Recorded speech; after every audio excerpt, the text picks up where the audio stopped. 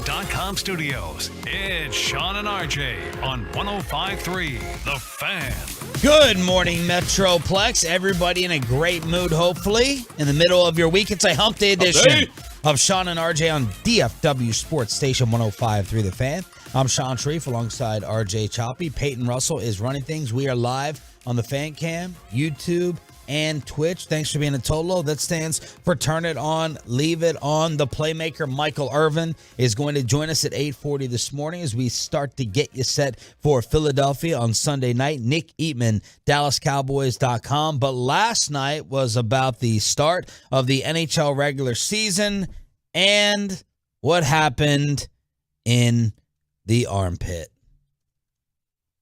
In to try to close it on a Tuesday. Alvarez launches deep right field, and this one is gone! And the Astros walk them off in Game 1! Yordan Alvarez! Are you kidding me? The voice crack, they're going insane. Mattress Mac almost has a heart attack as the Astros come back and shock Seattle like Seattle shocked Toronto in the opening round. What a disaster. How the hell do you lose that game if you're Seattle? You give up a bomb to that little pipsqueak, Alex Bregman. It was like 5-6. And then you absolutely send one right down the you-know-what. And Yordan, who was basically forgotten about this year because Shohei and Aaron Judge were so good. But Yordan had every bit the MVP season that most seasons would warrant one, and you put one right down right down the middle, and he just crushed that thing. And you bring in Robbie Ray to do it. This was 7-3 heading to the 8th, and the Astros score 5 runs to close it out. 7-3, 8th inning, 2 in the 8th, 3 in the 9th. Yordan walk-off. Yordan walk-off. And like I said, Robbie Ray comes in, throws, 2 pitches, and his day's over. They bring him in just to face, Scott Services brings him in to face Yordan, and bam, gone. I mean, just crushing defeat. Seattle had stolen home field.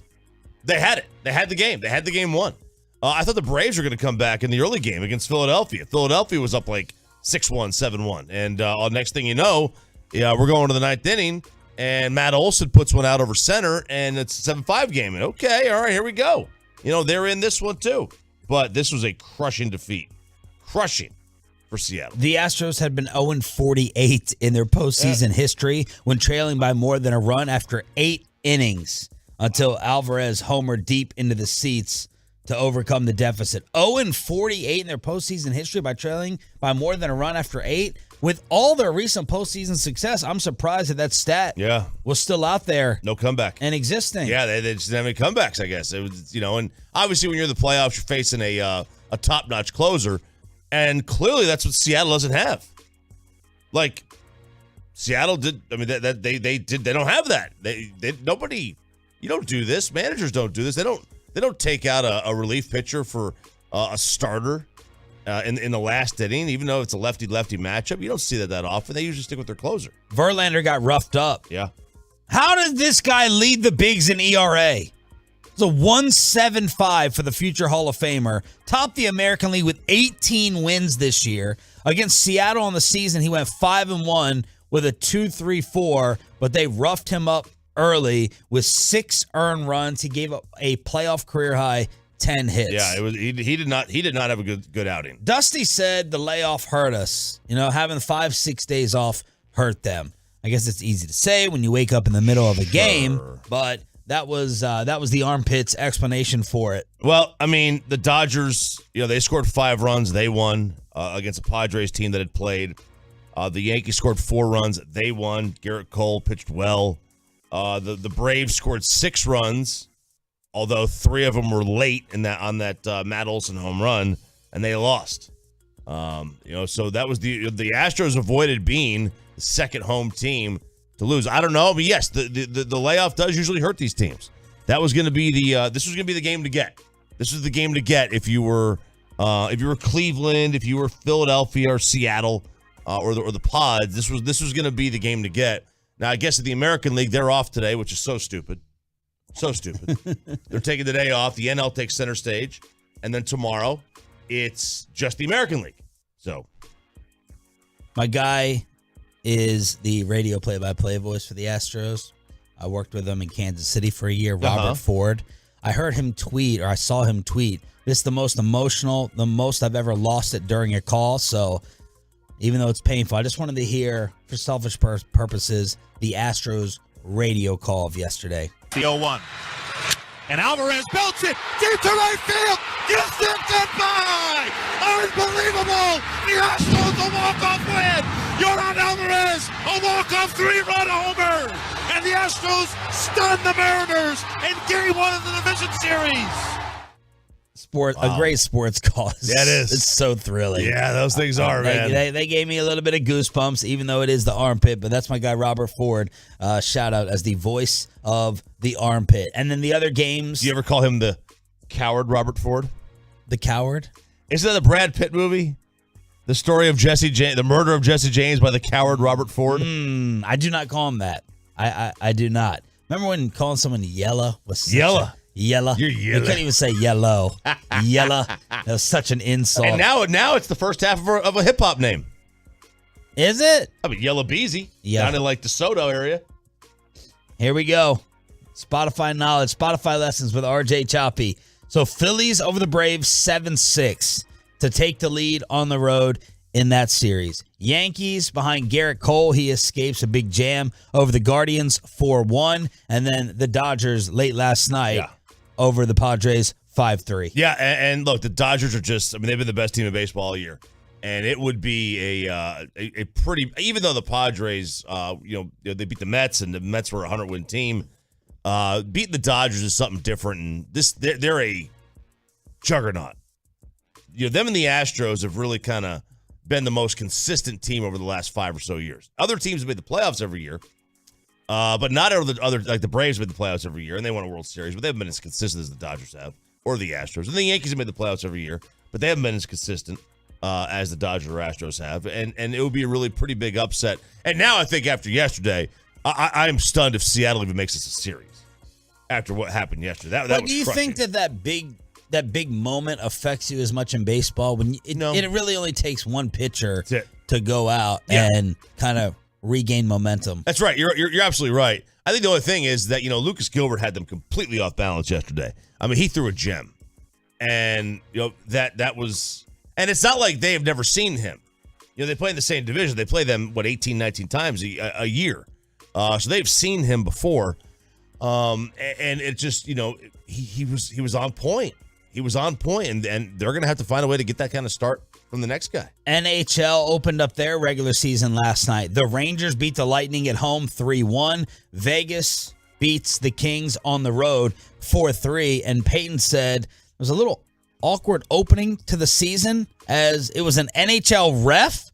Usually you get a player out there, middle of the ice, middle of the floor, middle of the field. Well, I guess it's never really happened in the National Football League. Always happens in the NBA, but it was a hockey ref that welcomed the entire world to opening night. Welcome to opening night of the 2022-23 NHL season. What's better than this? Good luck to all players.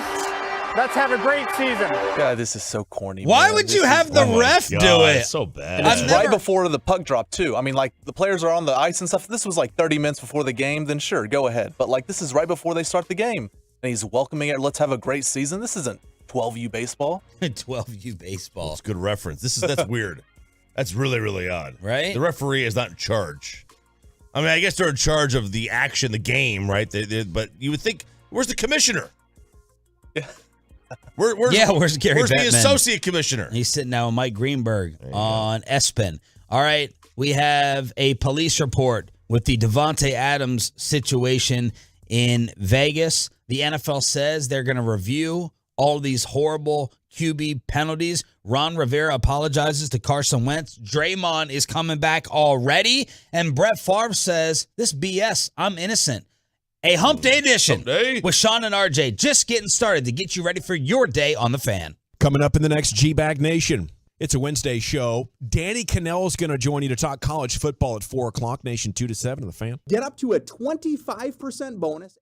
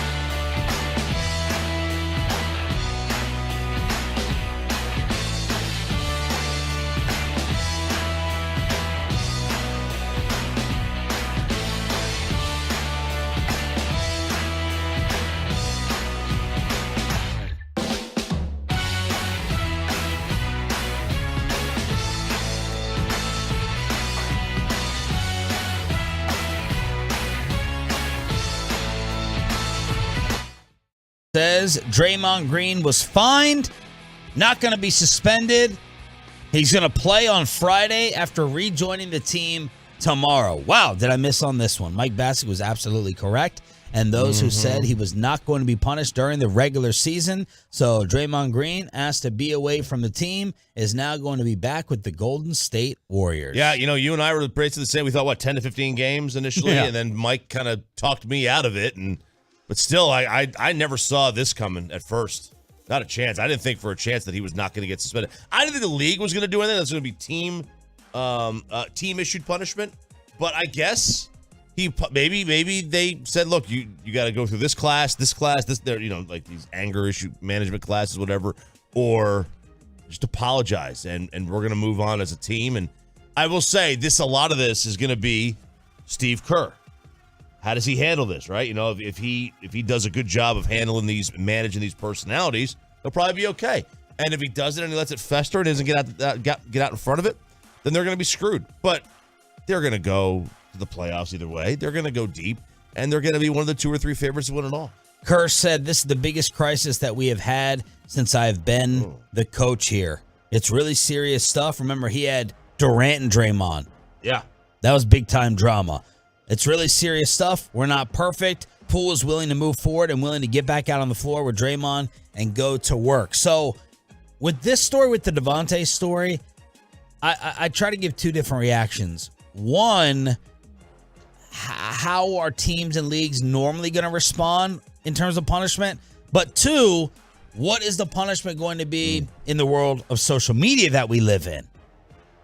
Right? To me, it's two different ways to look at it. So we had initially heard Draymond and Jordan Poole got into the scuffle. Okay, I didn't think about suspension one bit. TMZ gets their hands on the video. We see it, and we know that organizations and people respond to public pressure a lot of times. That's where I thought this is going to be a humongous deal. Davante Adams, if you just heard that he knocked over a cameraman without seeing it, okay, whatever, no big deal.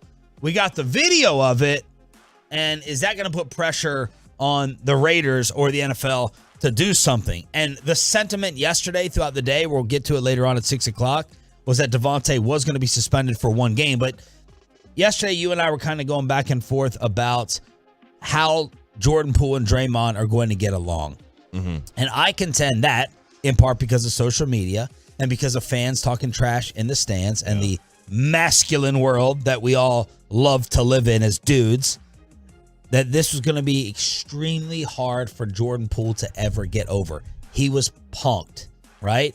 I know that you're saying sucker punch, but in many people's minds, I can always still make fun of you. If you're killing my team, if you're killing the Mavs at the AAC, I'm going to yell something about Draymond knocking your ass out. I'm going to yell something about Draymond owning you. You being the punk on the Warriors. Yeah, no, you're right. And that gets to a lot of people. It does, yeah. I first off, did anyone ask Steve Kerr how this punch compared to Jordan's? Did anyone ask him that? I didn't hear that one. That's a miss by the San Fran media. Reddit was talking about how. Look at you on Reddit. No, I did not. Bobby sent it to me. It's a dangerous place to go. Bobby, I don't understand Reddit. I can never find anything on there. Bobby sent me a Reddit thread where people are saying, oh, Steve Kerr's such a moralist with everything else, but he refuses to say what was worse, the punch or the fact that it got leaked. But Steve's a moralist with everything else, but he won't put one as worse than the other, that the punch was worse than the leak. And I haven't seen any follow-up as to whether they found out who did that. Yeah, no, I haven't seen that one either. But I think look, there's definitely a subset of the population. And Draymond will pull this out too at some point in time. Sure. You think Draymond Green is just going to be this classy individual throughout the year whenever he's barking at someone? Draymond knows in the back of his head, and so does Jordan Poole, what happened. Now you can call it a sucker punch all you want. Draymond is walking around feeling like a bigger badass today. I guarantee you, because he did that. This gives him a little bit more street cred for all of us who make fun of him. And Jordan Poole knows forever, no matter how it was done, no matter what was said, there's video of me going night-night and getting knocked out into a wall. Yep, there is. You're just not going to be able to escape those two things. No, there is. You're right. I wonder if, like you can't make fun of anybody anymore. Right? You start doing that, and I wonder how much that's going to play into it. Guys, the NBA, you can't make fun of anybody. You can't mock somebody in the NBA anymore. Well, I'm pretty sure that they're still going to trash talk. Maybe they will. Oh yeah, they will for sure. You think Jordan Poole's going to hear about this at all during the course of the season? Maybe some feel bad for him who hate Draymond, but you don't think anyone's going to use this against him? So how is that going to play? And then there were reports that this was contract related, that Jordan Poole and Draymond are fighting for one big extension. I love the conspiracy theory from Danny Parkins, who I know from KC. He tweeted, "Does everybody just come from Kansas City?" Man, we had the what's a good farm system?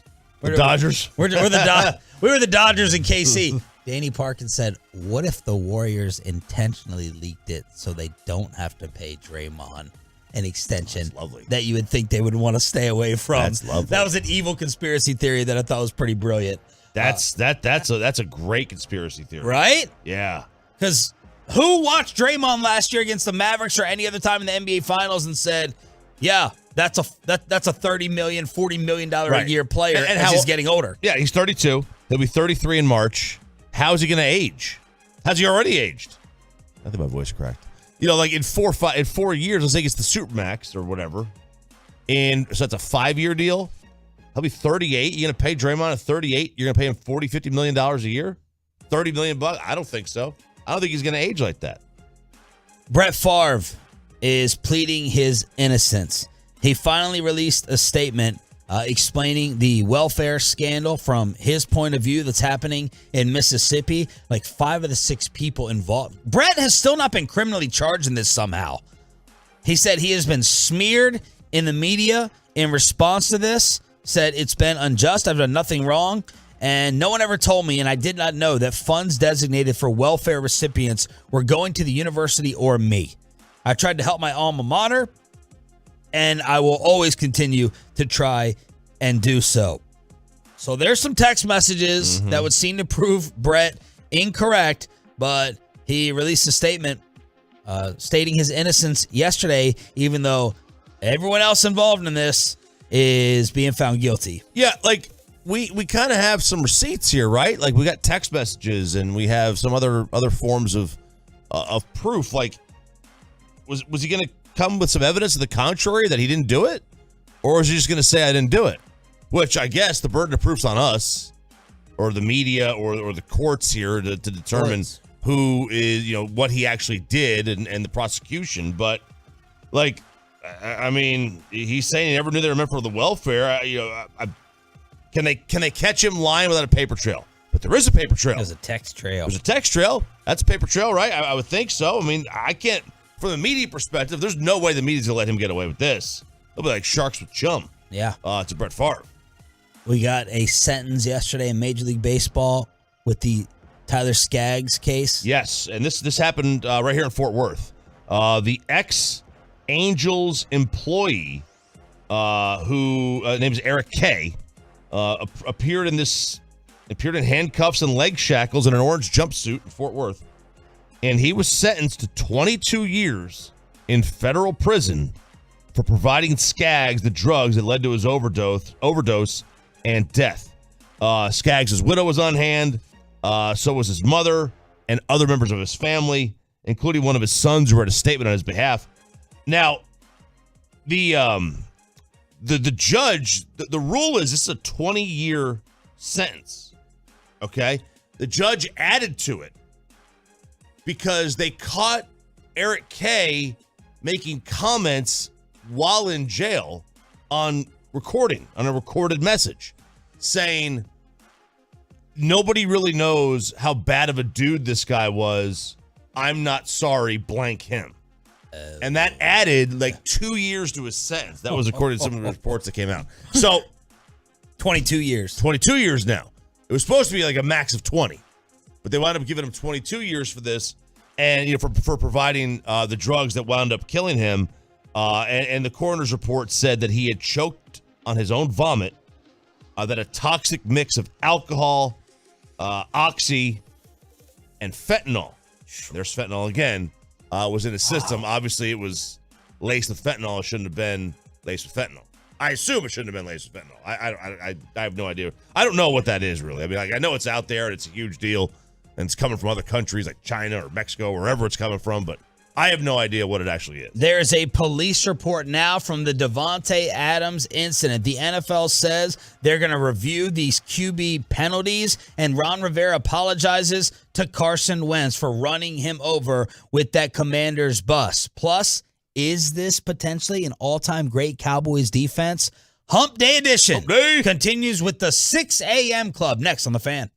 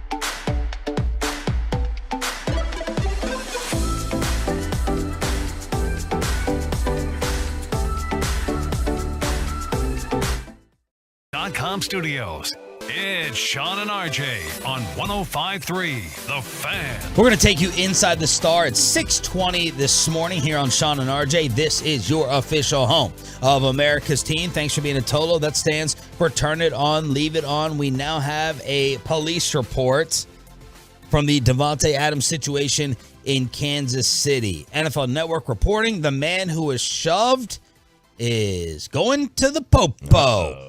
Here's what the police said in KC. The victim is a photographer from the game. He was pushed to the ground, causing injury. He made arrangements for private transport to the hospital for treatment, at which time he called police.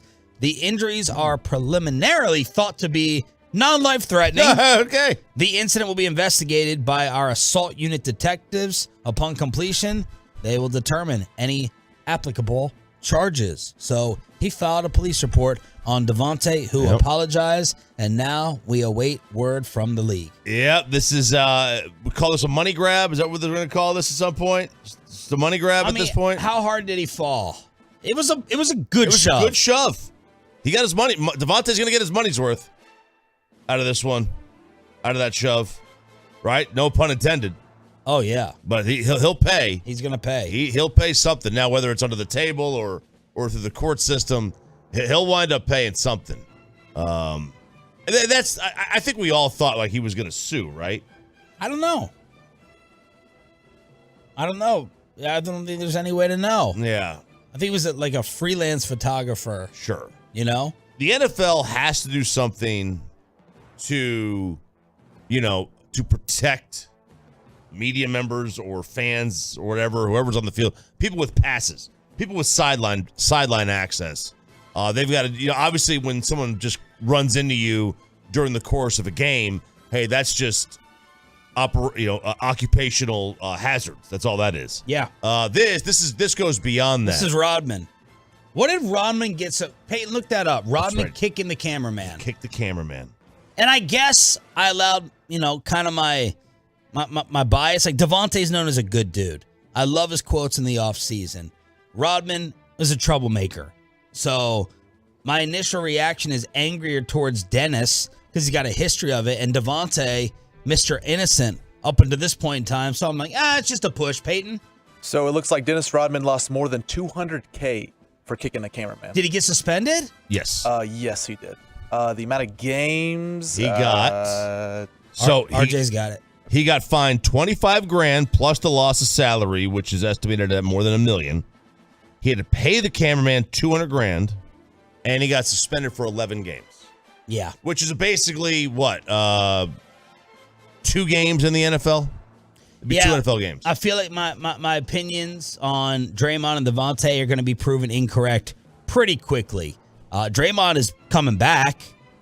You said that the Draymond incident was not as bad as Davante because it was teammates versus a random civilian. I think a lot of people agree with you on that. And yesterday, the rest of the media that I watched nationally said Davante has to go for a game. So I feel like I'm going to miss on all those instant reactions and opinions on it, even though I think I would still side with a heavy, heavy fine versus suspending him. I don't need precedent to be set that players can't go and hit random people on the field. I don't think it's a warning that the players need and something that happens often enough in order to draw a line and send a message. Yeah, you're probably right. But I mean, look, he's going to sue, or if he doesn't sue, the team, the Raiders and him or Davante will come to some kind of an agreement. Yeah. On a monetary compensation for his troubles, and that's what it'll amount to. Turns out the streaker, the one who got on the field that Bobby Wagner took out, he suffered a concussion, apparently.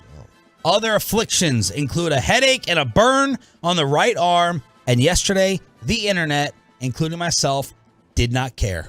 I don't care whatsoever. I care about Tua's concussion. I don't care about this idiot. Right. When you want to go out there illegally and you want to pull a stunt, you get your ass knocked out. No, too bad. Sorry. F around and find out. That's what he did.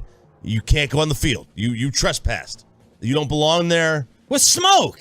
Like, yes, it's probably a baby reveal. They said it was an animal rights thing. I don't know what else is in that smoke. I just watched. Could be anthrax. You have no idea. I just watched a soccer match. Where was it? In Indonesia, where 200 people died. I'm not going to sit there and allow you to run around to get your jollies off to make your statement or get your attention, get knocked out. Yep. I don't care what happens to you. I have no problem with this. I'm glad Bobby Wagner did that. And if it wasn't Bobby Wagner, I would have been glad it was somebody else that did that. They shouldn't have been out there. They shouldn't have been out there at all. Now, the cameraman had every right to be where he is. And Devontae had no right to put his hands on him. And he'll pay for it. You know, the guy will get a couple $100,000 or maybe more. Who knows? Maybe he'll get $1 million. I don't know. And then they'll move on. The NFL's competition committee plans to discuss these roughing the passer penalties. I saw one report after the season. Yeah. And then I saw owners' meetings taking place in the next week where they're not going to change anything, but they're going to discuss it. Yeah, look, I mean, if they're going to do this now, great. If they're going to do this after the season, I think what they're going to wind up doing is we're going to forget. You know what story we've already forgotten? I was thinking about it yesterday. A major one here in the Metroplex from last week. Can anyone remember? Huge national story. Did it involve the Cowboys? No. Payton? Drawing a blank. What's up with the baseball? Is he selling the baseball? Oh, my gosh. Gone. Just like that. That's the news cycle. Didn't that feel like 2 weeks ago? Maybe 3 weeks ago. What was his name? Corey Yeomans? Yeah. With Bree from, I guess, The Bachelorette, who works for Mike Fisher's website. Mm-hmm. We forgot about that. No, that's what we did. I don't know what happened to the baseball. I don't know whether he's selling it whatsoever. I don't know if he's getting hounded. I haven't seen his name anywhere. It was 15 minutes. Bam. We move on. That was to your point of the owners waiting to discuss these penalties. I mean, like, seriously, like they're going to wait to discuss these penalties maybe in the offseason. And here's what's going to happen. Our anger is going to be gone about it. Like the anger of like, oh man, like these penalties keep happening, even though I guess roughing penalties are down year to year. That was those are two ticky-tack ones. It gives them an out to not change it. Well, I saw two different sites say that, hey, owners probably don't want to change this. And, yeah, you're right. And deep down, we probably shouldn't want it either as fans. There's nothing that takes the air out of a football game more for a fan. That's why I won't watch the XFL or anything else. When you get scrub quarterbacks going up against each other, except for you, Cooper Rush. So keep the quarterbacks healthy. Like deep down, there's outrage. The Falcons were screwed. The Chiefs are screwed. But 25 quarterbacks are making at least $25 million this year. And I saw two different people say, I don't think owners want to risk prioritizing the protection of the quarterbacks. And it makes sense. Yeah. They're the faces of the franchise, they're the biggest investment. And when 25 of them are making at least $25 million this year, you think that Jerry Jones, you think that, Clark Hunt is going to sit there and say, hey, we need to let these guys get hit a little bit more. Don't throw the flags. And as fans, we probably want that deep down in the long run. Yeah, no, we don't want quarterbacks to get hurt. We don't want backups. We don't want backups. I don't want to see a backup. I don't want the XFL. If I wanted to see bad quarterback play, I'd watch more Big Ten football. By the way, you know what's a shot at Big Ten right there. You know what's crazy? Through week 5, I think this is from Tom Rinaldi or one of the Toms. Through week 5, roughing the passer calls are actually down 45% compared to a year ago. There were 51 at this point in 2021. How is that possible? How are there 51 roughing the passer calls last year through 5 games? That's an insane amount to me. So far this year, 28. So we're actually at a 50% decrease compared to last year. I found that fascinating. That is fascinating because you think that, and maybe this is just because we're caught in the moment. Well, look at the results of them, right? Yeah. Look, when you see something, it takes a lot to shake us as football fans. Tua's hands shook us. Mm-hmm. And watching Tua try to walk and Naheem, when someone is powerless, and they have no control over themselves. Like, you think of CTE, you think of the absolute worst. You know, it's a miracle that right now we're not hearing any long-term effects for these guys, even though we know eventually down the road there probably will be. But everyone's able to walk. No one is paralyzed. But Nyheim Hines falling down on Thursday night. Tua's hands. Tua falling down. The reactions. Olave catching the touchdown and just being on the ground. The ambulance on the field. It feels like the results of these hits have been a lot tougher to watch than whatever I remember last year. Maybe I'm forgetting multiple incidents, but I can't recall last season. No, I can't recall it either. And maybe we are caught in the moment a little bit, but it doesn't mean that the results of those, and maybe we are being results-based. Maybe that's true, too. I just think that when you see a guy's hands, clamp up like that we're all going to get on high alert. I don't see it being as results-based. And look, when's the last time that we really had serious concussion talks? I think the NFL been a while. Has done a good job of quieting this, right? I know that sounds like a kind of a sick statement, but it feels like the issue has calmed down for like the last 2 years. Something like that. Maybe even 3 years. So that's why they want to overreact. It's kind of like Kaepernick. They don't want Colin Kaepernick anywhere near a damn football field because they don't want that issue to get reset. We dealt with it. It was a nightmare. We lost following. We lost advertisers. President Trump was calling us out. Get him out of here. That's why he was blackballed, I believe.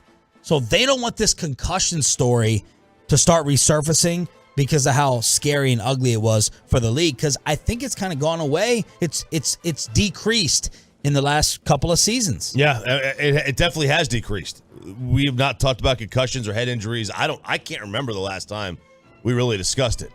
And that's to the credit of the NFL. They did a nice job of it. They did in the offseason with those Guardian caps. They've been really trying to protect these players. Yes. They need to shore up, and they're trying to, I think, the concussion protocols in terms of the threshold for when you go back into the game. The next step is to eliminate the cause, which is the hard hits to the helmet. But you can't eliminate the cause in this sport. Because you can't eliminate the sport. The only way to really, truly eliminate the cause of concussions is to eliminate football. There really is no other way. Like, by default, by playing this sport, you're going to run into head injuries. Guys get concussions in other sports. Soccer's a huge concussion sport. Go look at the numbers of high school kids having brain trauma because of soccer. All the headers and just colliding in general. There's talk that like Lou Gehrig got Lou Gehrig's disease, ALS, because he got hit in the head so many times with fastballs that he had like concussion upon concussion upon concussion. It's the theory. So like it happens in other sports. The problem is the NFL, and I assume rugby, but I don't watch rugby. I assume just those are just, it's impossible to completely eliminate the cause without eliminating the sport. Ron Rivera decided, or I guess he was told that the media spun his comments. It was our fault for his one-word answer as to why the Commanders suck in the NFC East compared to everyone else who is good. And his response was, quarterback. He didn't follow up on his own. He just goes, it's quarterback.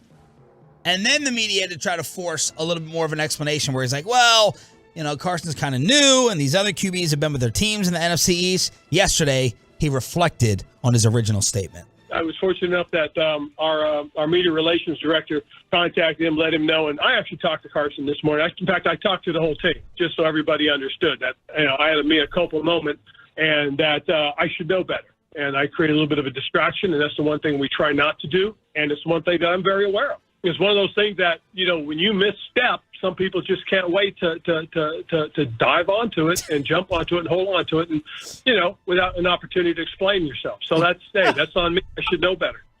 Wow. What an amazing 50-50. What a spin. What a great 50-50 apology that was. I stepped in it. I was having a bad day. But, it's just the world we live in. You step in it, they're waiting to jump on you and spin it without giving you an opportunity to explain. You had a press conference! You did. It was a press conference where there was dead silence after your initial word. The press conference is where you can explain everything to everybody. Get out of here, Ron. Come on, stop. And I usually like Ron Rivera, like personally, but He explained it to the team. Mm-hmm. They said Carson Wentz, the reaction was, this is nothing. First off, that conversation the other day about fake people, Carson Wentz belongs in that discussion. He's fake? He's totally fake. He has never given a real response ever. I think he's such a probably whiny brat behind the scenes. He tries to say all the right things, but Heineke, the backup QB, said, this was nothing to Carson. He was in Philly. This is This is nothing. No. He probably didn't even register onto his. Heineke said, once you play in Philly, everything else is easy peasy from there. It is. He's probably right, man. Philadelphia's the worst. Wait till you hear Eskin. We'll write this down. Oh, yeah. Wentz Rivera for the Burger King, Howard Eskin, who's going to be on cloud nine with the Phillies winning. Oh, yeah. They got Ben Simmons out of town. Uh-huh. The Eagles are undefeated. The unbearable one, the Burger King troll from Filthy. Howard Eskin at 8 and Michael Irvin at 8:40 on a loaded Hump Day edition here on Sean and RJ. Thanks for being a Tolo. Do not go anywhere. We are in our prime time season with the NFL, and it's time to go inside the star. Choppy has done the research project. Can this Dallas Cowboys defense, is this Dallas Cowboys D already great, and can it become special? We have the answer next. But first, payday. Just a few days away. Are you excited for it?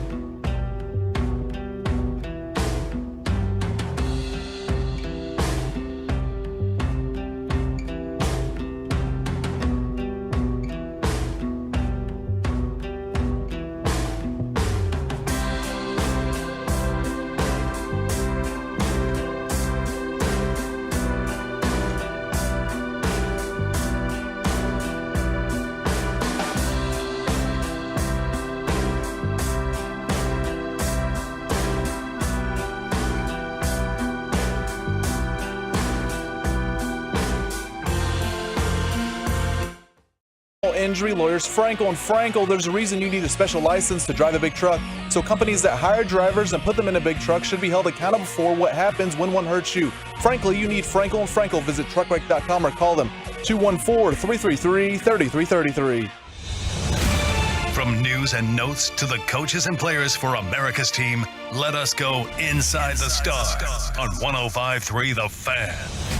Malcolm Brown is checked in at running back. Stafford is under center on 3rd and 1. And play fake to Brown. He's rushed and he's sacked. And the ball came out, and Dallas picks it up. It's Lawrence coming left to the 5 and into the end zone. And it looks like a Dallas touchdown. Just how good is this Dallas Cowboys defense? That's a throwback to an RJ Choppy tease back in the day. Here on DFW Sports Station 105.3 The Fan. Thanks for being a Tolo. That stands for Turn It On, Leave It On. Have you checked the movement of the line against Filthy for Sunday Night Football? Do you know where things stand? So it started at 5.5. Yep. And I have it. Okay, good. Because I checked Monday night and it was still 5.5. It hadn't moved yet, at least from what I saw. I see it at 5. Okay. I see it at 5 right now for Sunday Night Football. Remember what we talked about last week? Vegas, when they start a line between 4 and 6, they don't really have a handle on the game. What they're doing is they're putting that line out there and they're letting the public kind of move it for them. So that's something to keep a note on. We saw this with the Rams game. It was a 5.5-point spread, 5.5 with the Rams. The same thing happens with Philadelphia. So they don't really have a great, feel on this football game. And I think that benefits usually the underdog. A lot of times I think that benefits the underdog because it's like, okay, are they really, like, it's a lack of faith. Are they really that good? Is this smoke and mirrors? And I think you could say the same thing about Philadelphia. Are they really that good? Is it smoke and mirrors? Is that what they've done? So I don't think Vegas has a great handle on this football game. So I've been waiting for this. RJ did a little patented choppy research project on just how good this Cowboys defense is. Like, what category can we put them in? Very good, great, special, potential to be all time. Here are some of the Bobby Belt surface numbers. Cowboys have allowed fewer than 20 points in 5 straight games, longest such streak for the team since 2009. Micah has 6 career games with at least 2 sacks. That's the 4th most in a player's first 2 years in history. Aldon Smith holds the record with that San Francisco start, former Cowboy. First time since 74 that they've won a game on the road in which they threw for fewer than 80 net passing yards and no passing touchdowns. Has not happened since 1974. They've allowed 72 points, the fewest they've allowed in the first 5 games of a season since 1980. 8-1 in their last 9 without Dak. Have only allowed 1 rushing touchdown through the first 5 games. So that's what they're doing this season. And RJ, you line them up against some other all-time great defenses? Yes, I did. And I went and looked at other defenses from historically. So how would they fare? How would the Cowboys fare against the 2000 Baltimore Ravens? Which is probably the best defense I've ever seen. I grew up right there. I couldn't stand the Ravens because they were winning these games. I'm like you in a lot of other sports. You don't like when fluky things happen. You don't like trick plays. You don't like when it's just not traditional sports being played. You tend to revolt against that. Mm-hmm. And that's how I was with the Ravens. I'm like, they're scoring 13 points. This is BS. They're always getting a touchdown return. They're always getting a special teams block. They're always having some type of crazy highlight reel play, and it drove me nuts.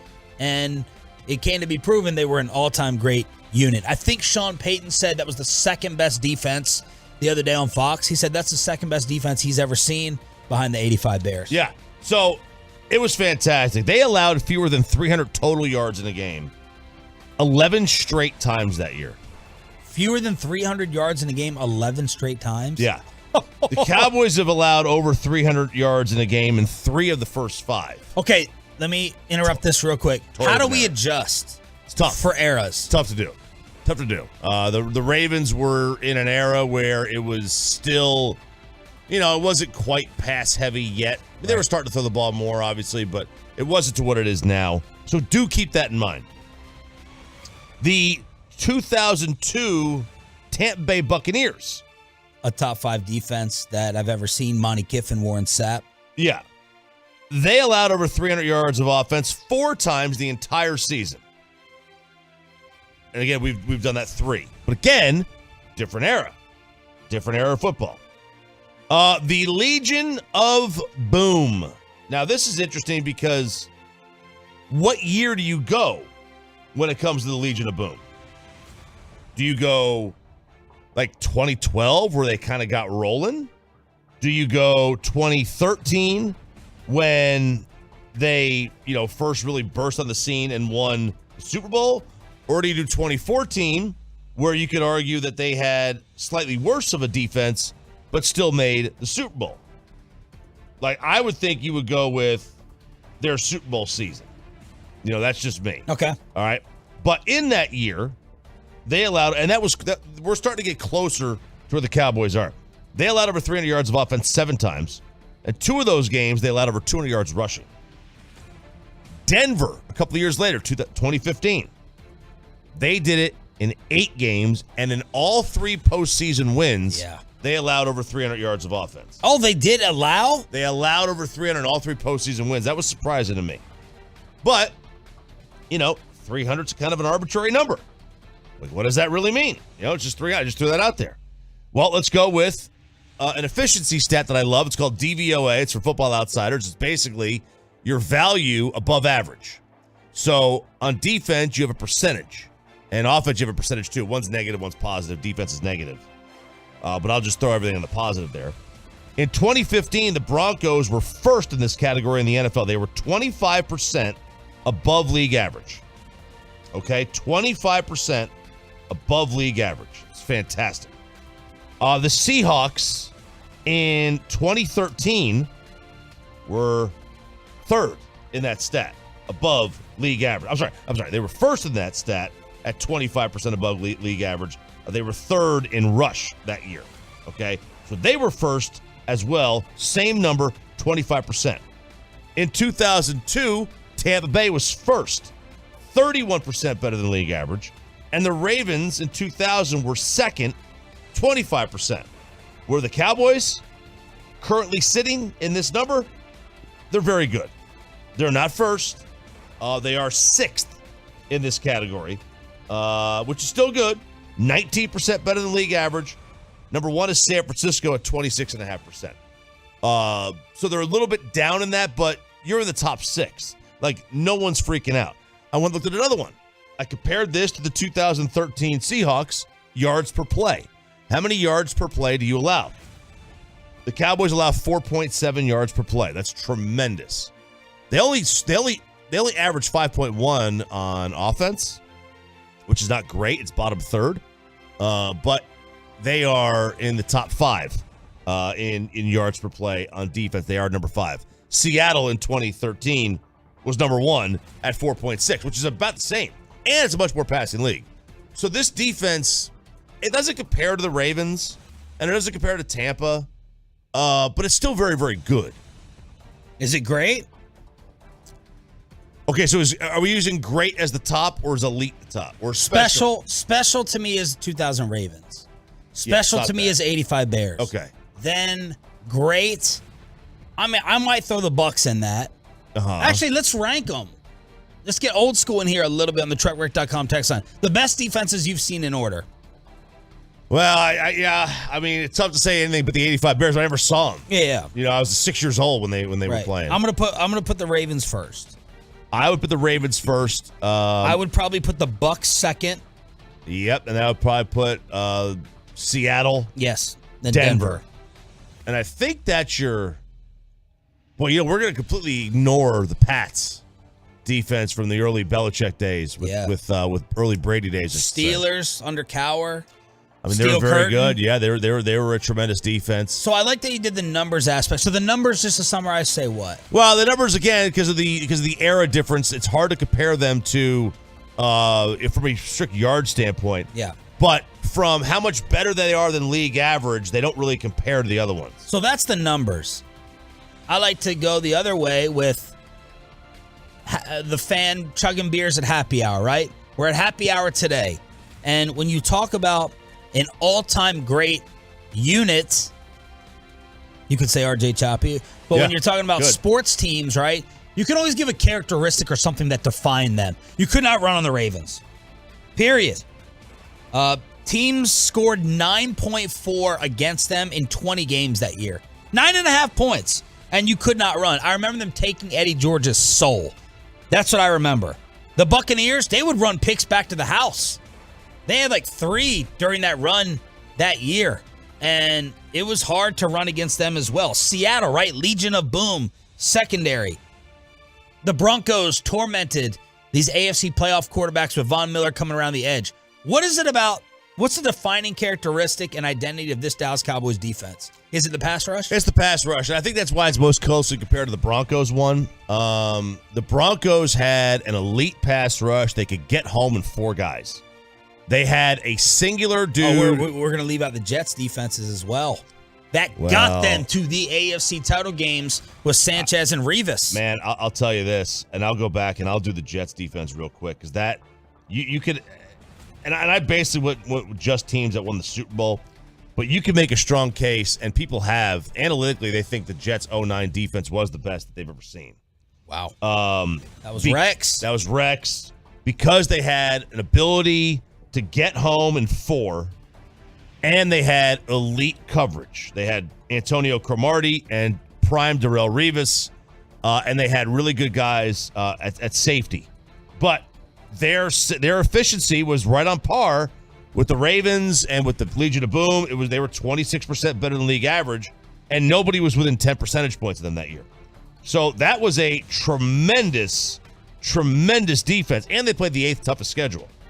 So that was fantastic. That was a phenomenal defense that they had in 2009 that carried them to the AFC Championship game. I don't know that they're on this level because they don't have Revis. Right. I think the one thing that this team has... Well, they have Anthony Brown, according to you. Yeah, that's right. Absolutely. One thing this team has is their defense doesn't have any holes that I could think of. They've got an elite pass rush, and their secondary is tremendous. You can't cover both run and pass. But when you've got a great defensive line and you've got great coverage, you can fake it. And they have the ability to do that. And that's where this defense, I think, can be compared to Denver's, is because they do have an elite pass rush, and they do have really good secondary. That Denver team, remember they had Chris Harris, Talib, and Aqib Talib. Now, are Harris and Talib better than Brown and Diggs?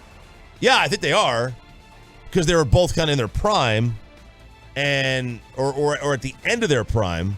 But they had a ton of skins on the wall, those guys. I'm not willing to say I think they're playing great. I can't say that this is definitely a shutdown. I don't know. Shutdown can be applied for them, right? Like, you knew the Rams weren't going to score more than 24. You knew the Rams weren't going to get to 27. What do y'all think on the truckwreck.com text line? Is there a special trait? Is there a specialty? What category are they in? Let's get a few of your responses on the truckwreck.com text line. Sean Payton has proven he cannot coach football in DFW, and the Halloween costume that society is saying you better not be wearing in just a few weeks. It's Sean and RJ continuing on the Fan. Well, let's get you over to Diamonds Direct, never taking your business.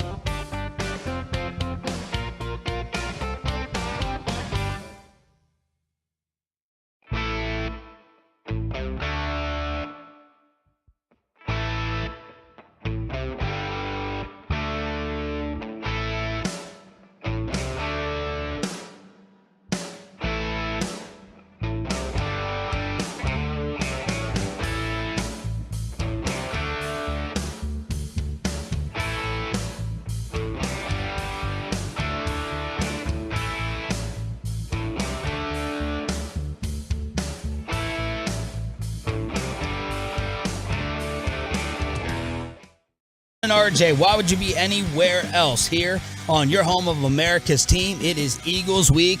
The Burger King, the evil one, the troll, Howard Eskin from Filthy at 8 o'clock. The playmaker, Michael Irvin at 8:40. Before we move forward, Choppy, with headlines at 7 a.m., some of the Tola responses to this Cowboys great defense discussion. Yep. So some people coming in say, I think our defensive identity is Micah Parsons. He's the oil that makes the gears turn. Let's see. He's going to have a bigger impact on our defense than Von Miller did in Denver. Okay. I think we have better coverage defense in the Broncos because our DB stable is more complete and younger. So let's see. It'd be Diggs and Brown. Let's just use the top two. I know you would also use a slot guy. Diggs and Brown versus Talib and Chris Harris. Oh, Chris Harris like an perennial All-Pro. Yeah, I would probably lean towards Denver. Let's see. The defense. This defense is the Bucs D. D-Law is Warren Sapp. Micah Parsons is Simeon Rice. Diggs is Rondé Barber. I'd have to go and look up those rush numbers against that Buccaneers defense. I mean, that was an all-time great defense. I don't know if anyone is putting this right now in an all-time great discussion or even throughout the year. Are we? I mean, that's what I want to know from the Tolos. But that Bucs defense shut you down. Yeah. Shut you down. There's times when opponents feel like they can still run on the Cowboys, right? I think so. They can run to the outside on them, that's for sure. Although, Diggs has done a much better job tackling the last couple of games. Diggs has given up 50-plus yard plays, makes them not shut down or elite yet. The depth of this defense makes them special. They aren't even the best defense in the NFC. That's fair. I mean, San Francisco's got, the higher efficiency numbers and, we also like Philly's roster at the start of the year better. It's too early to anoint the defense. So far, so good. But we all seen the wheels fall off. People also say, how about that 17 Jaguars defense? The Jalen Ramsey, Blake Bortles Jalen Ramsey, Blake Bortles defense. Did they have, who was their other corner? It was, Oh, yeah. He had I can't think of his name. What year was it? 2017. Yeah, I think he got paid a lot of money. He did. I wanted to say it had like it wasn't your normal name. You're right. I'll find it here in a second. Compare this team. You should compare this defense to teams that didn't win the title because this one won't win it either. AJ Bouye. Yep, that's right. Revis had the best season for a cornerback I've ever seen. That Jets defense was good. San Fran is ignored. When they had Aldon Smith, they set records. Our defense could outperform the Ravens defense in today's game. I don't know they would outperform us if we put this defense in the 2000s. Okay. Ravens weren't equipped to shut down a dynamic passing game because of the style of league. That's very fair. All right, thank you to the Tolos for the defensive discussion on the truckwreck.com text line. The discussion we haven't had this week is Mike McCarthy safe? Everybody signing up for Mike McCarthy next year? Or is it still Dan Quinn and Sean Payton talk? Well, you said Sean Payton just proved he cannot coach football in the Metroplex. That is correct, Sean. Why can Sean Payton not coach football anymore? Eliminate him from contention. Why is he eliminated? He has nothing to thank for this but Argyle. How was it coaching my son's 6th grade Liberty Christian Warriors? I would say it was certainly a learning experience. We had 12 plays, went to Kinko's, made a playbook for them, put it on wristbands. Yeah. Played some really good teams, but the best team we played was Springtown North. They ran this wing tee, needed some help, called Bill Parcells, called John Gruden, solicited help from anyone we could, and we still had trouble stopping them. Other than that, we had a great year. We finished as a Super Bowl runner-up, and that's what it was like. All right, so here's what Sean Payton inadvertently did. He didn't realize this, but he just proved coach doesn't matter. So he solicited the help of Hall of Famer Bill Parcells and John Gruden, who's the Super Bowl champ, because he wanted to stop the Pojo. Okay, he wanted to stop a team from Wise County, and he couldn't do it. So this is right by you. Right by me. I'm like 30 minutes from Springtown. I'm like 15 minutes from Argyle. Like, this is right in my wheelhouse. He couldn't stop him. further proving that coaching doesn't matter. when you get Bill Parcells and Sean Payton and John Gruden together, they've got like 4 Super Bowl rings, and they've appeared in 6? 5 anyway.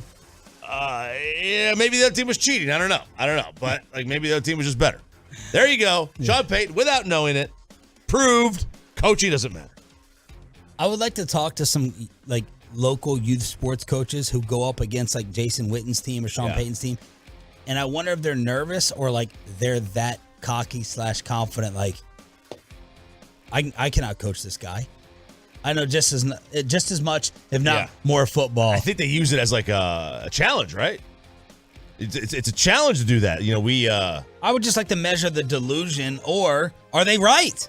Are they correct? Are they going to out-scheme Jason Witten or out-scheme Sean Payton? Now, look, a lot of times at that level, it comes down to who's the running back, who's the quarterback. Just give it to him. And let them dominate. Yeah. And how many D1 recruits do you have? But I wonder that, you know? Yep. Going up against, you know, these all-time football names. Yep. By the way, I forgot, it's Parker County, not Wise County for Springtown. My bad. All right. We got some Halloween stories to get to. Halloween, your favorite holiday? Yeah, I love it, man. I can't wait. We're trying to figure out what we're going to be for Halloween this year. Okay. What's in contention? Nothing yet. We have no ideas yet. You know, I've been trying. I came up with some ideas. You know, like these quirky, funny, you know, couples Halloween ideas. But how cute! I know. And I imagine Sarah's big into it. She loves it. She wants to make something though, right? Okay, she sew. Yeah, I think she can sew. I don't know. I've never asked her to. I have a hole in these pants that have been there for a while, and you know, she hasn't taken care of it. But it's amazing how many people can randomly sew. I didn't know that was still a thing since home ec. In 5th grade. Yeah. So, but people are freaking out over the Dahmer costumes. Yeah. So the one of the hotter ones. I shouldn't say one of the hotter ones, but there's a costume that some people are coming up with this year is the Jeffrey Dahmer Halloween costume. And there was... Is this the Dahmer song? Turn it up. So what did you Google? I haven't watched it. I'm not going to watch it. I just looked up Jeffrey Dahmer story trailer, and this is what came up. And it has his face on it. It's from 3 weeks ago. Okay. Wow, interesting. Who is this? Casey and the Sunshine Band. Oh, yeah, this is... Okay, I was like, I think I know this song. I was expecting something a little bit darker. Yeah, I know, right? Yeah. I guess I was too. I would not have guessed this one. So Instagram user Sophia Casanova posed as Dahmer. And by the way, that's my favorite new sports meme. You can leave. You can leave when Oklahoma scores. So the photo got taken down by Instagram. Instagram took the photo of her dressed up as Dahmer down. So she reposted it and said, this already got deleted. I'm reposting this one. But they are coming at her, and apparently they are coming at anybody who dresses as Dahmer. A nightclub in France is throwing a Dahmer-themed Halloween bash. I don't know what they're going to do. Are they going to serve up intestines?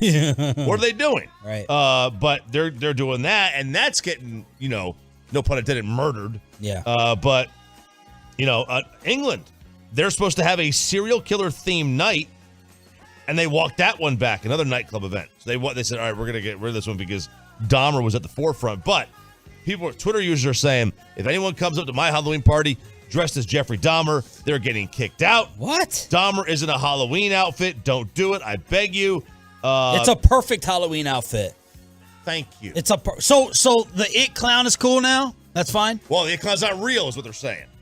Because this is a real Halloween costume. This is a real murderer that you can't do this. And I'm like, okay, so are we saying like that there's never been a real murderer you know that became a Halloween costume? So like if you went as OJ, is there a feeling, is there a difference in feeling of like insensitivity? Like Dahmer is kind of, it feels like it's more of a movie story. You know what I mean? With this does. Netflix thing versus It's so old. If someone walks in as OJ, I could see people being like, "That's not cool, man." Like back in the 90s. So, like, if someone went as Jerry Sandusky, totally out of bounds, completely out of bounds. I don't know why I feel differently about this. Right. I don't. Maybe it's because this happened. It feels like when before I was really an adult, and I don't remember because Did Dahmer, was he involved in molestation and everything? I've seen homosexuality, obviously the murder. I think he kidnapped and I think they were younger. I don't remember them being 12. But I don't know. I was, when he got arrested, I was 10 years old. Yeah. 12 years old. So I don't remember. And that may be why I don't have the same, outrage that I would for Jerry Sandusky. But I mean, I know he engaged in necrophilia, which is killing somebody and then dismemberment. No, then sleeping with them. Okay. And then he ate them. Oh. That makes it a little better. So if people dressed up as Dahmer 3 or 4 years ago, you'd kind of get a weird feeling. But since it's from the movie that just released, from the movie, okay, it's better though. Yeah, because I think a lot of people, especially people were like, look, again, I was 10, 12 years old when he got arrested. I had no frame of reference of what was going on. Was dressing up as Kaczynski okay? I don't know. Orange jumpsuit, wild hair, kind of looking, deranged. Yeah. Yeah, I mean, this is that's the Unabomber, right? That's the Unabomber, right? Yeah. I don't know. Okay, if someone walked into the party of Osama bin Laden, not cool. Not cool. Not cool. Not cool. Okay. But where's the difference? Where are the lines drawn on the Halloween costumes? And then you have these moron teachers in the scream mask scaring these kids at a daycare. You freaking idiots! You should have heard the quotes on TV. I think this was in Mississippi. Yes, it was. And I was like, I listened to the news stories of it, and I was like, this is what RJ is talking about. All right, hit us up. We'll get back into this. Truckwreck.com text line here on Sean and RJ. Thanks for being a Tolo. That stands for Turn It On, Leave It On. Oh, my gosh. It was an epic walk-off in the armpit. NHL opened up their regular season, and Draymond Green is back. Hump Day headlines with Sean and RJ next. But first,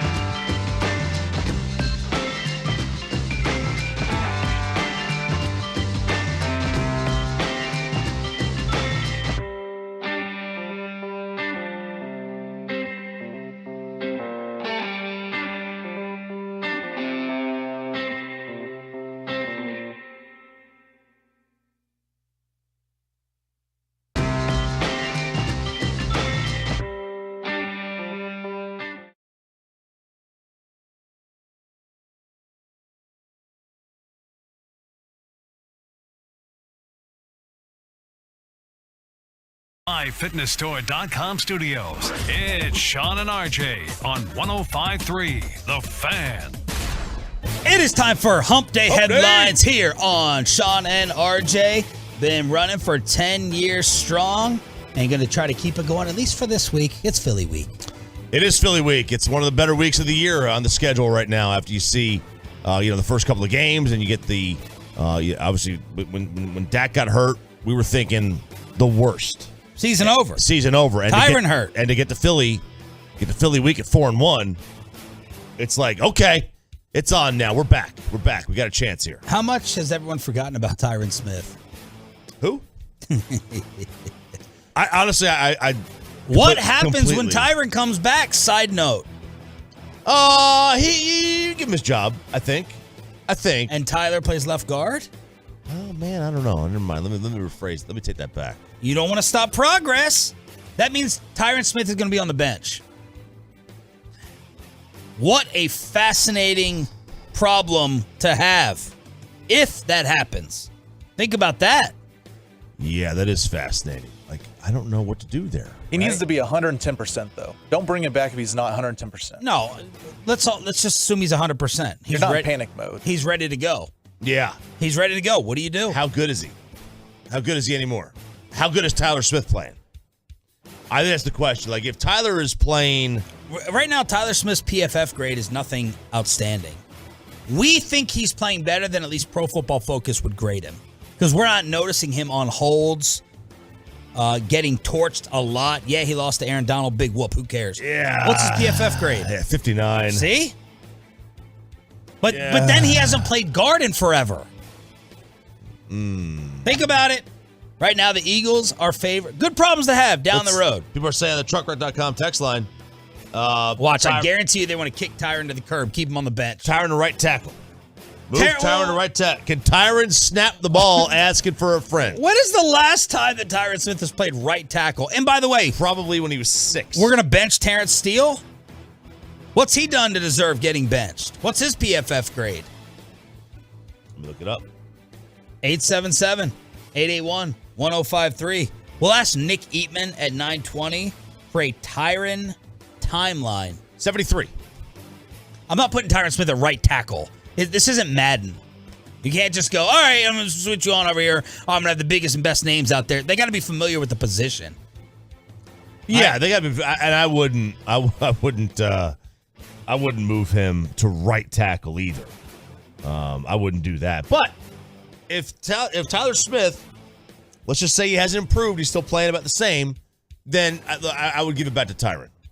If Tyler Smith's playing about the same, I'd give it back to Tyron. Here's Tyler Smith previewing Filthy. He was on with Brad Sham. Is he ready for this big game in the NFC East? Man, I've heard some things. I've heard they're pretty intense. I took a visit down there. I know their fans can be a little uncanny. They can be a little uncanny. I went to I visited the Eagles, like the the Eagles. The Eagles facility. Okay, So their media people, like, they'll bring you through like a little ringer. I'm not sure if it's a company secret, but they'll kind of tell you, like, you got to be prepared to, like, answer some out of pocket questions, and he'll talk to their head of player engagement. He'll be like, you got to be prepared with some out of pocket people. I've heard my teammates say, like, this is one of those games you don't want to bring your family to, because if they're wearing the wrong colors, like, something bad could happen. I'm like, okay, this kind of like, it's kind of gangish over there, like, but it's okay. Like, we're gonna handle business. We gotta shut that down for sure. What an amazing audio clip. He is so good while talking. Did he get any? I want to hear the second one then, Payton. That's a good one that you pulled. Any specific advice for Philly? Who uses the word uncanny anymore? Tyler Smith dropping an uncanny, kind of gangish. Here's a second clip on the game. I mean, we take it week by week. Like, honestly, most advice I've heard is, like, don't bring your fam out there. But other than that, it's another football game and it's a big rival. Like, there's going to be a lot of juice in this game. Like, they're going to have the home crowd going crazy. So it's definitely going to be one that we're going to have to be physical, establish the tone of the game in the trenches, like, every week. All right, Nick Sirianni was asked about the Cowboys having the Eagles' number in recent years. And he said, look, I heard that stat as well. They've controlled the series. We don't care about that. should. There was a number about the Eagles never beating the Cardinals since 2001 at Arizona. It's a whole new year. You think Chauncey Gardner-Johnson cares about what the series has been in the past? Yeah, I do. You think A.J. Brown? He don't care about that. Yeah, he does. He's here to play this week. We know how big it is. We're going about our business. So that was Nick Sirianni in his response to the Eagles being run by the boys. Look, he's not wrong. They don't care. They don't care about this. You know, when you see those betting trends, like they haven't won here since. Or take the NFC East stat. Is that something to bet on? What the Cowboys have dominated that? No, that a team hasn't won the NFC East for 17 years in a row. God, I'm just flummoxing you. I don't know. I'm using Tyler Smith's vocabulary during this segment. Flummoxing you with these questions. That is flummox. I'm very flummoxed right now. But like, you know, when they use those betting trends, like, you know, they haven't won in this game. They haven't covered in this game since 1993. Yeah, that isn't a trend that you use, other than it shows that they're either over or undervalued. Historically, the team is, or whatever the line may be. But in this case, I don't think it matters. The Cowboys have dominated the NFC East because of Dak Prescott. And I think Amari has killed the Eagles. Well, at home. By the way, I didn't see this as a story. I heard someone say Amari checked out on the final drive on Sunday. I didn't see this as a headline or a recap anywhere. Now, Were they playing at home or road? They were playing at home. Oh, that's but weird. apparently, he checked out. I got to get the story on that, and someone has come up with a La'el Collins versus Terrence Steele comparison throughout the season. We're going to do Cowboy apologies finally. I canceled Bobby today because I've been talking about this for 2 freaking weeks, and we haven't done it. I think it's owed to Jerry and Steven and McCarthy and whoever else.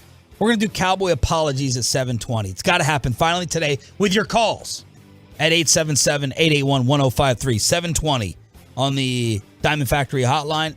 Howard Eskin, the Burger King at 8. Michael Irvin at 8:40. Baseball divisional round. Man, it was a great moment in sports. Bad moment locally. In to try to close it on a Tuesday.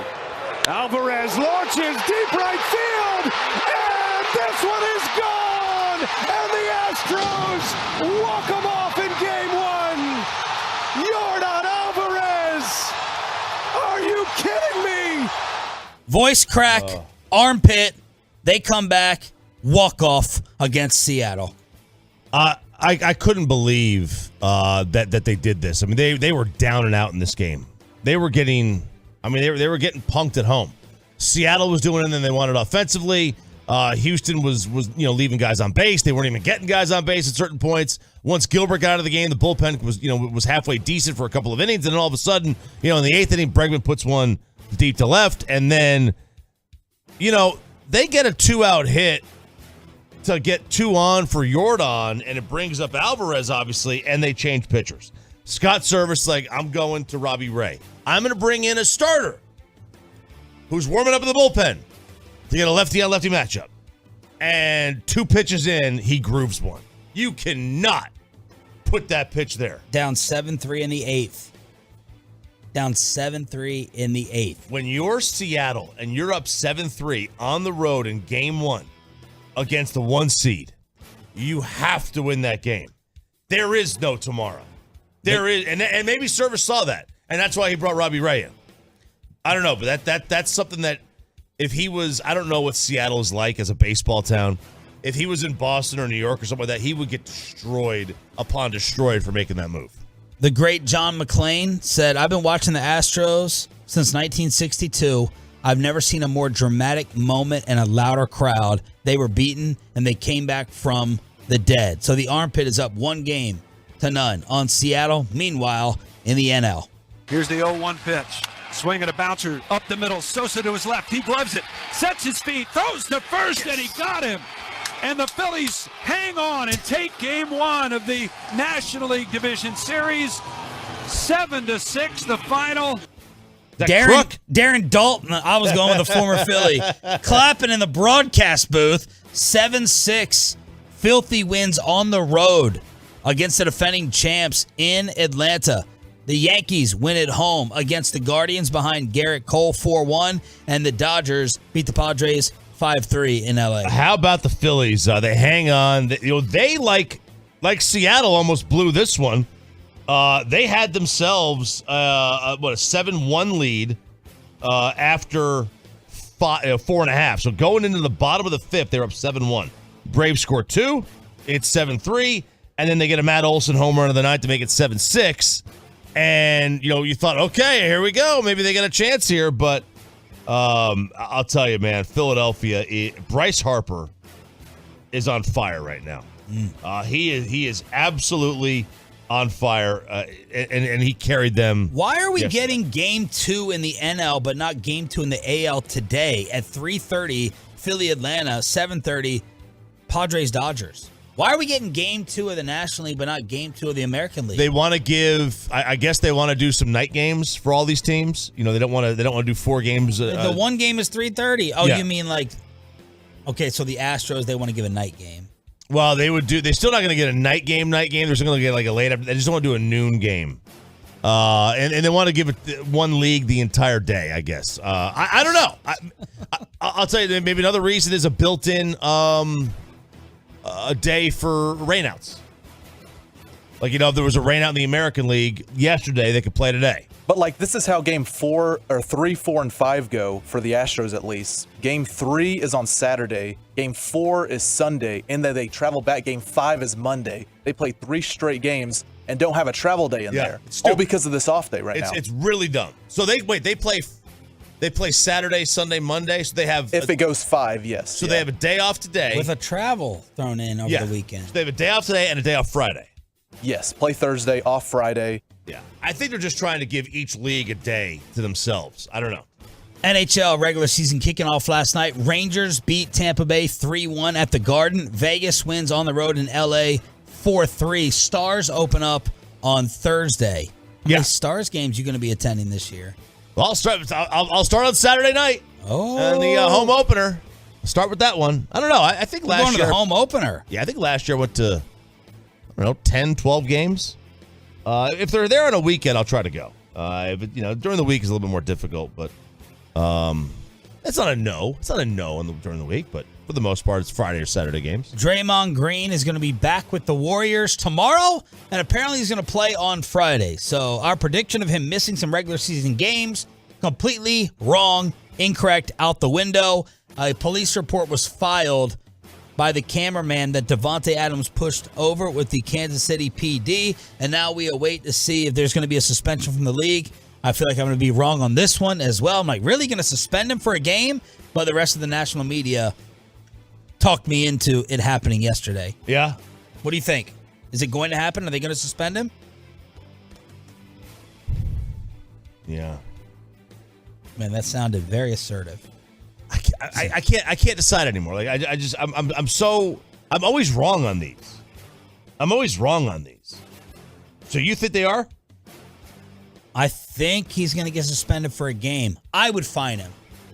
I wouldn't suspend him. What would you fine him? I don't know. I don't even know what hurts. What's a large fine? The guy hasn't done anything. He immediately apologized. He got 17 games of a season. Yeah. It's a lot. I mean, that's like suspending somebody for 10 games in baseball. Yeah. Or 20 in basketball or something like that. It was a jerk move. He apologized for it. I would give him a big fine, and that's it. That's just me. I think he's going to get a game. 877-881-1053. Call that number if you want to get in on Dallas Cowboy apologies. 4-1. We're feeling this great. Battle for first place in the NFC East. Mike McCarthy, Cooper Rush, Trayvon Diggs, Kellen Moore, Jerry and Steven. Who do we need to apologize to?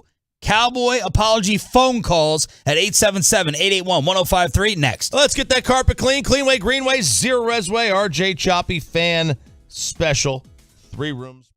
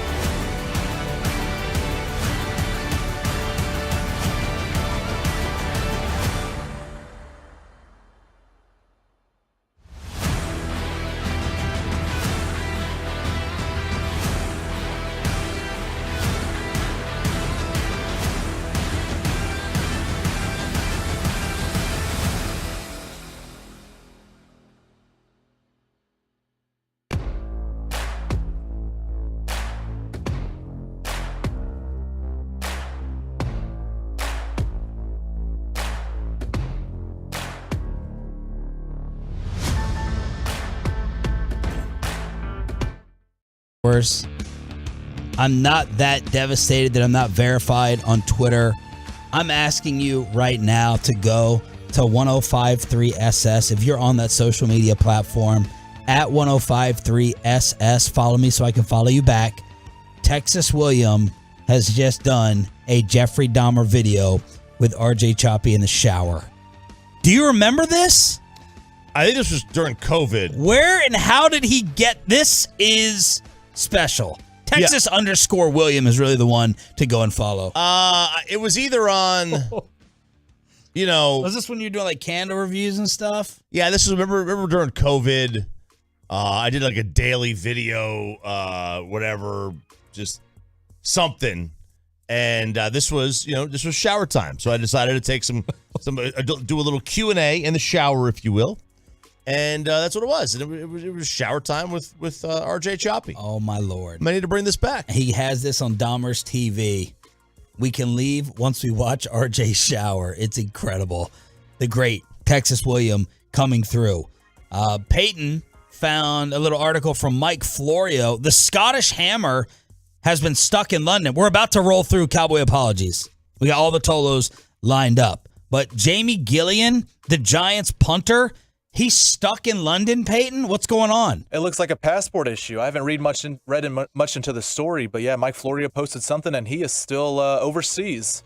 I don't know why you need a passport. Did we prove that we were their daddy like 200 years ago in London? Do we really need proof that we need to come home? I mean, can't you just go out there and say, look, we won, and I'm coming back? NFL media says he first came to the country with his dad on a NATO visa. That designation never was changed to a work visa. He's expected to make it back for Sunday's game against the Ravens, but they're working out other punters just in case. The man known as the Scottish Hammer is stuck in London from the Packer game. So what does the team do? Do they just say, well, we'll see when you get here? I mean, they just said they were working out some punters. Yeah, but you just tell me, say, well, we'll see whenever you get back to the States. I mean, like, yeah, if he doesn't leave work him over there, right? If he's gone till Friday or Saturday, is he your punter? I would assume so. I don't know what kind of practicing punters need. Right. And he could probably find a rugby field or a pitch out there, and he could punt. These freaking Giant fans. I sent this to my meatball text thread. They're writing back because they're on the Dayball high right now, right? We don't need to punt. I'm not worried. Dayball's so good he could even fix customs. The only wall he's building is the offensive line. Wink Martindale doesn't allow pass TDs, pass completions, or passports. So these freaking Giants fans, they're so full of themselves. I liked it so much better when they were 4-12. Right? No, I'm going to like this because there's going to be a false sense of security. They're going to re-sign Daniel Jones, hopefully Saquon, and they'll eventually get burned. But you were worried about their GM. You were worried about this new regime. Well, I mean, the GM in Buffalo, he figured things out. Now they have a good state. He's a much better GM, I think, than Dave Gettleman. In related news, so am I. Yeah. Now, the one thing that was the issue with this GM coming over here is how good would he be? Or coming over there, I should say. How good would he be? Because how much of what he did in Buffalo was he just got Josh Allen. Right? Like, it's real easy to be a good GM or a good assistant GM when you have Josh Allen and you hit on him. He makes a whole lot of problems going away. But he appears that he has figured out a culture and a system out there. All right, we cannot delay this any longer. Been scheduled to do this for 2 weeks. We get thrown off track. I cancel Bobby Belt. Howard Eskin to preview Filthy at 8. Michael Irvin at 8:40. This is now time for Dallas Cowboy call-in apologies. Who do you owe an apology to on this team or in this organization? Would you like to start off, RJ Choppy? Who's your number one apology aimed towards? The number one guy that took the most heat, public enemy number one, was Catboy, Stephen Jones. So I'm interested to see how many apologies are directed towards Stephen for the way this team has played this year. Cooper Rush is a candidate. Tyler Smith is a candidate. Maher is one of my candidates. Do we want to apologize to CeeDee Lamb? Do we want to apologize to the combo McCarthy and Kellen? Anyone want to apologize to Diggs? Is there one jumping out for you, Ralph James, or would you like to think about it while we go to the Tolos? The only thing that would be jumping out to me would be to Catboy. That's it. For what? Because we have a laundry list of the offseason. We have Amari. We have Gregory. We have Collins. We have kicker. We have backup QB where we think that they just punted, mailed in the position. Yeah. And now they look like geniuses, even though the QB just threw for 100 yards. Defensive depth was an approach. Yeah, I would say that the apology would be for my Amari take. That's interesting. Because I think that would be one of the ones I would least want to apologize for, because Amari to me is still better than CeeDee Lamb.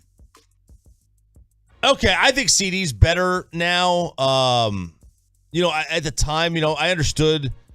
I guess at the time, I didn't consider that they drafted that this was the plan all along. They drafted CeeDee to replace Amari. And people talked about that during the draft. Right. And I had heard that, but I was like, man, they're not really going to do that, are they? And then, this is a classic team building ideal is, draft somebody younger to replace the guy who's more expensive. So at Foots the King on Twitter sent out the numbers. CeeDee versus Amari so far. 28 catches for Lamb, 27 for Amari. 348 for Lamb in yards, 304 for Amari. 2 touchdowns for CeeDee, 3 for Amari. Do what you want with this information. Thomas and Rockwall, start us off. You're live on Sean and RJ during the Expressway. Commercial free to the end of the hour for Cowboy apologies. Go ahead, Thomas. Just apologizing to this Dallas Cowboy fan base. You all know the narrative. Until you all can win when the lights come on and it really matters, the whole cloud around your team is never going to fall off. Y'all can be 16-1 going into that first round bye. Wait. Let's see what happens. Payton, you put this guy on here. Thomas, who's your team? I called y'all the other day. Y'all respected my response, and I appreciate it. I'm a Mafia fan. And like I told you, I'm a realist, guys, 100%. I'm not just sitting here up here trying to get my due diligence back from the 90s. Buffalo my team needs to run the ball more. God. Bottom line. Mafia and I just want everybody to realize out there that get it out. I had to get this out of here. I had to go to Jim Kelly jersey. When he said I'm a Mafia fan, I'm like, who's he talking about? You let that man come in first and disrespect the Tolos? Tolos? He was really going to bring it. You going to the point. I'll ask him who they root for now. Yes. No, absolutely. If his point is, I'm apologizing to the fan base, y'all are frauds, don't let that on there. Mike in Fort Worth. Mike, you're live on Sean and RJ. Yeah, a couple things, guys. I think we all owe an apology to Kellen Moore and Mike McCarthy because they've adjusted with Dak out and they've gone to a run first and set up the pass, so they've adjusted. And I ain't giving no apologies to Stephen Jones. He's an idiot. He said Stephen Jones reminds me of that line in the movie Cool Hand Luke. You ain't never been right about nothing. He's too tight. He's too conservative, a tightwad. He's a pale white boy. My point is, Stephen Jones don't know what he's talking about. Y'all have They're a nice day. 4-1. They're 4-1, Mike. Go that is huge. You know what? I actually think that McCarthy and Kellen are at the bottom of my apology list. Really? Yeah, because they didn't have any other choice but to try to run this offense. I understand. Like they were forced to do this. Some people would say that makes them look a little bit worse because they should have been running this type of offense with Dak as the quarterback. I would disagree with that. Yeah. But there's a lot of people. I mean, what else were they going to do? Now are they playing more complementary football? Well, you kind of have no other option, right? Be conservative, short passes, run the football, punt. I would say, I guess that is like, how much credit do you really deserve for that? Even though McCarthy's our boy now. I guess I would say to that, like, if we're gonna give them blame, we got to give them the credit. Yeah, they are in charge of everything. So it probably is just fair that you give them the credit when they're doing well. But I like to get specific. I don't like to just throw out blanket statements. Well, most teams I think would fall off when their quarterback. They wouldn't win 4 straight. I'm going to give McCarthy team inspiration credit. Well, that's fine. But he gets credit for the winning streak. Yes, no doubt. And he'll get credit for the losing streak. I'm going to give him credit for morale, team morale. Has Kellen been amazing during this? I don't know. Y'all tell me. If they were averaging 30 or 26, I'd be like, whoa. Yeah. I'm putting them on my list. They're just not high on my list. I do think that, I don't believe we ever gave Jason the credit for going 13-3 with a backup. And we're bordering on not giving Mike the credit for going 4-1 with a backup. Boone in Dallas. Boone, you are live on the home of the Cowboys with Sean and RJ. Who's your apology to? Hey, Tyler Smith. When I seen him get drafted, I said, not again. But the kid has played up the part, so I want to rep him to Dallas, Texas, and go and take us to the Super Bowl for us, man. Keep him safe from up. Let's go. Great call. People forgot how they reacted. That's back-to-back years now. People lost their minds when Micah was drafted, and people were disappointed. Who? I'll never forget driving to Frisco, getting ready for the draft coverage, and Brian Broaddus comes on and starts talking about Tyler Smith along with Bobby Bell. And I was like, what? This isn't one of the names we were talking about. We're talking about Linderbaum. We're talking about other tackles. We're talking about other players. Tyler Smith? So that was a great call right there. One of the surprises of the season. Michael in Dallas. Michael, you're live on Sean and RJ. Y'all keep the calls. 877-881-1053. Line them up. Michael, go ahead. Hello. My apology will be to Kellen Moore. I ain't going to lie. Last year, after I saw what he did against the 49ers, I thought he was the biggest idiot.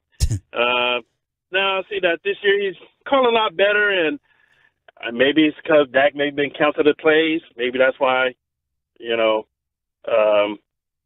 didn't look so well. But also, CeeDee Lamb, still, I think he's getting there, but he's still looking like a number 2. But, let's see what y'all think about it. Okay, thank you for the call. So they're scoring 22.5 per game with rush. 22.5. That's 15th in the league. That's pretty decent with a backup. Trucker.com text line. Apologies to Jason Garrett, since now that we have a defense, everyone is propping up his style of offense.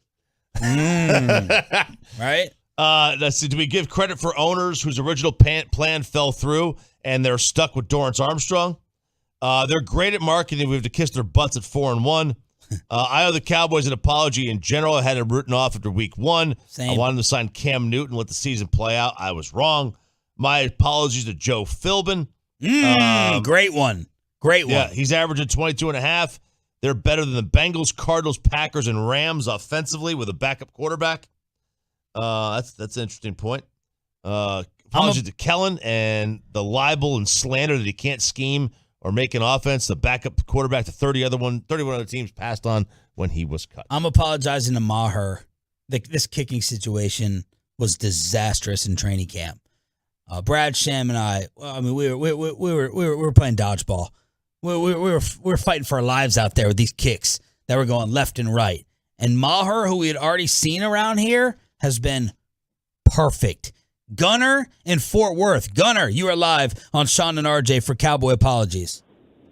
Good morning, guys. I think we owe an apology to Mike McCarthy, just how ridiculed he was last year for his discipline. And I feel like this year the team's doing really good on penalties. Yeah, Tyler Smith last week going up against Aaron Donald with the holding penalties. You can't do anything about that. Man's a freak.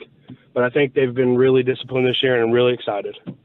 Thank you for the call. They didn't start off well in terms of penalties. It feels like they have faded in the last 2 weeks. Let me try to find where they are. Okay, here are the teams that are the most penalized this season. Just in terms of number of flags thrown, Seattle, Denver, New Orleans, the Giants, Tennessee, Vegas, San Fran, Miami, Cleveland, Washington, Arizona, then the Cowboys. So the Cowboys are the 12th most penalized in the team, most penalized team in the league so far. More people real quick coming in here. I apologize to Pollard that Zeke has the starting job still. I apologize to no one. I apologize for feeling like signing Brett Maher back was an idiotic decision. I apologize to Bobby Belt for getting canceled this morning. Let's see. The offense is garbage. What's there to apologize for? Take the 9 off the board for the defense. They probably lose to L.A. Okay, what about all the other games they won? And I want to apologize to Cooper Rush. I called him a bum. Season over. It was a bum. But here's my stubbornness kicking in. How many of these did they truly know was going to happen, and how many have they lucked out on? They did cut Cooper Rush. Like, do they deserve credit for Cooper Rush? Do they really deserve credit for Maher? Do they deserve credit? I would give them more credit for Tyler Smith. How much? Well, yeah. How much credit at left guard? I mean, Guard. left guard's a position where we haven't gotten destroyed. How much credit? Do we give them credit for Fowler and Dorrance when they tried to sign Randy back? I give them credit for Rush and Maher for the philosophy that I happen to agree with, that backup quarterback is not something you spend money on, and neither is kicker. So I has this not proven that? I mean, what does this say about backup quarterback in the league? I think this proves their point. Like, you know, you're going to have to win games a different way but you still have, for the most part, basically the 32nd best quarterback in the league. Most backup quarterbacks are. And then kicker, I mean, Brett Maher he's been much better this year. He's been around 84% for his career, 85%. That's kind of where you want your guy at. Cowboy apologies continuing. It is overdue. Hit us up, 877-881-1053 here on Sean and RJ. Jesse in Dallas, you're live on the Fan. What's up, man? I want to apologize to Dak, man. Anybody who thinks that when Dak is not ready, that he's not going to come back just because Cooper Rush is doing good, that's fine. That's awesome. You know, we appreciate you, Cooper Rush. But Dak, I hope he, like, in his mind, he still hasn't had the chance to actually prove himself with this defense, because this defense, obviously the first game, come on, give him another chance. But other than that, yeah, I just want to apologize to Dak if he's feeling any kind of way. Great call. A different, unique, creative call right there. So that's Dak Prescott. This is a lot of, this has been an anti-Dak time period for him, right? Mm-hmm. I wonder what he's been thinking. He has admitted to the pass to have it and to shut off the television, that a lot of the contract talk did get to him. What's going to happen first game back, or the first time he struggles and people start screaming for Cooper Rush again? That's going to be an eventual issue. But right now it looks like he's being a great teammate. Broada says a better teammate than Romo ever was to him. Pow, pow, pow, pow, shot fired. Tanner in Hillsboro. Tanner, you're live on 105.3 The Fan. What's up, guys? Huge fan. I want to apologize to Mike McCarthy about all the criticism he got, but I also want to give him a future apology because Dan Quinn's my next head football coach. Thanks, guys. Oh, no. What a backhanded apology. Wow. Wow. So you want him to run either way? You apologize to McCarthy for the criticism and for losing his job to Dan Quinn? Come on, that's harsh. Clint in McKinney. Clint, you are live on the Diamond Factory Hotline. Go ahead, boss. What's up, guys? Long-time listener, first-time caller. Love the show. Appreciate it. So my apology is to Tyler Smith and the offensive line, because when Tyron went down, everybody thought that was going to be 3 more losses on the schedule, except RJ. He said he wasn't worth 1. True. So that's staying true. So to the offensive line, I know Dak got hurt, kind of a fluke, but the offensive line, Tyler Smith not getting the holding penalties, except on Aaron Donald because he's a freak. So on the offensive line, that's that. Choppy, let's go Vols. Hope you guys have a great day. Baby. Let's go Vols. You could tell Clint's a Tolo. He gave you props for the offensive line reaction. 1 out of 10. Not freaking out. 1 out of 10. Vegas said it wasn't going to matter. That's crazy. That is crazy. And props to Tyler Smith. Apologies to him. Micah in Keller? Well, it's probably not the same one. That's a long drive to Frisco every day for practice. Micah, you're live on the Fan. Yeah, it's not Micah Parsons. I'm sorry to disappoint. Guys, man. I will apologize to the Cowboys as a whole because I wrote them off after the first week. I know that somebody's already said that. But I am not going to apologize for Mike McCarthy and Kellen Moore doing their jobs. Okay? Cooper Rush is the backup quarterback. He came in. They've schemed him in well. I will be willing to apologize if Dak can seamlessly transition back into the offense and they can make the adjustments necessary to actually use his skill set to be even more successful. Dak is a fringe top 10 quarterback.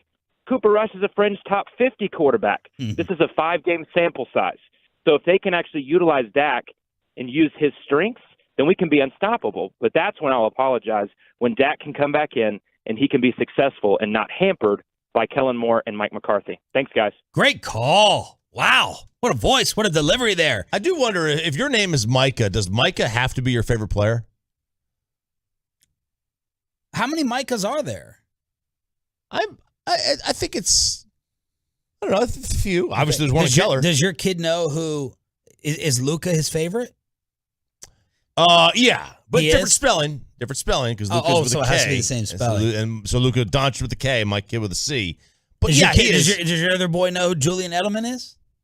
I don't think he knows who Julian Edelman is. Okay. I don't think he knows. They but, could have similar hairstyles, similar could. style. They could. This just in, by the way, Michael Gelkin says Micah was named NFC Defensive Player of the Week for Week 5. Are you kidding me?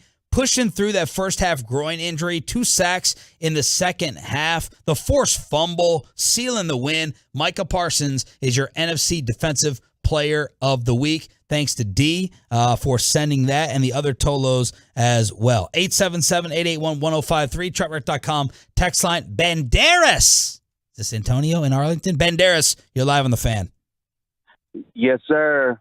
Long-time listener, first-time caller. I want to say from the bottom of my heart to Sir RJ Choppy for Micah Parsons on the D-line. I didn't believe it last year. I've sort of believed it this year. He's all the way. Second in pass rushes. So I'm sorry, Choppy. I apologize. Oh, you don't have to. You owe me nothing. Oh, you owe me nothing. RJ. I do not need an apology. What are your other football takes that are being highlighted this morning? Well, look, there's only 2. I've only had 2 good ones, and that was. But do you feel like they have lined up Micah in different spots? I do. I know. Look, I'm okay. Just different rush spots. Yeah, I'm okay with them lining him up anywhere, just to let him rush. Right. You know, I don't want to and this is going to be an interesting week. What are they going to do with him this week? Are they really gonna have him key on Hurts, or are they just gonna have him rush? Right. You know, like what if they rush and he gets outside too far? That's a pretty big gap. Maybe we ask Michael Irvin, 840. Mm-hmm. What's the plan for Jalen Hurts? All right. Great call so far. Let's keep it going. Cowboy apologies during the expressway here on Sean and RJ. The Burger King troll, the evil one, Howard Eskin at 8 o'clock. William in Fort Worth. William, you're live on the home of the Cowboys. Dear Micah Parsons, I blasphemed your name the day that you were drafted. When we got to the 12th pick of the NFL draft, I looked at my wife and I said, baby, we got Rashawn Slater. And she, of course, looked at me and said, I was wrong. And that doesn't happen. As many fans, I am never wrong. Thank you. I am so proud. And I proudly wear your jersey.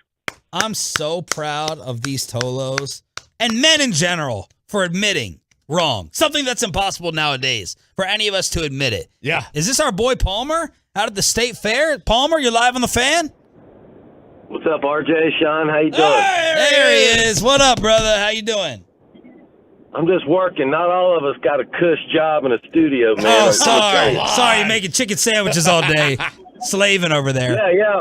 I'll be over there making them for you tomorrow, Sean. All right, I'm coming out tomorrow with the wife. I'm coming out. Are you a midweek appearance? Thursday. It's got to be end of the week. Yeah. Friday be a circus out there, but that's Palmer out there at the fair. What do you got? Hey, I apologize to Joe Philbin, man. We haven't heard his name at all this year, have we? Nope. You're right. He was, why wasn't he on the cutting block last year? A lot of people thought that he should have been. And then can I make one more apology before I go? Sure. I apologize to RJ for always kicking his arse on the golf course. Have a good day, boys. Does he beat you? Was this your Augusta connection? No. When you went out to the Masters copycat course? We went to the Masters copycat course with him. He got a hook up there, and that's how I met him. See, Palmer, he plays an old man style of golf. His philosophy is, let me just hit it down the middle. 160 down the middle. 220 yards. Those cute little cut shots down the middle. Yeah. He plays like Tiger does now, right? Not a whole lot of testosterone in Palmer's game. Is he good? It's fantastic. He is. Yeah, he doesn't make mistakes. I hate playing with him because, I try to go up there and I swing from I swing for my intestines. Yeah, so look, this isn't Plug-ola Payola because he's hooked up many shows up here. If you're going out to the fair, y'all, I guarantee you, stop by and just say Tolo at Palmer's Hot Chicken. Just say Tolo. Watch what happens at Palmer's Hot Chicken Sandwiches as he got the fair hookup to serve this year. Darren Ravel tweeted about him. He's been longtime diehard. All right, James in Plano. James, who do you want to apologize to with the Cowboys? Oh, man, I got to apologize to Mike McCarthy. He's doing it with backup quarterback. And, I called in a couple weeks ago after the Giants win, and I was talking Super Bowl, so I'm jumping the gun, excited about the defense and the team. Owe the Cowboys an apology. James, you're breaking up a little bit, brother. Sorry, we got to get you on a better line. Speaking of right tackle, Joe Philbin, Marcus Mosher put out the numbers. Terrence Steele versus Lael Collins through 5 games. And we freaked over Lael too.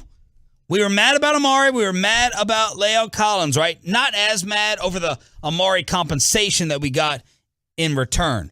Snaps, Lael's played about 50 more snaps. PFF grade, Steele is a 73, Collins is a 53.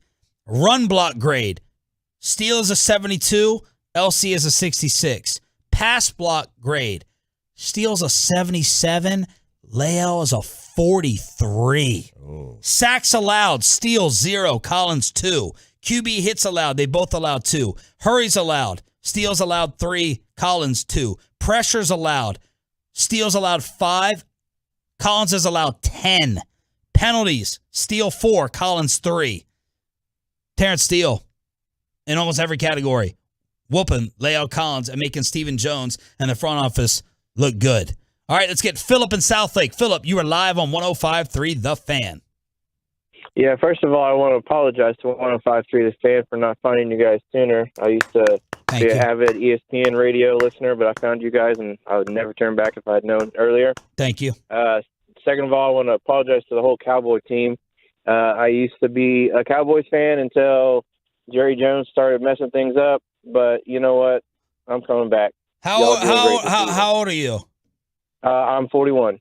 Oh, okay. I was thinking you sounded 25. You did sound young. Young buck. Do you look young too? Yeah. Do you have like a good? No. No, you don't look young.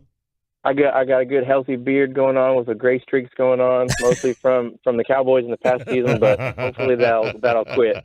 Thank you, Phil. Great call, and thank you for turning it on, leaving it on. He's from Southlake. I'd like to apologize to Southlake for speeding through there every day. Oh, you do? What's the status of your speeding tickets? I haven't had one in a while. Now you just jinxed it. Did you fix the one in California? No, I called up and I went online and they said there's no ticket. They have no.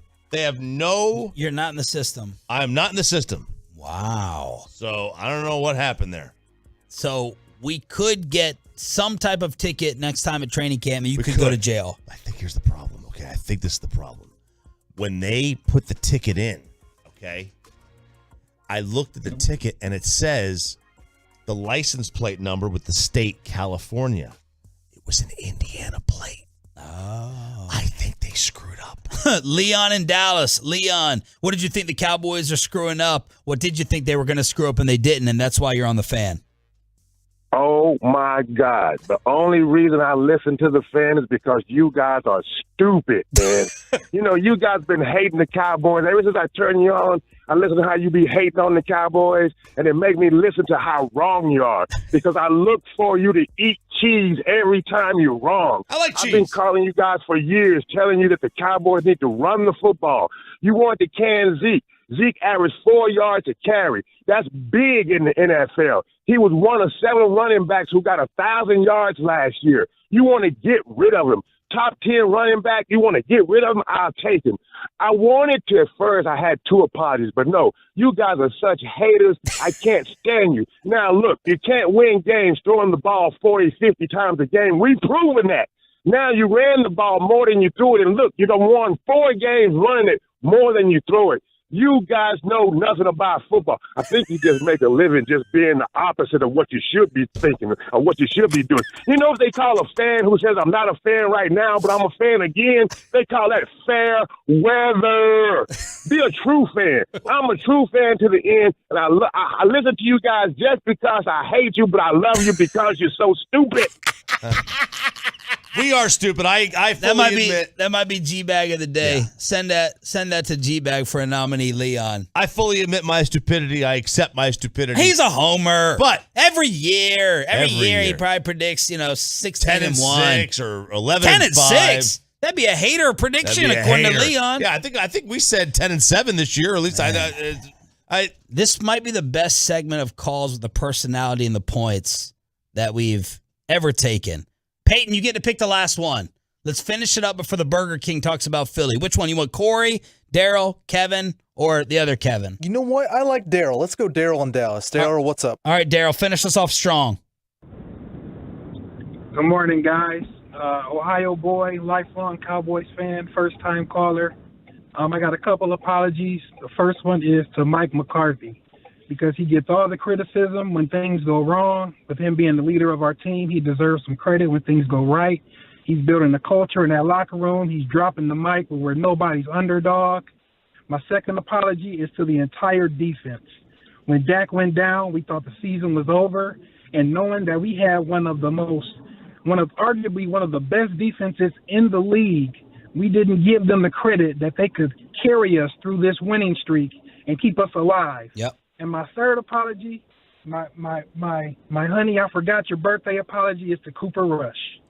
Knowing that he could come in and do what he does and manage the game, we knew that he could do that. We didn't give him the credit that he could come in there and do that for us, and that's exactly what he has done during this win streak. So, Cooper, I'm sorry. You are an absolute great backup quarterback because you do your job. Love the show, guys. Keep it up. Keep up the good work. Thank you, brother. Fantastic job by y'all. Even Leon, yep. Cowboy apologies. Now all this good feeling, all this positivity, we're going to do a 180 with the evil one. The Burger King, the Philadelphia troll, Howard Eskin, on if they're worried about the Cowboys at all and how legit are the Eagles, Sirianni, and Jalen Hurts. Howard Eskin, then Michael Irvin, next.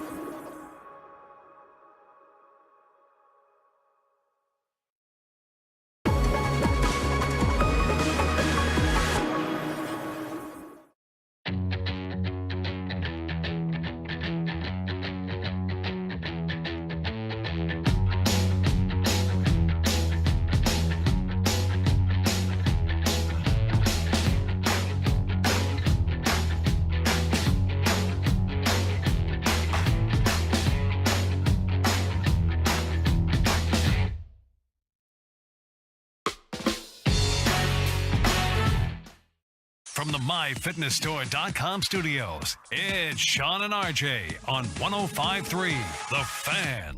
The playmaker Michael Irvin is coming up at 8:40. Nick Eatman, DallasCowboys.com at 9:20. It is the week of the heavyweight fight, Sunday Night Football, to try to stop this BS of the last undefeated team in the National Football League. And joining us now to preview is the evil one, the biggest troll of them all in Filthy, Howard Eskin on the Diamond Factory Hotline. Good morning, Howard. Good morning to you guys. And the first thing I'll tell you is I have nothing to apologize about. Nothing. Listen to you. You all should be apologizing to Howie Roseman. You should be apologizing to Jalen Hurts for trying to kick him out of town. Santa Claus. You should be apologizing to Santa Claus. Michael Irvin, who's Ben coming Simmons. up, what you did at Ben Simmons. Carson Y'all should be Wentz. apologizing nonstop. Well, first of all, Michael and I go back to the University of Miami days. So I'm good with Michael, and he loves Jalen Hurts. So, he's going to tell you that, I'm sure. And then as far as Ben Simmons, stiff and a fraud. So I'm not going to apologize for that. All right. And I'm not apologizing for the things I've said about the Cowboys because, as we always say in Philadelphia, the Cowboys suck. I don't care if they're 4-1, they suck. Howard, you know that you are worried and you are stunned like everyone else that we're sitting here in this position with Cooper Rush after Dak got hurt. How could that not worry all of you fools? Well, I love Jerry Jones, and I heard the brilliant one who hasn't dusted off a trophy for a while. But the brilliant one, we're going to run the ball. We're going to run the ball and good. punt Run the ball and punt and punt and good. And they're going to punt. Well, the punt means that you've turned over possession of the ball. That's brilliant. All right, so run the ball. If the Cowboys don't score at least 24 points, they're not going to win the game, and they're not going to score 24 points on Sunday night. It is. I would guarantee they will not score 24 points. And when you talk about the average points of those Cowboys with Cooper Rush, last week it was defensive points that had to figure into that too. So they're just not good enough. I mean, it's nice. Cooper Rush has kind of managed the ship. And here's the one other thing that I really love. I love that Jerry Jones is the owner and the general manager and everything there is. And I hope that Jerry Jones gets to see Dak spin the ball today. Spin the ball. You must have heard our interview yesterday. Jerry on with us. Spin the ball. He's going to have to spin the ball. Good. Spin it. Spin it. Spin the bottle, genius. All right. So now that's one good thing. The Cowboys still have Jerry Jones. The next good thing is I wish for success of second place and good enough just to be good enough, but not good enough to win the division. And Mike McCarthy comes back next year. I am fearful of Sean Payton being the next head coach of the Cowboys because he would win with that team. Mike McCarthy's got no chance. You're not giving McCarthy any credit for doing this with a backup? Oh, credit for what? He does that. He's going to run. The owner tells him to run the ball. So he's going to run the ball so he can kiss his butt. You're such an a-hole. Howard Eskin, Diamond Factory Hotline from... Nobody's perfect. From Philadelphia on 105.3 The Fan. All right, give us a little education on the Eagles. Are they planning the parades there? Is everyone just thinking you're going to go undefeated? How legit is this, and where are the warts on this team for real? Well, I've already filed for a license at City Hall to get a concession stand on Broad Street for the parade for the Super Bowl. So I'm already ahead of the game. I'm proactive in that regard. Well, I mean, honestly, the Eagles are a better team. I wasn't sure that Jalen Hurts could take as many steps forward as he's taken this year. He's taken a lot of steps forward. He's making good decisions. He's doing a lot of the right things. The head coach here is light years ahead of that idiot you have in Dallas and Mike McCarthy. So between all those, their defense is doing a really good job. But Jalen Hurts, it comes down to the quarterback. Yeah. And Jalen Hurts has done a really good job. The receivers are really good. The offensive line is one of the best in the NFL. So with all that said, they're going to score the points. And regardless of whether Jalen Hurts spins the ball or not, they're going to win. They're going to win the game. There is no question in my mind. They're going to hold the Cowboys. I think they're going to hold the Cowboys under 20 points, and that's not close enough to winning a game. So that's number one. The defense is going to play well, but the offense is really better, and the quarterback is better. And the Eagles are a good team. Now, are they going to the Super Bowl? I don't know that they're going to the Super Bowl. There's so many things that have to happen between now and then. But how about this? The Eagles will be favored, the way it stands right now, in every game until Christmas Eve when they play in Dallas. So, and I expect they'll split with Dallas. They'll win this game. That game in Dallas is a third straight road game. I've already zoomed ahead to the end towards the end of the season. You're building in an excuse already. I could see it. No, I'm telling you, that game's not going to make any difference when they lose to the Cowboys. It'll keep the Cowboys, thinking that they're good enough to be good enough, but not good enough. And Dak will be back. Get in the ball. Get in the ball. You really think that high school quarterback Jalen Hurts is good enough to score more than a dozen points against this defense? Yes. I am a little surprised that he's taken as many steps forward in improving the things that he needed to improve this season as he's already done so far. This game's a gimme. I mean, this is like I marked this game down. This is a gimme, and I think he's going to have and just continue having good games. And I just can't see any way the Eagles lose this game. I cannot see any way. Turnovers are always important, but the Eagles are not turning the ball over, which is obviously very important. And the Cowboys will turn it over at least twice on Sunday night. Howard, is there a Lamar? Okay, you know what happens in the playoffs, right? It's the Lamar Jackson criticism. You got to throw to win. I mean, Hurts was horrific last year throwing it. Are you all at a point?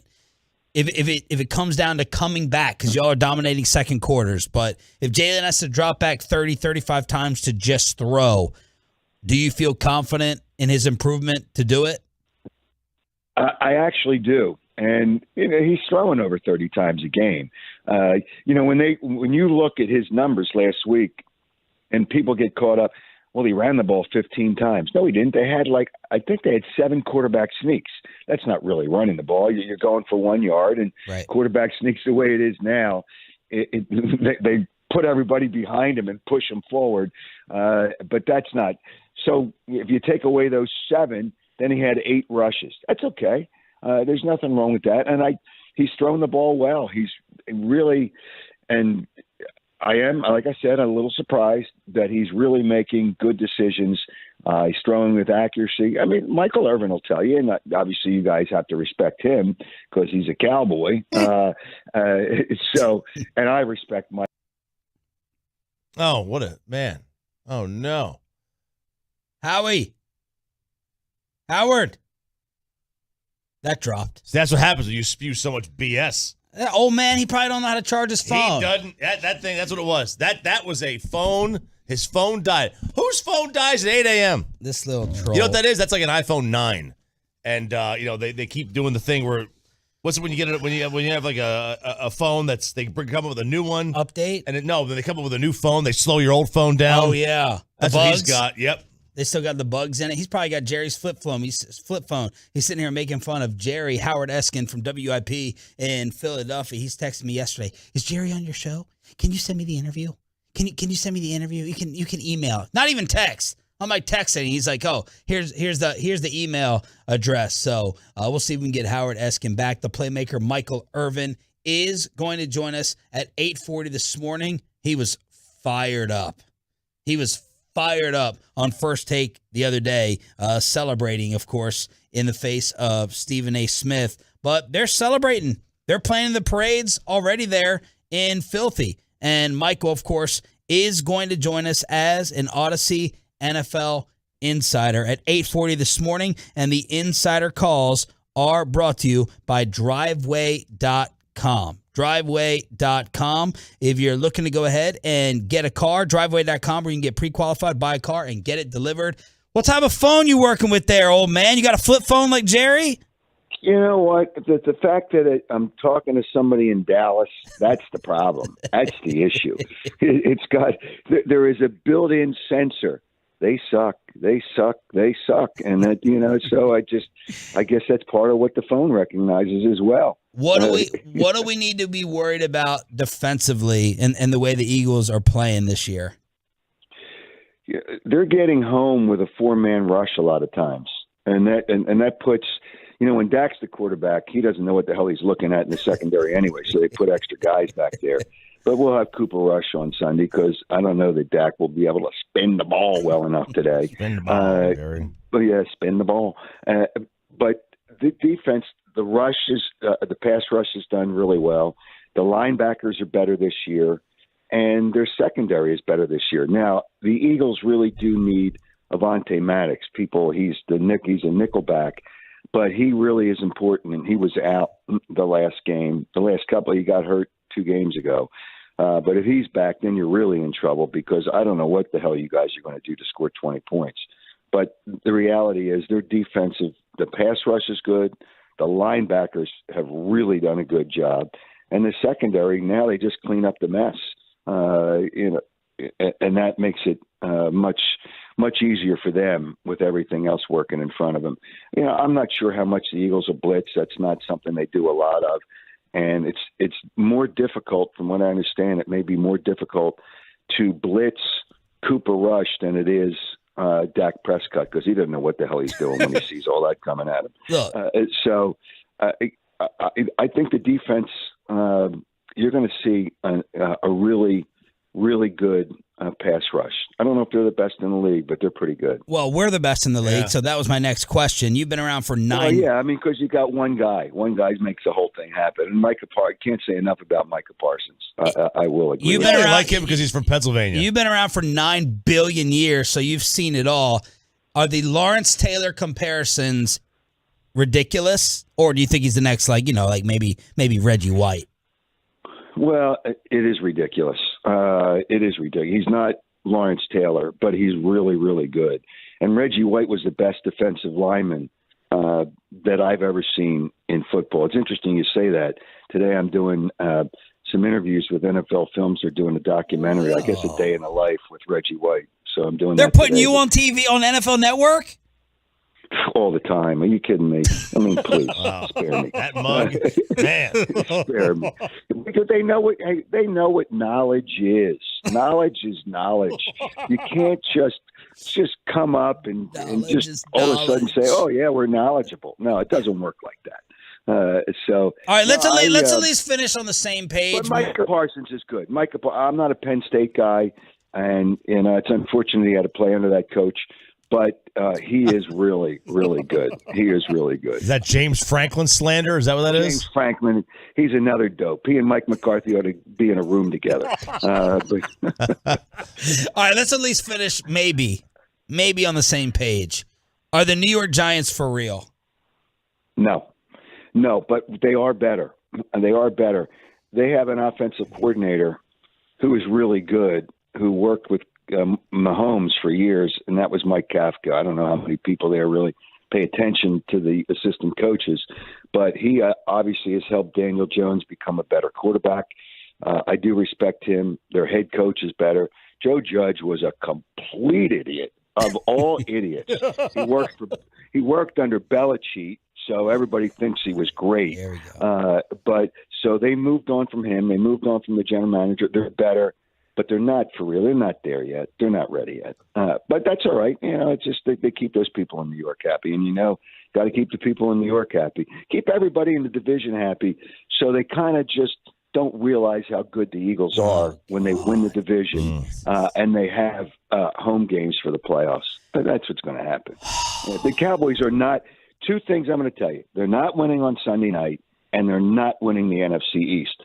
Done. Guaranteed. Howard Eskin, the Burger King, Diamond Factory Hotline from Filthy. We have him on every single time. Enjoy the game, Howie. Spin the ball! Is that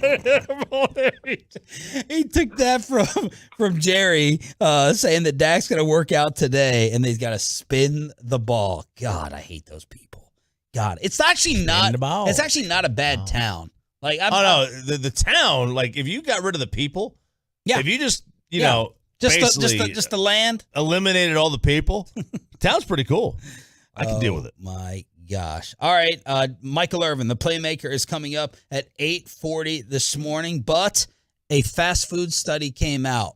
The fastest and the slowest, and I think they got this thing completely wrong. Plus, RJ is going to win some money in a hot sauce Texas lawsuit, and then the playmaker to preview the Eagles. It's all next, along with baseball playoffs on the Fan.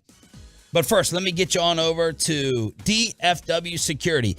Have you taken advantage yet of the trick or treat special? If you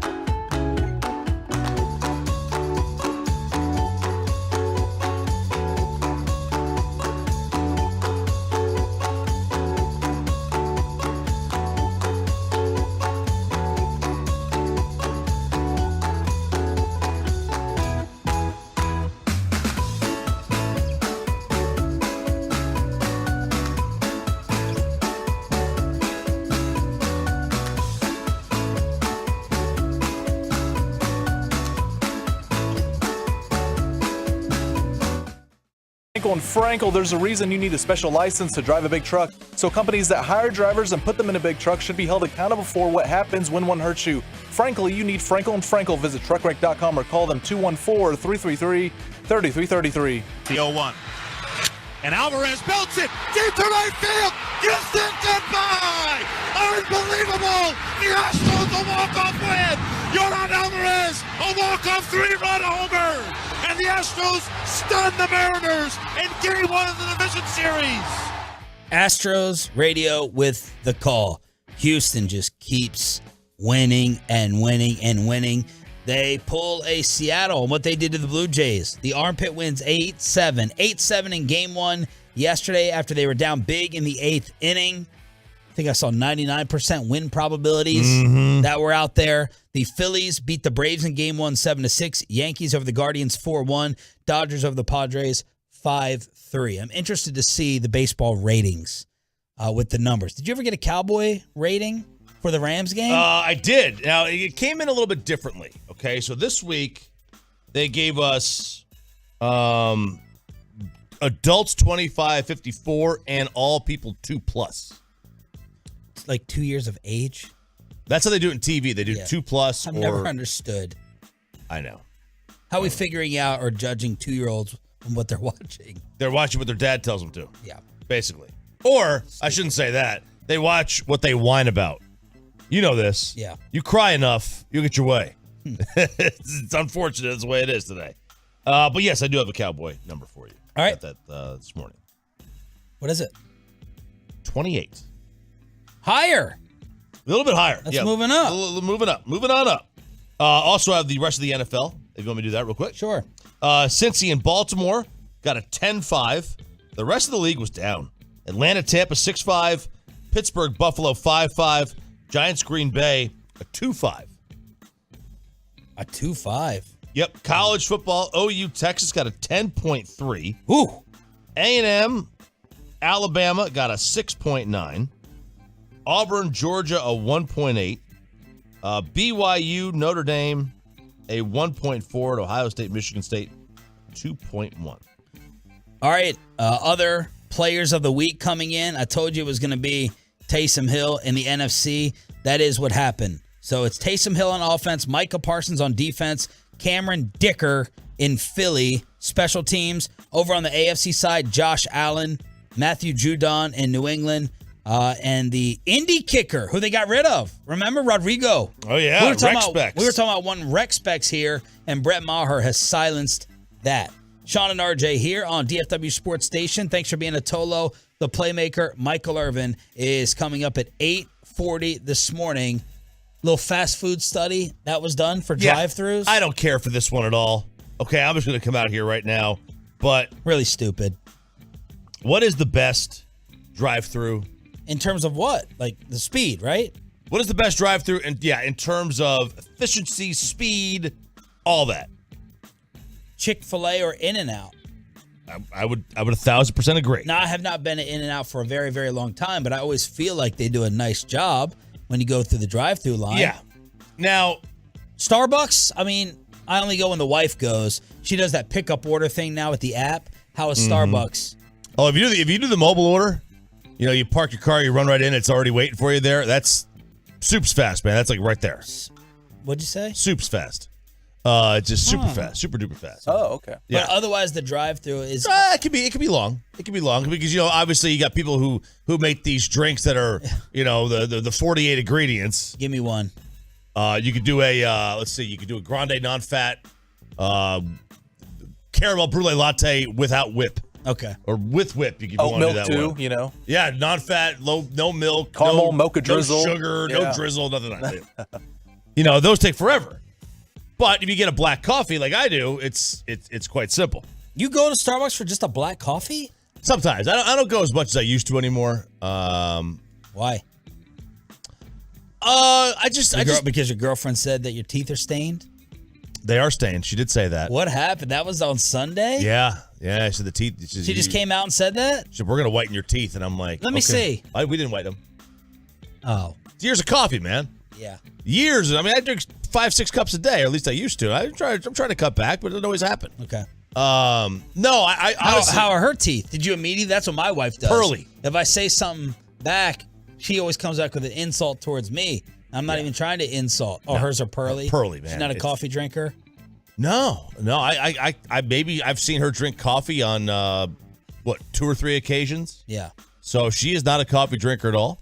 When you wake up at 9:30, you don't have to drink as much. No, she gets up almost pretty much with us, basically. Yeah. But no, yeah. So like, I just haven't been going as much. And yesterday, my wife, real quick, did this to me. You tell me how you would handle this. Okay, let's hear it. This was right after dinner, right? She had made tostadas. Excellent cook, fantastic. She's like, oh, like I'm feeling like uncomfortable. Like I'm feeling sloppy, like out of it, like fat. And I was like, what? No. And then she's like, yeah, just uncomfortable a little bit, blah blah blah. And I was like, well, you can get there's Peloton if you want. There's, she likes these classes or whatever. I'm trying to throw out like lighthearted suggestions. She looks me dead. She looks me dead in the damn face. She goes, you could just tell me I'm not fat.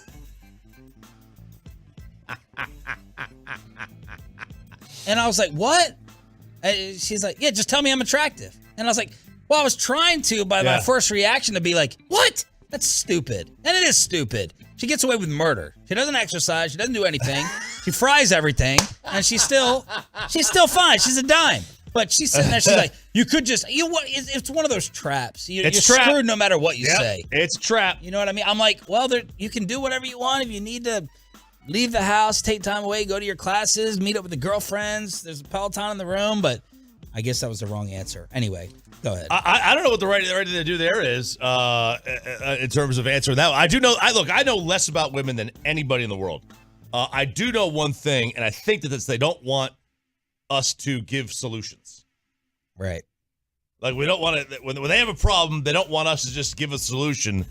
They want us to like go through it with them. Yeah. Support them. Just support them whatever they want to do. Just that's it. Don't offer a solution. Yep. Just say just listen. Just listen. Just listen. Say nothing. Know our role and shut our mouths. Yeah. And I think that's what they want for the most part. But no, right. I gotta get my teeth white. I gotta do the teeth whitening thing. All right, back to the drive-through. So it said, what is the slowest? They basically did this poll on the fastest and the slowest. And I think this was a really poorly done survey because they did it based on the amount of seconds that you're in line. Well, of course the Chick-fil-A line is going to be longer. People go to Chick-fil-A. There's 5 million people in line. Wrapped around the block. It's wrapped around the block in the building. Taco Bell was the fastest line. Why is that? Because nobody goes to Taco Bell. I was craving Taco Bell the other day. I don't know anybody that has gone to a Taco Bell in the last 5 years. Destroyed the menu. Just destroyed it. But I used to get the Nachos Bel Grande, that little whatever. It was a tasty dish. Yeah. When I was like 20, and I could eat whatever I wanted to. Yeah. Popeyes lines, bad. The worst, of course, is Whataburger. Everyone knows that. It is. That's the worst line. Service and the worst line. So, Chick-fil-A, I mean, that's a dumb concept for the survey. Dumb concept. So the rankings is Taco Bell 1, fastest. Then Dunkin' Donuts. Well, how hard is it to hand a donut? Right. I think I just got donuts delivered, by the way, for us. I'm just feeding this entire building. Jeez. Because yesterday I spoke to a class at UNT. Oh. Yes. You went to Denton? No. Zoom. Oh. Was this Hank's class? My wife goes. My wife goes. Oh, you're gonna go? And I was like, no, I'm only gonna do it if it's Zoom. Oh, that's great. Susie Solis downstairs asked me. I said, sure. I was downstairs to get free state fair tickets. Susie grabs me and she's like, can you speak to my class? I said, you got a class? You teach over there? And she's like, yeah. Can you do a Zoom? I was like, all right, fine. So I gave a 30-minute talk at UNT yesterday, and she goes, maybe I'll send you some donuts. So I think the donuts just got delivered. Man, well, wonderful. Dunkin' 2, KFC 3, Arby's. When's the last time I've been to a KFC? Forever. It's been forever, man. I mean, some of these, Arby's is next. I haven't been there in a while. I've been wanting to go to Arby's, but I never I want to try that new burger. I've heard it's the best. Burger King. Another place. Burger King haven't been to a while. Hardee's. Wendy's. No. Carl's Jr., McDonald's. Mm. And then McDonald's is high or low with waiting? It's like a longer wait? It's a longer wait. So the average drive-through wait at Taco Bell is 221 seconds. At McDonald's, it's 291. And at Chick-fil-A, it's 325.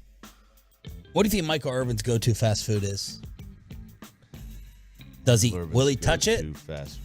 Yeah, I think he will. One time I called him and he was ordering like sides somewhere. Let's ask the playmaker. Let's preview Filthy and find out how he didn't have a heart attack after going off on Stephen A. Monday. Michael Irvin next on the Fan. Let's get you over to A number one air in the Level Up special. It's Level Up month time at A number one.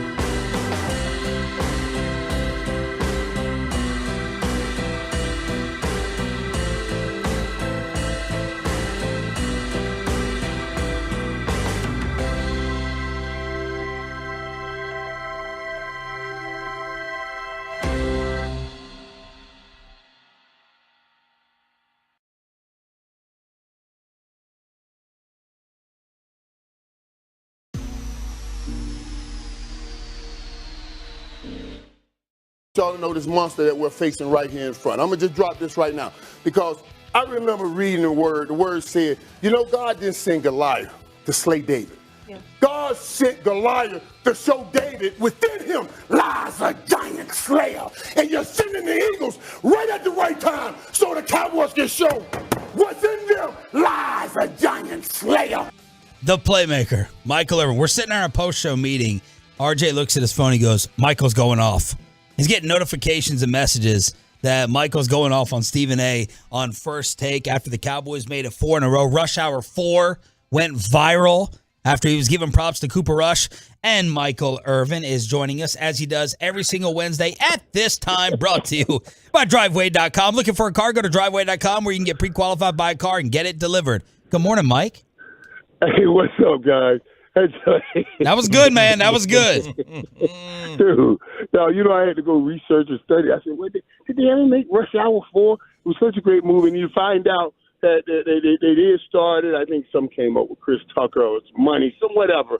But it wasn't in pre-production, and they never completed it. Never hit the big screen. It was a perfect lead-in to what I wanted to play. Cooper Rush made Rush Hour 4, winning number 4. Man, what excitement we have around here. And I heard you guys talking about these Cowboys apologies. Yeah. We owe everybody apology. And I also heard the other day when I was coming to my workout, you guys talking about, and I didn't see that, and I want you to elaborate for me. Amari Cooper, they said he well, I don't want to use a strong word, but quit. Yeah, I heard Michael Lombardi talking about him checking out. I don't have the full story, but apparently he checked out of the final Cleveland drive the other day. Why do we now, and that's what I wanted, I'm glad you said it again, Sean. If you check out, is that not quitting? Or is quitting not check? How is that? You see what I mean? Yeah. I'm just, because I only bring this, of course, I have no art against Amari Cooper, but we've been checking on all the guys that left. And I said to myself, man, we just had Amari. We could be this or we could be that. I no doubt said that, even though I had heard something like this before from somebody, and that's when I told y'all, okay, I'm on board. So I just found that to be interesting. Yes, I'm sure you did. Yes, I'm sure you did. I did. Because I've been back and forth with it, like, hey. After that week 1, I was like, man, I don't care what he was. We need him back. Yeah. We needed him. But, now, okay, I just see. So maybe I kind of owe him an apology, too. Mike, I'm not a superstition guy. Like, I don't believe in, jinxes and all this crap of mentioning a no-hitter. I think it's a bunch of BS. But I know a lot of people believe in it, and there's a lot of people who want to keep this mojo going. Did you believe in that type of the mojo with Cooper Rush? It doesn't matter we score 20 or he throws for 100 yards. RJ and I believe that Dak should play when he's ready. How much of a factor is this in a locker room? Like, if I took an anonymous poll, would there be 30 or 40% of the locker room who say, let's just keep this going until we lose? Well, no. Okay. Let me tell you why. If Cooper Rush had been throwing for 250 yards, 220, and 220 yards, you know what I'm saying? Something up in there. But when you're throwing for 100 yards, everybody's saying, wait a minute. How far can we really get with the quarterback? Sooner or later, you're going to have to win a game. You're going to have to make a play. Yeah. You're not going to beat those elite teams throwing for. You're not beating the Kansas City Chiefs. You're not beating the Buffalo Bills. You're not beating those teams throwing for 100 yards. You're just not going to do it. So that's what was right now. Because now, what those guys in the locker room have to be saying, man, with this defense, and we can get a running game going, and we can get some more stuff going in the offense, oh man, we can be unstoppable. But if Cooper Rush had been averaging 220, 30, 40, 50 yards, this is a whole different story. Mike, who's the best defense that you ever faced, and how far away are the Cowboys from getting into a fun discussion about them being great? Well, they're close. And I talked about this earlier, that you need that one special unit. Either that one special unit offensively, defensively, or special team, or that one special unit within a unit, like that pass rush on that defense. That's one special unit within a unit that is And when I was pulling out that finger licking good thing a couple weeks ago, I was saying this gave us a chance. This right here, Coach Sean, you got RJ. I had capitulated the East. I had given. We can get in with the wild card. I had really, basically, deep down in my heart, given the East to the Eagles. With the way they look, we were going to have to battle without our starting quarterback for 6 to 8 weeks. Okay, I ain't saying the season was over, right? But I gave the East to the Eagles. Now that is back in the battlefield and back on play, and we'll get a good look at it this week. And even if the Cowboys come on the short end of this, you know what I mean? Because I'm gonna tell you, it ain't even about the talent on this team or the talent in Philadelphia. This Sunday night, the Cowboys, I want to see if they're man enough to deal with that environment. That's going to be a playoff environment, and you ain't never seen nothing as hostile as this in your life. And I want to see if they can handle that. If they can handle that, they can handle. Yeah, I feel a whole lot better about this year's playoffs being something different. Is there a weakness on this defense? I think if you can run right at them. Now, I don't want to say that too loud because I don't want too many people to know it. But what you always did is great pass. When we had teams with great pass rushing, you try to bludgeon them. Go right at them. Go right at them. They just want to run back in and get to the quarterback. Let's keep busting them in the mouth and see how that slows down. You know what I mean? Yeah. But that's why it's important. That's why it's important. I keep saying, Cooper Rush, you got to start fast. You got to start fast. Go move the ball. Go get us 7 points. Go get something so they will be put in a place to have to throw the ball. I'm worried about this. Cooper Kupp is all they had last week. This week, they got 2 pretty good receivers. Yeah. And the Cowboys got to figure out how to stop both of them. Michael Irvin on the Diamond Factory hotline here on Sean and RJ. What do you do with Micah in this game against Hurts? With all this talk about spying, how do you see this matching up X's and O's wise, and what would you do with Micah? Now, I'm going to do what I've been doing with Micah. You know, right now, you heard what Sirianni, the coach said up there, I don't know his name, Nick Sirianni. Yeah. Sirianni. What he said is, we're going to account for Michael on every snap. Everybody will know what Michael Parsons is. Everybody knew where Jason was on Friday the 13th. Everybody knew where Freddie Cooler was. He was right there in your seat. But you still got caught by them, didn't you? You still got killed by Jason. We always know where the scary dude is. It doesn't matter, though, because he still comes to scare you. And, man, Michael Parsons, just, dude, and I was just working out, and we talking to some guys. And dudes like, man, this is Michael. This is Michael Parsons' thing. This is Michael Parsons sets the pace for everything on that defense, man. And it's been fascinating, incredible, and something beautiful to watch. And and this is the scary part. I don't think we've seen but about 60% of what he ultimately will be. I'm telling you, this dude's still learning, and he's still growing, and he'll still get better. I don't know if Jerry Jones is going to have enough money. And if he ever says, if he said right now, we should start talking about my money. Y'all better get in there and start having a conversation. Don't be tripping on this right here. I don't want to hear that. We need Michael Parsons. I don't care what you do. You got to keep him on the field. Because he's going to want to get paid like a linebacker and an edge, right? That's going to be $40 million. And you better go find it. Go find it and get him on the field. That's all I know. I don't want to hear none of that. I don't care what you do. Michael, you better go find it. Michael, I know last year and in years past, like the attitude, the toughness has sometimes bothered you with this team. Do you feel like it's different? They looked like they beat the Rams' ass and that they are not going to get bullied and pushed around as much like they did against San Francisco. Do you feel like that aspect is different? And you know what, Sean? There's where the apology lies. Yeah. There's where the apology lies. You hit the nail on the head. And I talked about when I'm talking to Stephen Jones, I'm about, wait a minute, man. Stop looking at talent Let's look at personality. Let's look at the type of dudes we're bringing in. Since it's a skill and a will requirement in the National Football League, this is not some job that you have in front of a computer where it's only your skill.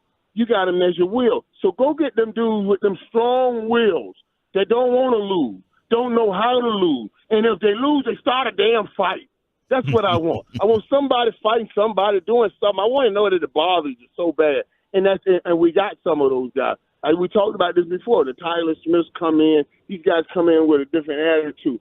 And yeah, Michael Parsons has been that guy. I told you we need more of those guys. We need more guys that we're saying. And Michael's not depleted of any talent. But I'll take a little at Tyler Smith.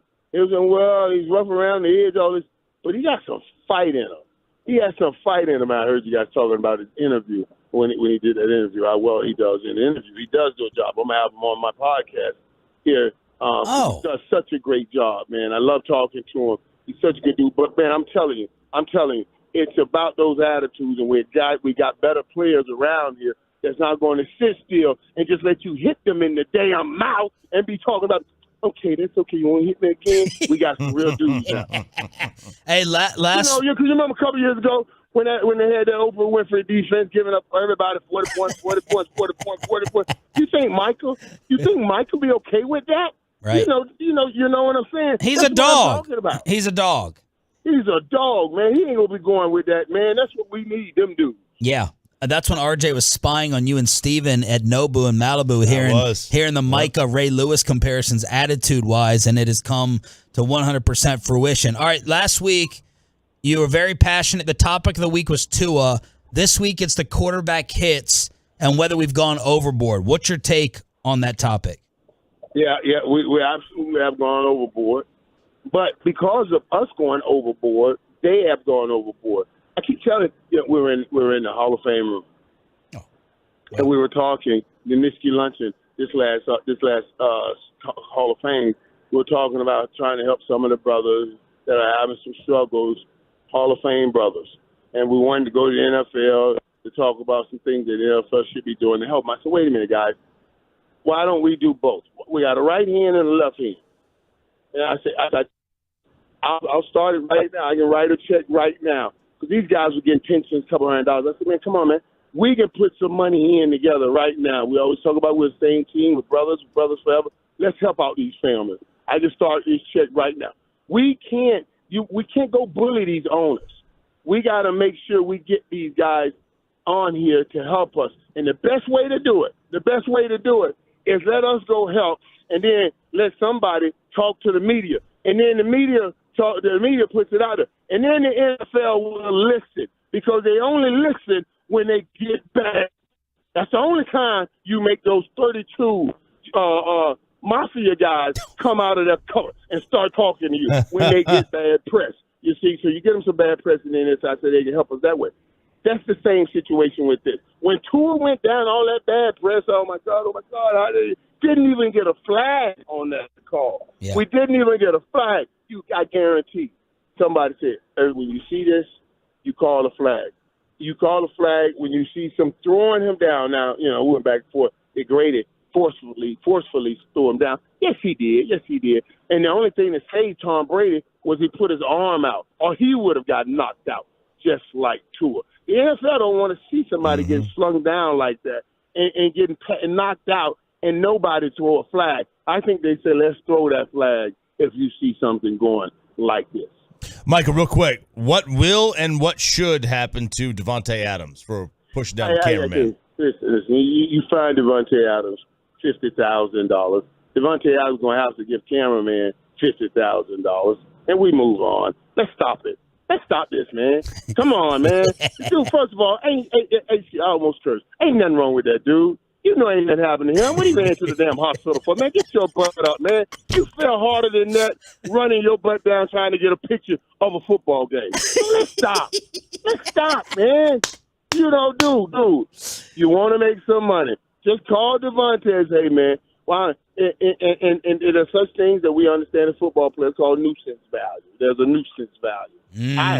So there's a nuisance value to this for Devontae. You call him and say, man, I don't want to go through this. If I got to go to lawyer calls, go through all court and all that. Why don't you give him $50,000? We can forget it. Yeah, write a check for $50,000 because it's a nuisance value. He doesn't want to deal with it. He don't want to have to go write a $10,000 check of a retainer for a lawyer and just let them jokers get on the clock. Because once them jokers get on the clock, you can't get them off the clock.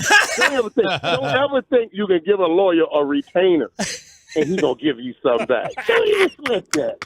Don't even think that ever. And all my years, and y'all know I dealt with me some lawyers, I ain't never got no retainer back. I ain't never got a dime back from a retainer. Oh, my God. So you try to get it out the way on the front end. Fire on Monday, fire today. It'll be fire this weekend for the heavyweight fight Sunday night. Thank you, brother. This was awesome. Have a good one. No, that thing will be so, oh, my God. I'm even thinking about going Sunday night, right? Ooh. The only thing, I would have to have a drive back. I have to drive back to New York for first take, and it's a 2-hour drive. I already have my secretary marked it out. It's a 2-hour drive. So say the game ends at, 12, 11, 11:30? Yeah. 11:30, 12. East Coast time. Now I got to drive back at 2 and be back up at 5 for the show and be expected. That's going to be a big one. So I'm still contemplating it right now. You know what I mean? But yeah, it's going to be a fire, man. It's going to be a fire. All right, brother. Thank you so much. This was awesome. Thanks, Mike. Always good, man. Always good talking to you. That was Odyssey NFL insider Michael Irvin. Insider Calls brought to you by Driveway.com. Head to Driveway.com today to shop more than 25,000 new and used cars and driveways nationwide inventory. The Tolos are looking for the power rankings. Y'all going to try to get the Cowboys into the top 5 of this week's power rankings? Next. But first, let me get you on.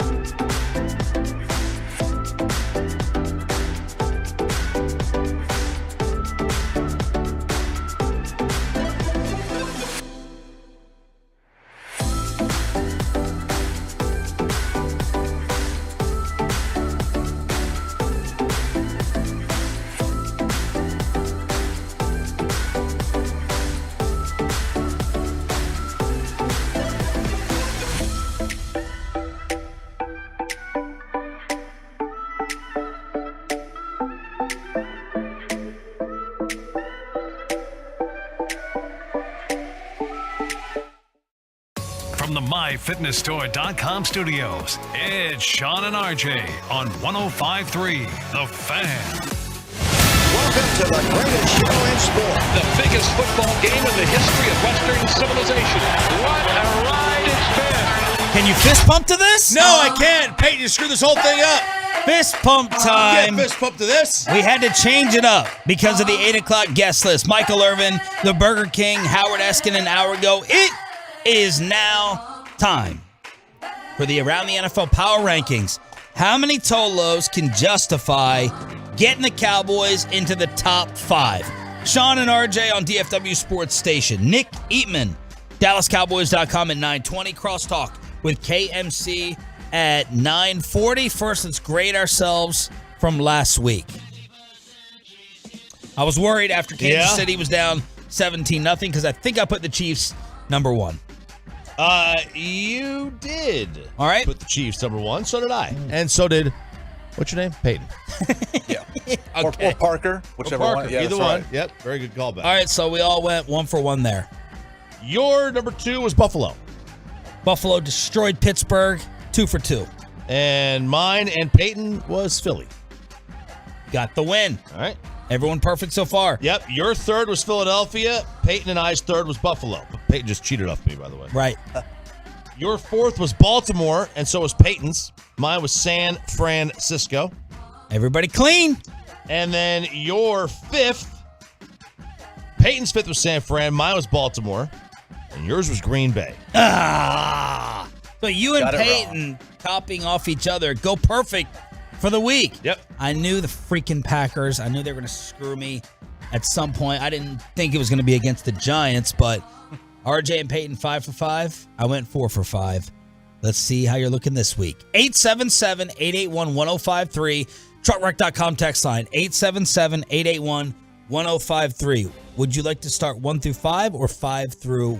You know what? Let's go 1 through 5 because that's where the Cowboy drama would be. It would be around that 5 area. So let's go 1 through 5. First, how are the national people ranking us? Blogging the Boys compiles it. Blogging the Boys had the Cowboys going from 9 to 6. NFL.com from 13 to 10? By far the lowest ranking of the national outlets. 10th for the Cowboys. ESPN from 11 to 5. USA Today from 9 to 5. Yahoo from 8 to 4. This week, Cooper Rush, a freaking quarterback. CBS from 8 to 6.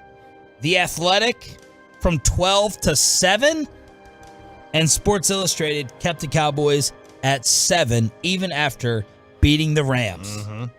The teams in contention to get forgotten out of this. Maybe Baltimore. I've totally forgotten about the Chargers the past few weeks. They're 3-2. The number 1 team, though, probably disrespected and forgotten. The Minnesota Vikings are 4-1. Yeah, we have completely forgotten about them. Yes, they're 4-1. So let's go 1 through 5 since y'all started it off perfect last week. Go ahead, you and then Peyton. All right. Go. So my number 1 team in this week's Power Rankings is, I've switched it, Buffalo. They should be 5-0. They are first in efficiency in the NFL. They're the only team in the top 10 of all 3 phases. Buffalo is my number 1 team right now. And the Bills are what the Cowboys, I believe, should try to be formula-wise when Dak comes back.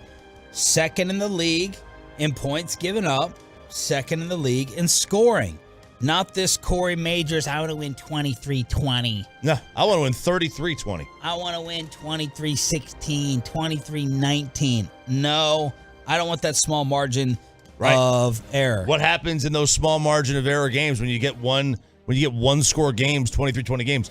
Luck plays a factor. You want to take luck out of it. How do you take luck out of it? You beat them by 2 scores. Beat them down. Oh, and by the way, we think that we have the heavyweight matchup of the week. Unfortunately, we don't. We're the undercard. Oh, yeah. We're the undercard to Bills Chiefs. It's going down. Bills at Arrowhead, and for the first time in his career, Mahomes is a home underdog. That just came out. Mahomes has been favored in his first 41 home starts, including the playoffs, the longest streak to start a career in the Super Bowl era. And he is an underdog to Josh Allen and the Bills coming in.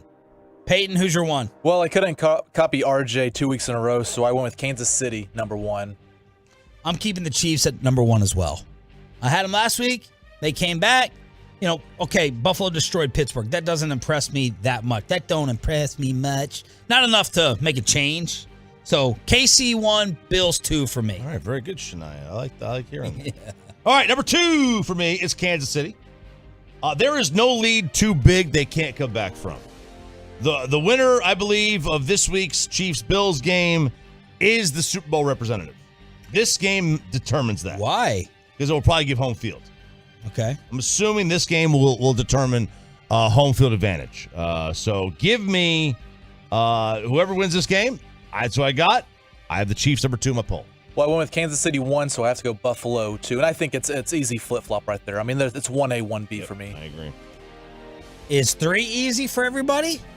You have Buffalo 2? I'm sorry, KC, you have Buffalo 2? Yes. KC then Buffalo.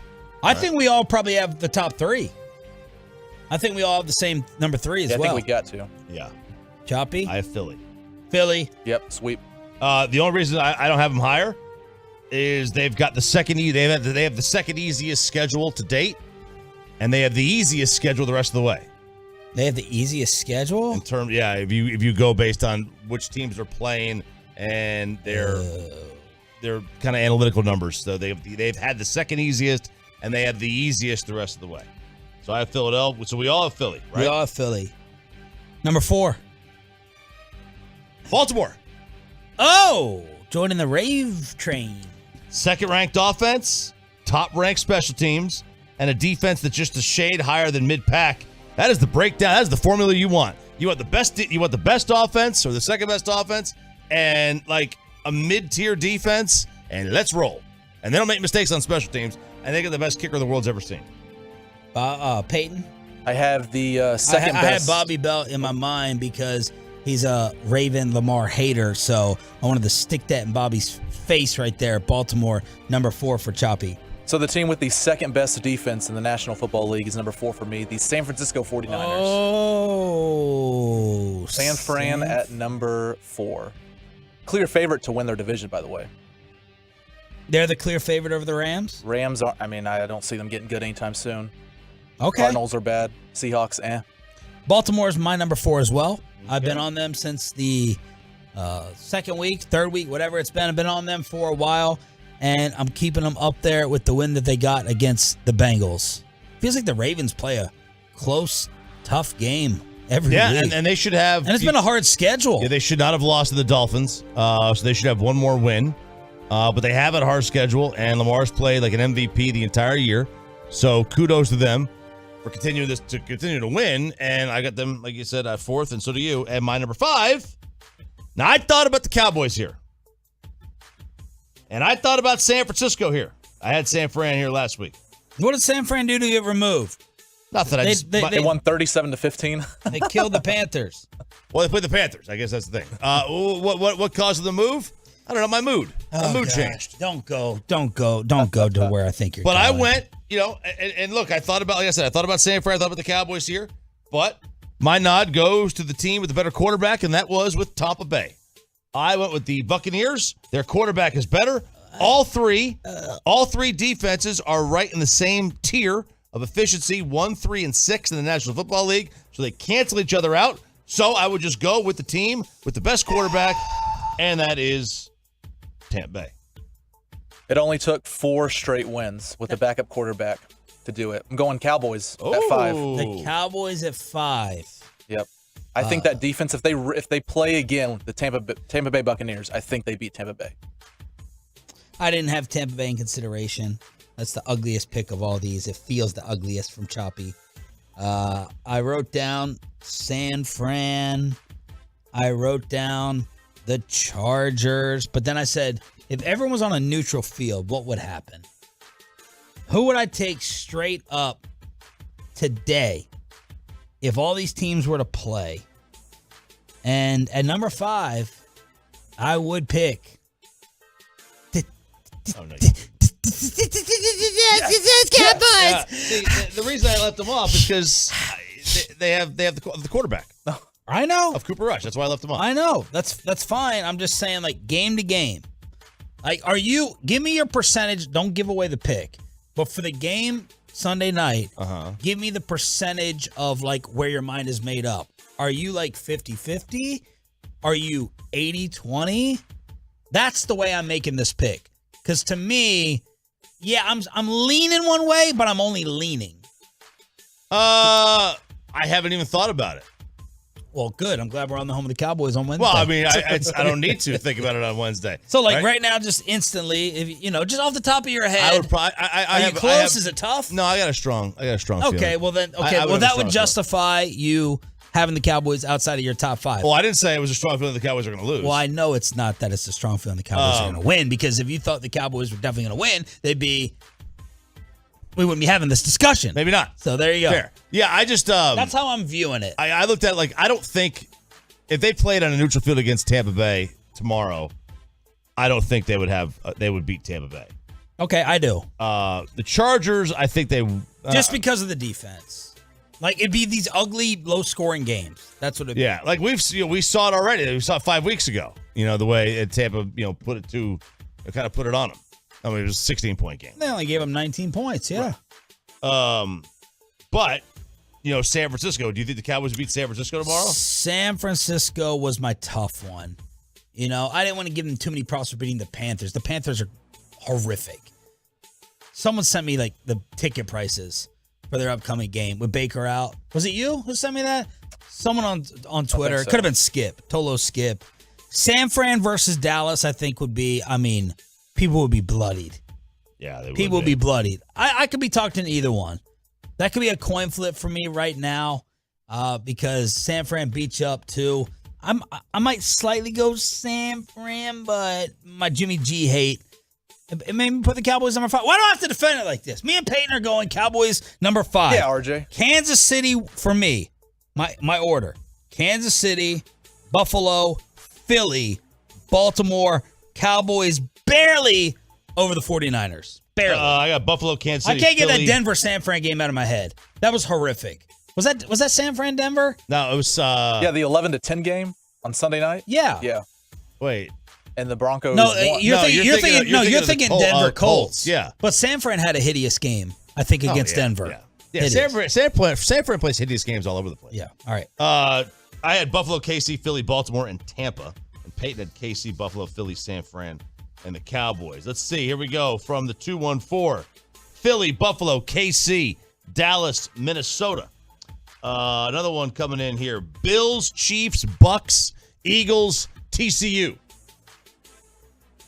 TCU. The Horn Frogs. We put in for Sonny Dykes yesterday. From the 817, Cowboys 1, Cowboys 2, Cowboys 3, Cowboys 4, Cowboys 5. Sorry, I was reading T.O.'s tweet. Fly, Eagles, fly. Forget a double date. Big play Slay. Needs to concentrate on those Cowboys and continue that winning streak. My guy Jalen Hurts is on another level right now. I'm not surprised right now. He's the MVP. So that's T.O. talking smack, I guess, against America's team. Nick Eatman, DallasCowboys.com. Our little debate during headlines. What do you do if and when Tyron comes back? Let's start previewing Filthy, then crosstalk with KMC. Nick Eatman joins us next on The Fan. Well, let's get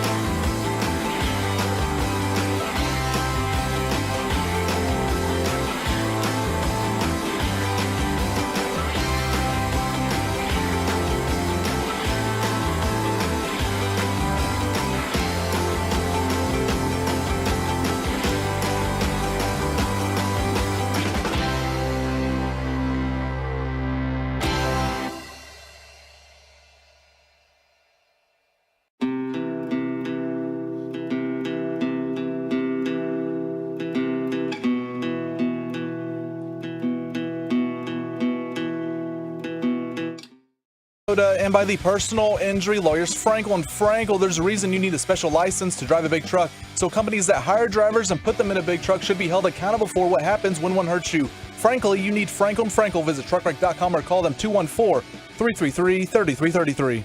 Yes, there is an empty chair next to me here on Sean and RJ. It's DFW Sports Station 105.3 The Fan. If you see on the Fan Cam, Twitch, or YouTube, I'm doing a solo show. Are you okay? You're coming back in with baby wipes. I'm okay now. I wasn't okay 4 minutes ago, but right Pizza? now. Cheese again? Nah, just life. Just life, man. Just a good constitution down there.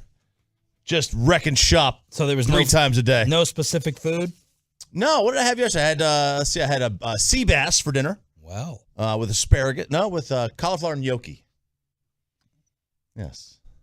Cauliflower and gnocchi. Man, I'm going to write a book on the RJ Choppy chapters that turn in this world of life that he lives. Transformation. Nick Eatman, DallasCowboys.com, brought to you by Ford. Built for Texas, built for you. Good morning to that.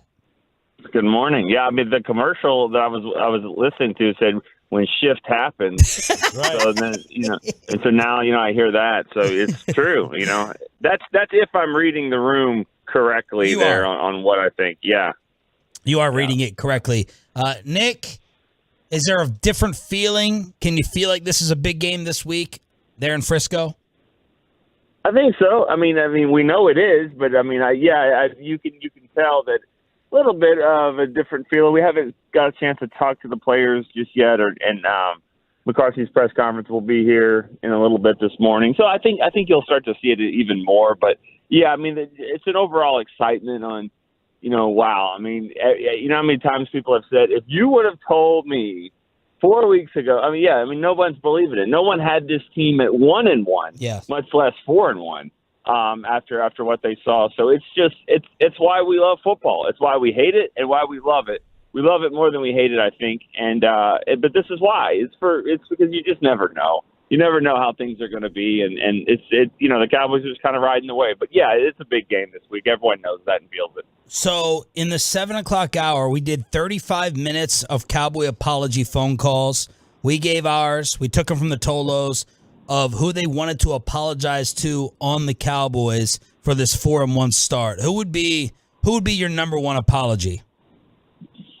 Wow, that's a good one.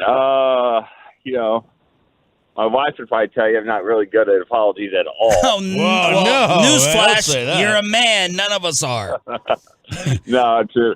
No, I would say probably, is it too easy? I mean, Cooper Rush, I didn't see it. I didn't see this at all.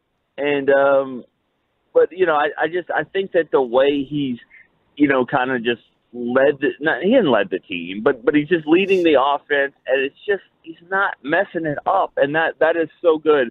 I mean, I think you could say a combination of him and Kellen Moore, because those guys, and maybe McCarthy played a role in it as well. I mean, they don't share all the details there, but whoever it was has figured out this is how we need to play this thing on offense. Don't get too cute. And I think they're all realizing just how great this defense is week by week. And I think even when Dak returns, it'll be the same. It'll be like, hey, I don't have to go get 40. Nick, second time. We got a phone cut out. Second time with a phone issue. I blame Payton or Parker, whatever his name is. Yeah. So we'll get Nick Eatman back on from DallasCowboys.com. The candidates on that apology list were Cooper Rush, CeeDee Lamb, Tyler Smith, Brett Maher, McCarthy, and Kellen.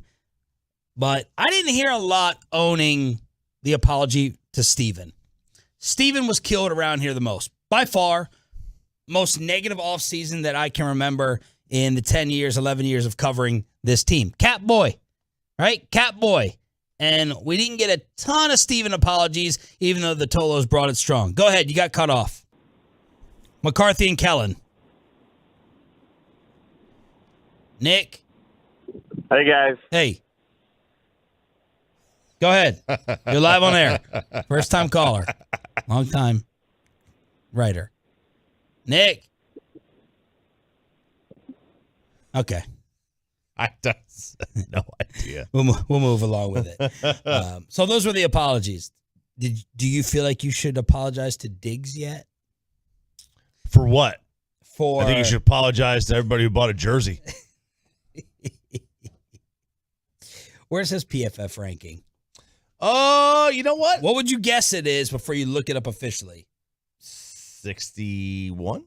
Oh, that low. Okay. I'd guess low 70s, high 60s.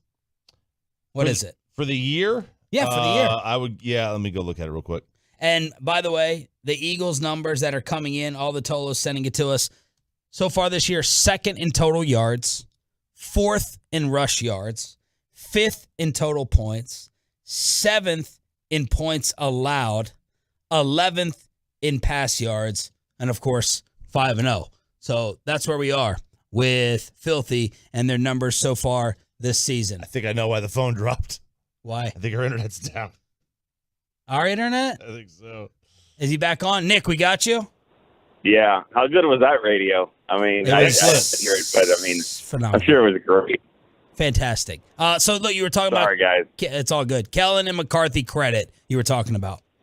Yeah, I mean, I think you got to give some credit to whoever it was on that offensive side to say, hey, we don't have to play at a style where we got to go get 30, 40 points, because that's the way this team has been built, and that's what we're used to. And I don't know if I said this point or you guys heard this, but I think we also have to remember Dak Prescott has never played with a defense this amazing. He's played with good defenses, but not with one that he feels like could carry the team. So even when he comes back, I think it'll be a different approach of something that he's not used to as well. Do you think this defense has – I know you've already said that they're great, and this morning we were trying to figure out if we could get them in a 2000 Ravens, Buccaneers, Warren Sapp, Legion of Boom, Von Miller Broncos category. Do you think there's a possibility, there's a ceiling to get there? I think basically what you just asked is, can they win the Super Bowl? Because all of those teams won the Super Bowl. I mean, I don't think you get that term if you don't win it. And maybe there are some cases, but I mean, am I correct? Yeah, all 4 of those teams won it. And so that probably started later. It probably, started after they won. And then you're like, man, that was so good. They won because of the Super Bowl. But I don't think you could get some amazing defense that just wrecked shop all year, and then in the Super Bowl they gave up 37 and they lost. I don't still think we would be talking about it. So I think it has to go that way first. And that's kind of a big deal, because it hasn't happened in 27 years if that is the number that I keep hearing all the time. So Manny Acho on Hellman's show the other day said, I love that you called it Hellman's show. Hellman's show. He said, you got a top 3 defense, maybe the best. You got a good enough offensive line. You got good enough receivers, good enough running back. If Dak Prescott is that guy, you are a definite Super Bowl contender and favorite in the NFC. Everything else is there on paper. Do you agree with that? Yeah. I know. I don't know about a favorite on paper. I mean, I don't think they'd be the favorite. No, I don't think you're the favorite, because I do think it'll come down to the quarterbacks, and so I don't think that I would call them the favorite. But I do think that they would be right there. Let's see what happens though with home field advantage and all that, like where they fall into this. But I think there's 5 or 6 teams that are good enough to get there, especially the ones that are playing hot at the end of the year. And now the Cowboys are going to be one of them. And I think they will be. I think the way the schedule lines up, it's still relatively early, but I do think it's enough for us to know just who's good and who isn't. And I think if you look at the schedule, it's shaping up pretty nicely. I was looking at this the other day. 12 games left for the Cowboys. They only play 3 divisions. From here on out, it's just the NFC North, and it's the AFC South, and of course the NFC East. So it'll be interesting to see. But I think that the schedule lines up for them to be in that consideration when it's when it's time to go to the dance. Nick Eatman, every single hump day with us here on The Fan. Our toughest question of the day, we thought in headlines, 7 a.m. If I tell you tomorrow that Tyron Smith is 100%, give me the starting line. That's a good one. I feel like Broadus. Did Broadus have something to do with this? No. He's on a show. No, okay. Because he's on a show with us, and we went down this road yesterday, and it wasn't fun. What did he say? What happened? Well, I don't remember exactly what he. I mean, I think everybody kind of was like, "You got to keep Tyler Smith in there." And all I'm saying is that I just don't see a situation where Tyron Smith, a healthy Tyron Smith, is not going to be good enough to play. But the way you asked it, man, if it's tomorrow, I'm kicking Tyler Smith inside the guard, and I'm going to play him at tackle. And then there's another thing about Tyron that I do like if he comes back, and I think he will, like in December, is that all the issues that he has. If you listen every time Tyron, you talk to him in training camp or whatever, says he's feeling as good as he's ever felt. Well, it's always that neck, shoulder, back, elbow, all that stuff. And he should be feeling good with that. Obviously he's rehabbing his hamstring and knee injury. So I do think you're going to get a better version of Tyron Smith when he comes back than what we've seen, because he should be relatively healthy with all of the ailments that he normally deals with. What was Broadus's argument? No, I don't think he. I think he was like, I don't want to take Tyler Smith away from left tackle. I think. I mean, we were all kind of going in different directions there, but for the most part, I think that most people would like to keep Tyler Smith there. For me, he moved so well back out to tackle. I think he could be fine at guard. But then the tricky part is that Tyler Smith never beat out McGovern at guard, and so he may not be a better left guard. And that, if you want to get your best five out there, then you start looking around and, okay, now Steele, who can play right tackle? Is this Jason Peters jump into this? I'm just dodging the question, guys, because I don't really have the answer. What is the Tyron updated timeline? I think it's around. I mean, I think it's one of those, let's see what happens at Thanksgiving. I wouldn't imagine anything really before that. But I've seen him a little bit. I've seen him moving somewhat to the point where, man, in a month, I would be pretty encouraged by this. So I just keep thinking Thanksgiving, that 3-game stretch there of home games, I could see him playing in one of them. Thank you, boss. We'll pick it on Friday. All right. See you guys. Nick Eatman, DallasCowboys.com. Brought to you by Ford, built for Texas, built for you. Let's cross-talk. When do the Halloween costumes go over the line? And was Bassett going baseball crazy yesterday? Crosstalk with KMC next. Well, let's get over to Platinum Chrysler Dodge.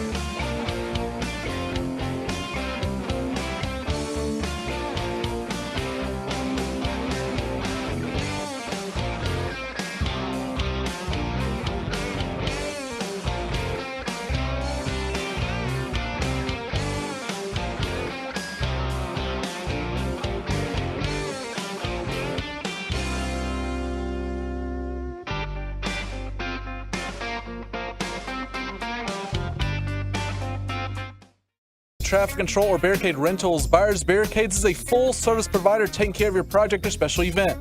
No matter the size, from start to finish. The Texas Authority and Barricade Rentals at ByersBarricades.com. In to try to close it on a Tuesday. Alvarez launches deep right field, and this one is gone! And the Astros walk them off in Game 1! Yordan Alvarez! Are you kidding me? Voice crack and all, Astros come back and win Game 1. Please tell me you've spent multiple segments talking about Jeff Passan this morning. Yeah. Oh, with him and Ben Verlander? Yeah. Okay. I don't know how much of that you can repeat verbatim on air, though. I think you can. Who is Ben Verlander? He's Justin somebody's Verlander's Justin's brother. He's a troll on Fox Sports. Really? He's on Fox Sports? Yeah. Someone set up the story. Like he works on Fox Sports? I think he does do some regional stuff with Fox Sports. And so, like, he picked the Astros. Real quick, he's listed as Twitter by a Fox Sports MLB analyst. And he seems a little touchy because, like, he picked the Astros to win the World Series, and I guess he got some predictable pushback, and he was like, oh, excuse me, I thought picking the team with the best record in the AL was a logical thing. So what happened was Jeff Passan was talking about something, and he goes, oh, I'm sorry, I should have done it like Verlander and said, Shohei Ohtani, Shohei Ohtani, Shohei Ohtani, because he always says like the whole name. And then Verlander responded, how tall is Jeff Passan? He looked it up on Google and it says 5'9". And he goes, why don't you get on a step stool to talk to me? And this is where I thought Passan just was like, I'm just going to drop this bomb and go. Which he does body people on Twitter a lot. Absolutely. And Jeff Passan responded, that's weird because usually you're on your knees when talking about Shohei Ohtani. And then he followed up with an apology. Earlier, a tweet directed at Ben Verlander crossed the line and was hurtful to many. I deleted the tweet and sincerely apologized. This is my favorite part, though, Kevin. Though Ben and I have known one another for a while and often joke on Twitter, it's no excuse for my mistake. I will be better and learn from it. It's like a friend that you can take shots at face to face, but you just can't expose that kind of humor online, right? Is that how it is? Or maybe people can't find out about it? But I'm not entirely sure they really are friends. Or that they were joking like that. Because Verlander responded, really, because that's the same thing you do when you're trying to get an interview with my brother. Oh no! And so I hear you on that, Corey, and you might be right, but I also am not totally sure they really are friends. Mike, was there any baseball reporter that you like revered or were like, oh my gosh, I'm kind of commanded more respect? Verducci's always me. When yeah, that was so good. Okay, move on. When Peter Gammons was in town, I mean, that was really cool. Obviously, he was at most of the Red Sox games. Yeah. And then I know you're asking me, and I should have his name off the top of my head, but I also thought really nice and really cool when he was at our games was, and I'm sorry, this is how horrible I am with names. Bob Costas, Verducci, Kirchin, Tim Kirchin. Tim Kirchin. Hooper from Texas. Was obviously one of those guys like, oh man, that's really cool. And then I developed a really good relationship with a guy named Bill Latson. Sometimes he goes by William Latson, who was covering the Nationals at the time. I believe he still does for MLB.com. Really good guy. Corey, what's coming up? Right out of the gate, this is one of my favorite segments of all time. Ooh. What are you doing to annoy that Eagles fan in your life? Because we all have a friend that is a fan of the other team, and you get to annoy them in some way. Mine is the brother-in-law, so I'm really looking forward to getting after him. I had a neighbor across the street that was he was at the time a Redskins fan. Now they're the Commanders. Yes, and they are. My favorite moment, trying to get Sean, in with the Jones family, I see. Yes. My favorite moment was the guy that comes around and asks to spray paint your numbers on your sidewalk. He came by and he was showing me like what he could do. And my neighbor was a Redskins fan, and so I had him spray paint the Dallas Cowboys star on his sidewalk. And so every time he pulled in, he had to see that. So that's the right out of the gate. But I did want to add this, and I know this is like a 4-hour tease. The C block today. 1 o'clock. 1 o'clock. This is the most significant news we've gotten on Lucy since we've started this thing. Nice. And All right. I haven't even told Kevin the new information that I got last night from Adrian, which is, it's a game changer, man. So I'm really thankful for all the Tolos that have been with us this whole time. And anybody that doesn't know the story, I'll tell you the story at 1:00 and then tell you the new update. Awesome. I'm excited. Congratulations. I have a story. What's it about? It's about Corey. Okay. Oh, crap. What did I do? Well, so anyway, I want to talk about.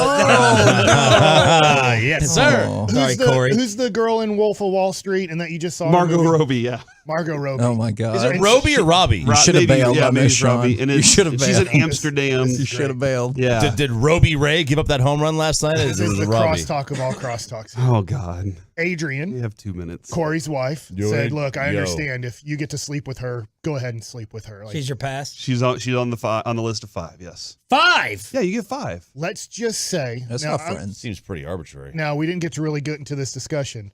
Let's just say this dream comes true Are you for going to talk Corey. about how he's going to? Oh yeah.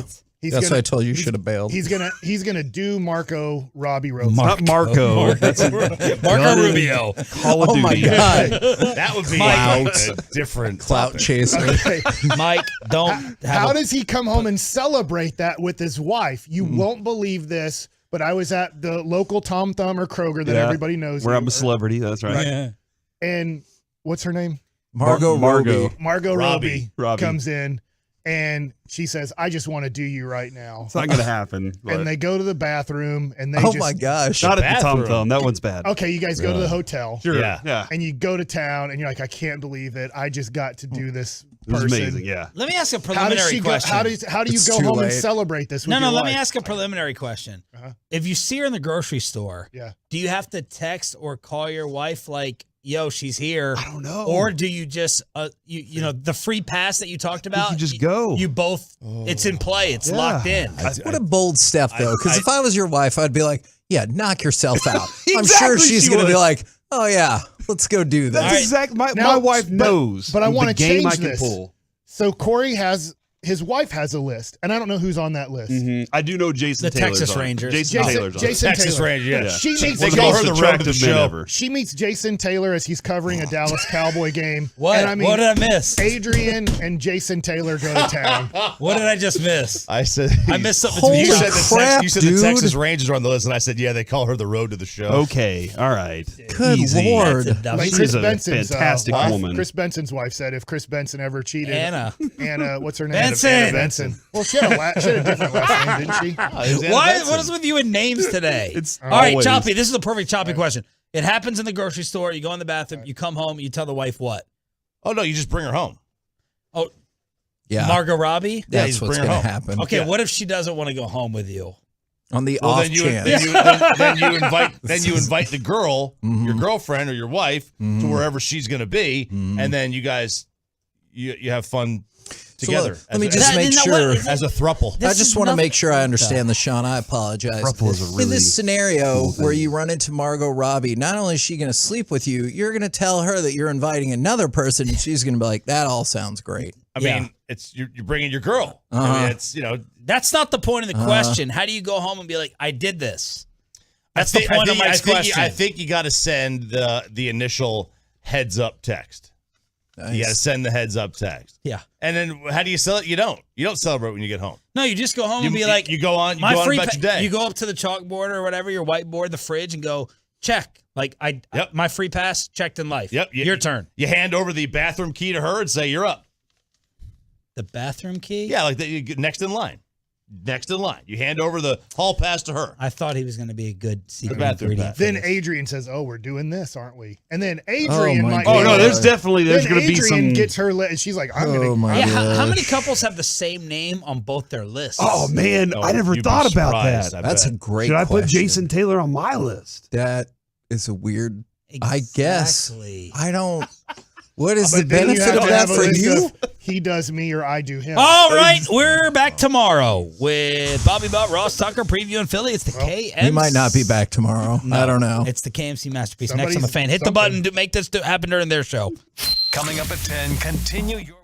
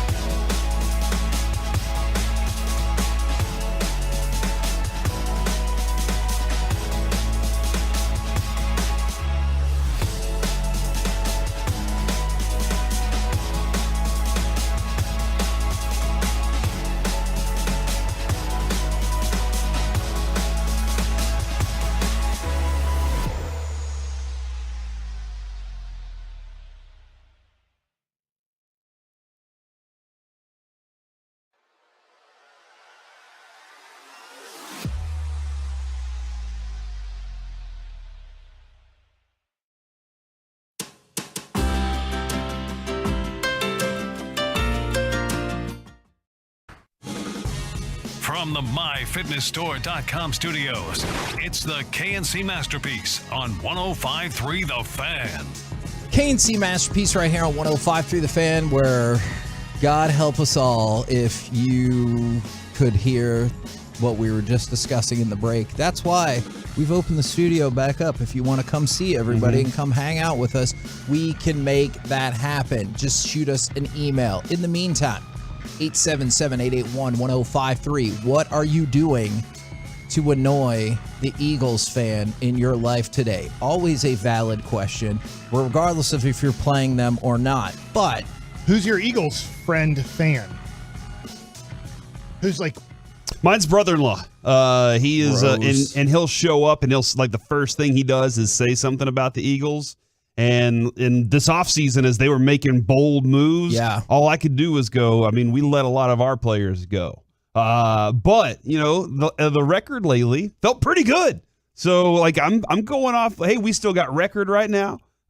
You know, like when was the last time you guys beat us? You know, how are you feeling about the last? What was the outcome the last time we played? Because it feels like we ripped y'all one. Yeah. You know what I'm saying? Does it have to be just a Philly fan, or can it be a general anti-Cowboy person? Okay, anti-Cowboy is a good way to approach this too. Anybody that's even like anti-Jerry Jones, because a lot of this, isn't that a big factor? Is that a lot of our parents got mad because Jerry Jones fired Tom Landry, and then they're like, never again. And then the Super Bowls happen, and they're like, oh, this is kind of fun, but never again.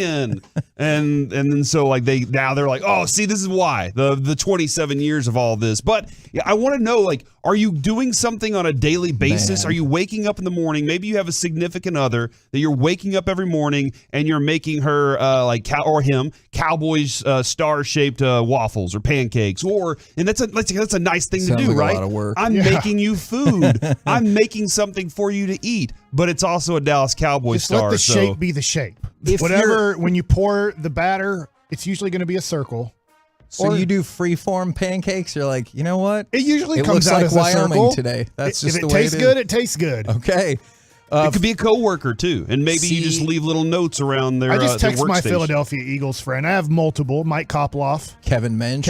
I just text Minchie. Ask Minchie if he wants to come on. I did. probably shouldn't call him that. I just did. Okay, great. Shrek, you can call him Shrek. From the I 469. probably should put my name. We don't text very much. Kevin, real Cowboys fans don't have Eagles friends. That's fine. That's fine if that's how you're going to be about it. But you also can work with somebody. You don't have to be friends with people you work with, right, Kevin? We talked about this earlier. Yeah. Oh, Corey won't give me a discount on a car anymore because he said we're coworkers, not friends. Well, It's a really harsh turn of events. Yeah, no. Well, you get a better discount as a friend, but you're a coworker, and I have to look at it. I have to figure out which order those are in. Now, I am concerned, Corey, because there are a lot of folks who do have people that it's probably too late to cut them out of their life. Really, 469. My wife is from Pennsylvania, and she is an Eagles fan. First of all, I feel like that was not like a reveal that was made after the wedding. And like if you didn't know where your wife was from, that's probably problematic leading into the marriage. Two options there, either an Eagles fan or a Steelers fan. Sure. And both of those are against But do you Cowboys. prefer the Steelers? You do, because you're a huge Steelers fan. He doesn't have that hockey. Yeah, but but the big factor there is both of them are a problem. So you did know what you were dealing with. Sometimes you think you can convert. A lot of women out there think that they can fix their man, right? Like they're like, oh I can fix him. And I know he's troubled. And so from the men, their flip side is I can fix your sports She'll fandom. come to my side on this. Yeah, at some point she'll be a fan with Fascinating. me. So yeah, and again, it could be a family member, it could be a loved one, it could be anything, somebody that you're associated with. How do you give them a hard time? How are you ribbing them this week? From the 214, I want to get to that one more person who could have a tough time getting out of this. Their Eagles fan is their girlfriend. She might get kicked out of the house on Sunday. Do you arbitrarily start an argument and then like you break apart, and then about 10:30, if your team lost, you're just like, I'm still mad. We can talk at a later date. And if your team wins, you come right home and you're like, I'm sorry that the Eagles suck. Yeah, Like, there you go. I like that. That's how I would do it. That's the way you do it. I appreciate that one a lot. I think that you still have the best, most practical idea. Now, I don't know how practical this is, but this is one of my favorite things that I have ever heard you say on this show, is that you flake instant potatoes over a yard with the hope that when the sprinklers come up, that potatoes just start. Yeah, Mike, have you ever made instant potatoes before? The yard. You got their sprinkler system and you put it in their yard, and when the sprinklers go off, then potatoes pop up in their yard. Not like actual potatoes, but mashed potatoes. Really? Yeah. You want to do it in It your doesn't yard? take hot water? Well, nah, don't worry about that. And it probably doesn't look the way I think, because in my mind, like I realize this is unreal. Yeah, it's in my kinda- mind, it's like you just got a bunch of snow. That's and your amazing. entire yard's mashed so people potatoes. really, you shouldn't toilet paper. You should go buy Potato. like 10 boxes of instant potatoes Yes. and know that if it's going to rain at night, you go out and you spread the instant potatoes on the grass. And then Yeah. when it rains, they wake up to really bad tasting mashed potatoes with dirt and grass. And you don't in have to their mow yard. the lawn. You have to mow the potatoes out of your yard. That would This be is amazing. And it's kind of This it's is crusty. the most amazing thing I've heard. Yeah, I'm doing this. This is a smart idea. I'm potatoing of friends' houses. Just try it in your house first and just see how it works. No. That feels like a bad idea. I'm I I'm also sure this you can do doesn't- it in the shape of a Cowboys star, or you can do it in I the do not- shape of the score that's going to happen this week. I do not have that kind of patience. Okay, all right. Or probably accuracy, and I know it doesn't look the way I think it does with the fresh snowfall and everything, but I think that's amazing. I did But- that with the fresh snowfall, by the way. When that neighbor who I spray painted his yard, I also went across when it snowed and I drew a star in his front yard. You want me to give you a little bit of Dak Prescott breaking news? It's not huge. How's he spinning the ball? Dak Prescott, this is according to Todd Archer. Dak Prescott is expected to throw off to the side on Wednesday for the first time. Like sidearm? Since undergoing surgery on his right thumb on September 12th, but he will not do so during practice, according to a source. So just to give Cowboy fans an idea on where is Dak Prescott on his rehab? Right. If Todd Archer's report is correct, which I do believe, this is the first time he's going to start to try to throw a football the way that an NFL quarterback would try to throw a football. To spin it, you mean? We're probably let's just hope that everything goes well today. It's going to be We're fun. probably 10 days away, I would say, from him really joining practice and really firing a football. Let's just hope. Yeah. So he's missing the Philadelphia game. He's probably missing, is it Detroit next and then Chicago? But at least that, right? yeah. But so, at least so that's Chicago sounds like a possible. realistic possibility if everything goes well today, which with And then the they got a plate bye and week. screws in his thumb would be exactly what the doctors who did the surgery thought, that he would be a 6 to 8 week process. And it's Lions, then Bears. Lions and Bears. Yeah. Yeah. Okay. And then Tigers somewhere in Yes, between. Yeah. And then Green Bay, Minnesota. Is that, do I have it Yes, right in my that head? is correct. Oh man, we get that whole NFC North in one 4 week span. Yes. Wow. Back All to right. back. So the 2 week bye to back to back. prognosis, a couple days after the surgery, doesn't seem to have worked out. And then he'll be back in 4 weeks hasn't worked out. But the 6 to 8 weeks on what human doctors who went to school for like 7 to 12 years to do this, they were actually correct in the timetable of Dak Prescott. It's interesting. It would appear as though that's the case. This is an interesting moral conundrum because I'm not entirely sure. From the 469, this person's fiance likes the Eagles, but hold on, because she hated her dad because he's an a-hole and he's a Cowboys fan. Do I cut her a break? So family trauma is why she's gravitated towards the Eagles. She hated her dad just because he was a No. She hated her dad. And he was a Cowboys fan. And he was a Cowboys fan. Gotcha. It sounds like, per this guy or gal, I don't want to Yeah, it could definitely be a girl. Yeah, absolutely. And that her dad was an a-hole, and that's why she hated him. And also, he was a Cowboys fan, so she naturally things that are roots associated against, with him, Yeah. the smell of Budweiser and stuff like that. I get I it. feel like we need to cut her a break after Sunday. Yeah. Like, you don't have to, you can be neutral to Each her. week is like a different story. And this one is definitely, it's Philly week. All right. Yeah. This is the week where we don't like Philly fans. Every other week we can be, yeah, we can. Well, sometimes we need because them. of your OU. Sometimes your we need 'em. OU QB that you're in love with. But sometimes we do need them to beat other teams, and sometimes that's a good factor. So Ooh, because that's we a know good we point. can defeat them. Do you think you will depend on the Eagles at some point to get a result you need for the Cowboys? Absolutely. At some point, we might need them to beat the Giants at some point this year and knock them off so we can get into that the wild card. Uh-oh, I got a response from old Shrek. 12:40 today. I'm going to ask him. Okay. He said, I can today or tomorrow. He's about to go on with Nate and Isaiah here in a minute. Okay, great. From the 940, sending memes of Micah Parsons to Philly fans. We stole the best thing that Pennsylvania had to offer from them. Wow. You ever thought about that? Not until just this moment. So it goes Micah, Liberty Bell? Mm-hmm. I guess the founding of the country and everything. And products that are made with Philadelphia cream cheese. Ooh, which we that's a can good find point. any kind of cream cheese, That's honestly. a good point. Okay, right. so we stole the best thing from Pennsylvania. Yeah, we did. And Kevin Kevin Minch. Minch He's from is Delaware, coming on I think. at 12:40, and he's an Eagles fan. I gotta Does he learn know more about Delaware. We're bringing him on to make fun of him. Well, you Or might to make fun of the them. Eagles. They're 5-0, man. Mike, what are you They're the doing? recent Super Bowl champs of our division. This is Philly week, Mike. They spell the letters correctly when they get happy in Philadelphia. What does that even mean? E-A-G-L-E-S. Eagles. I mean, how many times do we The hell go are you doing right now? C-O-W-B-O-Y-S? Cowboys. We don't do that. Because we don't need to. Yeah. They're reminding everyone in Philadelphia how to spell Eagles because they're like, hold on, where's the Z? Yeah. And you're like, no. P-H-I-L-A-D-E-L-F. Nope. No. See, I messed it up. I knew there was couldn't no be way in he was gonna be Philadelphia. able to do it. PH. Man, you might Sounds be from like- Philly, don't know how to spell, and love the Eagles. I'm very concerned about Are you this. kidding me? I'm just kidding. Yes, I am kidding you. That's okay. I'm not from Philadelphia. Good. Oh my gosh. I'm from the Duncanville, the 214. city of champions. This I can is a- spell that most of the time. This is bad. Our family are big Cowboys fans. My brother married an Eagles fan. She makes him wear Eagles underwear. What? She makes him do that? Why? Why would you agree to that? Okay. What's she doing? Corey, put you to the test on this. No. I've always thought the Eagles have a cool helmet. Keep going.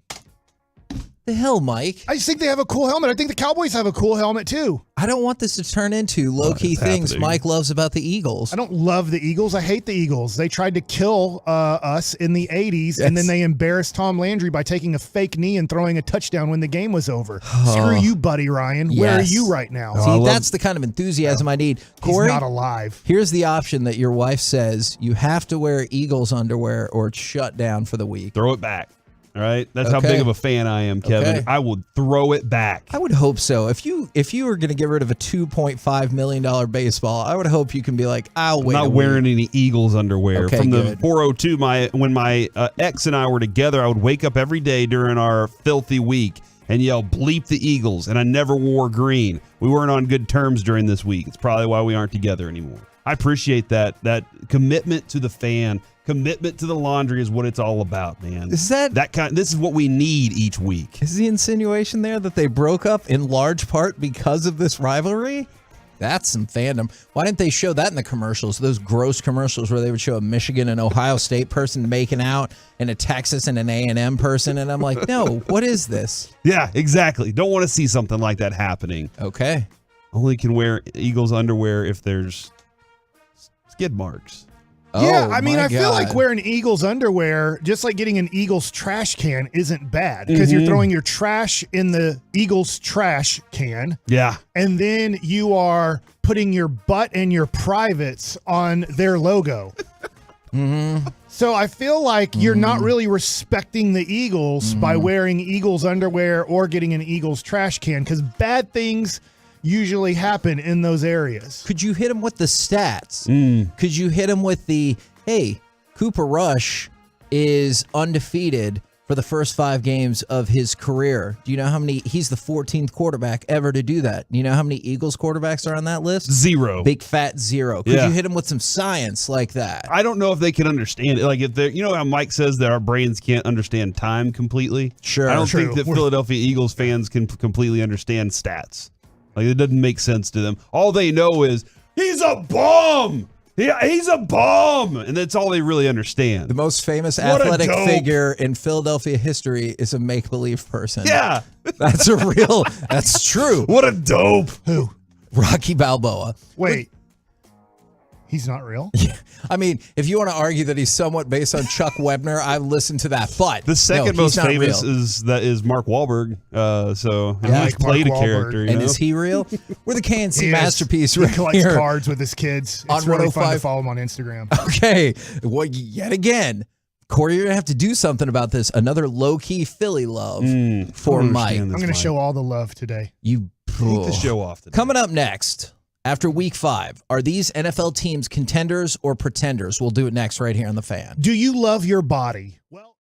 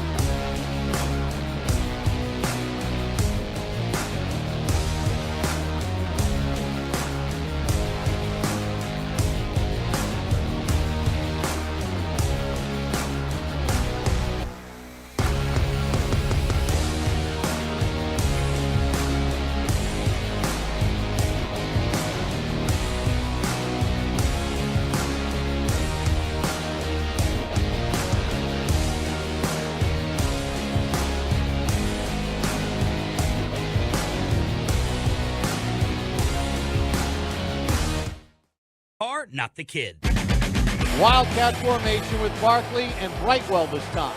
Jones lined up left. Saquon takes the snap. Saquon bounces outside. Barkley's in for the touchdown, and the Giants have the lead with 6:08 to go. KNC Masterpiece back here on 105.3 The Fan. After week 5, are these NFL teams contenders or pretenders? One of the first texts I saw was that the Cowboys are pretenders. I literally You're have a pretender. No idea what that is based on, but if you want to follow up, I would be glad to hear it. Hold on. So you're saying that you asked this question with the idea that the answer can only be one answer, and you will just crap on whoever answers the other way. No, not crap on. Like this Kansas City Chiefs and Cowboys couple that does to their brother-in-law who's from Philly. Oh, well, look, if you can agree to hate Philly together, that's the most strong bond in the world. I love those bonds. All right, so I got a list of teams for you, and I kind of want to know, do you think they're contenders or pretenders? I got you. All right, the Ravens. Contender. Yeah? I do, but I think they're going to be limited when it comes to that, like, especially... Not unlimited? No, there's only one Mr. Unlimited. Yeah. Unlimited. Hate it so much. But I also see that there is they have to fix their secondary before they get to the playoffs. Yep. And there is a massive difference in quarterback play when they get there. So I think they are contenders to the respect of they can get to the playoffs and they might be able to make some noise, 10 games from now. It appears as though you might disagree. I don't disagree necessarily, but here's where I kind of disagree. I just got shocked by something in the quarterback power rankings as I was writing them down. Oh. I don't know if anybody's going to be able to compete come playoff time with Buffalo and Kansas City. I know they play this week. I know there's other great quarterbacks in the AFC, including Lamar Jackson. I just wonder when we get to the playoffs. I don't know, Kansas City only won by 1 point. It almost looked like they should have lost that game. But I just wonder when it comes playoff time, when we're talking about whoever it is, Herbert, Burrow, and I know Burrow overcame and he beat Patrick Mahomes last year. I just wonder if Lamar Jackson or Herbert or Burrow or name the other guy, the Miami Dolphins, if they're completely healthy, can they knock out Buffalo or Kansas City? Okay. Now, this is a team that a week ago, I feel like this would have been different. The Packers.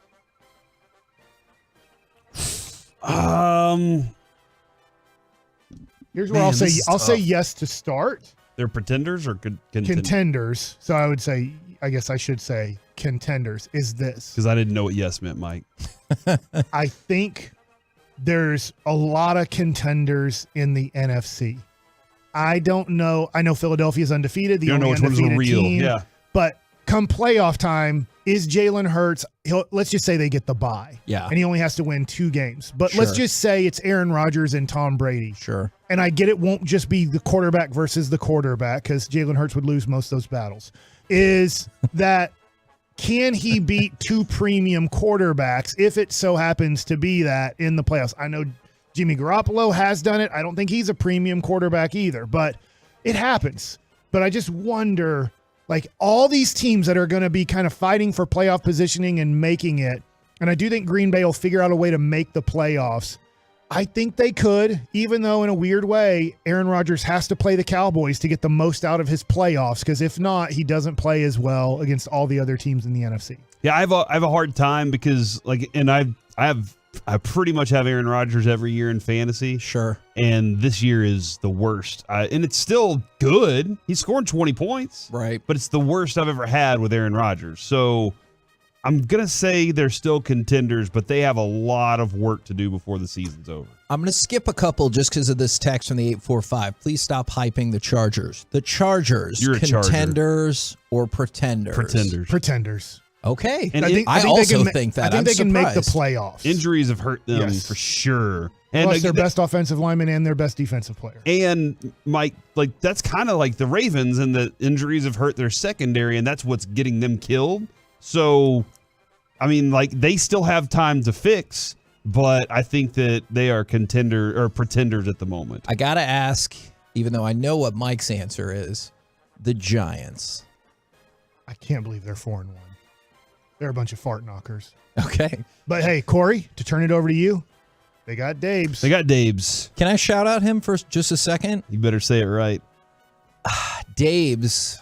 Gross. But as long as they keep winning, has put together a really good staff. Obviously, Mike Kafka is working for him. We've talked about Wink Martindale multiple times. They beat the Packers with 3 healthy wide receivers on the active roster, and their offensive line is still struggling. And Daniel Jones had just come back from injury.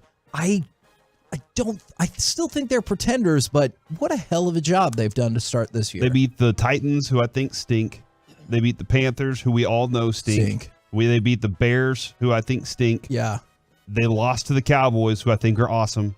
And the Packers one is the mind-bending one. Yeah, so that's where I'm like, I still think that looking at the rest of their schedule, I might be wrong, man. I might have really screwed up. They might win the next 4 games, dude. They got the Ravens, Jaguars, Seahawks, Texans, and Lions.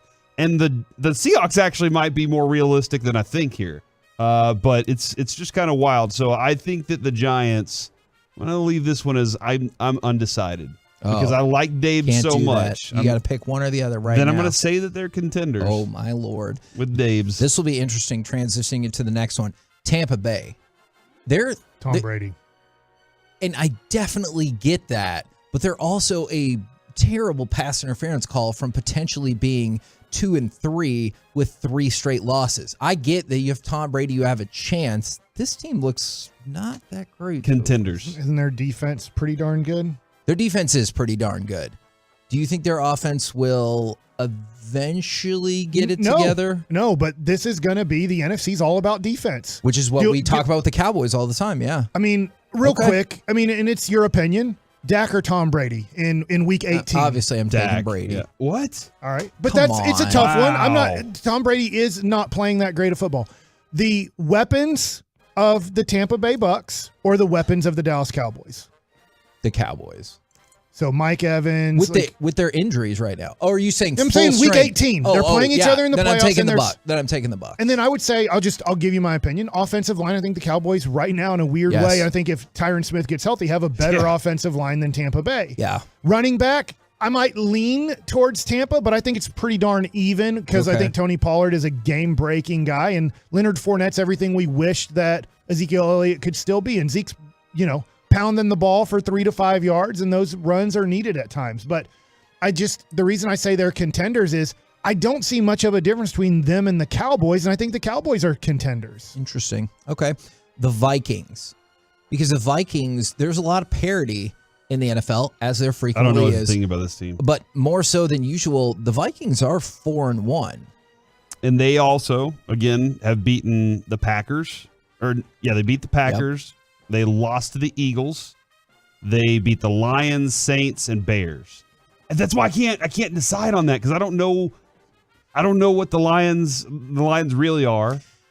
And I don't believe in the Saints. I think I have 6 contenders in the NFC. Okay, hold on. I think they're contenders in that they might win that division, but that's as far as I think they'll go. And here's the tough part about it is they could easily go to 7-1. Their next 3 games are Dolphins, Cardinals, and Commanders. Like the Dolphins without Tua, obviously, and Bridgewater looked abysmal. The Cardinals are... They could be like the Cowboys last year, where they did cruise through Tyler might not even know who they're playing that week. A pretty easy schedule, get to the playoffs, and they're like, oh, this is what this is what the best teams are like. Right. That's exactly what the Vikings could go through. All right, you said 6 contenders. Can I try to guess them? Sure. Eagles. Yeah. Cowboys. Yes. Bucks. Yes. Vikings. Yes. 49ers. Yes. And I've already said yes to the other one. Aaron Rodgers. Oh yeah, the Packers. So those are my 6. I think there's 6 real contenders. I know the Giants are 4-1. The Rams, I hear you. Maybe they get lucky, but their offensive line I don't think is fixable. Unless I don't even know what they have left to trade unless they're trading their 2040 first round pick. Is that I don't know what they trade to go try to help the offensive line. And then the Dolphins, because Corey, I know you saw this. We talked about it before the show, is that Tua he's been checked out by, it felt it felt very much like the end of Raiders of the Lost Ark. Top men so Tua has been checked out by multiple different concussion specialists, and he's going to throw today as part of his progression through the protocol. It looks absolutely unlikely that he would play against the Vikings, but it says he's heading in the right direction. Does the right direction mean the week after that? Does it mean 2 weeks from now? Whatever the case might be, it looks like he's going to be on the field sooner rather than later. Do you consider the Dolphins contenders or pretenders with that information, knowing how that could also still turn, unfortunately, poor? I think with him, they're the best version of themselves, especially, since Teddy Bridgewater couldn't play in the last game. I think Teddy Bridgewater could have guided that a lot better, but he got one throw. Yeah. So I think with Tua, they're better. I just don't know how long they are with Tua. That's my only concern about that team is, man, he's one concussion away. He's one little, nick away from being out for the season, dude. Right.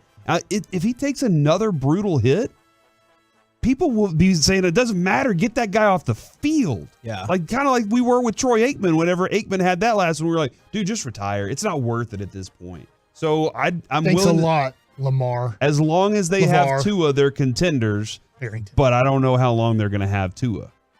You putting them down as pretenders? I know this isn't fair. There should be more than 2 contenders in the AFC, and I know they're playing each other this Sunday, but I feel like Buffalo and Kansas City are once again separating themselves from the AFC with just the 2 best quarterbacks, I think, in the NFL. And so I lean towards pretenders, but Cincinnati did make it to the Super Bowl last year. So I get it. There should be more than 2, but I just feel like there's this Buffalo-Kansas City thing already happening that they're going to meet each other if it works out bracket-wise in the AFC Championship game. We're the KNC Masterpiece right here on 105.3 The Fan. Coming up next, time for some baseball nuggets with Mike Bassett. Yeah, I probably want to change my Manager of the Year vote after yesterday. Next. Coming up in the next G-Bag.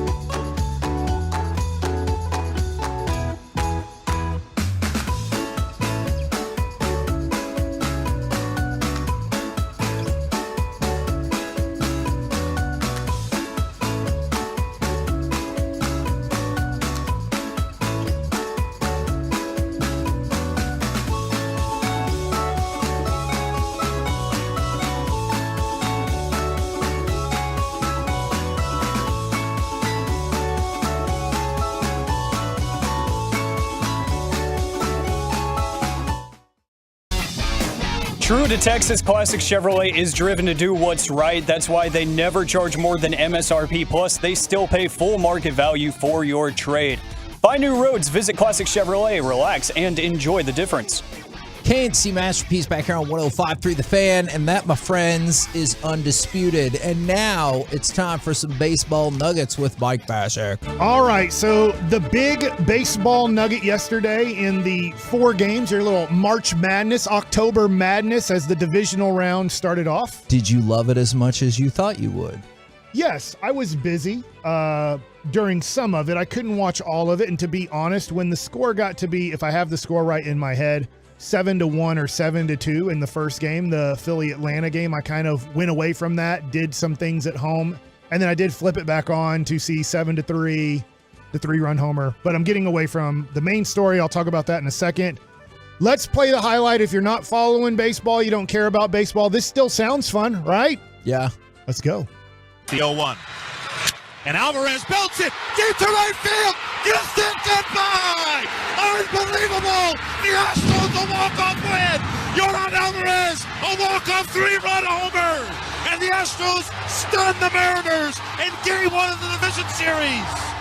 Wow. So that was a wow moment. I'll get back to Atlanta, Philadelphia if I have time in a second, but that was the big moment. And yesterday, I remember as the season was coming to a close, working on Bally Sports Southwest, he said, hey, pick your manager of the year, your American League manager of the year. And I said, you know what? AJ Hinch. I'm going to pick Scott Service. No, he did not do well in Detroit. Oh, man. But part of that was their general manager was stupid and signed Javi Baez to a long-term contract who bats about as good as Joey Gallo in batting average, and now they're stuck with him forever, and I don't know what they're going to do. So when it comes to the Seattle Mariners, they had a great season. Scott Service finally gets them to the playoffs. Last time they were in the playoffs, I was a rookie in the major leagues. 2001, Ichiro was a rookie in the major leagues. It was a long time ago when the Mariners made the playoffs. They finally make the playoffs. They beat Toronto in the playoffs, and then they hammer the living crap out of Justin Verlander. It was shocking to watch how hard they were hitting Justin Verlander, because I do believe when I had the vote, it doesn't not a real vote. I voted Justin Verlander, Cy Young, his 3rd Cy Young. I think he's going to get his 3rd Cy Young of his career, coming back from Tommy John surgery and doing as great as he did.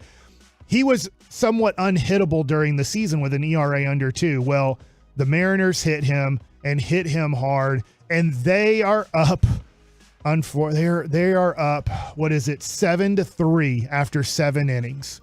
And unfortunately, Munoz, who's been nails for them this season, didn't do a good job in the 8th inning, as he gave up 3 hits and 2 runs in the 8th inning. Now it's a 7-5 ball game, and you turn to Sewald, who is their closer. And I will say, he doesn't have the best numbers in the world. For a team that won 90 games, he does not have what you would consider Edwin Diaz numbers in closing games. But he is your closer. He got you there.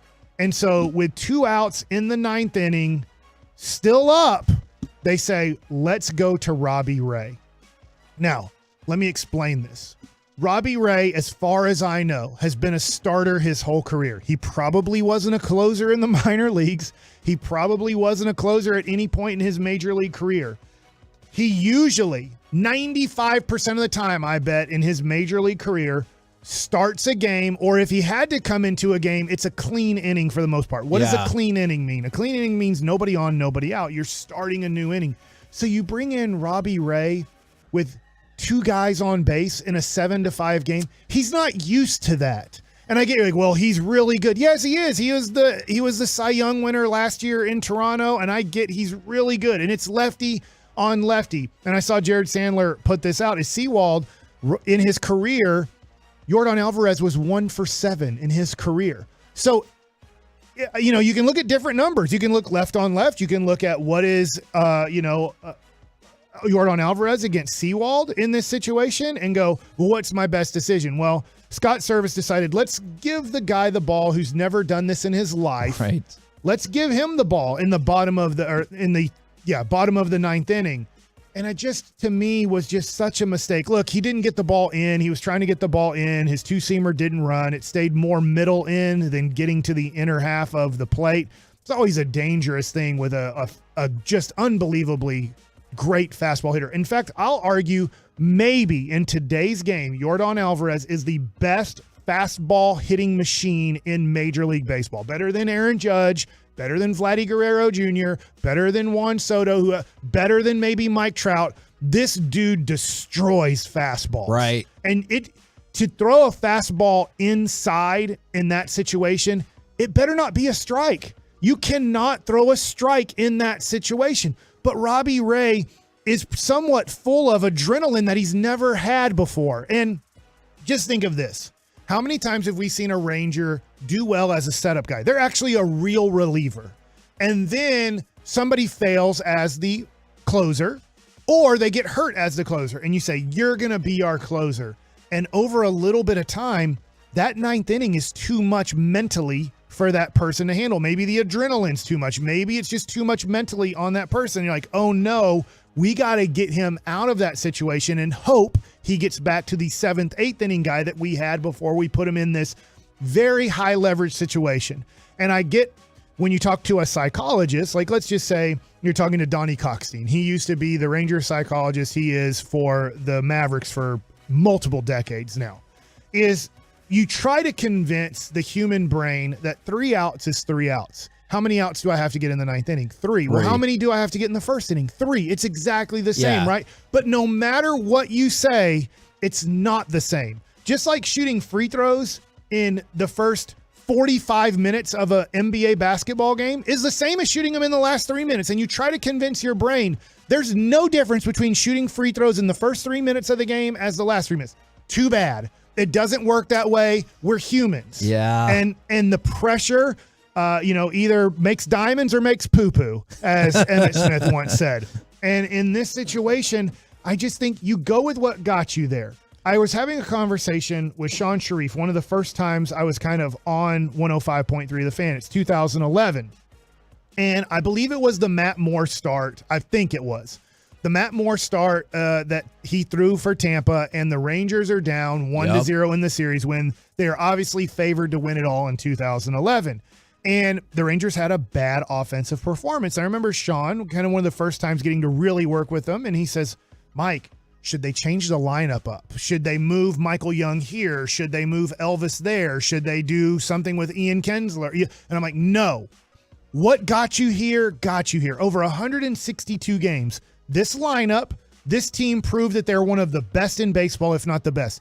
If this lineup loses, it loses. Yeah. If Neftali Feliz, which ended up happening, if Neftali Feliz loses you a game or loses you the series, he loses it for you. He got you here. You stick with what got you here. In fact, usually in a clubhouse, it will go bad when you start trying to do different things. You're like, wait a second, we won 90 games or we won 100 games. You're going to change it all up now? Trust us. If we fail, we fail, because at the end of it, if you lose a divisional series or a World Series, the thing that got you there, you stick with it. As crazy as it sounds, I know it can be a little bit different in different sports, but in baseball, you say, if you're my closer, you're my closer. Right. Now, if you are like Hensley the other day for St. Louis and you walk 2 guys and hit a guy, 3 guys in a row, obviously I can see that you've totally lost it and I got to go in another direction.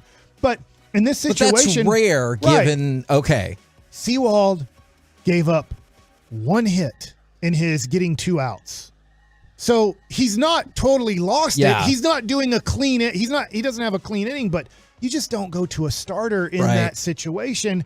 And now I'm glad Seattle has today off. I'm going to be honest. I was kind of rooting for Seattle. I'm not an Astros hater, but and then the moment was awesome. I was just like, this is unbelievable. It's so fun to watch. I don't have, because of playing for 6 different organizations, I don't have tremendous hate for the Yankees or the Astros that I think a lot of Ranger fans do. And I totally get it and totally understand.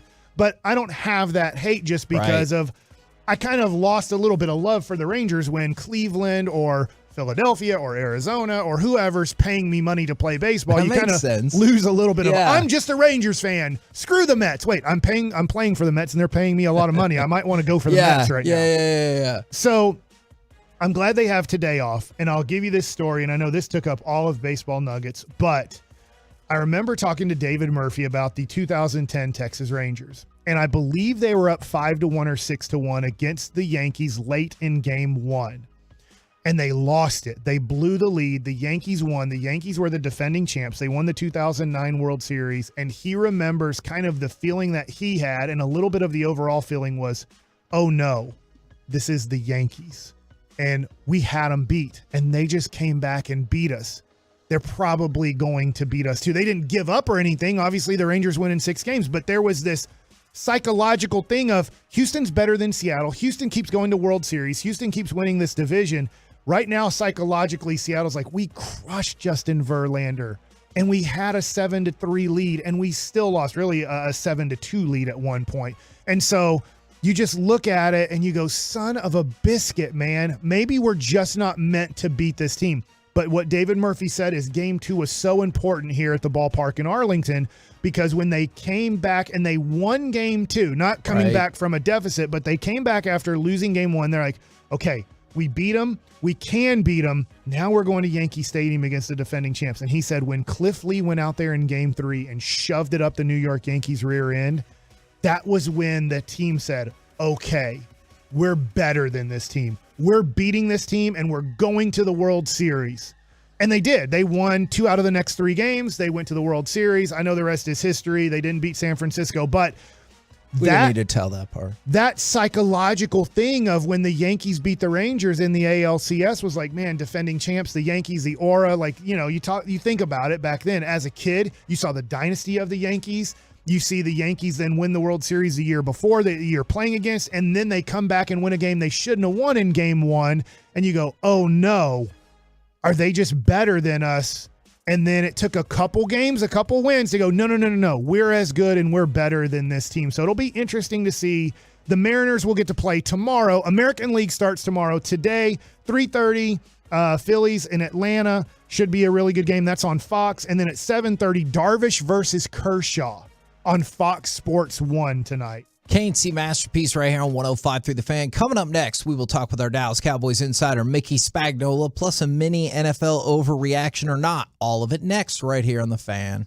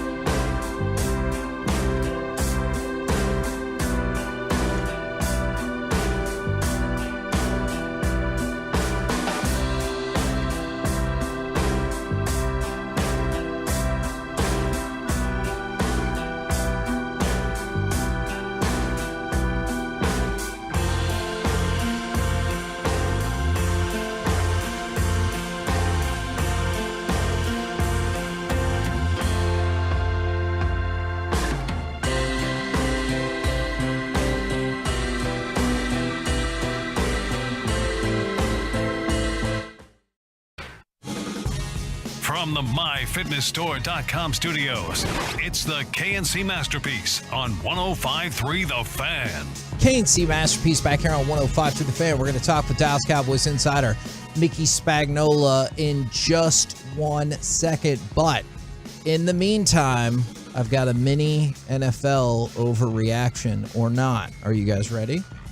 Overreaction or not? Yes. Odell Beckham Jr. can make an impact this season. For who? The Rams? Well, no.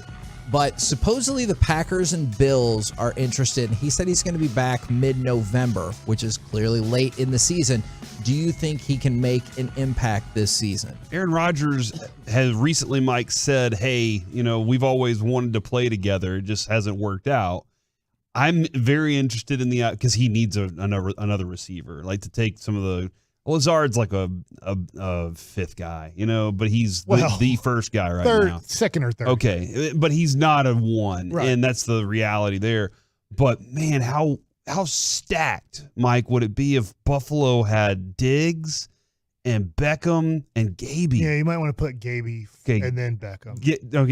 Diggs and Gaby and Beckham. Now they're in the order I like. That would be a stacked group. I do think he can have an impact. The way that he had an impact on the Rams, and maybe not as big, because there was, obviously in the Super Bowl, the first half of the Super Bowl was, oh my gosh, Odell Beckham's their best wide receiver. Obviously, Cooper Kupp's way better. But I think that he can have an impact on a good team, and kind of, if you put him in the right role as the second or third guy, I think you'd like him more as the third guy coming off his injury. Yeah. Rather than if he's not our number one or number two, we're in big trouble. Well, you're already in big trouble if you're asking an older guy who has injury problems coming off an ACL to be a major impact on your team. That is probably fair. I got a couple more for you. We'll get to them in just a minute. But right now, brought to you by Ford, built for Texas, built for you. It is our Dallas Cowboys insider, Mickey Spagnola. Good morning, sir. Good morning, fellas. What kind of interesting tidbits bounced out of the presser?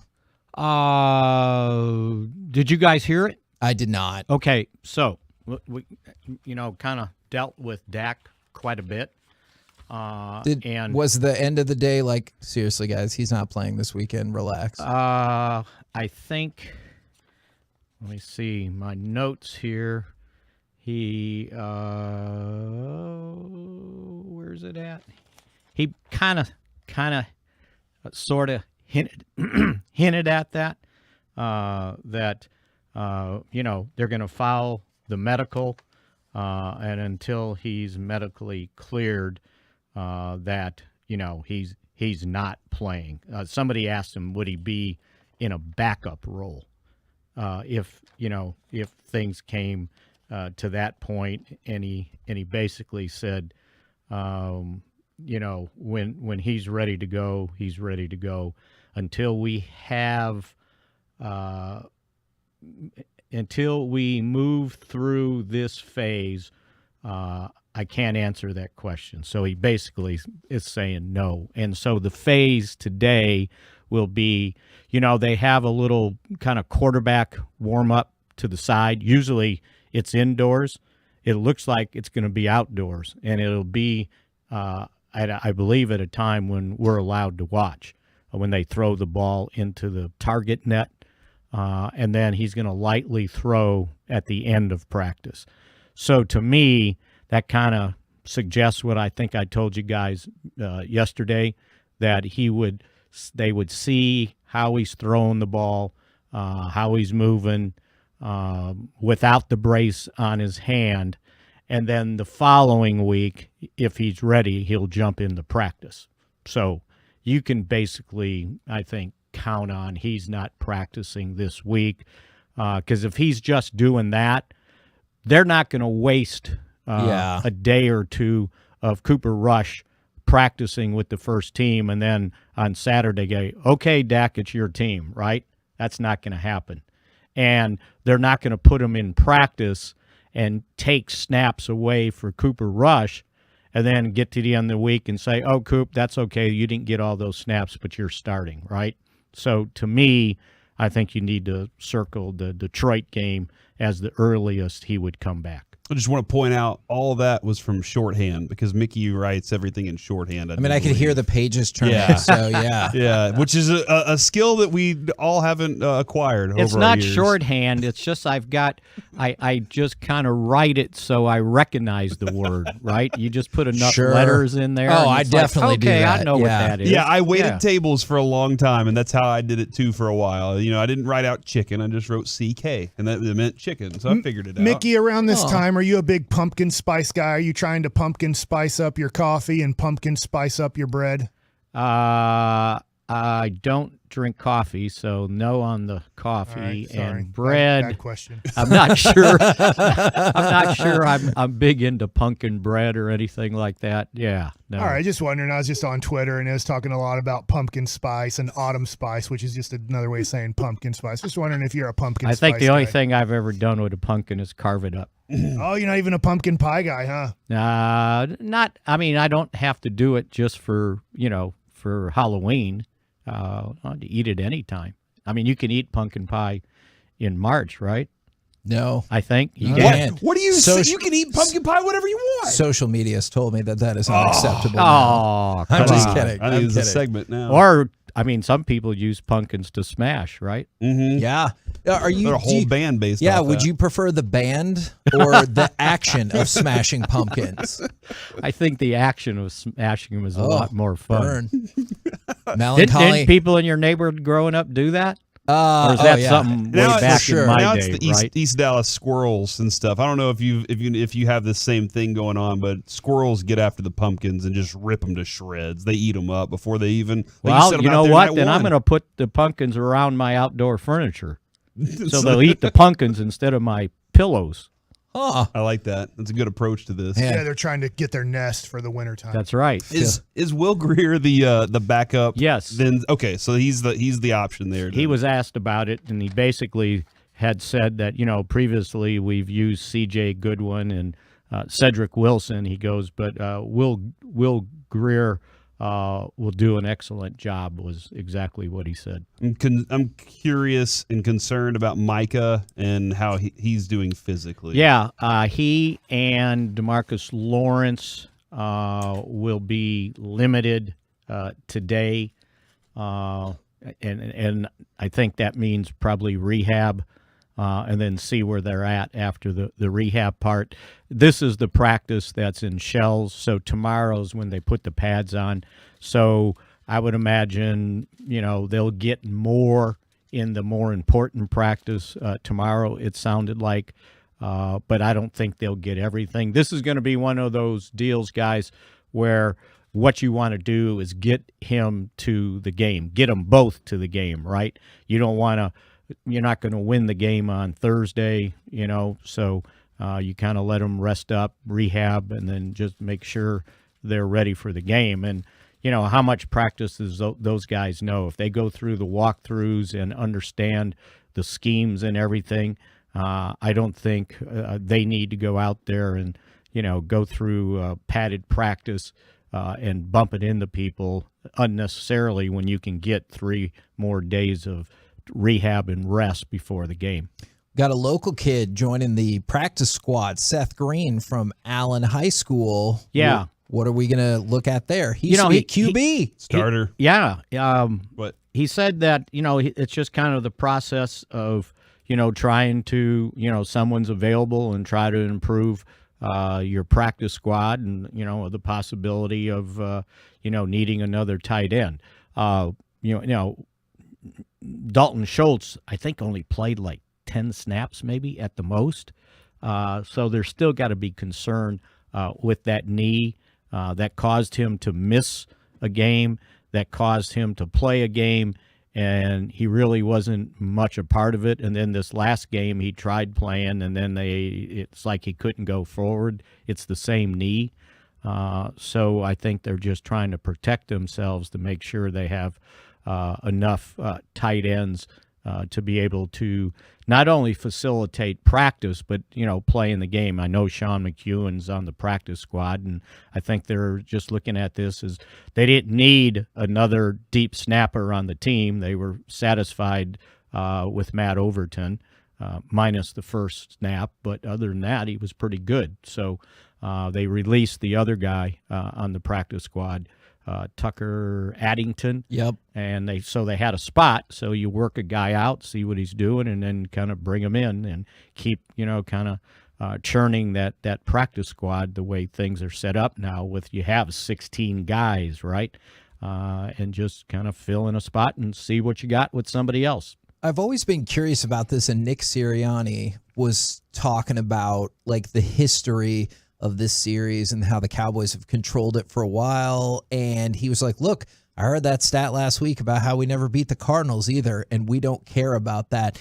Do you get the sense that like people in the room or the team and everything care about the history, or they're like, cool, that has nothing to do with this year? Yeah, because it had nothing to do with this team, right? Yeah. And I'll give you the good example, and I think I briefly touched on it yesterday in 1991 when the Cowboys needed to beat the Eagles at the end of the season to clinch a playoff spot for the first time since 1985. If we eliminate the strike game, the Eagles had beaten the Cowboys 9 straight times. And it's like, oh, gosh, how are we going to beat this team, right? And we're playing with a backup quarterback. Well, they were playing with a backup quarterback, too, and the Cowboys went on to win the game. And so, yeah, I'm sure those guys were probably on that team more worried about the fact that they got beat the first time around. I think it was maybe the first month of the season, 24-0, and gave up 11 sacks in the game, by the way. Feels like a lot. I think Troy Aikman thought so, too. And so that's probably what they remembered. They probably didn't remember 90. Some of the guys might not have been there in 89 and certainly not in 88. So, yeah, I think they may get reminded of the rivalry to point out, the emotion that's going to go into that game playing on the road. But that game in 91 was on the road, and it kind of catapulted the Cowboys not into the playoffs, but have success in that first playoff game. Excellent insight, as always, good sir. We'll talk with you again tomorrow, and feel free to bring all kinds of extra Philly hate for us tomorrow. Okay. I'll try to figure some out for you. I like it. All right, there you go. Mickey Spagnola. Or brotherly love. DallasCowboys.com. Mike? No deal. No brotherly love, Mike. Are you going to fix this, Corey? I don't know how to fix this guy. Are you fixed already? I think the right thing to do is to shake hands before the game. Question. Make sure you have a line of good game afterwards, and just show, good sportsmanship. You said to get rid of that already. You were like, nobody needs to do that. No, I think for the kids.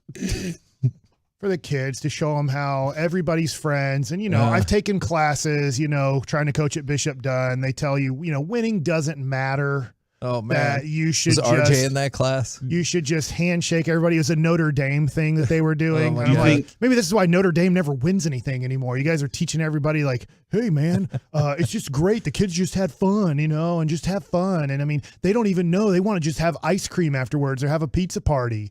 And I'm like, yeah, a bunch of losers. Do you think Eric Gregg should be the umpire or referee?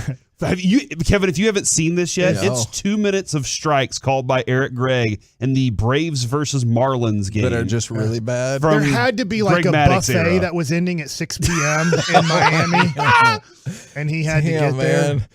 And this is where Colby always threw the Greg Maddox gets strikes 2 feet outside. Him and Levon Hernandez. Every single pitch that they threw outside, strike. It was Mike, I just watched the whole thing. I feel like Devon White did a smart thing. He's like, I'm going to take this away. I'm going to stick my knee over home plate. And so when he throws a strike, I'm just going to take it in the leg and then get my free base. It's you got to watch this video that Mike tweeted out at Mike Bassick on Twitters. On it. All right. Couple more quick overreaction or nots for y'all. So Russell Wilson, he's been dealing with an injury more commonly seen in baseball players is what's been the problem. Latissimus dorsi. And he got an injection, said he's going to be good to go for the next game. Is there any chance... What area of your body? Shoulder? Lat. Yeah.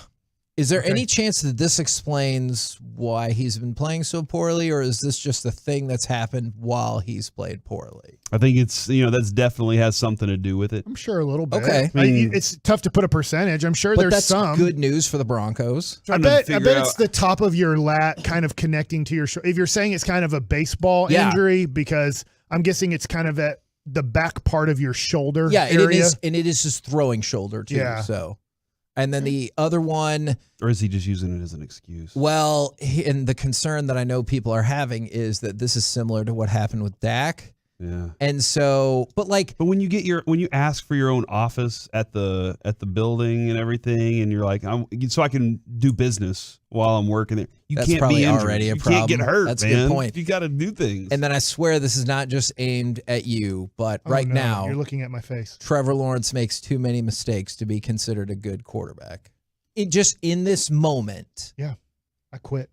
No, I quit Trevor Lawrence. I thought you couldn't quit him. That's what you said. You were like, I'll never quit you. Because we talked about the fumble game the week before, and then 2 more interceptions, and they only scored 6 points. In this moment, does he turn it over too much to be good?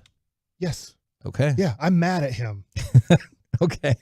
You don't want to be, trust me, Kevin, you do not want to be on the wrong side of Mike Bassick's fury. I just want to let I'm like Draymond Green to Jordan Poole. The fan texters know how much I appreciate them. From the A17, Corey, I thought I was DFW's #1 fan, but clearly you are. I admire how much you love your teams, making me your #1 fan. I'm the biggest DFW's fans' biggest fan. Man. I appreciate that. And if you're a big fan of him, just wait until 1 o'clock. I believe you will That has become nothing to do with me. And even, doesn't it? I think you'll become an even bigger Corey Majors fan than you already are, if that's even possible. We're the KNC Masterpiece right here on 105.3 The Fan. Coming up next, the Stars start tomorrow. Are you ready for some hockey and basketball? We'll do it all next right here on The Fan. All day.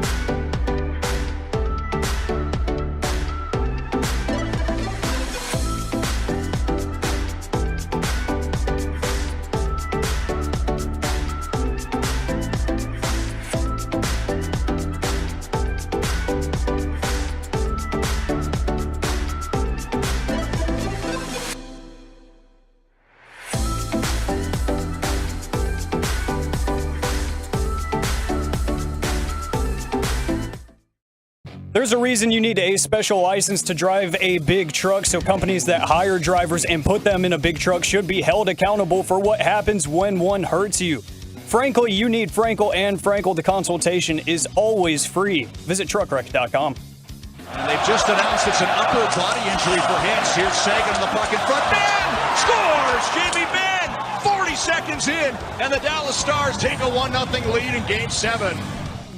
KNC Masterpiece right here on 105.3 The Fan. The Dallas Stars will get things started with their regular season tomorrow. Yes. So my question is, who are they playing?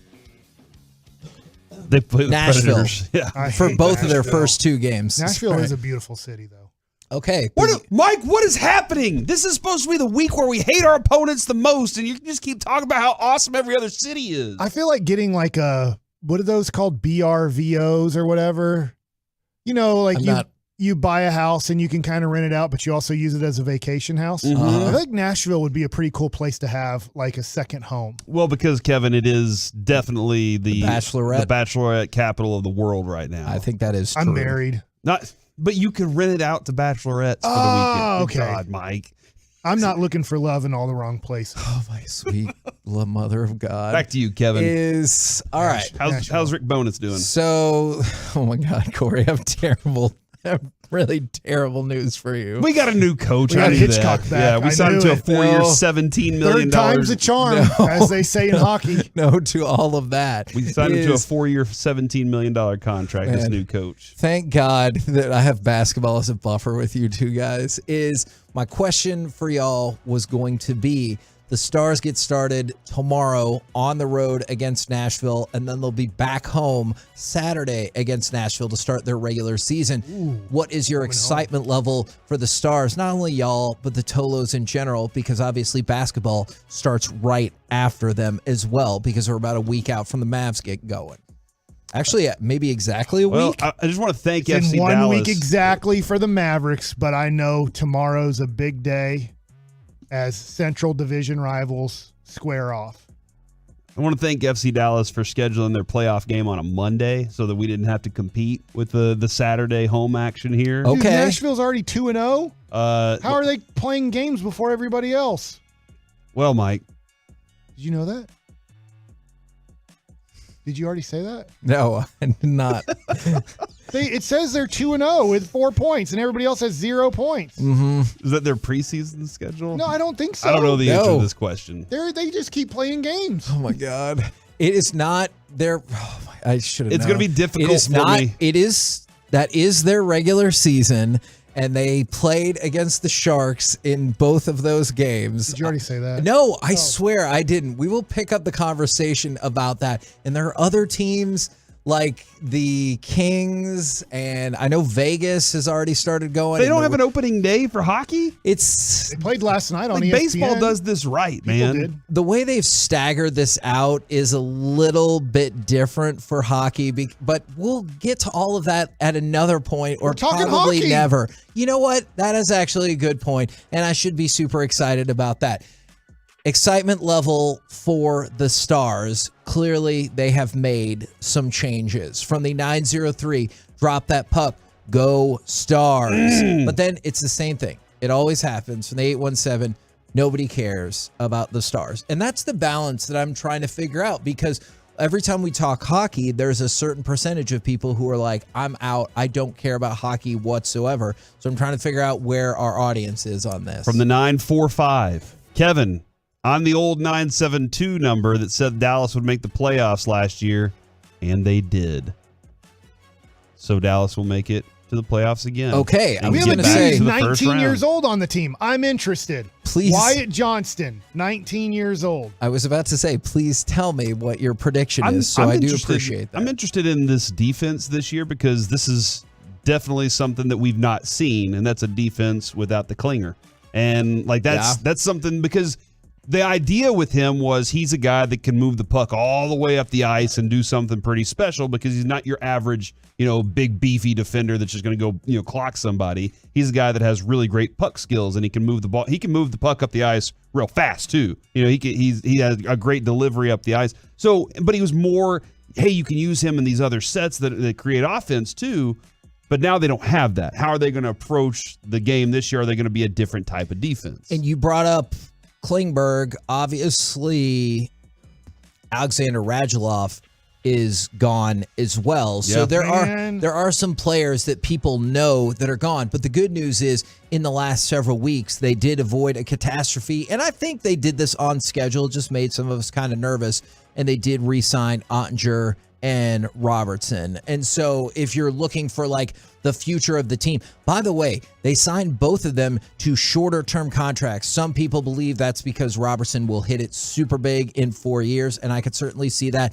But also another perspective is the Stars got stuck with the albatross contracts that have been Jamie Benn and Tyler Seguin, and you're still waiting those out. And this was the most logical decision for the team to avoid another problem like that, and for the player because they can double up in free agency. We only have a couple more years on those God, contracts. I need to though, go right? back and check. It is astonishing. You want me to go look for it real quick? Yes. All right, Jamie. I'll start with Jamie Benn. Even though I know it's going to be kind of depressing for the Stars. Are the Stars old? They seem like they have a lot of old guys on their team. They actually, it's a drastic separation, in my opinion, of because there old are versus older very players. young. Yeah, and then there's also players like Tyler Seguin, who is not technically old, but in terms of his skill set, it has gotten older than you would think per the age. Jamie Benn, that contract, Kevin, he's an unrestricted free agent in 25-26. So And only a little bit of time. And how Seguin, I think, is even Kevin, longer. listen,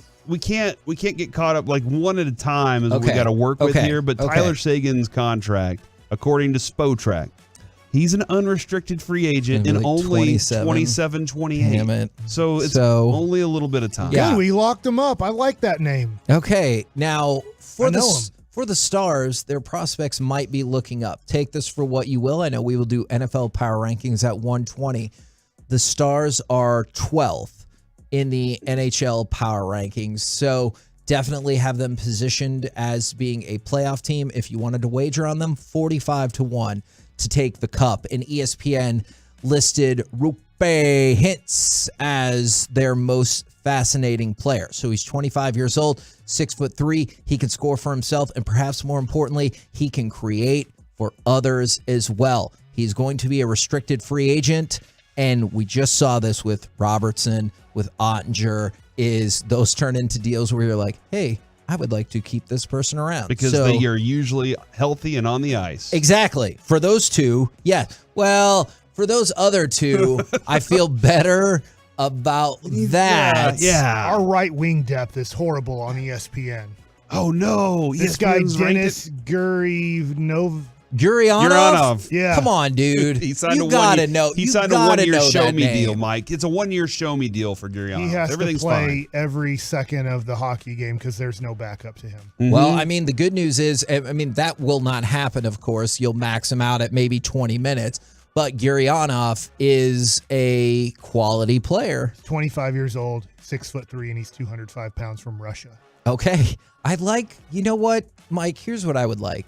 For you to consistently keep learning things. Maybe it's a player a week. I don't know what the case might be. And then as the season progresses, we'll kind of round out your hockey knowledge. I don't have enough time. Oh my God. It was worth a shot. All right. Just being honest. You know who does have enough time to do the work is Jason Robertson. Did you know that he sat down and watched all 400 of his shots from last year?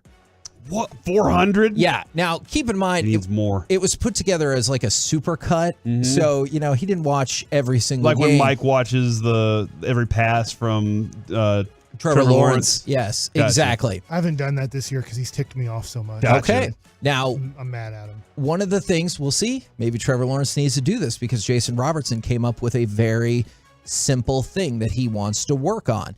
You don't have to slap the crap out of the puck every single time. That's right. Because he is also really high up in the hierarchy of most blocked shots in the NHL. I believe last year he was 13th in the NHL and second on the Stars, behind only Klingberg, who we talked about, moved on down the road, in most blocked shots. So he's saying one of the things that he is working on is you don't have to go all out every single time. And the other thing is maybe sometimes you get rid of the puck a little bit sooner. And so he said, I saw the same pattern. I would get it, hold on to the puck, and then I would shoot it. And so perhaps taking some more one-timers, hitting it a little quicker, or perhaps varying up the velocity at which you're firing off your shots. So this is, you don't always have to hit a home run. You don't always have to swing for a home run. Sometimes you can go oppo down the line whenever they're like, hey, we're going to take our third baseman and shift him over. It's interesting that he's like, I can change up the speeds. I'm not entirely sure. I will admit, I'm not entirely sure the analytics of hockey and if that is as overtaken. I know it's not as overtaken as baseball, but you know what? When you're the best player on the team, that's right. Let's just go ahead and say it and let's all be on board with it. I think you're allowed some leeway. It's like, Mike, when you get up to the tee and you strike one and it's like, whoa, that felt good. And because it does. It is the coolest feeling to know that you hit one perfect or right where you wanted it to go. And then you're like, I'm going to swing as hard as I can on the next one. And then you screwed everything up for the rest of the day. You temper it, man. You just know what your swing can do. I like it. So are you excited about hockey? Actually, I like hockey quite a bit. And I like, because also my son likes going to the games. And I took Jess to her first, like not her first, but her best seats ever at a Stars game. And she goes, holy crap. But also in that game, a goal got scored in the first minute. And she was like, oh my God, is it going to be like this the whole game? And I was like, there's no chance. And the game ended up 2-1. But she loved it because we were so close to the ice. We were super lucky to get those tickets. And Brandon likes going to the Stars games with me. So we always shout out FC Dallas for being affordable. I think Stars games, which they're not in the same affordability class as FC Dallas, I think they're really fun. And I think they make the biggest difference if you see them live versus any other sport in terms of converting you into more of a fan. How bad do you want to drive the Zamboni? Oh my God. Like if you could drive the Zamboni one time, would that be the coolest thing? I really want to light the shield for FC Dallas. I want to throw a first pitch out for the Rangers. Yeah. I'd love to drive the Zamboni. I would like to be in the shooting line for the Mavericks. But Tony Romo already did that, so he stole that bit. But I would love to drive the Zamboni. I think Zamboni and first pitch right up there at the top of the list, man. See, and I try to wonder if I would drive the Zamboni great to the best of my ability or if I would want to go rogue. And that's my concern. Marshawn Lynch style? I feel like it doesn't matter how you drive it, just as long as you water the whole ice.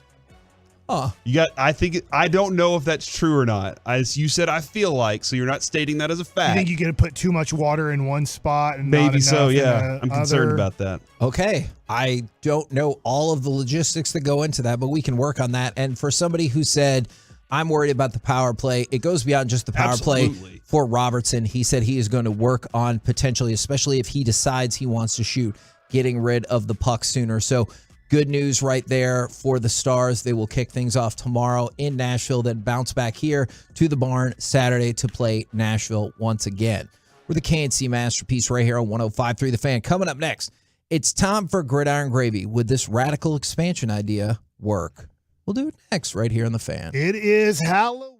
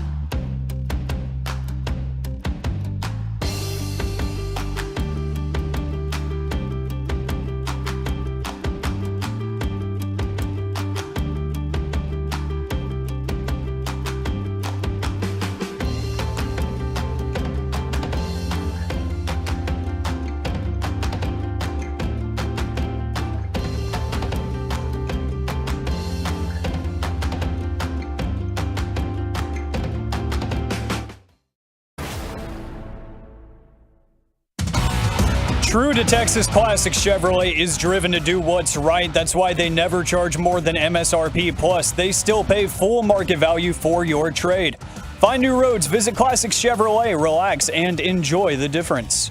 KNC Masterpiece back here on 105.3 The Fan. Don't forget, in the noon o'clock hour, we will be giving away tickets to Monday Night Raw here at the American Airlines Center on Halloween. But right now, it's time to go around the entire NFL and dip into some gridiron gravy. Deal. Buttermilk. All right. I almost said dip.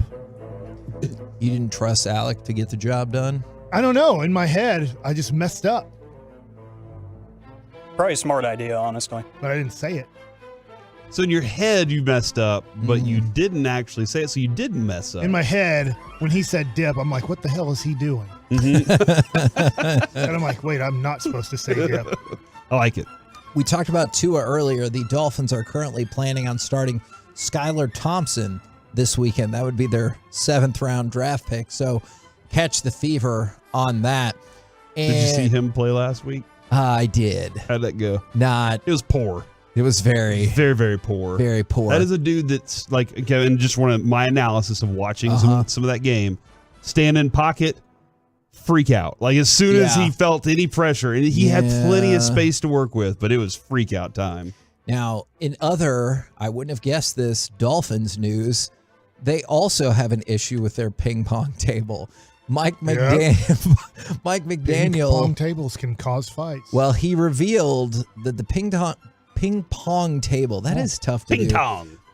The ping pong table was added to the locker room, now been removed because Tyreek Hill informed him that he and the other captains thought it was a distraction. So, no more ping pong. If the captains are saying that, that's good. Yeah. Remember that game Clash of Clans, which I guess is still on phones and stuff, like an app? Remember the Kansas City Royals? Yeah. They won it all after their manager, we can talk to Chris Young about this at some point, had to have a Clash of Clans meeting. Yeah. Going, you guys are talking too much about Clash of Clans and talking about what you have on your app and all these things, and you're not concentrating on the game. Yeah. And you're not looking at the scouting report enough. Can we calm down the Clash of Clans? Right. So you guys can concentrate on this baseball game. And they won the World Series. Who took the TVs out of the clubhouse? Because they were playing like video games. They were playing PlayStations in there, and they were like, nope, got to take those out. I don't know. The Mavericks, do they still have that going in their locker room and everybody has their own? It didn't attract free agents. Their locker room is very different than it was back then, Mike. It is cool looking. Now, we had heard rumblings about this last night, and then the story did come out that Davante Adams was cited for assault in Kansas City after pushing a photographer while leaving the field. The reporter Shane Bergen got a copy of the citation, which was filed in Kansas City Municipal Court. We had heard rumblings that the photographer who went to the hospital and was discharged might be filing charges, and here we go. A lawyer got to him very quickly. Sure. And said, hey, dude, this can be a big thing for us. I think you're right. You need to go to the hospital now. Yep. And we need to go ahead and file something immediately. 100% is the best thing that ever happened to him. He's not hurt at all. Yeah. He's just faking it so he can get a guy who has millions of dollars to say, here's, I don't know, I'm going to guess $20K. Did you hear Michael Irvin this morning? He said you need to call up Davante Adams right now and say $50,000. And let's be done with this right now. Just give me $50,000. He's probably going to have to give the NFL, what, I don't know, $150,000? Something like that, He said, pay your fine and do this, and let's move on from it. All right, let's go from that to... But it's weird because now, Kevin, this goes back to, now, maybe I'm wrong about this, that Oklahoma guy that was like, hey, nobody can get married. At some point, will people just start jumping in front of players to get pushed down, and then the NFL says, nobody on the sidelines anymore? Well, I know there are some people who will already argue that's essentially what happened in this situation. So probably, what would you think about, I've been meaning to get to this for a couple of days, but what would you think about a 4-team European NFL division? And they already tried this? Well, this time it'll be part of the actual NFL. So So we're going to 36 teams? Well, I think eventually, because I think one of those teams might just relocate, but you're right. 35 teams would not work. So, yes, 36 teams is because Roger Goodell, after that last game, which we talked about, or leading into that game between the Packers and the Giants, he said, there is no question that London can support not one, but 2 franchises. And then the commissioner took it another step forward and said, we're trying to sort of see, could you have multiple locations in Europe where you have an NFL franchise, because it would be easier as a division. So make no mistake about it. The idea is a 4-team European division that would still be part of the overall NFL. 2 teams in London. Yep. What was the other one? No, he said, 4 teams overseas. I was just trying to do the math real quick. You'd have to travel to the United States for 5 to 6 games. Yep. So really what you'd try to do is stack 2. You're going to go on a 2-game trip for sure. You got to stack the United States, and you're coming over to play, let's just say, Miami and Jacksonville back-to-back weeks to try to help out the travel. Yeah. Because that's really tough. And I guess when you go overseas, let's just say you're playing that division, I would make them knock out all 3 games in one trip. If you're going to do it, the travel's pathetic. Like, that is horrible travel for a season. And it gets really bad come playoff time.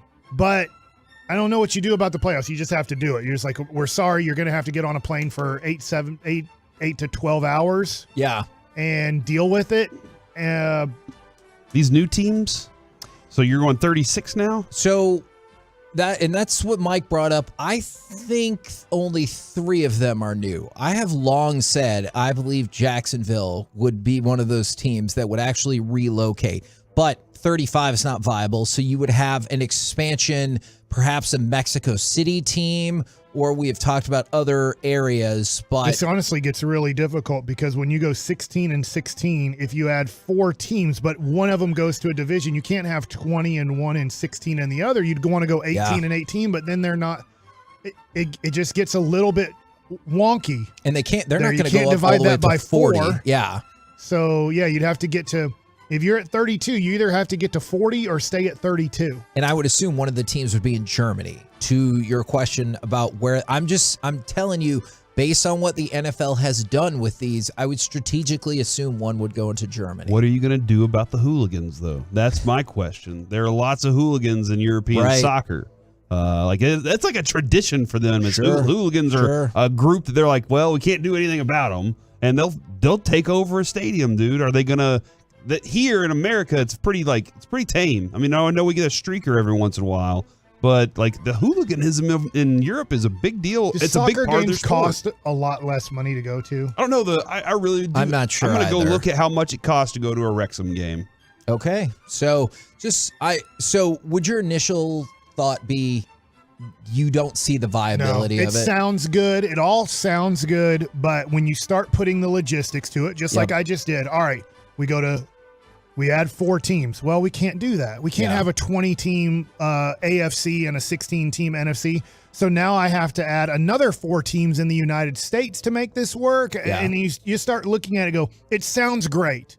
And you can have these discussions, but when you start trying to do the math of it, all right, let's just add 4. I have 18 teams in this division, 18 teams in that division. It just starts getting too crazy, because now if I divide that by 4, I'm going to have some divisions that have 5 teams in it and some divisions Yeah, no, you're right. And that's what I think would happen. It gets a little bit weird, and then you're like, crap, this just doesn't work out mathematically, and then travel becomes an issue. Yeah, I think that is the direction they would go, is having some 5-team divisions and 4-team divisions to go along with it.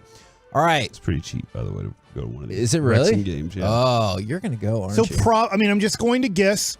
If it's going to cost you $100 to go to a game or $15 to go to a game, you're going to have issues when it's $15 rather than $100. So sometimes make tickets cheaper. Well, you get that soccer factor when you make it really cheap to get into the game. I would just say that comparison is not the same, though, because Wrexham is like a really, really low-level soccer team. It definitely is. Let me go look at I have Premier no idea League. about Premier League or anything like that. But they don't have these issues at the Premier League, right? Because it's expensive to go. Yes. No, absolutely. All right, Ron Rivera, he apologized, walked back some of his discussion about Carson Wentz, Carson Wentz said he's not overly concerned about it. And then Ron Rivera said, Carson and I had a nice conversation, so I think we're ready to roll. Essentially, and Corey, you brought up, I think on Monday, the question was, what's the difference between you and the rest of the division? And he said quarterback.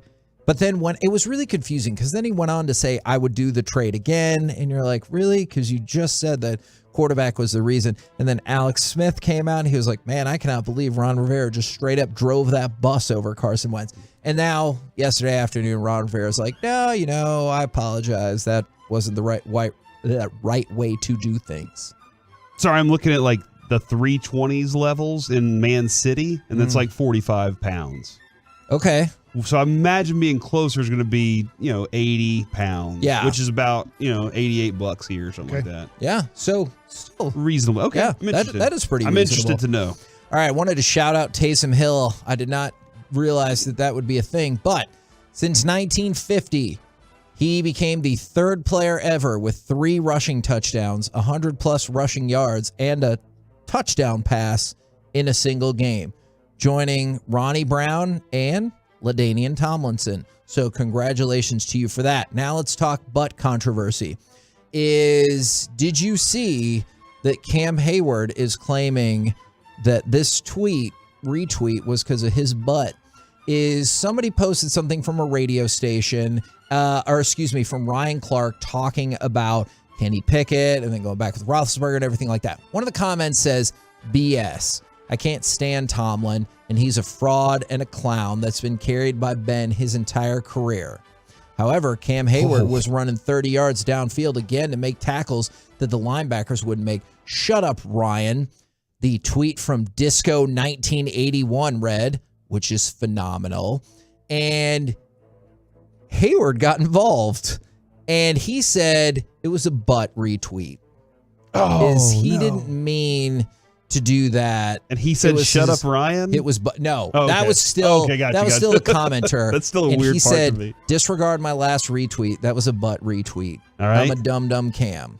And some people are like, Or did you mean to like it and not retweet it, or hope that people wouldn't notice? I think I've been lucky so far. No and butt I retweets. might have an accident every once in a while, but I've stuck my phone back in my pocket before and been like, oh crap. When I pulled my phone back out, I'm like, I have no clue what I accidentally liked or retweeted. Right. It's terrifying because Kevin, we talked about this. Nobody believes you. Oh, Nobody yeah. ever believes you on that, Yeah. but it happens. I just don't know. I don't know, man. We're the KNC Masterpiece right here on 105.3 The Fan. Coming up next, the Cowboys season, it's been amazing thus far, but what still needs to be tightened up heading into that Eagles showdown? We'll do it next right here on The Fan. We're taking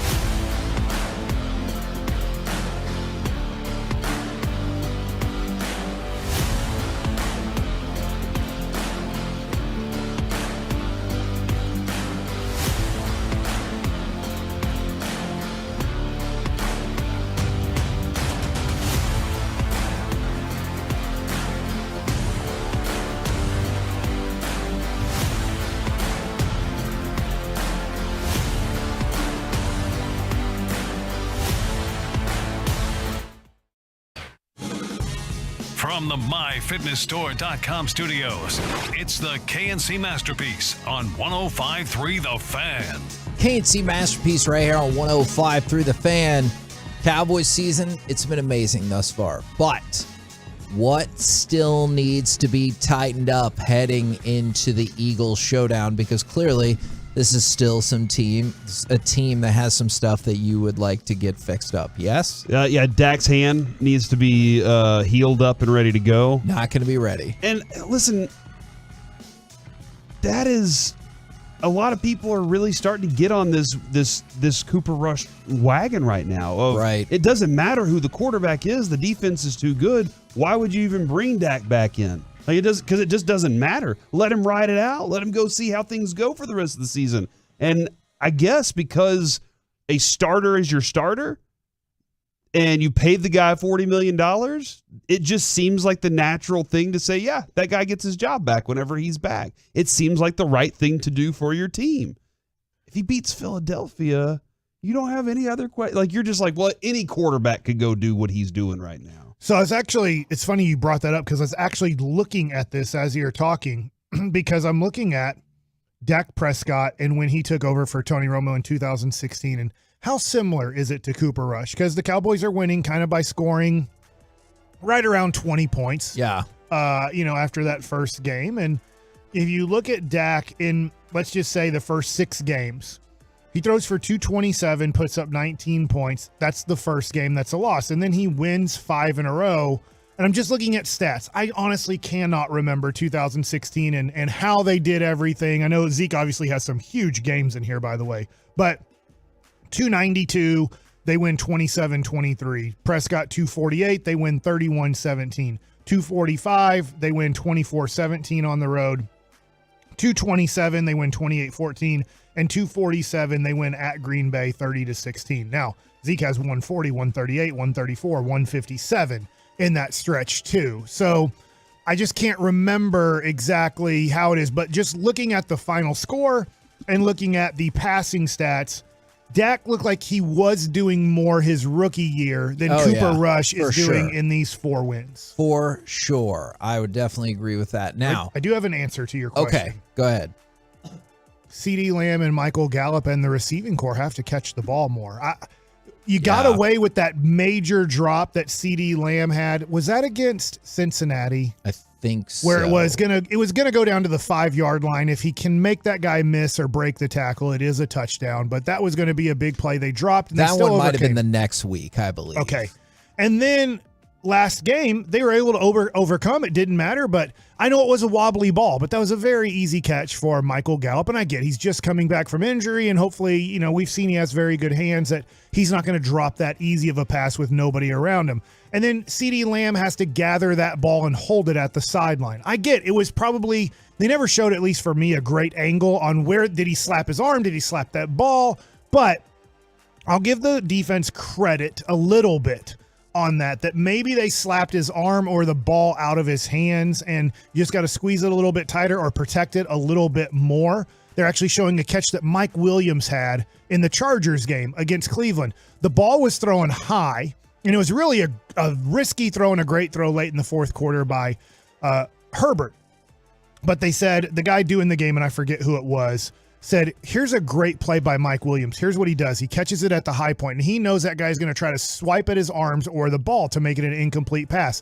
And he catches the ball, then puts it in his left hand away from the defender so he can't slap it, and then brings it into his chest to make sure, now I'm going to protect it and fall down. We got the first down. We're probably going to win this game, even though Cleveland did have another chance to tie it up. But I just think that catching the ball and protecting the ball once it hits your hands, the Cowboys, let's say pass catchers, have to get better at. Okay, I think that is viable, and probably not surprisingly, most of these are going to revolve around the offense because, make no mistake about it, the offense has been mediocre at best. All right, and because so the defense has been so good. Absolutely. I do have one note for the defense coming up in just a second, but there's a variety of things I would like to see the Cowboys clean up. The number one of them is convert on third down, for the love of God. Are they bad at that? They are very bad at that. Says the numbers. They convert 31% of their third downs. That good? No, it's not. That's 29th in the league. Here are the three luminaries they're ahead of. I went and saw them in a That's concert. right. That was awesome. That's right. Don't get them caught up on that. That was Denver, one of the best concerts ever. Denver, Houston, and Carolina. Those are bad teams. Those are all bad teams right now, Kevin. And so that's where you're at. Where are the So Eagles? convert on third. Okay. 6th. It's good. Top 2 teams, Buffalo and Kansas City. So just think about that. Buffalo and Kansas City are the best at converting on third down on offense. We think they're pretty darn good. Houston and Carolina are the worst 2 teams at converting on third down. We think they're pretty darn bad. Guess what? Philadelphia is 6th, and the Cowboys are 29th. So that is something that needs to get fixed up. Here's the next thing that kind of ties in to all this offensive stuff. Do you have any percentages on those numbers, by the way? Like what percent they are converting the good teams right now, or do you just have a ranking? What do you like? What's the percentage of them converting their third downs? Like, are they converting it? Oh, yeah. What's the top 3? 56%, and then 52.5 and 48.2. So Buffalo and Kansas City are definitely the anomalies there. But if you can get into the 40s, you're doing well. And the higher up in the 40s you move, the better you're going to be doing. But yeah, compare that. Cowboys, 31%. Philly, 44%. That's a big, big difference right there. Now, you know what else the Cowboys need to do? Do something offensively in the middle of the game.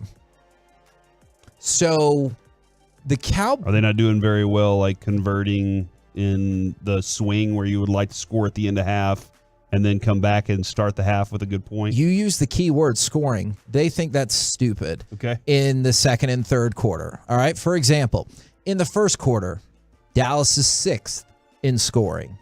In the fourth quarter, they're middle of the pack in scoring. What about in that second and third quarter? They're 27th and 26th. They do nothing in the middle of the game, and it is problematic. And I know it hasn't hurt them yet, but this feels like a game where it could really come back to bite them. I'm trying to look up Dak Prescott's third down conversion. I want to know if he is good at third down conversion. Okay. And so when he comes back in, if that's something that can solve it for the Cowboys, is not necessarily what happened in game 1 against Tampa Bay, but over his history, has he been good at it? Because, Kevin, there was a time when Carson Wentz looked like an MVP quarterback because he was converting third downs, and Doug Peterson's offense was on fire that year. They were doing everything right up until he got hurt, and I think they still went and won the Super Bowl that year because of the way that he was calling it. But I wanted to see how Dak has done throughout his career, so I'm still trying to find that conversion rate to see if he would be up in the Josh Allen conversion area right now. And I understand the question is how many of those teams are starting a backup quarterback. Like, this is not meant to be a shot at Cooper Rush. I think we're all on board with, holy crap, what an amazing job that you've done, and we appreciate all of your service very, very much. But it also feels like maybe the offensive output and output that you have gotten thus far might not translate as well into this game, especially when you're at the bottom of the league in scoring in the second quarter and in the third quarter. I know all quarters are important, but when those happen back to back and you're bad at both of them, that feels like a problem. Now, Kevin, do any of these things, because that would when we're talking about, do you want the offense to be more explosive, more wide open, would scoring points in that area change everybody's perspective on that? Because these would be 30 to, or maybe even 33 to 10 games in those cases. Yeah, no, absolutely. Because if you could tag on, I would love to say a touchdown, but even a field goal in some of these areas could make all of the difference. Now, I know a lot of this has been focused on the offense, going after the offense. There's one spot for the defense. You have to show that you can keep a mobile quarterback contained, because I know you haven't faced a lot of mobile quarterbacks, but Daniel Jones put it to the Cowboys on the ground. He had 9 carries for 79 yards. There's only 2 players that have rushed for more yards against the Cowboys this year. Saquon Barkley, who had 14 carries, and Leonard Fournette, who had 21. So you've played 5 games. Daniel Jones is the 3rd leading rusher against you, which shows how good the defense is, but also that that's problematic. No, it's not. No? Not for me. And I don't want to even in this matchup specifically. For this one specifically, yes. Yes. But I'm not going into this game saying, just let Jalen Hurts have his. Okay. Daniel Jones, I'll probably go into it and say, hey, he can have his. This is like going into a basketball game and saying, hey, we really have to take Bridges out of this game, or we really got to take this guy out. But I don't really care if that guy's getting his. Now, you ultimately want to take everybody out, right? You want to shut it down. But if I'm making sure that Daniel Jones doesn't have a lot of great options against me, and he has to scramble for 97 yards or whatever, I think I'm going to take that. It is scary because you're like he's still got the ball and they still have chances. But I'm more than okay if everybody else is kind of you got some other things because Barkley's only big play was the 1 touchdown, right? And that allotted for some of the big yardage on that. So I'm kind of okay with with Corey. it.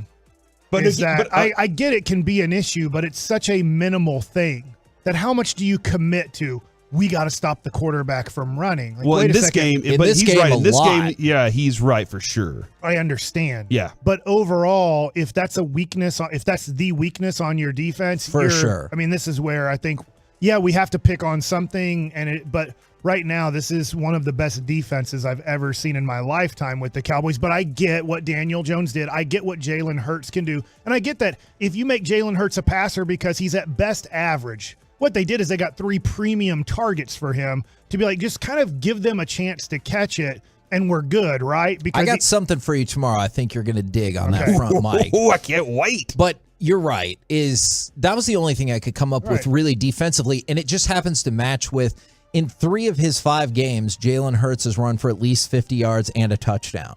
So, that's a pretty because he's a weapon around the red zone for sure, man. Exactly. And so I would. So maybe that's not. I do wonder if the Cowboys were going into the Giants game going, "Hey, we are afraid of Daniel Jones." I think they're going into this week definitely saying we have to account for this. What's our plan? And I don't know. A lot of times, everybody's, you'll see this on Twitter or on the fan text. What's the plan for accounting for Jalen Hurts? How many times you're going to see spy? Have Micah spy him. Well, is that really what you want to do? Who did it? They say it was Wilson? Jordan Lewis, wasn't it? Oh, Jordan Lewis, I believe, had his shot at it. So They did it late in the Giants game, I believe, and it worked out pretty well. Right. It's kind of like they're like, we're going to play normal defense, and as the game progresses in certain situations, we're going to do it. And I thought it worked out well. It's like we're not going to worry about it till we have to worry about it. I just can't believe that Kevin has so little faith in Dan Quinn, the master of the greatest defense we've seen maybe in the history of the Cowboys. And you're like, he can't figure out how to stop a quarterback. Now, what are you doing here, Kevin? I'm not saying that, and I will concede Philadelphia, as good as they are at converting third downs, they suck at stopping other teams from converting third downs. Good. So this needs to be where, we talked the other day about strength versus strength or weakness versus weakness. Well, this is an opportunity where your weakness will go up against their weakness, and hopefully your weakness prevails. Yeah.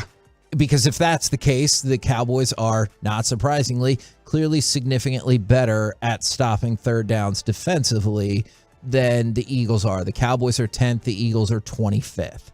So, there's an opportunity for you to take advantage on the flip side. If you're not doing it offensively, maybe you can do it defensively. But big shock, as in many a big game, third down will play a huge part of how this all plays out. With the KNC Masterpiece right here on 105.3 The Fan. Coming up next, it's time for the lunch rush, and we will start it off with this: the good, the bad, and the lots of ugly, breaking down the Rangers season that was. Next on The Fan. All right, if you're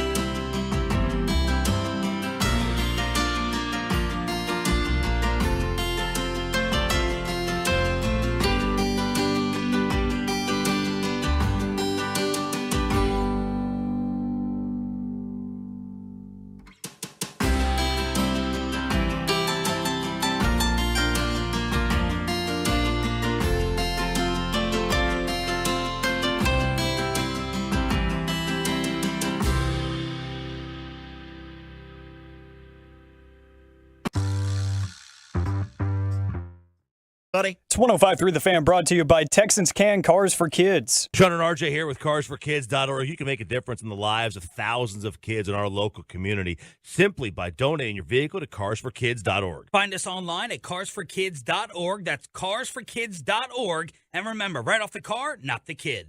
Cowboys, Eagles, Sunday Night Football. Tailgate with us beginning at 4 p.m. with the Specs kickoff at 7:20 on DFW Sports Station 105.3 The Fan.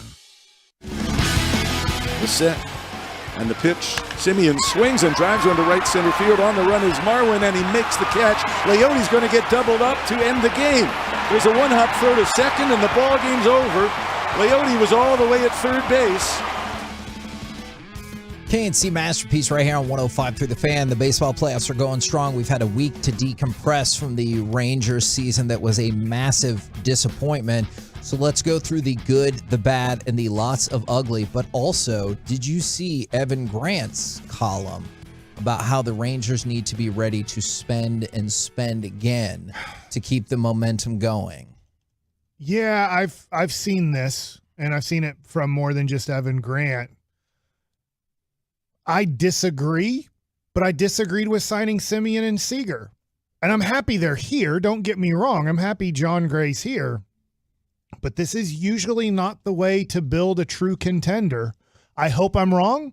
I hope it works out tremendously. And signing free agents before you know what you have from your farm system, before you know what you have from your organization, I hope it works out. It just is the opposite way that most teams build a contender. Who is this for then? Is it the front office that truly believes they're these pieces away from taking a massive step, or is this any kind of symbolism to the fans as well as being like, hey, we're trying, we're spending all the money? I think both, Corey. Mm-hmm. What do you think? I think it's when Chris Young is talking about, hey, and whoever, there was a anonymous voice that said we don't want to get our asses kicked again. Like that's that. And this that year, was me. Well, and that was you were the anonymous executive within the Rangers organization. Yeah. So like hearing that, and then so they said let's go buy the talent, and then they still had chaos throughout the season. It's like, but you were a little bit better, but you still did get your asses kicked. All right, so do it again. I think that's the part of it, Kevin, that tells me they want to, that they're like, this is our solution. If this is our solution in buying more, then we got to go add this. They aren't ready at the lower levels to bring that pitching up to be ready to help. Yeah, you're going to need some drastic changes at that level for them to be ready to help. So you may not have to buy hitting, but you have to buy another pitcher somewhere. Because what did we think from Martin Perez coming into this year, Kevin? We thought that Martin Perez was going to be, hey, he could give you how many innings, Mike? 200 innings? And you'd be like, maybe. Yeah, thumbs up. Good job, buddy. That's what you thought. You didn't think that dude was going to go out there and produce the way that he did. Now, I still have questions as to whether or not he will do that again next year. But John Gray wasn't enough to suffice for what they needed this season. So you know it's a big deal when I break out the actual newspaper from the Dallas Morning News. Show it to the Twolos real quick, because I don't know if they know what a newspaper is because they understand the internet. Yeah.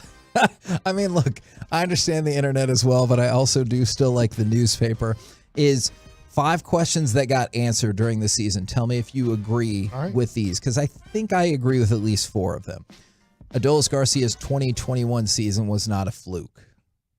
Yeah, I think he proved that he's an everyday player in the major leagues now. And that ties into the next one. Nathaniel Lowe belongs. Now, whether or not he belongs here is I get that's a different question, but he belongs in the major leagues, does he not? Like as an everyday guy? Yes.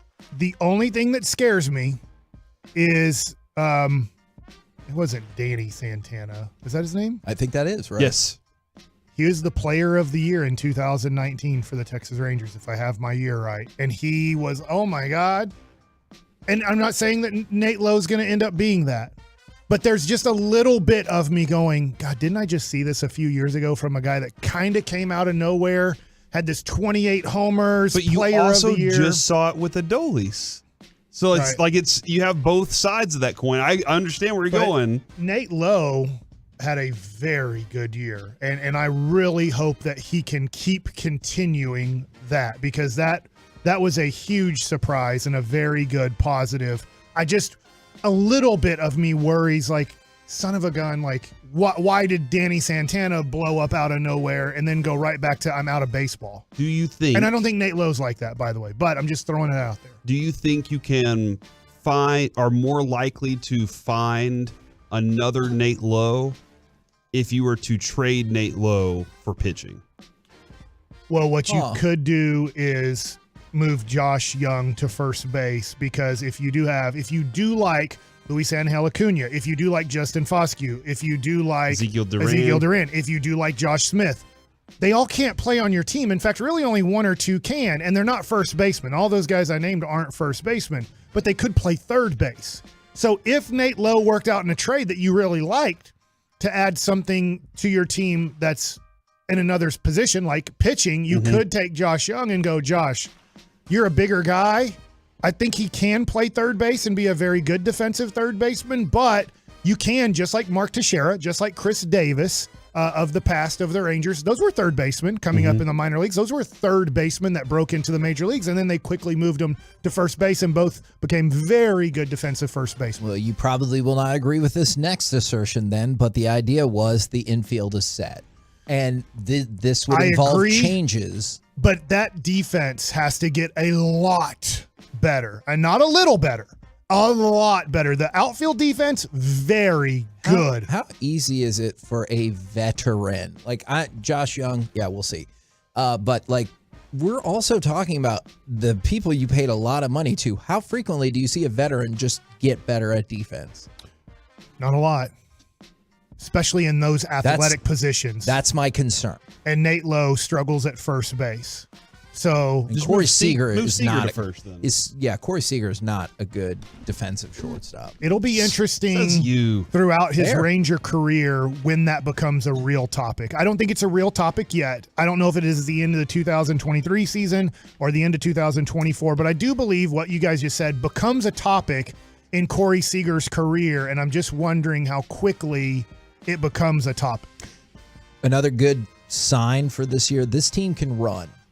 All right. Like I know at a time when that is not necessarily what all teams choose, this team can run. And do you believe that there is a catching foundation in place? Because that is another assertion made by the Dallas Morning News. With the Texas. Heim? Yeah. And they're still talking about Garver. I don't know about obviously Garver's on a 1-year contract next year. I believe it's the end of his contract. And then I don't know. There are rumblings that, yes, he's still way early in rehab, that they don't know. They just don't know if he's going to come back and be able to catch. It might be DH first base. It might be catch some. So that question is, well, Garver's only on a 1-year deal. Jonah Heim struggled tremendously in the second half. And I think that Jonah Heim is a very good 50-50 catcher, in my opinion. As I want him to share the role, like with Jose Trevino. I didn't even get to Jose Trevino. Man, that guy was fired up last night every time. I was just about to say, dude. I bet the New York Yankee fans just love him because he's so he's in the moment and emotional with the crowd. But it's Jonah Heim and is it Sam Huff? And I was going to say, for Garver, he's still got 1 more year of arbitration. Oh, and then a free agent. Yeah, right? so that's what I'm saying. They can keep him just fine. That's what I'm saying. He has 1 more year on the Rangers. Yeah. I just don't know. I don't know if he's actually going to catch next year or not. Yeah, and they did bring up Huff. So that trio has the Rangers maybe feeling better than other organizations, but perhaps I'd like to not. work my butt off on getting Huff a first baseman's glove, personally. Okay. Interesting, which then could potentially facilitate. But he also has to show that power that we saw in the minor leagues, too, because if you're going to be a first baseman and hit 15 home runs and bat 250, right, you're going to have to go back to the minor leagues. And that's pretty much what has happened with him. Now, this might be the biggest question. We talked about some of the positives. Maybe some of them were not as positive as we thought. Are some of the negatives not as negative as we thought? What exactly is a championship culture? Because Chris Young has been talking about a championship culture. And, like, what exactly is that? And that does not sound like something that's easy to implement. There's a lot there, right? I mean, that's a whole 3-hour podcast. So fair to say, not easy to implement. I think a couple of things that go along with it is you have pitching that everybody in the team believes that today could be a day where that guy doesn't allow a run, and I don't know how often you're feeling that way with that. We feel like we can produce the runs whenever that happens, and then I think everybody has a different mindset on this, but that clubhouse really does believe in each one of those guys. They get along. I might be way wrong. There might be teams that have won championships that punch each other in the face all day, but they are able to overcome all that other crap and say, we're going to win today, and they can produce the run. So I think that there are some things in my mind that I need to believe that I at least have two pitchers that today might be a day where I see something special happen every time it's their turn, and that I can produce the runs needed whenever it's possible. So the Rangers don't have an edge player. And what I mean by that is Ian Kinsler was an edge player. He didn't care to come on the radio and say, this isn't a baseball town. It's freaking September and we're in it and nobody's even showing up. But he played that way on the field too. He thought every pitcher was a piece of dump in Major League Baseball. Could Garcia be that guy at all? I don't think so. He's an energy guy. He's not an edge guy. Okay. And so there's a difference. Yeah. Hey, you want to play defense like that? I am going to try to break your nose. All right? You want to die today? I'm going to kill you if you play like that again. And that's what the Rangers are missing on this team. It seems very acceptable errors. And look, there's physical errors where, hey, I missed a ground ball. Damn it. I got to be better than that. And then there's like, hey, why are we lining up a cut to third base when nobody's running to third base? What the hell are we doing? Yeah. Right? And a lot of times that can't come from the coaches. A lot of times in a weird way, it has to come from an Ian Kinsler, a Michael Young. When I played on the Cleveland Indians, it was Travis Fryman, it was Ellis Burks. Those were guys that were like, this S ain't acceptable, and you're going to be off this effing team if you don't figure it out. I don't give a crap what kind of prospect you are. I don't give a crap what your contract is. I will effing kill you if you go out and do that crap. And Kevin, sports. And I mean, look at that team. I know they didn't win it, but look at the Rangers in that time period where they were there. Michael Young had a level that you expect. You had to. That was where you put the standard. You start with Michael Young. And if you could play better, like you had Napoli's, you had the Ian Kinslers, you had those guys, Vladimir Guerrero, he wanted to win. Without those guys, they had standards. Your best player is a totally lost, horrible baseball player. Yeah. We saw what happened with Josh Hamilton when he didn't have the leadership and the edge players and the right coaching staff around him. Baseball became, I don't even know if secondary is the right word to Josh Hamilton. And Kevin, let me add to this. Remember the team we covered that won a state championship? That coach told us, I don't do a lot. Right. They patrol themselves. I'm going to combo a couple of these. Is Leody Taveras an everyday center fielder, and is there a left fielder? Because the answer right now is not an answer. Leody struggled so much in the last probably 6 to 7 weeks of the season. He did not secure that job for me going into spring training. He has to compete with Bubba Thompson. And then left field right now is wide open with a lot of competition. They're like, please somebody take it. And you could sign somebody too. I mean, you could, if we're talking about free agents, you could add a free agent outfielder. To the point earlier, and I know we're out of time a little bit here, is the infield is set, right? I mean, Nate Lowe, right now, as long as you don't make any trades, it's going to be Lowe, Simeon, Seager, and Young. There's really nowhere for anybody to compete as long as all four guys are healthy. When they show up to spring training, they're healthy. They're healthy at the end of spring training. That's our starting infield. Everybody else, get behind those guys. Do your best. In the outfield, you have Adolis Garcia in right field and 2 open spots. Competition between Leody and Bubba? Sure. Competition between Ezekiel Duran, Bubba Thompson, Josh Smith, Cole Calhoun, Brad Miller. A lot of guys could kind of take the role of left fielder, or you go out and you sign a person and you say, that's our left fielder. Now there's just competition for center field. From the 972 the Cowboys have an edge player. I mean, I think Micah is. I do too. I was also listening to something that DeMarcus Lawrence said last week with G-Bag. You can catch him every week on the G-Bag Nation. And he was talking about like his stats and his win rate and everything like that. And he kind of gave an in-depth answer about like some stats he looks at, but other times he's like, did you win that play? No, then you lost. And so, like, that kind of Micah? speaks. No, DeMarcus Okay. Lawrence. And that kind of speaks to your thought. But I do think Zach Martin's an edge player, too. I could see Tyron that. Smith's a quiet, probably Hall of Famer is going to be borderline now because of injuries, but he's a quiet, great player. Maybe where Jason I think Peters. Zach With a nasty Martin streak. has that nastiness in him to be like, I'll kill you. A couple more questions for the Rangers that they need to figure out going forward is, were they bad or just unlucky? And also, will they ever develop pitching?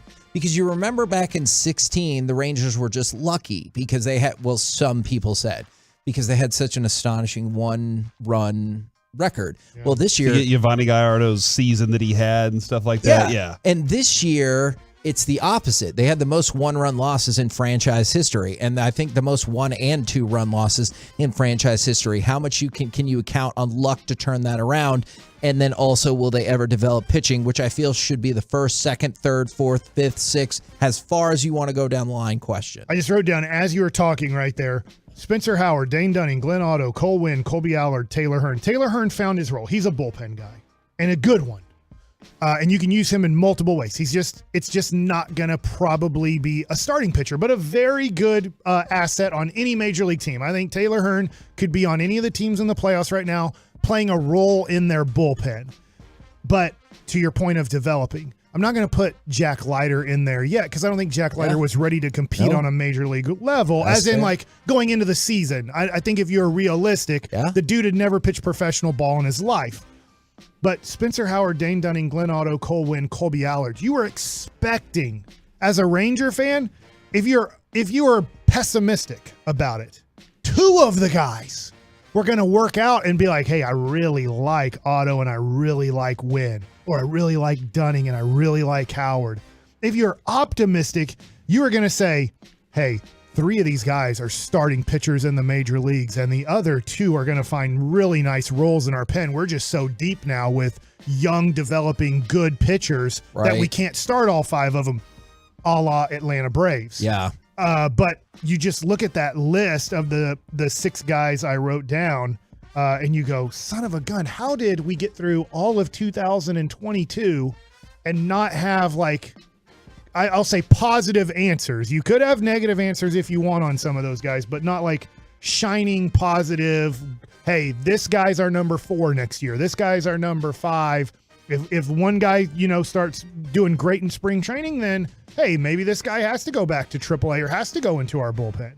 With a KNC masterpiece right here on 105.3 The Fan, we'll talk with Kevin Mensch, avowed Eagles fan, unfortunately, and former Ranger, fortunately, in just 1 second. But I wanted to throw this out there. Did you see that per StubHub, they put out the data the other day, is the Mavericks had the 4th highest jump in ticket demand last season going into the season. Their sales increased 250%. So there is some Mavs fever happening. Going into last season? No, going into this from season? last season going into this season. That's really cool, man, that the Mavs fans jumped on that. And it's not... Man, dude, the Luka stuff. 250%. There's a lot more Luka stuff I want to talk about at some point, but that's really cool for them. All right, right now on the phone, Mike, do you want to introduce him, because he's great, but he's also an Eagles fan. All right, I don't know. Right now, joining us on 105.3 The Fan is a guy who Randy St. Clair said you need to throw the ball more inside the rest of this inning, and then Kevin Mensch took me deep.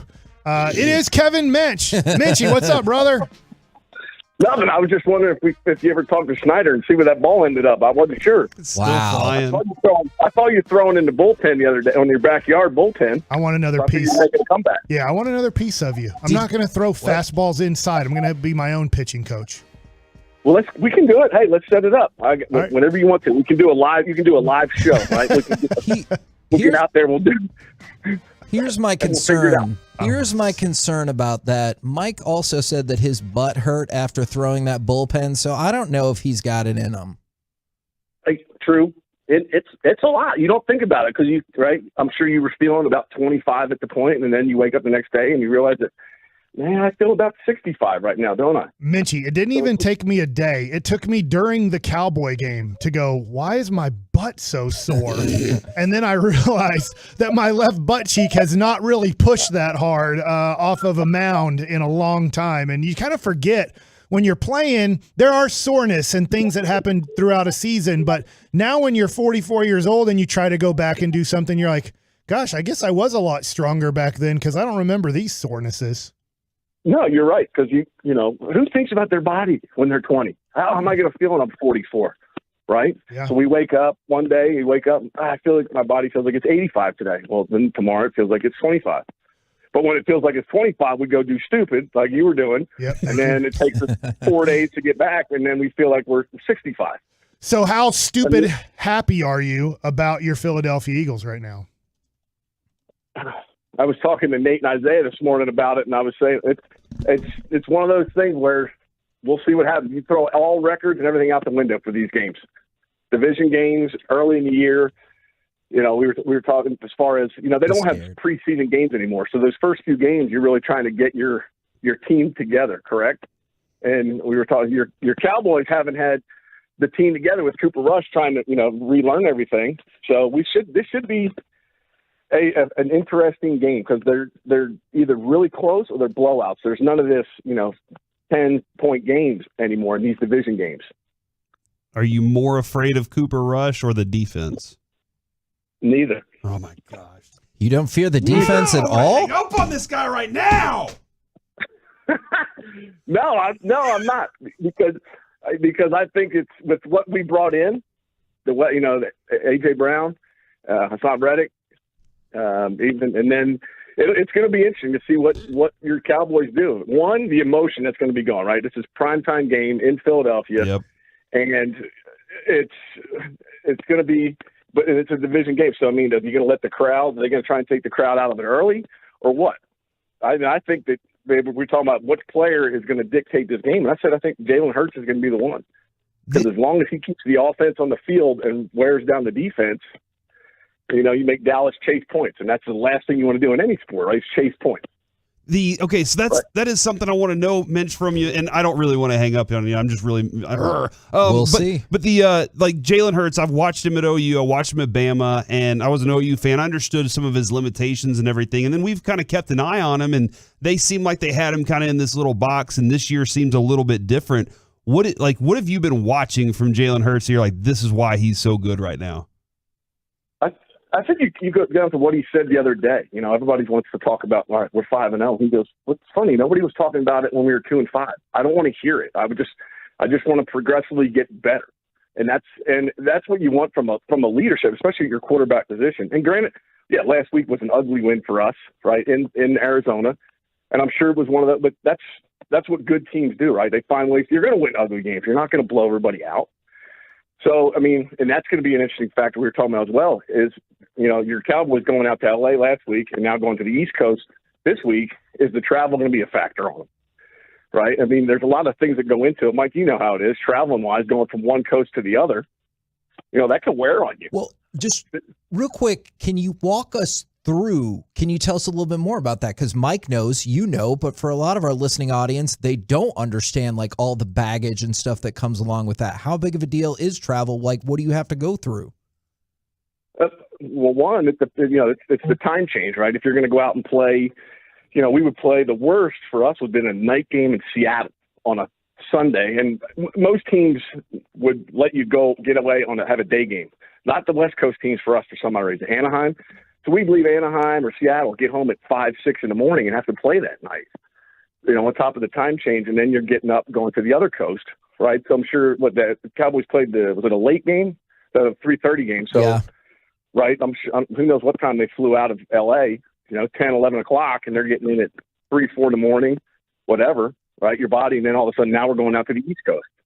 Right. So then you've got to adjust that way. And it's a lot, you know, at least with baseball, we were spending, you know, a couple days at least in that time zone. You know, you weren't going from Seattle to Boston and doing that and dealing with the travel and stuff. But it wears on you, especially, you know, you're living out of a suitcase. I know football's a little bit different. They go in, I think, they fly in on a Saturday and leave Sunday maybe. So it's different, especially, and even mentally it can be that way. All right, so Minchie, I know back in the day, 2004, when we were together on the Rangers, you had your T.O. jersey, you had your McNabb jersey. I'm going to ask you McNabb versus Hurts. Do you think Jalen Hurts can be as good or better than Donovan McNabb was for the Eagles? I think he can be. I think, and that's what this season, hopefully going to start to see what he can do with the available weapons, right? Because they brought T.O. in that year with McNabb, they go to the Super Bowl. Last year they sneak into the playoffs with a mediocre team. Now they brought in, like someone, A.J. Brown. You've got, people healthy. So now you've got no excuses. Now see what he can do with it. Granted, McNabb was, 6'3", 6'4", but 260. I don't think Jalen's that big. So can his body take that abuse that those bigger quarterbacks could take? I don't know. But that's the beauty of that run-pass option, right? He can option the ball, but granted, taking some big hits, that's not good, especially on a smaller quarterback. I have a question now about your son, who is the ages of my son. I'm wondering, because you're growing up here in the Dallas area, obviously he's around a lot of Cowboy fans that are going to school with him and everything. How easy has it been or hard for you to make sure that he doesn't become a Cowboy fan? He knows right away. The other day, he wore Miles Sanders' jersey to school. Why? He's smart enough to know to not be those bandwagon fans, the fair weather ones that, oh my gosh, we're going to the Super Bowl, and they lose. Nope, we're done, right? And they jump off the bandwagon. Could you not afford a better jersey for him? Who else can we put on there? He wants an A.J. Brown one. We can get one of those. He definitely took that jersey off at school and changed into a Parsons jersey, right? Oh. He knows better. All my kids know better to do that. All that stuff's been, we don't even, it's hard to even say it. I had a hard time today having Nate sign a jersey. I didn't want to touch it. I just felt like I was going to get cooties or something from it, touching it, one of those jerseys. How many Eagle fans do you know that are kind of your friends that are in DFW? Like, do you have kind of you're my friend because you're an Eagles fan and there's so few of us in this Metroplex? There's a lot. There's a lot more than you think. And they'll come out of the woodworks. I'm sure if you guys are out and about on Sunday, you'll see them everywhere. I know we're off to school, so that give them even more excuse to come out on Sunday night and be out. But there's a lot. There's a lot of people here from that area. And but the funny thing was, I see a lot of those Cowboys jerseys. They still have the tag on them. Are they going to take them back when they start losing? Former Rangers baseball crusher Kevin Minch joining us here on 105.3 The Fan. And Eagles talker. It's very difficult to have this conversation right now. But I am kind of curious. Sirianni is a guy that we were like, man, he's gone in like a couple years. Like, I've really thought that dude was going to be out pretty quickly, and he seemed to have gained like a lot of adoration from not only Eagles fans but the team. The team seems to be really, really liking what he's doing. What's his bit? What does he do so well? Yeah, I think it's like anybody else is in that position. Do you have control of your locker room? One, that's the biggest thing. You have control of it, letting the guys do what they need to do, but at the same time putting them in their place. It's like a manager in baseball. If you have control of your clubhouse, your teams, you're able to keep guys in line. You guys everybody's paddling in the same direction. It's when you hear, I'm sure Ron Rivera just lost his locker room the other day, right? With what was being, and that's the kind of stuff you don't, and especially these bigger cities, these bigger markets with the media. You know how the media is in Philadelphia, Dallas, New York, L.A. Right? If you play into their hand, they're going to get you that soundbite, right? It's something, and then they use it to kind of divide everybody. Yep. And I don't see that with Sirianni doing it. I think he's a younger guy, granted, but I'm sure he had that conversation with the veteran guy. Hey, this is your team. I'll guide you, but you guys take over, right? And if there's issues, to eradicate like a cancer in the clubhouse, or is there somebody that's not fitting, not belonging? I'm sure he's letting them handle it, and I think that garners respect from the players.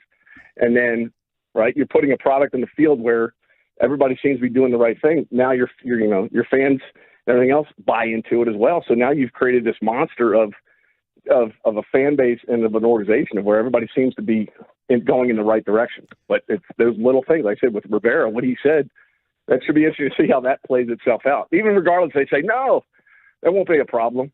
Yeah, right. Yeah. You know what I'm talking about. Now, you were talking about things that can divide the locker room. I was kind of curious. The Astros have a reliever that is missing the entire postseason because he punched a locker. He's a pitcher. He punched a locker and fractured his finger. Does everybody in the locker room say something to him like, hey, way to go, dumbass? Or are you just like, he probably already knows, let's leave him be? There's probably a mixture of both. He's going to get banged in kangaroo court for sure of doing that. And then it's just a matter of it depends really on your veteran guys, especially, even Bass, I'm sure, can chime in on this, but seeing that, somebody doing something stupid, you just sit there and shake your head and just go, what were you thinking? But I'm sure, was there more to the story? Maybe, but that's the problem. We only get a snippet of the actual story, kind of like the whole Aroldis Chapman thing, right? He didn't just miss the workout. There's more to it, guys. Let's dig a little bit deeper before we just start throwing it out there. So if it was handled, I'm sure internally, it's not like it's his own, it's really his own fault. But granted, there are people who just really, did you really just punch the wall? I get it, we've all done it, but all right, now look, you've just lost. Yeah. From your perspective, how tough will it be for Seattle to overcome what happened to him yesterday? Oh gosh. Oh, that's well, my Phillies almost blew it yesterday too. Yeah. They went by committee, but like I said, there's, reading today a little bit about that Seattle, what the numbers were saying, I guess that Giordano has hit worse against righties than lefties. So you figure the analytics guys were, and that was the first thing somebody threw out. What analytic number were they throwing out here to leave this guy in here knowing he destroyed lefties? Right? So. And a fastball, that dude might be the best fastball hitter in the game right now. Oh, gosh. And he threw it, about knee high right down Broadway? Where do you expect it to end up? Where it did. Exactly. And he hit, as soon as he hit it, you could tell. I think I showed the camera angle behind Bregman. As soon as it hit, Bregman just took everything off and started running up there. And I know what's tough. I know we got to go here, but what's tough, Minchie, in that one is I always say, look, if you lose in the playoffs because your closer doesn't close the game or your lineup that you've had for 162 doesn't hit, you lose. It's just the way it goes. But don't try to trick up the game too much. And for me, I like Scott Service. I thought he should be, strongly considered for manager of the year in the American League. But I just thought, hey, you're bringing in a starting pitcher with guys on base. This isn't what he's used to at all. If your closer loses it, he loses it. You live with it. But to me, bringing in a starting pitcher with guys on base in the ninth inning just wasn't a smart decision. Yeah, you want to get, if you're going to beat them, you're going to beat me. Or you're going to get beat by my best. Not that, because it's at some point you got to look at it as a 1-game series, even if it's it's 5 games. Because if you're on the road, you've got to try and steal one the moment and try, right. We always talk about momentum, and by doing this, it's kind of one of those where, oh my God, what just happened? Right, we had this. It was 7-3 going into the 8th. Yep, is that what it was? Yep. And okay, you've got to get 6 outs, right? And that 27th out is the hardest one to get. So why would you, like you said, put a guy in that situation who's never dealt with it, the pressure and everything else to do it? But you see what happened. So I didn't hear his press conference to see what the thoughts were, but I'm sure they were asking the guys as well. But it's one of those things where you've got to grab it by the horns and go, because if not, especially these short series, well, it'll be interesting to see how it plays out tonight. So I don't know. It'll be fun to watch for sure. But these series, you're going to lose. It better be your best ones out there, not some mediocrity thing. Appreciate it very much, good sir. And as always, go Cowboys. Mm-hmm. Yep, I like you a lot, Minchie, but not this weekend. All right. I'll be flying around, flapping arms. Oh, so. How many times per year do you spell Eagles? I don't know. It's tattooed on my arm, so I'm just. All right.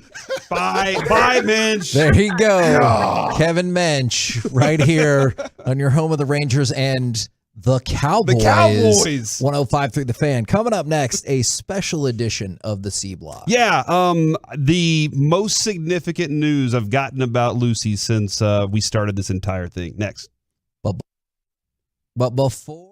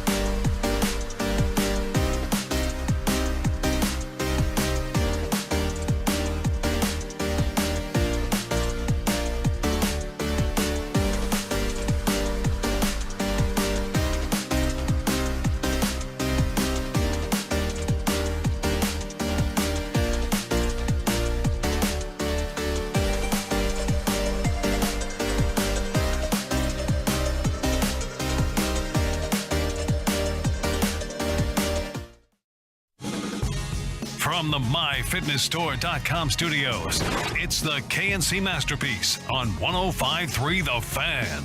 KNC Masterpiece back here on 105.3 The Fan, and it's time for the C Block with Corey Majors. All right, so I tweeted this out this morning, and I posted it on Facebook as well because I wanted to share this news with a lot of people because this is I think this is the most significant news we've gotten about Lucy since we started this. Now, I need to reset a little bit. 100%, because we have 1 million new listeners. Yeah, and there are a lot of new listeners that didn't experience Kevin the first time I ever talked about this, which was on a Father's Day weekend. Lucy was born on June 7th. She's now 9 years old, so you do the math. That's wild. And Kevin, you remember this. I spent 14 days in the NICU with her, and it was day 4, Mike. She gets home. Can I ask you a quick question? Yeah.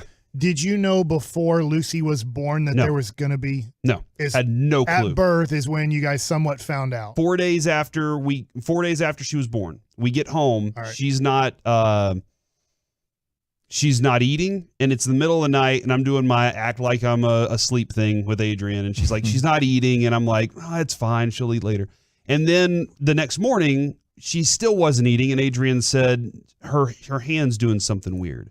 And her hand, and if you're looking on the Twitch page right now, her hand was simply doing a little movement like that. She was a baby, 4 days old. We take her to the doctor. The doctor looks at her and goes, she's having a seizure. Immediately, they get an ambulance to take her to Children's Hospital, and they start going through the process of things. And I'm driving over behind them like as fast as I can, just keeping up with them. I meet this amazing woman, Cherry, over there, whose nephew is a listener of the station, so I always appreciated that. And she's like, look, I know you're in panic mode right now. I'm going to take you to exactly where you need to go. We get there. They say, hey, we got her all set up. We're checking on things. We're going to start the process of learning what she's going through. And then a few hours later, they say, y'all need to go get something to eat. Just go grab a snack or something. When we come back, they're putting our daughter in, they're intubating her. They're putting air and food down her throat, and we're like, what the hell is going on? And even the doctors at that point were like, look, we did not anticipate y'all walking in and being surprised by that. That's not the way it should have happened for y'all. Y'all should have known beforehand. And so as we go along through this, we find out she's having seizures. And one of their experts comes in. And when you have your third baby, it's a daughter, and you have all these new things that are happening in your life. You have all these concerns now of what's going on. We were very lucky that my sister-in-law, who works for St. Jude, was there because she was able to help us. But there was a moment when we went in with all the neurologists. I mean, there were 10 neurologists in this room with us, and they said, we don't know if she'll ever walk. We don't know if she'll ever talk. We don't know if she'll ever be able to say words.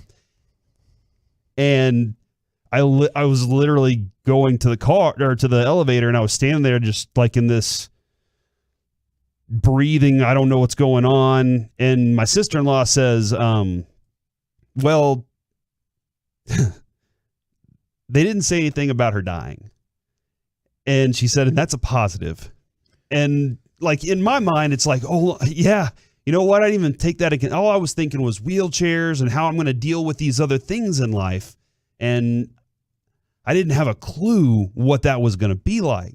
But then I never even had a consideration of her dying because she's in the hospital. And over time, we had some fantastic nurses over there. And I will admit this too. This is maybe one of the greatest moments. We had started the weekend show, and it was Father's Day. It was my birthday and Father's Day kind of in the same kind of time, and we had a show out at AT&T Stadium, and Kevin and boss man Tim Collins were like, "You don't have to work, man. Like you don't need to do this." And I was like, "No, I do need to do this because I've been stuck in the NICU, and I'm exhausted. Like I just need something different." And I shared this story, and Avery was still very young at the time, and he was there. And Kevin said, you need to look at the fan text, dude. And it was the coolest thing to see that we were just these weekend hosts that nobody really knew. But when I shared the story, people were sending out so much love. Now, I want to kind of fast forward through the process a little bit. As we've gone along, there have been multiple seizures. multiple moments where we've woken up in the middle of the night and she's been on the floor, passed out, and her own bodily things. And we had to learn a lot of things as we went along through this. And along the way, we had a really good doctor that gave us some really good insight, but he was like, this is a puzzle that I just cannot figure out. It's a very difficult puzzle. And we went to my sister-in-law who works at St. Jude. She does know a lot of doctors around the world. And she said, you have two options of really good doctors. One's in Boston and one's in Cleveland. My wife did a lot of research on this and said the Cleveland one can get us in faster and we can get started in whatever process they want. Let's go there. When we started this whole process, we went to Cleveland, and the Cleveland Clinic is phenomenal. Dr. Pastana has done an amazing job with Lucy, and I don't even know if that's a violation of HIPAA right there, but I just threw it out there. It's only a violation if it's not a violation because you did it. I need everybody to understand this. We found out she has something called ESES, which is electrical status epilepticus in sleep, which means when she sleeps, she has seizures. Anything above 50% spike rate in sleep during these seizures can lead to developmental disruption, delay, cognitive delay. Basically, anything she learned up to that point, she could and may very well lose. And understanding there is a possibility of growing out of this after puberty, we got to figure out how we keep her in a world where up to puberty, we have her successful. And so we've had, from the city of Plano, the school system, they've done everything they can to help her, like accommodate her, also keeping her social in school. But man, when you see the little girl, you're just sitting there going, she's not up to speed with every other kid in that class. And you can recognize it. And it's because at night, her brain isn't developing the same as ours. We go to sleep, our brain recharges and reboots and goes along. Hers is firing all night long. I said 50%. If you're above 50% spike rate in sleep, you can lead to widespread developmental disruption. When we got to Cleveland, the EEG showed that she had 95% spike rate in her sleep. So above 50% means it's bad. Yeah. She had 95%. Almost all night long she was, and during the day. I know you've told me, but the percentage that happens.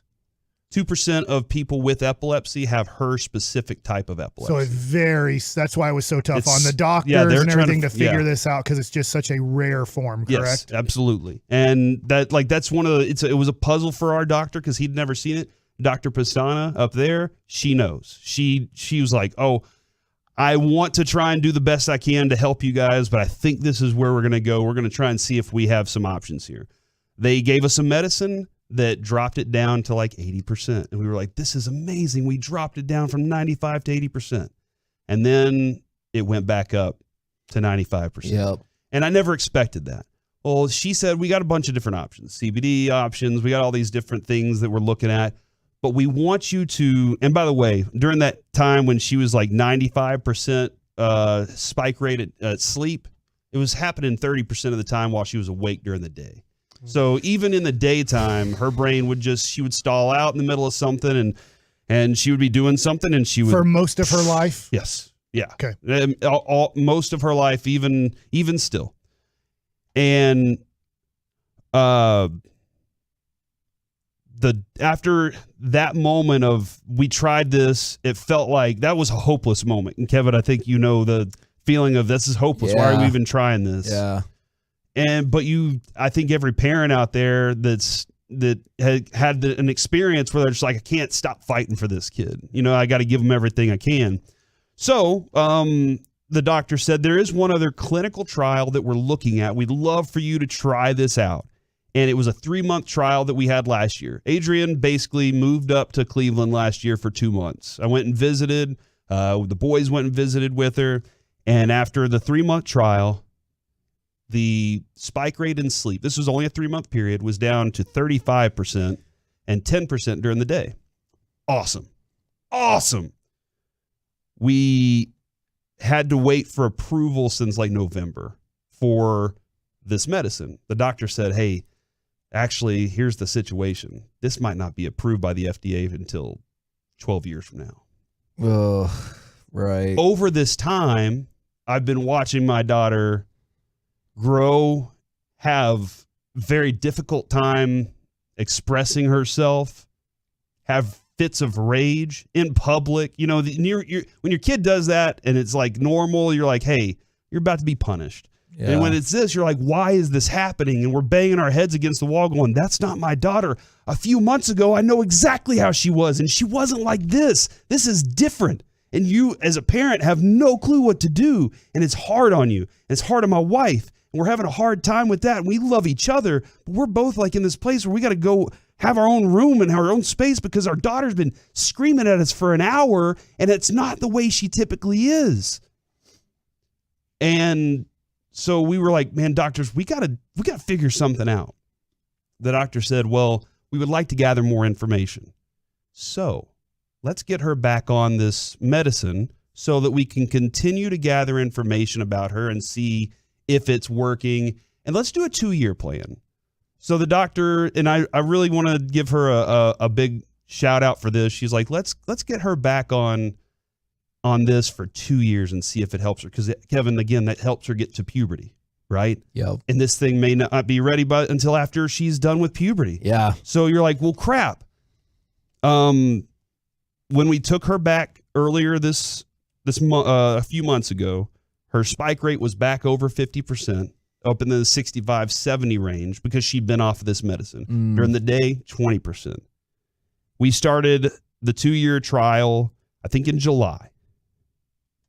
And I told you yesterday that there were no daytime spikes. But I didn't know that we were down in the teens in the nighttime stuff. I didn't know, like Adrian didn't tell me that information yesterday until she got home last night. And we've almost, it seems like we've almost cracked the freaking code on this thing that's been driving us nuts for so long. And I'm looking at this little girl, watching her, and she's been on this medicine, and she takes things so in stride. She doesn't, you want to take a blood sample? She doesn't care. She's like, whatever, I can do this. Our sister, my sister-in-law took a video of her taking a blood sample and took it to St. Jude to show other kids, hey, look, it's okay. You can be strong too, because Lucy's strong. And so, she's been battling through all this stuff, and she takes it in such stride. She does such a great job, and we're this close to it. The teens, dude. I never even thought we'd get, even this close to it. And here we are, and I'm watching since she's gotten back on this medicine. This little girl doesn't do the screaming that she was doing. She's not losing herself and being able to communicate. She's more physically stable. And I just want to tell all the parents out there that have had these, I'm looking at you, Kevin, you have a struggle that you don't know if you can make it. Yeah. And you're a parent, and you're trying your best, and you're looking at your kid and you love them to death, and you're just like, I don't know what I can do more for you. Just keep fighting, because if you keep pushing for them, it's going to pay off.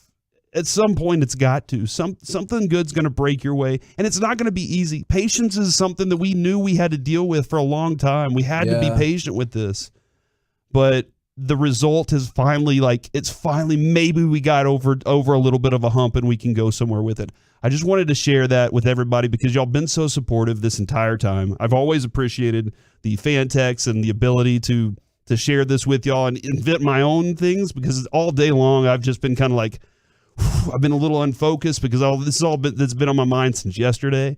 And once I got that news last night, down in the teens, maybe we can get to 0. We're still fighting to get to that point. But Kevin, you've seen this little girl grow up. She's a doll. And I only knew one of the numbers. I didn't know that other number. The world loves her. I mean, there's so many people that do. So thank you all, Tolos, for we're a bunch of guys that are regular guys and dads and maybe future dads and husbands and friends and everything. And we all have our own things that are going on outside of sports. And this is one of the things that's weighed on me and my family since she was born. But all we knew is we loved this little girl. So thank you guys for letting me talk about it for a little bit and for being for being with us this entire time. Couple things real quick, and we'll let our affiliates know we're going long, is we're talking about taking Peace-a-thon on the road. That is a discussion right now. Hopefully that comes to fruition, but maybe, just maybe, little Lucy could pop in and say hello for a few minutes. My recommendation, if this is still true, if you bring queso, she'll like you straight away. She's fries now. It's like fries, but you can dip fries in queso. So that's like the combo that really gets you going. Have the biggest mountain of French fries you've ever seen. And do you remember what I told you all those years ago? Check out the fan. I don't know if there's any way I can reply to everybody. You cannot, unless you do G-Bag as well or push somebody out of that seat. But yeah, take a look at the fan text. We're the KNC Masterpiece right here on 105.3 The Fan. Coming up next, power ranking the power rankings. We'll do it right here on The Fan. Coming up on The Fan.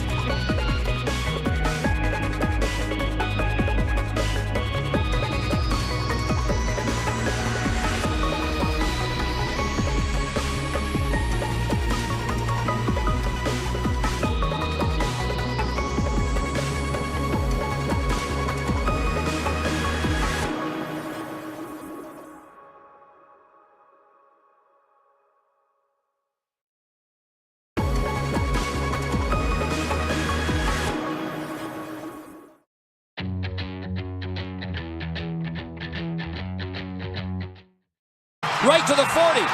Chased from behind at the 30, turns left at the 20, to the 10, to the 5, and Pollard with a house call. Touchdown, Tony Pollard. KNC Masterpiece back here on 105 through the Fan. Probably a good time to let you know that Tony Pollard has 4 rushing touchdowns of 40 yards plus since 2020. That is tied with Nick Chubb, Derrick Henry, and Jonathan Taylor for the most in that span. So good work by Tony Pollard. Also, if you missed it, you need to hit the rewind on your Odyssey app or download the podcast after the show is over and listen to that 1 o'clock segment. It'll be well worth your time. I will. I promise to pay attention to this segment. You respond as I read. I just want to see them all so I can let everybody know I saw them all. I saw all the fan texts. Y'all, they're nice today. Yeah, they're very nice. Specifically about this. I don't know about in general. There are a lot of other things that we'll get into later, though. All right, now it's time to power rank the power rankings. I always ask you this question. Kevin, I'll just look at you right now. Okay. Kevin, would you rather go over quarterback power rankings first or team power rankings first? I honestly want to go through team power rankings because I'm really intrigued. I think the Cowboys should maybe be in the top 5, and I want to see if I'm a chump. Okay. Corey, I am going to ask you this question. All right. I pulled 3 power rankings. I pulled CBSSports.com, NFL.com, and ESPN.com. All 3 of them have them ranked differently. So give me where you would rank them the highest, or where you think they'll be ranked the highest, and where you think they'll be ranked the lowest. I feel like 5 to 8. I'm kind of in this range. I feel like anywhere from 5 to 12.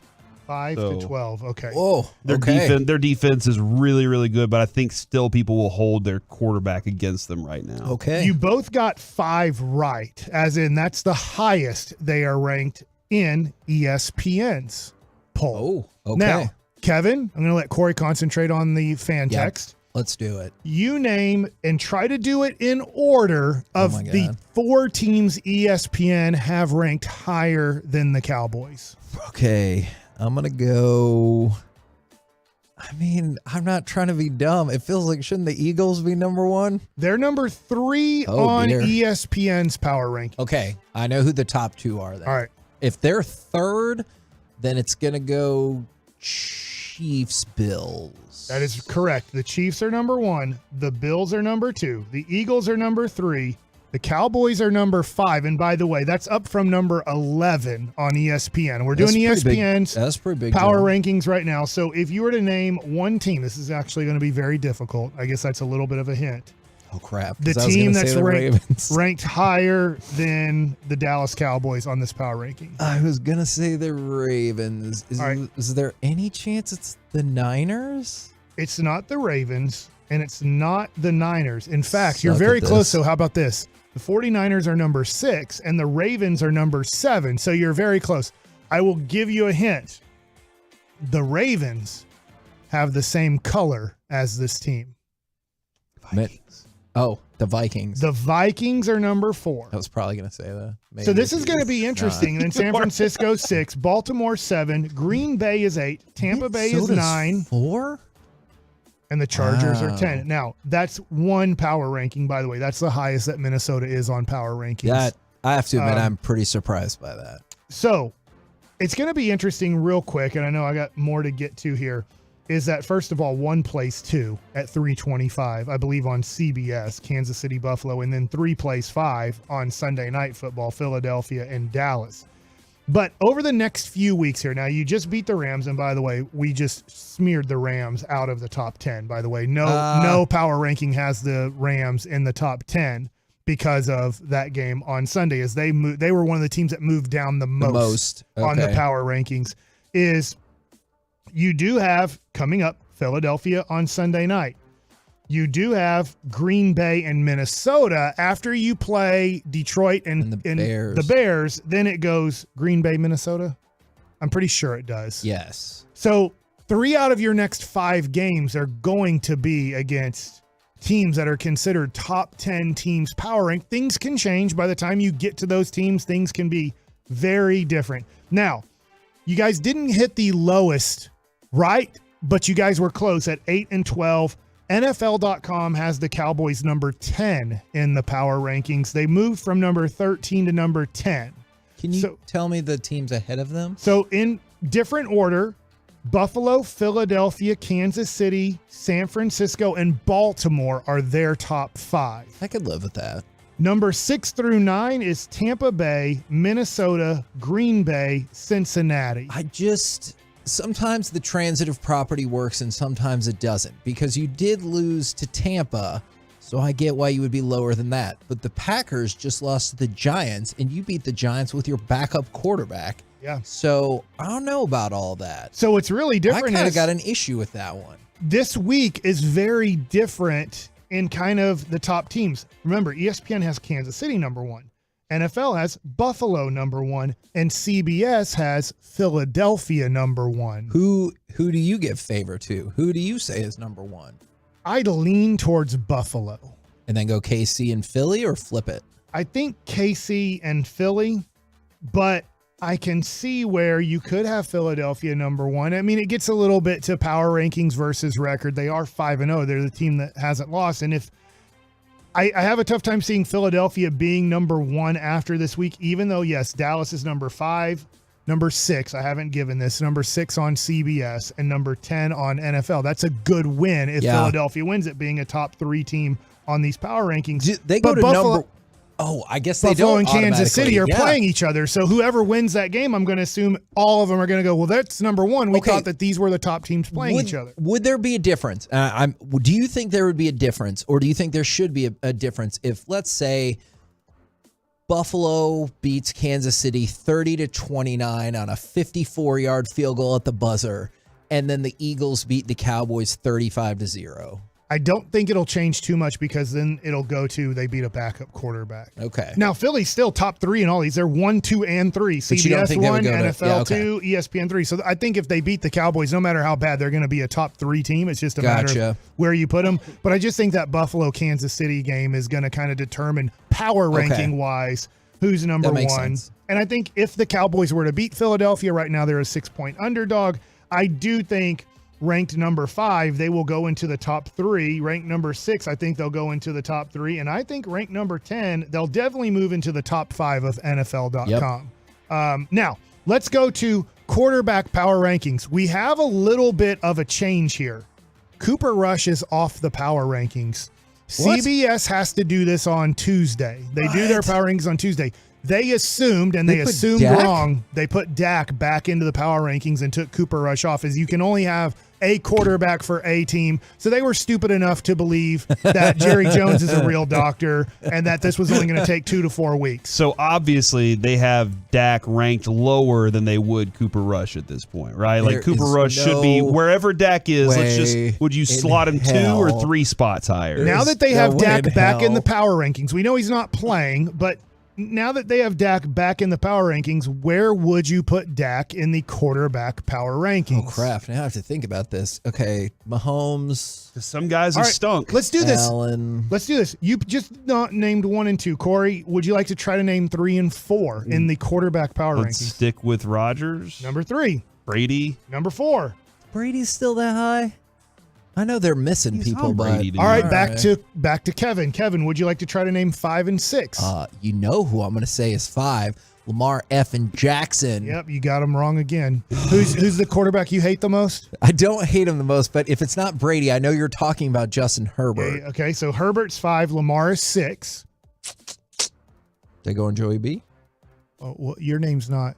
I thought we were doing 2 at a time. Did you just forget my name? Corey, I know he always I kind of did. Corey, my boss. Are you okay? Yeah. Like, are you okay that he just jumped you right there? and he took that you were going to go number 7 and 8? No, because I was reading. Somebody asked for Lucy's autograph for Peace-a-thon, so I'm trying to figure out. Holy crap, that's a great idea. Oh my! She's not really famous. I mean, like the hell, she's not. She's more famous than you are. All right, so we're running out of time here because we're about to crosstalk with the G-Bag Nation. I would like to tell you guys, they have Dak number 8 and Hurts number 9. From the 806, if Lucy's not in the power rankings, I'm setting something on fire. I just, look, I think... I did this earlier. I think Dak is better than Jalen Hurts. Just at this time, in this moment, I don't see how you make that claim. because Hurts is playing and he's an MVP candidate and Dak is not. They messed up a little bit, but I like what they did here because they threw Dak back in there. And as much as Cooper Rush is doing great, it's kind of fun to kind of think, where is Dak in this power ranking? Just real quick, where are Russell Wilson and Geno Smith? I want to see how much flexibility. Russell Wilson is 12. I wrote down 13 quarterbacks. I'm going to see if the website is still up for me, CBS. I didn't keep it up. I wrote down the top 13 quarterbacks. I was just curious because Geno Smith's been going on a rampage and Reggie's been scoreboarding me every freaking day about it. Dak is 8. Jalen Hurts is 9. Matthew Stafford is 10. I don't know how football works, but I'm really talented. Kyler Murray is 11. Oh, dear. Russell Wilson is way overranked at 12. That is absurd. And Kirk Cousins is 13. I wrote down 13 quarterbacks. Yeah, so just to give you an idea, because I felt like, and I'm sorry, I didn't write it down. I felt like once I got to 14, I was kind of to the point where I was I don't think Dak should fall behind. For sure. I thought Dak could maybe get to 14. Yeah. Like these 12 guys might be better than Dak, as in Hurts, Stafford, Murray, Wilson, and Kirk Cousins are behind Dak. Yeah. And so I just thought, then you get into, I remember it was kind of Derek Carr-ish. Yeah. I remember he was somewhere like 14 or 15. I was just curious because Geno's been going on this rampage. I feel like Geno's in the top 20. I want to say he was like 17 or 18. Wow. But yeah, I could be wrong about that. But those are your power rankings. Dak back in the power rankings because CBS thought for sure he was going to play this week because they thought Jerry Jones actually went to medical school. Whoops. Or the KNC Masterpiece right here on 105.3 The Fan. Coming up next, let's chit-chat with those fellas from the G-Bag Nation. Do it next right here on The Fan. Commercial-free fellowship.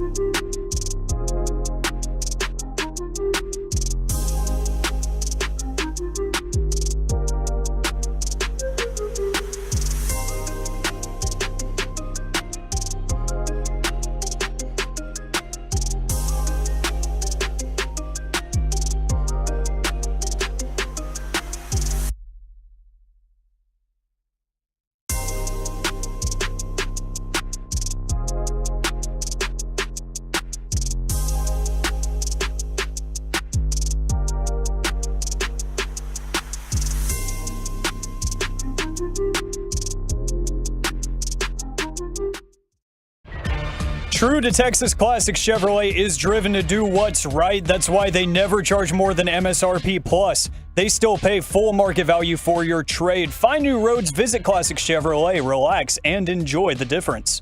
KNC Masterpiece back here on 105 through the Fan right now. It's time for our chit chat with the fellas from the G-Bag Nation. Gentlemen, how is you today? Terrific, Majors. How are you? Peggy, how are you?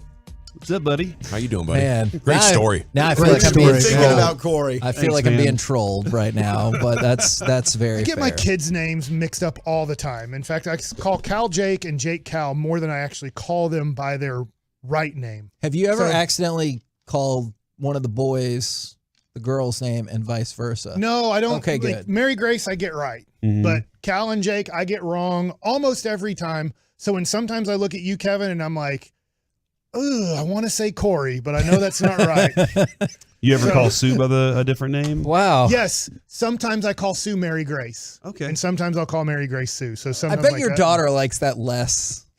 Well, I guess they both probably dislike it, don't you think? Yeah, they get it. I mean, what is it living with me? They have to deal with it. Do you ever It's the least We of got their the concerns. T-shirts, right? And we got the T-shirts coming out. Yeah, deal with the yes, T-shirts. I hope yes, so. that's what we're trying to work. If we want to work with NAMI about, I need mental health. I'm concerned about my mental health. Deal with it on the back, and just a picture of Mike kind of pointing at you in that way that he does. Hey, deal with it.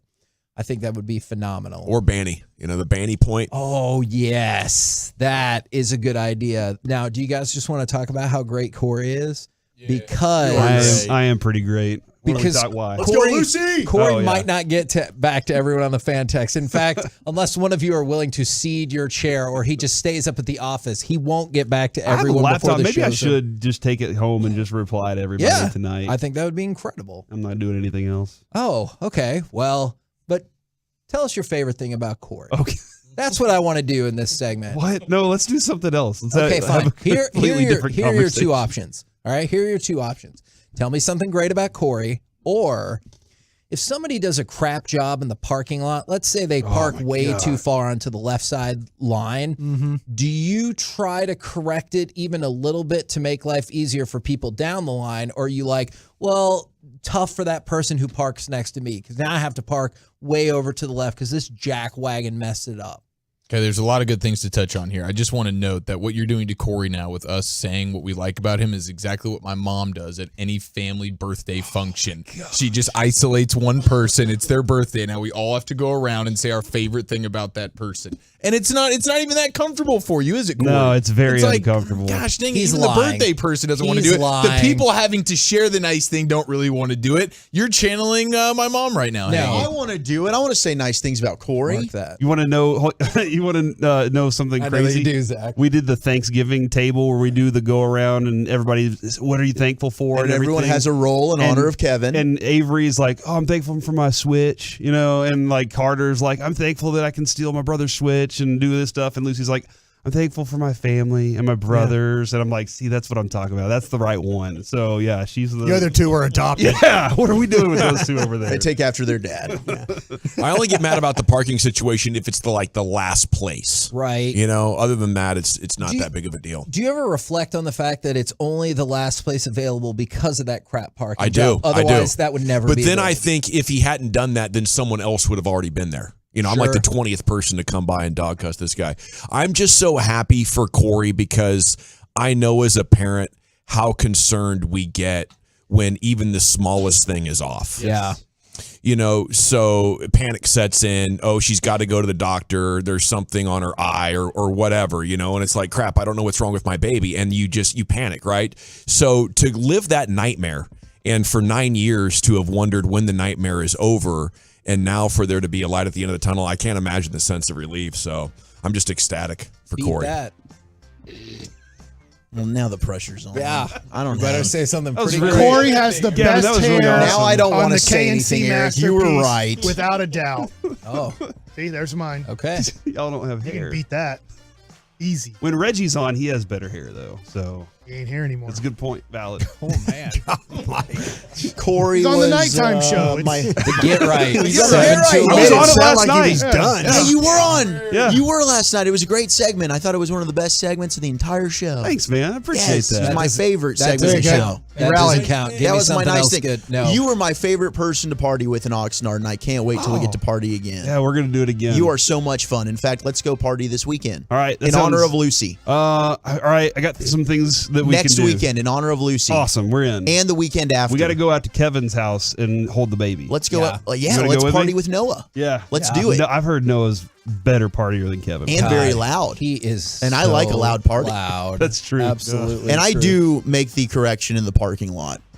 I feel like I need to. But you have to do it kind of incrementally so you can still like. Right. And also, you don't want somebody dinging your car when they try and get in. I mean, naturally, you know that's going to happen, and then you end up getting the marks all over. So That's I why just I'm scared you of have to having do it. such a nice car. I'd love to have, well. like, let's just say a $75,000 car, which to me is very expensive. I know there's cars that are way more expensive than that, but I just feel like living in a city, I feel like you can't really have that nice of a car because then I would go park 8 parking spots away from everybody just because I'm trying to protect this car. But if somebody dings my car now, and I'm like, it doesn't There's matter. somebody Get that your has, steps in. There's somebody that's got a. Well, I guess we can't talk about cars in the parking lot, can we? You can talk That's a about bad it. idea. Can we? Call them out. Okay, well, no. There's somebody that has a really nice Jaguar car, and they park it over the line. They park it so you don't get near them. That's the worst. That person that stole your car is listening because I really think they do Take that, listen Jack. and they know our time schedules and they have an idea and I think they scout it out. So now they're going to scout that Jaguar out. Well, I can say it's inside the gate, so good luck. Well, you might get away with it. Is that Who the knows? man gate?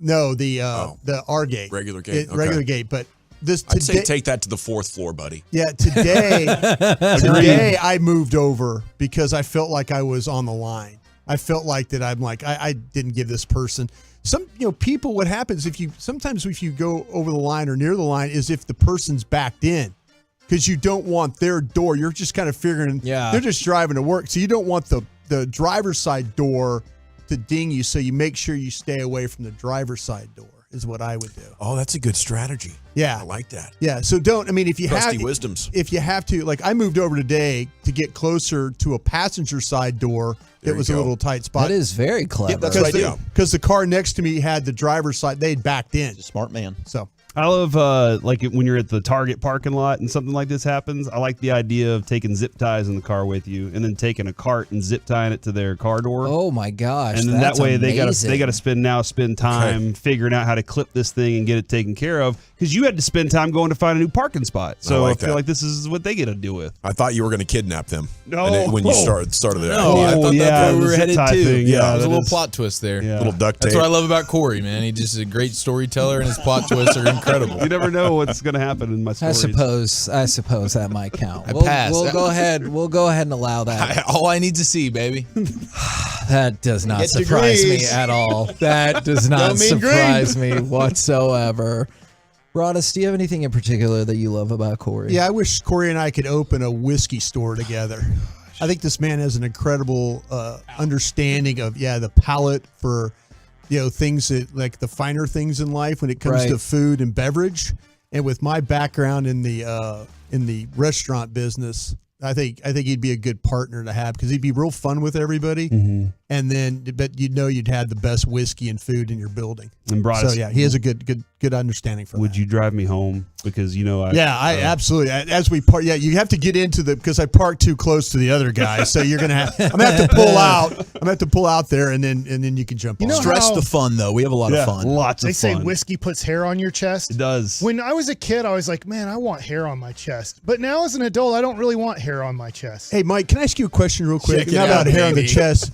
Yeah. That is a hairy I watched chested your man. video. I watched your video of pitching. Yeah. I watched that. That was pretty cool, though. Was it really difficult, though? It was challenging. I started getting tired after about 25 pitches. I was like, whew, I forgot how much energy. So you were and laboring effort a little this bit out there? I threw 36 pitches, and there's in the bucket is 40 balls, and I was just like, I'm good. I don't need to throw these next 4. But it was really fun just because my parents moved from Duncanville to Arlington in 2000. So from 2000 to 2008, I probably threw 200 bullpens. So you guys had a bullpen back there, huh? Yeah, my dad does lessons back there. So it's a clay mound. And so I've probably thrown, I'm probably 200's low. I've probably thrown like 400 bullpens back there. That's cool. I haven't thrown a bullpen in forever back there. So it brought back a lot of memories. And then it's funny, my dad started watching from the chair behind me. The chair. I noticed the chair, yeah. He started coaching me. And I was in my head, I didn't say anything, but I'm like, I don't need your coaching anymore. I'm good. Like I'm not preparing. Like it was good. Like, but he's like, hey, keep your chin up, or hey, you got to round that ball. And I'm like, all right, like I guess so, but I'm not like preparing to throw in the major leagues next week. But he just got back into like coaching mode, me type of mode. And that was a tough thing. I think with like Al Leiter, Al knows Jack 1,000 times more than whoever his pitching coaches are going to be with the Rangers. So it's always tough. Is like, We need to hire Al. You're doing your best job, but you don't know Jack like Al, who's known him from birth to 22 years old, that knows his mechanic. You don't know Jack. What do you guys got coming up on the program today? Pure Gold, as always, thanks for asking. Of course, we got the very latest buzz from the Star coming out of the gates here. Brian Broaddus spends every morning up there with his friends at the .com. So we'll have the latest speculation and buzz. 2 basketball segments today. Rim session at 3 o'clock. Mavs practice audio at 6:20 as we continue the countdown. All right, roll home with the G-Bag Nation. We have been the KNC Masterpiece. Make your way back with us tomorrow, 10 a.m. to 2 p.m. right here on 105 through the Fan. Say good night, Kevin. Good night, Lucy. Download the Odyssey.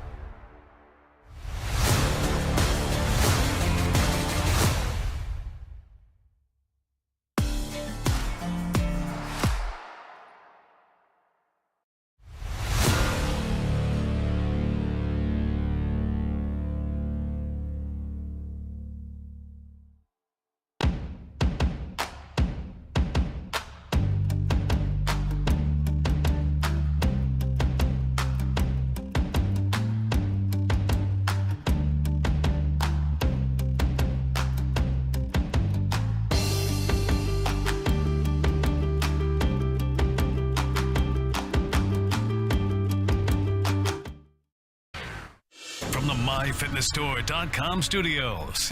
You're rolling with the G-Bag Nation on 105.3 The Fan. Welcome to the nation. It's hour one of the G-Bag Nation here on 105.3 The Fan. Welcome into the show. Thanks for making us part of your day. There he is, Brian Broaddus, the former Cowboy scout, Super Bowl champion. Lucius Alexander is in the Pimp Cup.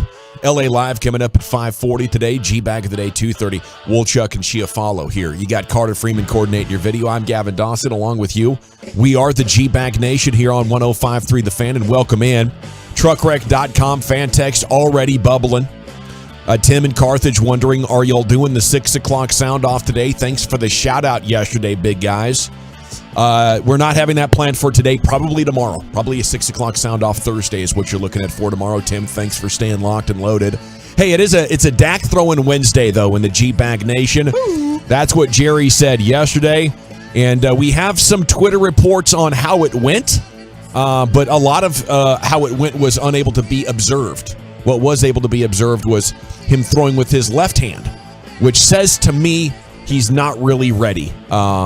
So I don't know. I have ruled out this Eagles game, and now I'm starting to wonder about the Bears and Lions. And is he going to play for sure before we get to even the bye week in about 18 days? Brian, what are you hearing up there? What's the latest buzz? Yeah, I was reaching out to some folks. I haven't heard back about the Dak stuff. I did get the stuff back about Jason Peters. He's really just limited right now. Cool. So there's not a full practice going on there, but he has returned. He has returned. So yeah, hopefully.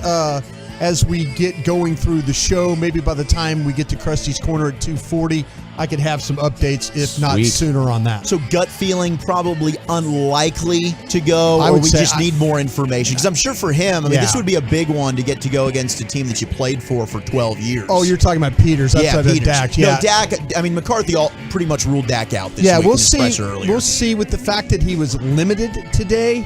We'll see if it's a ramp-up situation. I didn't get the vibe that was the case. It might be a situation where he's going to probably miss this week, and then we'll see what happens with next. Where are you looking to use him when he is back? Are you going to play him at left guard? Or McGovern doing well enough now? He's probably going to be. They're probably going to rotate again. They're probably looking at, okay, here, you take a series, take another series.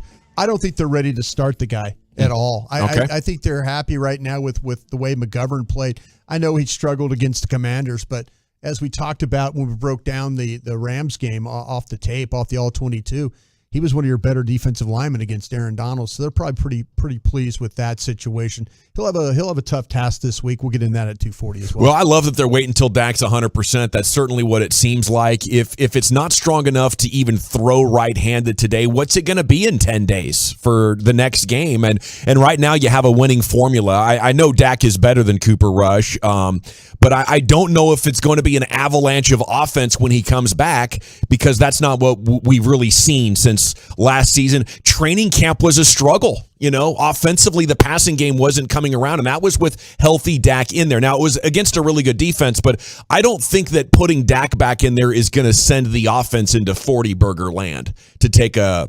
idea from last year. I think it's, going to be maybe in the low to mid 20s or something like that, especially because scoring is down across the NFL. So I just love the idea of waiting until he's absolutely 100%, because Cooper Rush has a vice grip.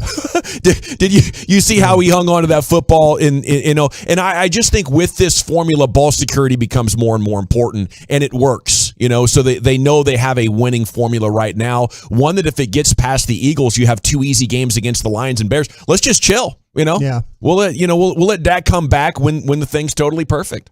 Yeah, I think that's the thing that they're talking about right now is just they want to make sure there's absolutely no doubt. That's the word I keep hearing now. They just want to make sure no doubt. They're worried about him getting sacked, something happened, maybe somebody grabbing onto that. You never know what happens in those piles and stuff. Man, those defenders get mean when the quarterback's got a hurt hand. They know, and the one thing they also said too is listen, this is a lot different than any other position, because other positions you could put a cast on it and go play. Quarterback's right hand, his thumb, he can't put a cast on that. Mm-hmm. That's the thing you absolutely have to be mindful of as you get ready for this football game. I will say this.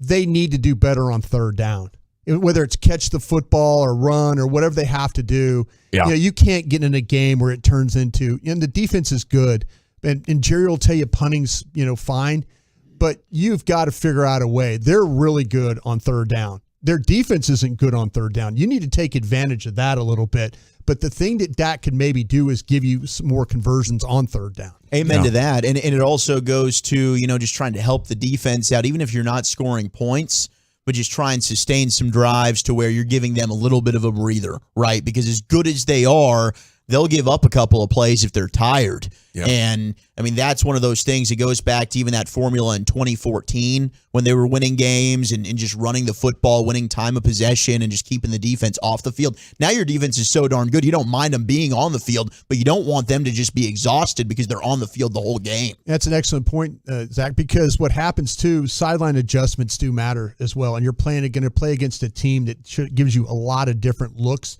If you go 3 and out, you just keep going 3 and out all of a sudden, and you have no ability to catch your breath or make any adjustments along the way, that's going to be a big problem for you, too. And I think the red zone, other than third down, the red zone would be another big spot where hopefully Dak could lift this team up. And then when you start talking about scoring 17 or 20 points, now you can go to scoring 24 to 27 points. Like, it's little stuff like that. You go 0 for 2 in the red zone this past week, where they gift you the punt block right there. You got to settle for the 3. And hopefully that's where the Dak legs come into play a little bit. Hopefully he's willing to use those and be a threat to run the football, because especially in the red zone, man, that is a monster advantage. And early in Dak's career, it was one of the biggest advantages that the Cowboys offense had. Like, Dak's legs can take you a long way when it comes to the red zone and your success there. So to me, that's another spot that I'm circling. Like, man, if you can go take a couple of steps forward in the red zone, then your points immediately go up. It's an interesting point. We had a Tolo text this in, 877-881-1053 on the truckwreck.com text line, asking, hey, when Dak comes back,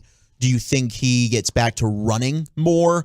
And my initial thought was, I don't think Kellen Moore calls designed runs. I don't think that's something that's going to be called a lot of. That's going to be more on Dak. Hey, he takes off and runs if something's not there. I don't know if you guys agree or not with that.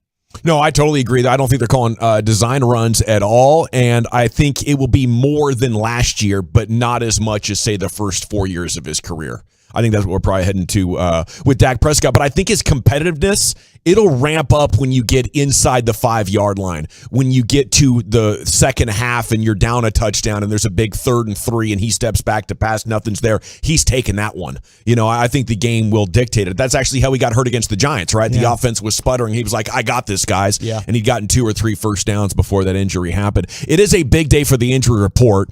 Where are the Eagles' offensive linemen? Guard Landon Dickerson, center Jason Kelsey, left tackle Jordan Mailata could all be questionable for this game. When's the injury report usually come out? Next hour or so? Yeah, next hour or so, yes. All right. So stick around for that. Well, this is huge. To me, this is where it hinges. Like, I'm going to pick the Cowboys to split with the Eagles. I think that's fair. I don't want to be a homer. I want to be objective with my picks, win or lose. And by the way, I'm perfect on the year, 5-0. Thank you very much. You are. So, I think the only real credible objective way of looking at it is they're going to split. But if the Eagles are hurt at home, especially with this offensive line, guys, their running game was not super productive last week against even Arizona. You're looking at low 4s per attempt.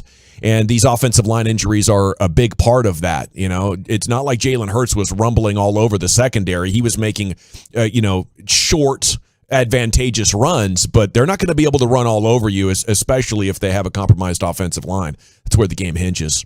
Okay, one of the big storylines this week is we have 2 huge games. Not only Cowboys Eagles, but Patrick Mahomes and the Chiefs hosting the Bills, and for the first time in future GOAT's career, Mahomes and the Chiefs home dogs. 3 points. I don't think Buffalo should be favored like this. They're saying Buffalo's a touchdown better, essentially. They have put up some good defense. They have not played a good quarterback yet. Buffalo has not played a good quarterback yet. And they're like, oh, yeah, best defense in the NFL. I'm going to hold off on crowning them, but these next 4 games, they are going to see Kansas City, Green Bay, and Minnesota. They can get a competitive Jets team. So I think this next month is going to tell the truth about the Bills, and maybe I'll be wrong, but you got to be kidding me. I get Kansas City in points at home. That's the lock of the season so far, Brian. What do you say? I'll tell you what, it's surprising, but then again, you watch these quarterbacks, when you start to talk about, and I got to study the Eagles this week. when you start to talk about the best offenses, the Eagles, the Bills, the Chiefs, the Bills, these teams are hard to stop because of the weapons they have. And the way the scheme is run and the ability, they're not one-dimensional in anything they do. And then if you try and take something away from them, then they kind of morph into something else. So I could see why Buffalo is this darling team because they were a favorite to be the Super Bowl representative. Yeah. In the way that they played Kansas City last year in the playoffs. And now they got Von Miller, who's having a great season. They're a different team. So I could see, man, these two quarterbacks going at it, though. It will be a lot of fun to watch that game, just because I think both teams have just weapons, and both teams will morph into other things if you try and take it away from them. I just really want to see a quarterback duel like we saw in the playoffs last year. Oh, man, Josh Allen's got to be. I mean, he's circled this one since the second the schedule came out, but you can never doubt Patrick Mahomes. But you're right. Like, the idea of Chiefs getting points at home is like, okay, it's tantalizing. I'll go ahead and jump on that. The Bills are really, really good, but just that quarterback battle, I want to see one of these showdowns where they're scoring a bunch of points and they're throwing it all over the place. And I think we're in for one of those. How much did that game Monday night take out of Kansas City, though? That was a difficult win against the Raiders. Yeah. That's a short week. Yeah, you're at home, but did it take something out of you physically getting ready for this game? Yeah, and the Bills just cruised to victory on Sunday at noon. So got the rest guys along the way. Okay, Dolphins are optimistic. Tyreek Hill is going to play Sunday against the Vikings despite his foot injury. He was wearing a walking boot after the game against the Jets. He was injured when his foot was stepped on during the fourth quarter. So Miami, one of those darlings of the first 3 or 4 weeks, but they're really getting hit hard with the injuries, aren't they, Chief? Oh, they are. Yeah, absolutely. Their left tackle, Teron Armstead, dealing with a little something as well. Byron Jones has still not played. They were thinking after the 4 weeks of pupless, he'd be back. Not happening. Xavier Howard, their other corner, he's dealing with some issues. So, and then they're going to play Skylar Thompson. Yeah, Teddy Bridgewater's Bridgewater's officially out, and Teddy's not playing. I guess he's not allowed to play, even though everybody was like, okay, he doesn't actually even really have a concussion. He can't play on Sunday, but now he's also not going to be able to play the following week. That's the overcorrection with the protocol that's going down right now. But Skylar Thompson, he's probably going to be in for another long day. Yeah, and if you're the Dolphins, I don't know, Tyreek Hill and Skylar Thompson out there, and if he was in a walking boot, yeah, you need Tyreek Hill, but if there's any doubts, I'd probably rest that guy. It's fascinating. The NFL doesn't, I think, have a strong history with ethics or moral compass, but boy, they will react to Twitter outrage. That I know. That's consistent. Brian, what do you have? What's the latest? Yeah, we got some report from the field from Dak, and there were no issues with him throwing the ball today, and he threw all the route trees that were required with the exception of the post and the 9. Okay. So he didn't throw the post route or the vertical route, but everything else. So you think he's on the comeback trail now? He is. At least he's going the right direction. But yeah, there were no issues today with him throwing the ball after practice. Okay, sounds like a week 7. I don't know. Is that where the smart money is? I don't know. I can't bet. I just know that he. But this counts as a practice day. This counts as a practice for day. sure. Yeah. Now we know he's thrown most of the route tree with his right hand. Yeah, that's good. That's good info. With the exception of the post and the deeper stuff, he just didn't throw. That's awesome. So we're trending in a positive direction. In a positive direction, yeah. Against the Lions. We also have an update on Jason Peters from John Machota's Twitter. We know Peters practiced today. Machota's saying he appears ready to play Sunday against the Eagles. Quote from Peters, "I'm good. I practiced today. I feel good. I'm ready to roll." So we'll wait and see if that checks out from your guys, Brian. Mm-hmm. Love that. Mavs season opener now just 7 days away. Next Wednesday against the Suns. Who has the better shot at a title right now? Very quickly, Chiafalo. Cowboys or Mavs? Who's got the best shot of doing this for us? Oh, like this season? Yeah, right now. Oh gosh, that's a great question. I guess I'm just gonna go with I'm gonna go with the Mavs. I mean, they were on the doorstep last year. They have maybe the best player in the sport, and I will and I really love what they got in Jason Kidd. So I'll rock with the Mavs. I'd probably lean, right now, I'd probably lean with the Mavs as well. Which is a little bit crazy. Wow. But it's you just trust them more. It's because of Luka. It's because of Luka, and this is such a long season. Best player in the sport factor. Right, yeah, like right now, I think you could go with the Cowboys, but 8 weeks from now, what are we going to be talking about? It's just so the NFL season, so much craziness can happen. You shut down this Eagles defense. It's the Cowboys this week. Wow, that's strong. I think the Mavs are going to be top 5 offense and top 5 defense. The Cowboys, while their defense overall is good, teaser for 320. Cowboys Eagles by the numbers. Their run stop win rate is 26th worst in the NFL. Okay. We're not good at stopping the run at all. And it's only because they've been playing with leads and forcing the other team to run that we have not seen them running all over the Cowboys defense a little bit more. I hate to say it, okay? Uncomfortable truth. But I'll tell you what, I had to get that out there because I got to put this pressure on Stephen Jones to go make the trades. Okay, we've been talking about the coaches getting the message to the players, gap integrity? You need gap integrity. We've been talking about this since 2013, okay? It's not changing. It's time to stop the run with some trades so we can actually get to the Super Bowl, and then I'd be ready to pick the Cowboys. But nobody else is really strong in the NFC, so maybe they could get there. That's my hope right there. I think they could get there. If you'll get a glimpse, like I said, the three best offenses in the league right now are Philadelphia, Buffalo, and Kansas City. Might could throw Baltimore in there too. You find a way to go shut these guys down and go win this football game. Now the narrative, if Philadelphia wins this game, it's going to be about the Cowboys defense isn't any good. Yeah. You win this game, now you've got the attention and of I appreciate that, Scout Krusty, but I want to put this pressure on Stephen Jones. I don't want to let him off the hook. I'm just saying what I'm saying, man. I hear you. Saying what I'm saying. I'm just saying what I'm saying. I'm saying what I'm saying. You find a way to go win this game, then you're going to get everybody's attention in this league. Sure, for sure. And I wouldn't put it past him. Okay, we got the G-Bag of the Day coming up at 2:30. Where are we going next, Giafalo? Fall Food Bonanza. Will you try these? That's next. Yes. All righty. Let's talk about Men's Tea Clinic before we do.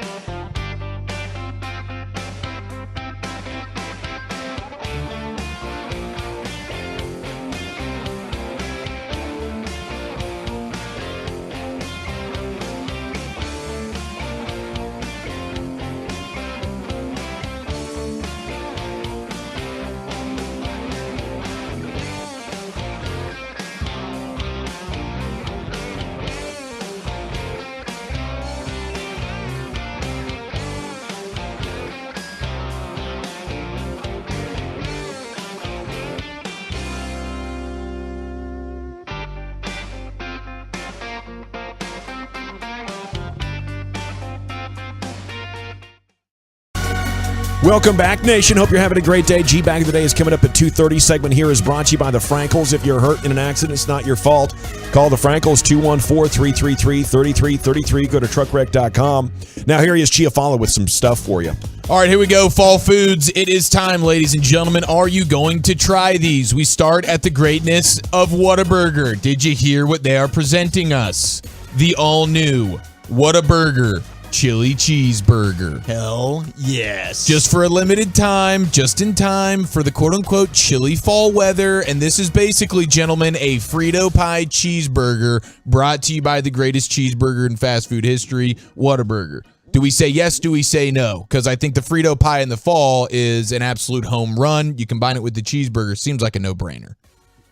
I'm in on like this. a no-brainer to me. Okay. I saw a food review yesterday of it. Okay. Looked pretty delicious. And the food review gave it an 8 out of 10. Yeah. That sounds irresponsible to me. I can't do it.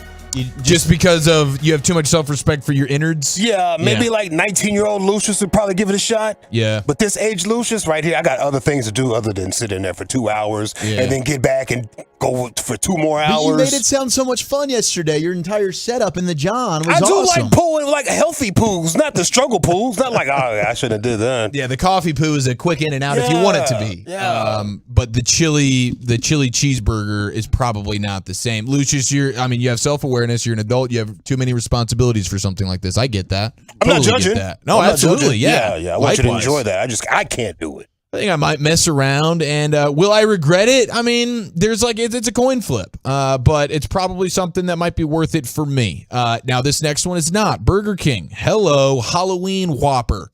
Now, I'm not a Whopper guy. You guys know that about me. If you are, this might entice you. It's the Halloween Whopper. It's a ghost pepper Whopper. Wow. Orange peppers. Orange Whopper bun, spicy queso, crispy jalapenos, bacon. Crispy jalapenos. Ghost pepper cheese. Let's go. That's where you bring in the ghost pepper. Then you get the Whopper patty, and then you come up the rear with the orange Whopper bun. So I don't know. That's going to be a no-go for me. Yeah. That's a stay-away game. That's a stay-away game. How hot are we talking here? I imagine since it's going to be mass-produced, it's not going to be like an insane challenge level of hot. Yeah, I think we're killing this at the line of scrimmage. I'm not buying the spice unless the queso. I guess the jalapenos could be. That might be the hottest part of this is the jalapenos. Ghost pepper cheese. I don't know how hot we're doing it. It's And the remember bun. It's the bun issue, man. It's the colored bun is because they did the black colored bun. Last year they did the black bun. Yes. This year it's the orange bun. And I think that the funky bun coloring messes also with the downstairs mix-up. Okay, yeah, I could see that backfiring in a bad way. I don't know. Anytime like Dunkin' Donut did the ghost pepper donut, we tried it on the air, and it wasn't very hot. I think they sell these as being very hot. Maybe I'm wrong. If somebody has tried it or is going to try it, I would love to get some feedback on here because I won't personally be able to review that particular burger. On to the next, Fall Food Bonanza. Tuesday, Eggo. We all have respect for Eggos, Love it. right? Yeah. I love Love it. Eggos. Yeah. Lego my Eggo. That was my go-to. Like I got there's a special place in my heart for cereal. There's no question about it. But growing up, I was the Eggo and jelly guy or Eggo and butter and syrup guy. How many would you have in the morning in high school? If it was a high school, it was probably 4. Yeah. They're not that big, are they? No, they're not. Your parents would go to Costco and get like the 128 count or whatever. And you just mow through it. Oh, because I it's loved it's it. such a great late night snack too. The Perfect. Eggo Yeah, is it so is. fire. Yeah. And they've announced that they're teaming up with Tennessee Sugarlands Distilling, collabing appropriately dubbed Eggo Nog. So it's a sip and cream situation. It's a toasted waffle tasting eggnog for the fall. That's a win. I'm generally not an eggnog guy, but if you tell me that it's got some Eggo waffle vibes, I'm loyal to that brand. Me too. Yeah. And I have so much love and respect for Eleven from Stranger Things. Now, what do you? That I feel obligated to at least try it. Oh, does she do the Eggo a lot? She's a big Eggo chick. Okay. Big That's her Eggo favorite chick. food. Now, have She's you got done the great bigger taste. ones now? They've come out. They've souped them up. Like the double stuffed Oreo. We now have a double sized sort of Eggo situation. Yeah, I've always thought they were small. I thought they were too small. They are. And But that doesn't mean they're not They get a little delicious. chewy though when you do the whole thing when you put them in the freezer kind of thing, and then I don't know. You don't microwave them though, right? You No, toast them. No, you put them in the that's what I'm toaster. saying. Yeah, but it's still chewy to me. I'm out on that. Okay. Yeah, there's like a thick and fluffy model now. Yeah. Wow. There you go. Okay, so they've listen the to guys like flavored. me. They got Yeah. sick of eating the cardboard they sent out there. There's a cinnamon sounds brown like sugar it. Yeah. one that's fire. Oh, no, That's that's the really best good. one. Yeah, that's the They good also one. The have, chocolate chip is really fire. The square French toasts aren't bad either. that they make. Okay, I like 'em. Nice. Yeah. And then I'd like to throw this out there quickly before G-Bag of the Day. Here's a new commercial from fast food restaurant Crystal's. They're getting into the chicken sandwich game, and they brought on as a new sponsor and endorser for their latest commercial, sort of America's side chick, Brittany Renner. The donk. The only side chicks I've seen that look better than me are these right here. Introducing 3 new, thicker, juicier side chicks. And that's it, boys. Just a quick 15-second. Here's Brittany Renner. Here's a hot chick eating our sandwich. Go buy it. That's what Crystals is doing. Good for Crystal. I've never had Crystals. I don't even know where you. I don't think we have Crystals around. I think here. they're similar to White Castle. Yeah, right? that's a small little, White Castle, exactly. We had one in Grand Prairie, then it closed down, but it had lines all the time. I don't understand. And I think there's another one in the Metroplex. I'll mess It's kinda around like a little then. Crystals, man. I like Crystals. Okay, no, no, that's good because these are advertised like little. They call them side chicks because it's almost like a little side sandwich. It's like a Yeah. little sandwich to go with your actual Like a entree. chicken mini? Yeah, like a well, it's A little bigger probably than like that? the size of like roughly a chicken I like what biscuit. they're doing. Yeah, I like so what it's a they're side doing. chick. Thanks, Chia Follow. It's time now for the G-Bag of the Day, curated by Lucius. Oh, good afternoon, everybody listening. How you fellas doing in there? Terrific, All you. right, all right. When we last left off, it was Mississippi State's head coach Mike Leach. His thoughts on coffee. I'm grooving on my coffee right now, by the way. This is about my second cup. I will drink this second cup. How many do you do a day? I heard this morning Choppy does 6. I don't know. However I feel like it. It's no thing. I'm going to do these 2, and then I'm going to get into the water, try to get the whole gallon done before the end of the show. That's going to be the groove. You know what I mean? Here Yes, we go. sir. All Absolutely. Right. All right, Mississippi State's head coach Mike Leach, thoughts on coffee? You got your coffee. It is early. How do you take your coffee? What's the best way to take your coffee? Well, coffee tastes terrible anyway, so don't put anything in it to obstruct the harsh, bitter taste, and just put it down one sip at a time, you know. So it's just all about the effect, the taste. It's not about the experience at all. It's about the outcome. No, the experience is terrible. No lies told. Who's the interview guy? This Marty Marty Smith. Marty Yeah. Smith. Marty Smith. I like Marty him. Party. He does good work. Yeah. They both sound funny together. Man, I don't know if you've ever had a better combo of voices in the G-Bag of the Day than those two guys. Well, he's the human embodiment of NASCAR, isn't he? I think Isn't so. that what That's they how did Marty with got Marty his, Smith? yeah, that's how he got his start. Well, he yeah. might have too low a body fat to be the actual human embodiment. That's a of good NASCAR, point. but- That's a good point. But the Great broadcaster. the ginger, the voice, I thought it made Yeah. sense. Much like Paul Feinbaum is the human embodiment of the NCAA Yes, sir. rulebook. That's a good poll. Let's see here. You guys been paying attention to what's happening in the LA City Council situation? No, are they getting Dude Bros visiting again? What? No. You guys haven't seen it at all? Like on the No. timeline? No. What is your time? Your timeline must be just all. Just Whataburger Frito pies, brother. Wow. Brittany Renner. That's what I'm Yeah. buried in. I just do the lists. A little bit of Brittany. LA City Council president was caught on some leaked audio saying something hella racist about another city council member's kid. Okay. And they also started talking about black folks. It was really, really, really reckless. It was nasty, by the way. Okay. So a woman gives LA City Council that work. Okay, come on up. Come on up. First of all, you. Hey. Nori and Sadio. This whole meeting right here because it's illegitimate. The people are shutting this down afterwards. This whole thing is racist. The fact that they had the audacity to sit here in front of the people that they mocked, that they minimized, that they demonized, that they marginalized is unacceptable. The fact that you are trying to continue with business as usual is unacceptable. How about it? Unacceptable. Unacceptable. We are the people and we are the voices who matter in this room right now, not yours. I yield the rest of my time, but this. Wow. Next, we have Pastor Thimbali. They just move on seamlessly. Yeah. Wow. Thank you. Parliamentary, for your time. parliamentary procedure there. Next, I like we have that. this yeah. pastor. Yeah.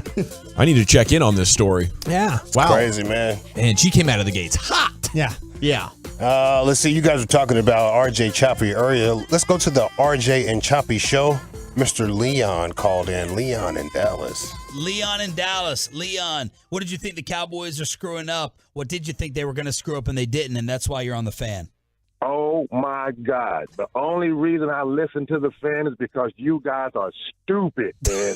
You know, you guys been hating the Cowboys. Ever since I turned you on, I listen to how you be hating on the Cowboys, and it make me listen to how wrong you are because I look for you to eat cheese every time you're wrong. I like cheese. I've been calling you guys for years, telling you that the Cowboys need to run the football. You want to can Zeke. Zeke averaged 4 yards a carry. That's big in the NFL. He was one of 7 running backs who got 1,000 yards last year. You want to get rid of him. Top 10 running back, you want to get rid of him, I'll take him. I wanted to at first. I had 2 apologies, but no, you guys are such haters. I can't stand you. Now, look, you can't win games throwing the ball 40, 50 times a game. We've proven that. Now you ran the ball more than you threw it, and look, you done won 4 games running it more than you throw it. You guys know nothing about football. I think you just make a living just being the opposite of what you should be thinking or what you should be doing. You know what they call a fan who says, I'm not a fan right now, but I'm a fan again? They call that fair weather. Wow. Leon standing strong, supporting his Cowboys. Went after Sean and RJ pretty good there. I love it, Leon. Oh, that was great. That was passionate. Leon, if you're listening, great call, man. Yeah, 6 o'clock sound off tomorrow night. Join us. I think he could win it. Yeah. Leon thought Stephen McGee was going to lead him to the promised land that one year. Maybe even Chad Hutchinson.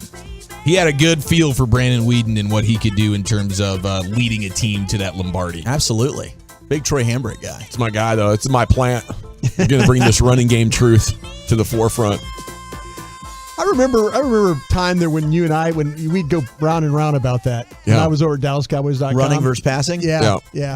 Well, we needed to find out. Yeah. We need to find out where the passing game could take, because the absolute truth is, if you have an elite passing game, you don't need the running game that much. But it's for the teams that don't have the elite of the elite, like Hall of Fame passers, right? And even these guys are going to struggle. Like Aaron Rodgers is figuring it out. Patrick Mahomes had to figure it out. So, you know, it's not that like passing is a bad idea or running is the answer. It's you got to be honest with yourself. And I think the Cowboys had to go through the process of 19, 20, and 21 with trying to pass more. And I wanted to see it. I thought it would work because the number said we're doing so much better passing, we need to pass more.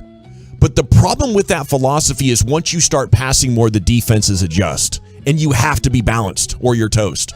And the less efficient your passing game is, the less Hall of Famer your quarterback is, the more you got to run. So now, here with Cooper Rush, you got to run 2-1. What do we got to do with Dak? Can't wait to find out. Yeah. Lucius, any other nominees? Yes, we have a mother right here that confronts her son's bully in the classroom, which is kind of weird. Check this out. You know this. If you put your hands on my son one more time, I will be beating you and your mother. Oh. Do you understand? I need a yes. Shake head. Okay. Thank you.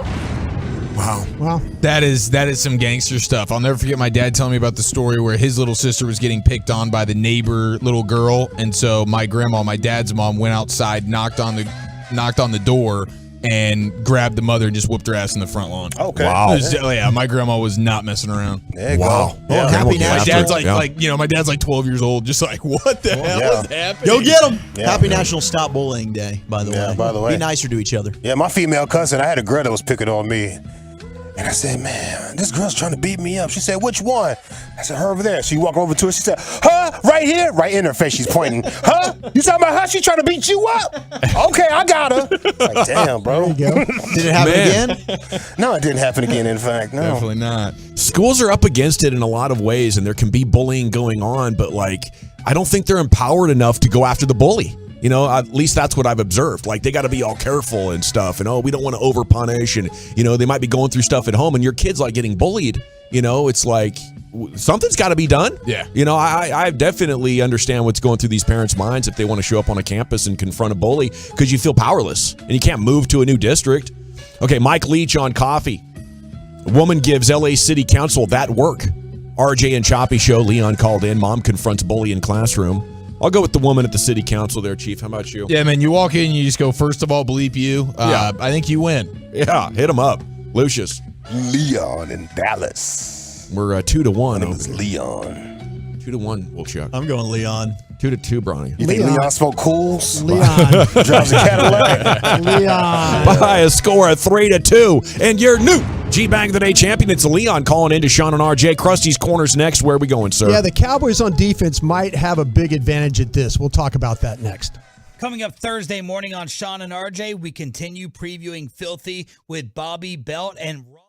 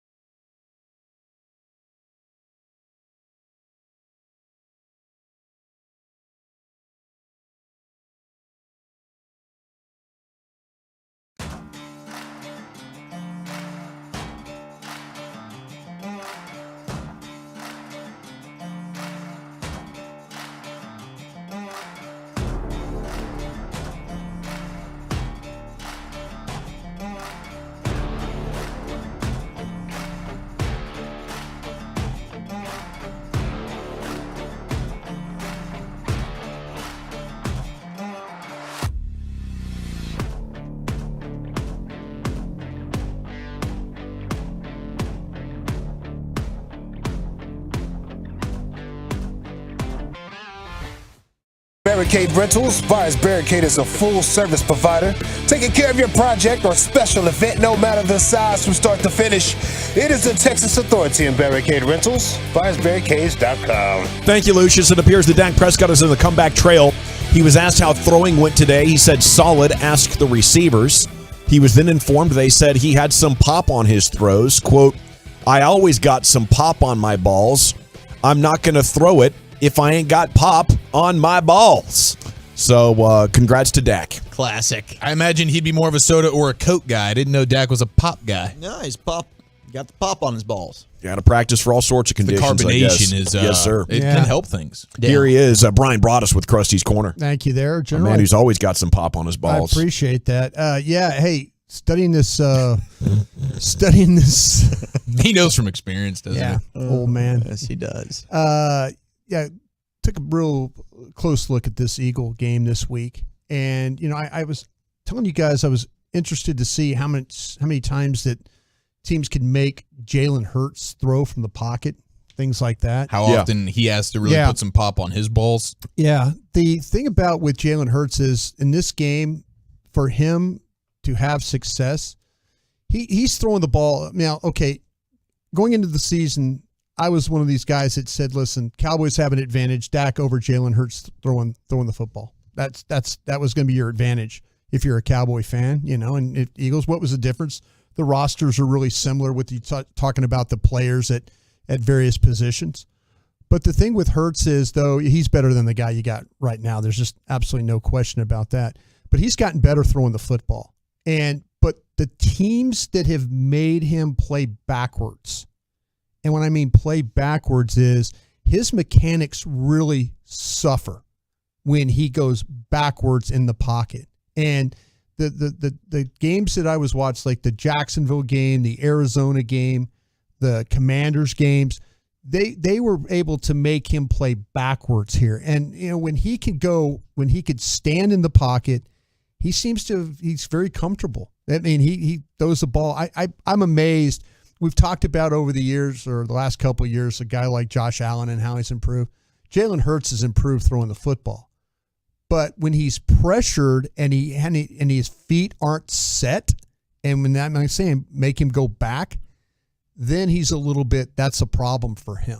He's throwing the ball well, though, on the move, whether he's rolling right or left. That's the things you have to worry about. This offense creates a lot of problems for you. It really, really does, because they can do a lot of different things with the way they play with the RPOs. You guys remember the Giants game when Daniel Jones rolled out? Yep. He pulled the ball. He rolls out. Looks like he's going to run, and then he throws the ball to the sidelines, the receiver, because you've driven on coverage. That's a common occurrence for what Jalen Hurts does in these games. I mean, he's going to read it. He's going to pull, and he's heading for the line of scrimmage like he's going to run, and then he just whips the ball to the outside. And so there's a real triple threat, and he's very good at seeing that thing, isn't he? There is, and that's his ability to read and hold the football, the ability to pull the ball at the right time. I think he's really, really. That's good. an art, man. It's hard to get that down. The guys that do it well are a nightmare. Yeah, you're absolutely right about that. And I think, with even with A.J. Brown and Smith and Watkins and these guys that they have, I think the guy that if you could stop one of these guys in this game, and it's not one of those three receivers, it's Dallas Goedert. Sure. I think that's the guy that he relies on, just watching all these games. And what happens is, you always mention about screens and things like that, delayed screens. Those are killer plays. But with Dallas Goedert, it's always comes on the left side of the formation. Mm-hmm. Every time it's like if you see Dallas Goedert lined up as a wing left, which would be the right to the Dallas formation, they're going to throw a screen to that side. It's uncanny. I mean, I'm going through all these games. I'm like, oh, there's another delayed screen. Oh, there's another screen. They have a play that's negative or a play that gets no yards, and it's a 2nd and 10, they're going to throw the tight end screen. I mean, I watched like 5 games, and they were doing it every single time. That like they get it's like their way of saying, okay, how do we not put Hurts in harm's way throwing the ball way down the field when we could just make a simple throw to Dallas Goedert in here. Now, the thing that you get if you're a Cowboy fan, and this is what I teased, this Cowboy defense has allowed a league low 4 yards a target to opposing tight ends with 0 touchdowns. Wow. Okay, so now how you play him in this game could be key. Because if you and it's one of those things, it's almost like Cooper Kupp. You can't let him kill you in the game, but he's going to make some plays. But if you're telling me Dallas 4 yards of reception to a tight end with no touchdowns, Tyler Higbee last week, I mean, he's a big weapon for the Rams. This is where I think if you said, Brian, pick me something out I need to stop, I think you need to stop their tight end. I really do, because he's he's like this, when you say the security blanket or however you want to call it, but he's the guy that he goes to when he needs a play. And how do you feel like the Cowboys are defending that tight end screen? You know what? It's all about discipline, Gavin. I appreciate you asking that, because to me, when you want to rush upfield so quick, you want to get, he is going to act like he's a wing. He's on the outside of the tackle, and he's going to just sit and he waits. And so by that time, things are starting, the routes are developing and the rush is developing, and then he just wheels out, and then he slips. Yeah, he just slips out, and then they get the line. But you're like going, damn, how do you defend when a guy is showing you that he's blocking? Yeah. And that's that. If they could stop him from making these plays, if they could stop him, that's the one guy that when this game, when you watch this, you're going to go, and if you go back and watch the Eagles play, it's like he throws the ball to him so much, and they make big play after big play after big play doing it. Yeah. Well, that's a huge thing for them. I mean, they lead the league. They're tied with the Cleveland Browns, funny enough, with the most big plays of the season, where they have 25 rushes that went 10 or more yards, and they have 19 receptions that went 20 or more yards. Yeah. So, like, they thrive on big plays. And it felt like they did whenever I was watching them play Arizona. Felt like there was a lot of Devontae Smith little tunnel screens. They're gonna easy to see what can happen. And Devontae Smith is taking hits, man. It was the lowest. It's the lowest percentage or the lowest yards per attempt that he's had in any game this year. So outside, like opening drive of the game, it seemed like it was the A.J. Brown drive for them against Arizona. But afterwards, you're right. He gets in trouble. He's looking for Dallas Goedert. I wonder if this is, all right, you're definitely playing 3 safeties for Dan Quinn. Yeah. Because we've talked about maybe Donovan Wilson is your spy for Jalen Hurts. They need Jaron Kearse to really have a good game, because I think he's your guy against Dallas Goedert. Last year, he was really good against tight ends. Your safeties are going to have to be huge, because Kearse, and then you mentioned with Wilson could be your spy. Wilson could be your spy on when you get Hurts running. That's the thing. That's what you get to the pocket. If you win, and this offensive line's banged up, we'll see what happens with Jordan Mailata. Because if Jack Driscoll's playing in this game, number 63, there's your fish. There's your guy you go after. Because he at left tackle, he doesn't handle things very well over there. So they need Jordan Mailata. By the way, if I'm the Cowboy coaching staff, I'm going up to the officials before the game. I'm saying Jordan Mailata lines up way too deep. You need to keep an eye on this. Keep an eye on how deep because he's so big. He's like going to set 1 time, 2 times, and then the guy's, he's going to try and keep you wide. That's interesting, yeah. Yeah, so I'm going up and saying he's lining up too deep in the backfield before the game even starts. Definitely. A couple of illegal formations going on. And this team gets a lot of legal men downfield penalties, too. That's another thing. That's the RPO life. That is where I would also say that to the officials. Like, listen, you can't let these guys get downfield early on this, okay? So keep an eye on that. The left tackle situation. How you match up against Dallas Goedert, I think, will be a really, really key in this thing with a banged-up offensive line right now. Thanks, Krusty. Brian brought us Krusty's Corner every afternoon, 2:40. Flagtober rolls on. There will be a couple of more tour stops later in the month. Right now, you can order yours at 105thethefan.com/Flagtober. And proceeds go to charity. We'll send one, I think, $25 anywhere in the continental United States of America. All right, when we come back, G-Bag Nation, it's time for a rim session. Wolchuk and Chiafal are going to lead this, right? So we'll be talking the NBA, some Mavs headlines, and more next, The Fan. We're taking over your...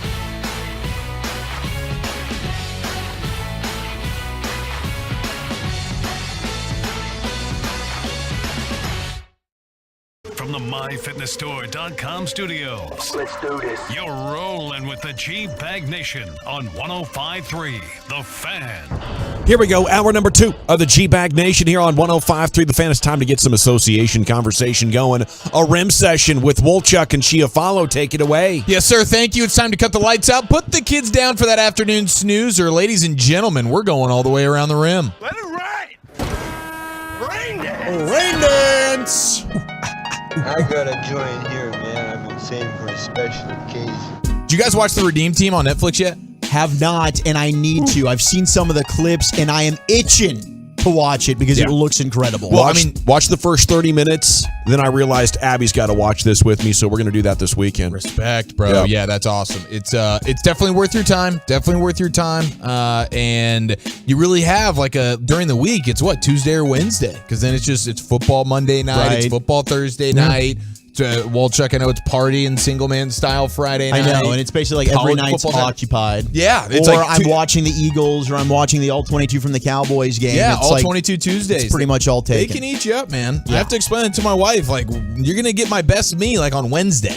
This is the best time you're going to get me. And after that, I'll be buried in football, honey. So I'm going to have Redeem Team, totally worth it. I need totally worth it. Redeem Team. Yeah, the Redeem amazing. Team. I'm totally sucked in. Yeah, 2008 Olympic basketball team with Kobe, LeBron, and this is on the heels of 2004 Olympics where they lose to, I believe it was Argentina, if I remember correctly. And that was the rookie year. That 04 Olympic team was rookie LeBron, rookie Carmelo, and rookie Dwayne Wade with a bunch of other dudes, Tim Duncan, Sean Marion, and some other guys, and they lost in the championship. So it was a huge downer 4 years. They bring in Coach K, and then they start to rise that thing up. And the Redeem Team of 2008, it's Kobe, it's LeBron, who's actually playing in that 04 Carmelo. Yeah, whenever it was rookie Melo and rookie Wade and rookie LeBron, they didn't even really play in that 04 one. So afterwards when they lost, they asked Carmelo about it, and he's like, well, don't look at me. I don't know. I don't know what happened. I wasn't. But in Beijing, it was their time. But in Beijing, they were absolutely dominant, and it was a really, really fun crew. It was Chris Paul, and then but Kobe really becomes the story of this. Dude, they really get you in the first 10, 15 minutes on that whole deal. But the Dream Team was amazing. The aftermath of that for the next 2 or 3 Olympic cycles was, this is so easy. We just got to get together for a 2-week camp.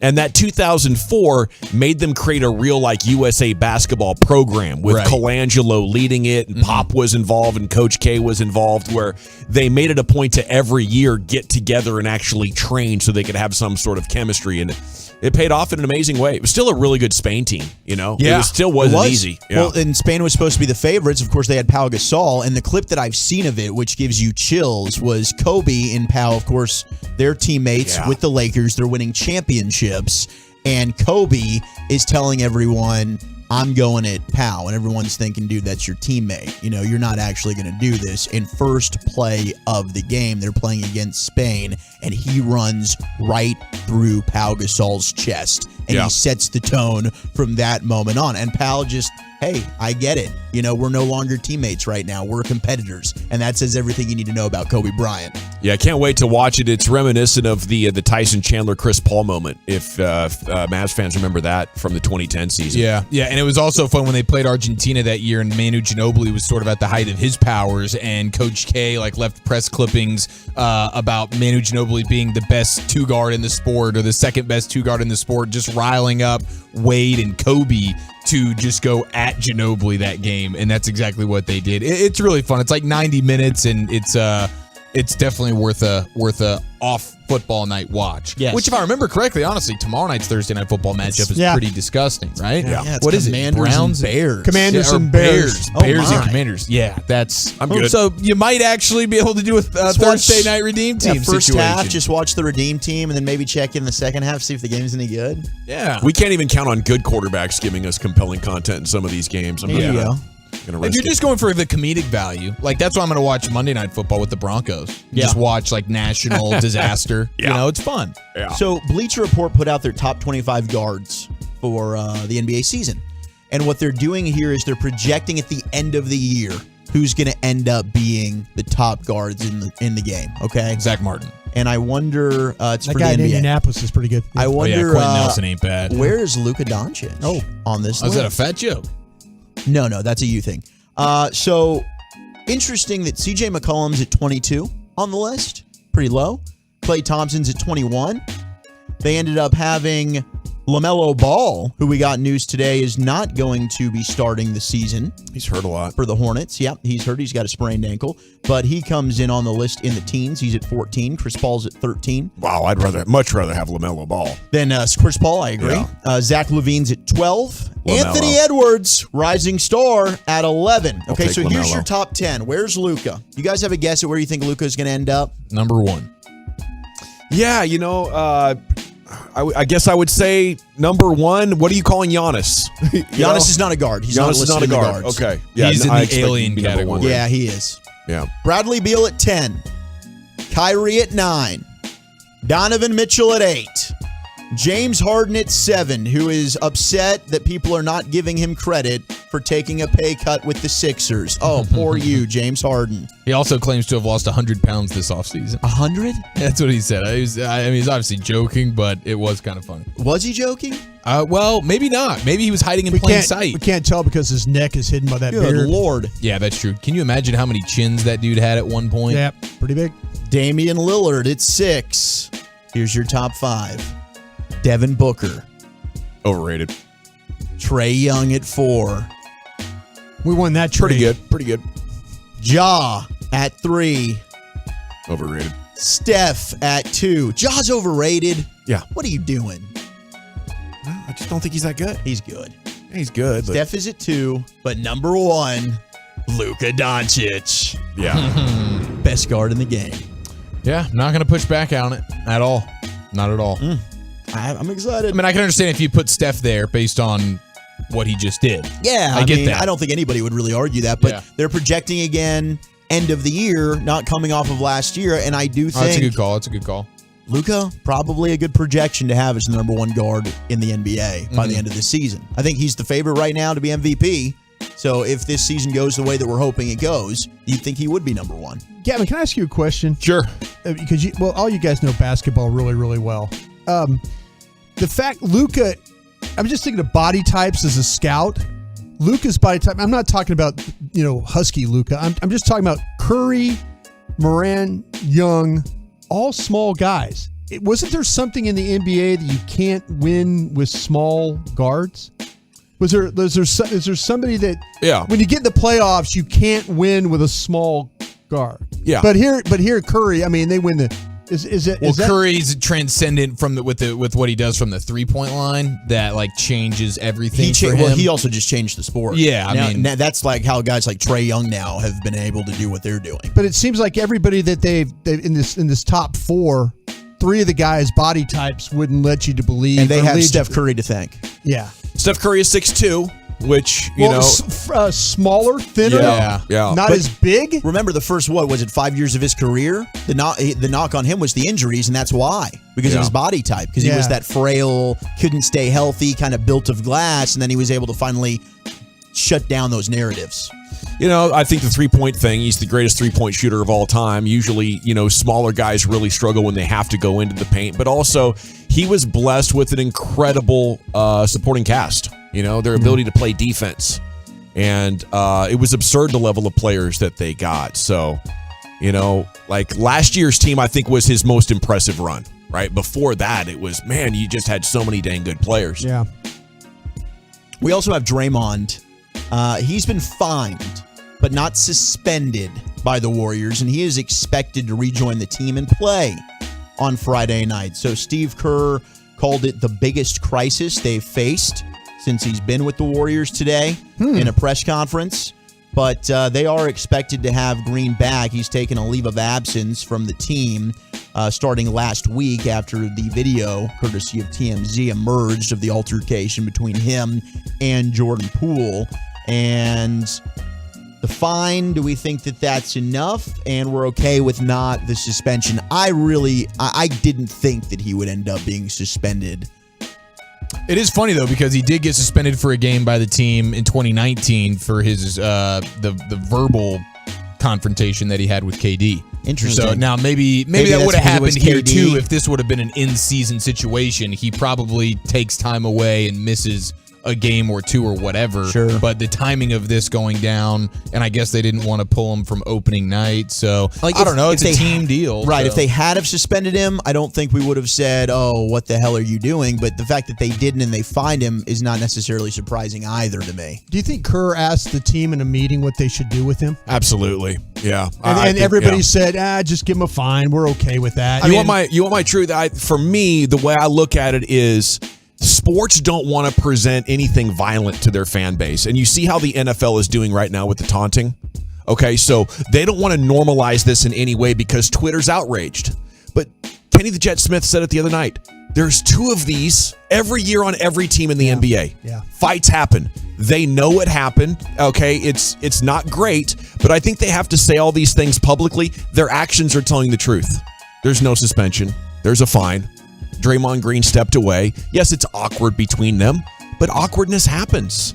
And I just think they are, managing this story to present the most wholesome vibe around the sport, around the locker room.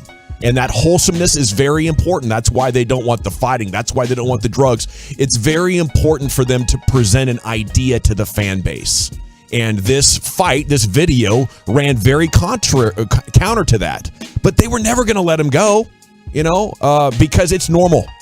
And there's a lot of things that happen in the world of sports, Brian. You're very familiar with this stuff. It never gets out. Never does. But yeah, that's the thing. I mean, I think they probably Kerr asked the team, "Hey, what do you want to do?" Nobody wants to come off a championship season and have this. No. You want to be like, "Hey, we're all shoulder to shoulder here, ready to defend." But I think the PR of the video getting out was a bigger issue than the actual punch. I think so too. Yeah. Because who can you trust now? That when you're trying to keep things in house and you have stuff like that getting out. That ain't good. Well, the TMZ bag, you know how much the video guy allegedly got? Somewhere in the neighborhood of between 50 and 100 grand. So, I mean, nice little payday. If that's the case, that video guy needs to be working for another team. Oh yeah, or maybe never working. You're not on my team anymore. Oh, absolutely. Oh yeah, absolutely. That was probably their biggest concern is who the hell leaked this. Yeah. Yeah, but Pat Beverly was on a podcast talking about how fights don't really happen. He's like, I've never been on a team where a fight happened, and really? I'm like, okay, that's weird. Pat Beverly, I thought you would be leading the league in fights with teammates in practice and stuff. So I don't know. Maybe he's doing some level of lying or caping for the league or whatever. I don't think that would be his personality. I think he'd be one that would. I mean, we saw him get on there and just immediately call out Chris Paul. Wasn't he doing the pork chop thing, or what was he doing? He says he wanted to eat him up like a pork chop. Yes. He was getting wild on ESPN. And he was trying to fight. Would be how honest. many times did him and Russell Westbrook almost get in fights? Now, it's not like during practice. This was in games between the two. And now they are teammates with the Lakers, which, by the way, they extended Rob Pelinka, which I thought was interesting because I don't know, Rob Pelinka getting an extension right now at the Lakers? Maybe they just don't want him to be a lame duck GM. That is weird. He's a very powerful former agent. Maybe that's it. But, yeah, I don't know when we switch to, it's being, my first 10 years in radio, when there would be a fight, it'd be like, really, who won? Oh, cool, this happened. Oh, no way, that guy got punched. Rasheed Wallace chased Mike Dunleavy, the coach, around the locker room trying to fight, and Dunleavy's like, bring him on, let him go. And, this is legendary. Ruben Patterson body slammed Zach Randolph, They took turns sucker punching each other during a scrimmage because Zach Randolph's trying to bully Quintel Woods. Or no, Ruben Patterson's trying to bully Quintel Woods and Zach Randolph wasn't having it. So at the end of practice, they're like, okay, I guess it's time to fight. Ruben Patterson picks him up and body slams him. It's a legendary story in the Blazers, who I covered for the first 10 years of my career. Yeah. And when we would just talk about it and the fans would be like, oh, wow, that's so wow. There was a big fight. I hope they make up. Now it's like the whole texture of it is totally changed.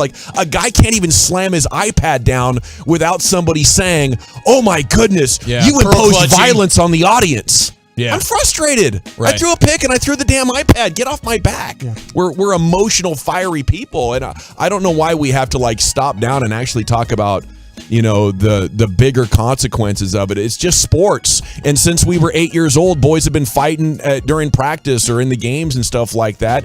And you move on with it. You really do. It's nature versus nurture, Wolchuk. Mm-hmm. Nature always wins. Always wins. But it is the wussification of America there, Dawson. I think you're 100% right. The only thing different about this one, though, is I think most people just feel like this wasn't really a fair fight where it didn't seem like it was two guys squared up, ready to rock and roll. That's but didn't Jordan Poole push him?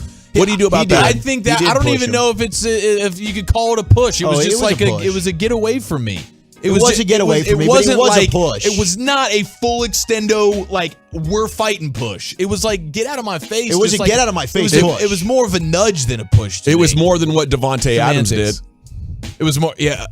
Wait. It was a stronger he's getting push. charged Jordan with Poole. assault. What Jordan Poole did was not worse than what Devontae Adams did. It wasn't worse, but It wasn't harder The motion either. of the push, he actually gets his shoulders in It full was a push extension for into sure. it. Yeah, it was a push. They were both were a pushes. push. Agree to both- disagree. They were both pushes. But I do think it was pushes. pushes.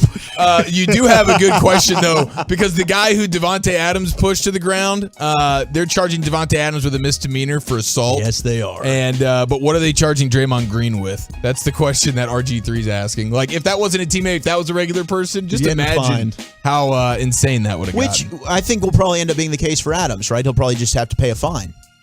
Or have to pay something to the individual. I don't know. You know, we know that the NFL reacts to Twitter outrage. So as this guy gets his case going and Maybe he gets suspended for a maybe game. he's got some pictures from the hospital or something, I could see a suspension happening. Yeah. I don't know. I could see it going either way. Thank you guys. Rim session here with Woolchuck and Chiafalo. Whenever there's fun NBA stuff to talk about, they'll deliver it. Cowboys Eagles by the numbers. What do the numbers tell us about who's going to win when the Eagles O-line meets the Cowboys defensive front? That's coming up next in the G-Bag Nation. I got to chat with you about my friends at Twin Peaks. I love going there for eats, drinks, and scenic views, and I know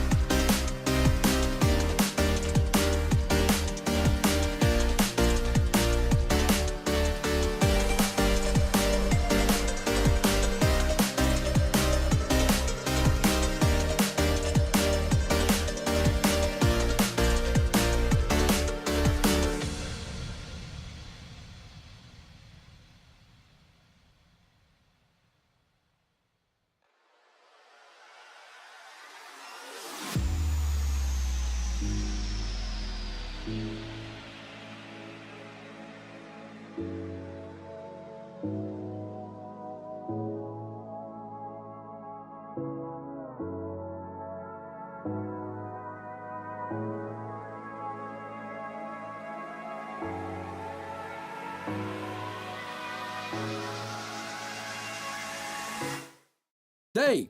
Baker Brothers makes great service fun. License TACLB 000521360E.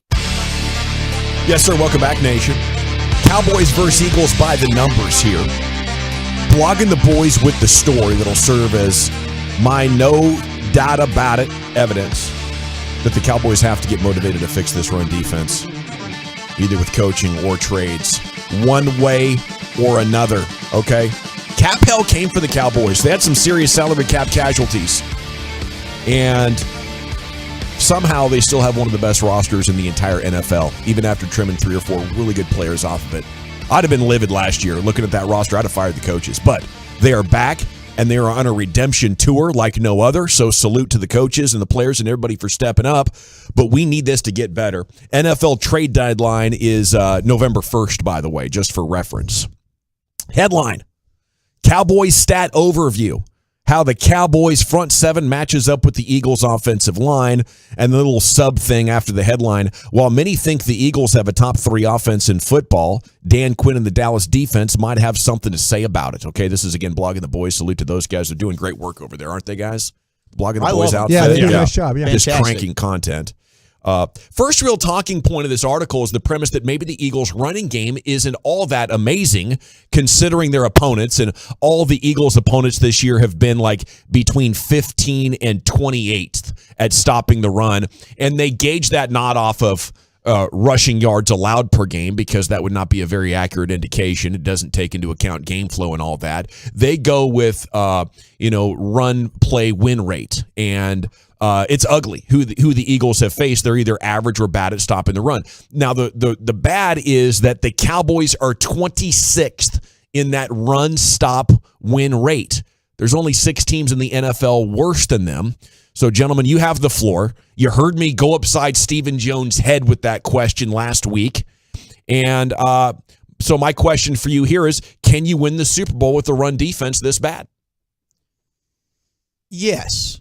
I think that this run defense will continue to get better as the season goes along. I think you're starting to see Neville Gallimore play better the last 2 weeks. I think he started the season poor, and maybe he had to play into shape. I mean, Brian. So you're saying they'll get better, but based on how they played the first 5 games. It's not acceptable. Yeah. But they need to improve. I agree with you there. Like, they're not good enough right now. But they have enough on the roster. But I think that, I think Quentin Bohanna, getting him back healthy, I think improved play by Neville Gallimore will help. I think Osa Odigizua has been really good. I think they can get better as a run defense. But certainly, if you wanted to bolster that and you wanted to sign an Ndamukong Suh that's still on the street, or if you did want to call Carolina and you wanted to make a trade and they wanted to give you a Derek Brown, who was one of the better run defenders coming out of Auburn a couple of years ago in the draft, and maybe that's a move where Will McClay and Stephen Jones say, okay, we'll give up a 3rd-round pick or whatever it is. I mean, they're very stingy when it comes to giving up draft capital, so they've got to say this is a player that we like. But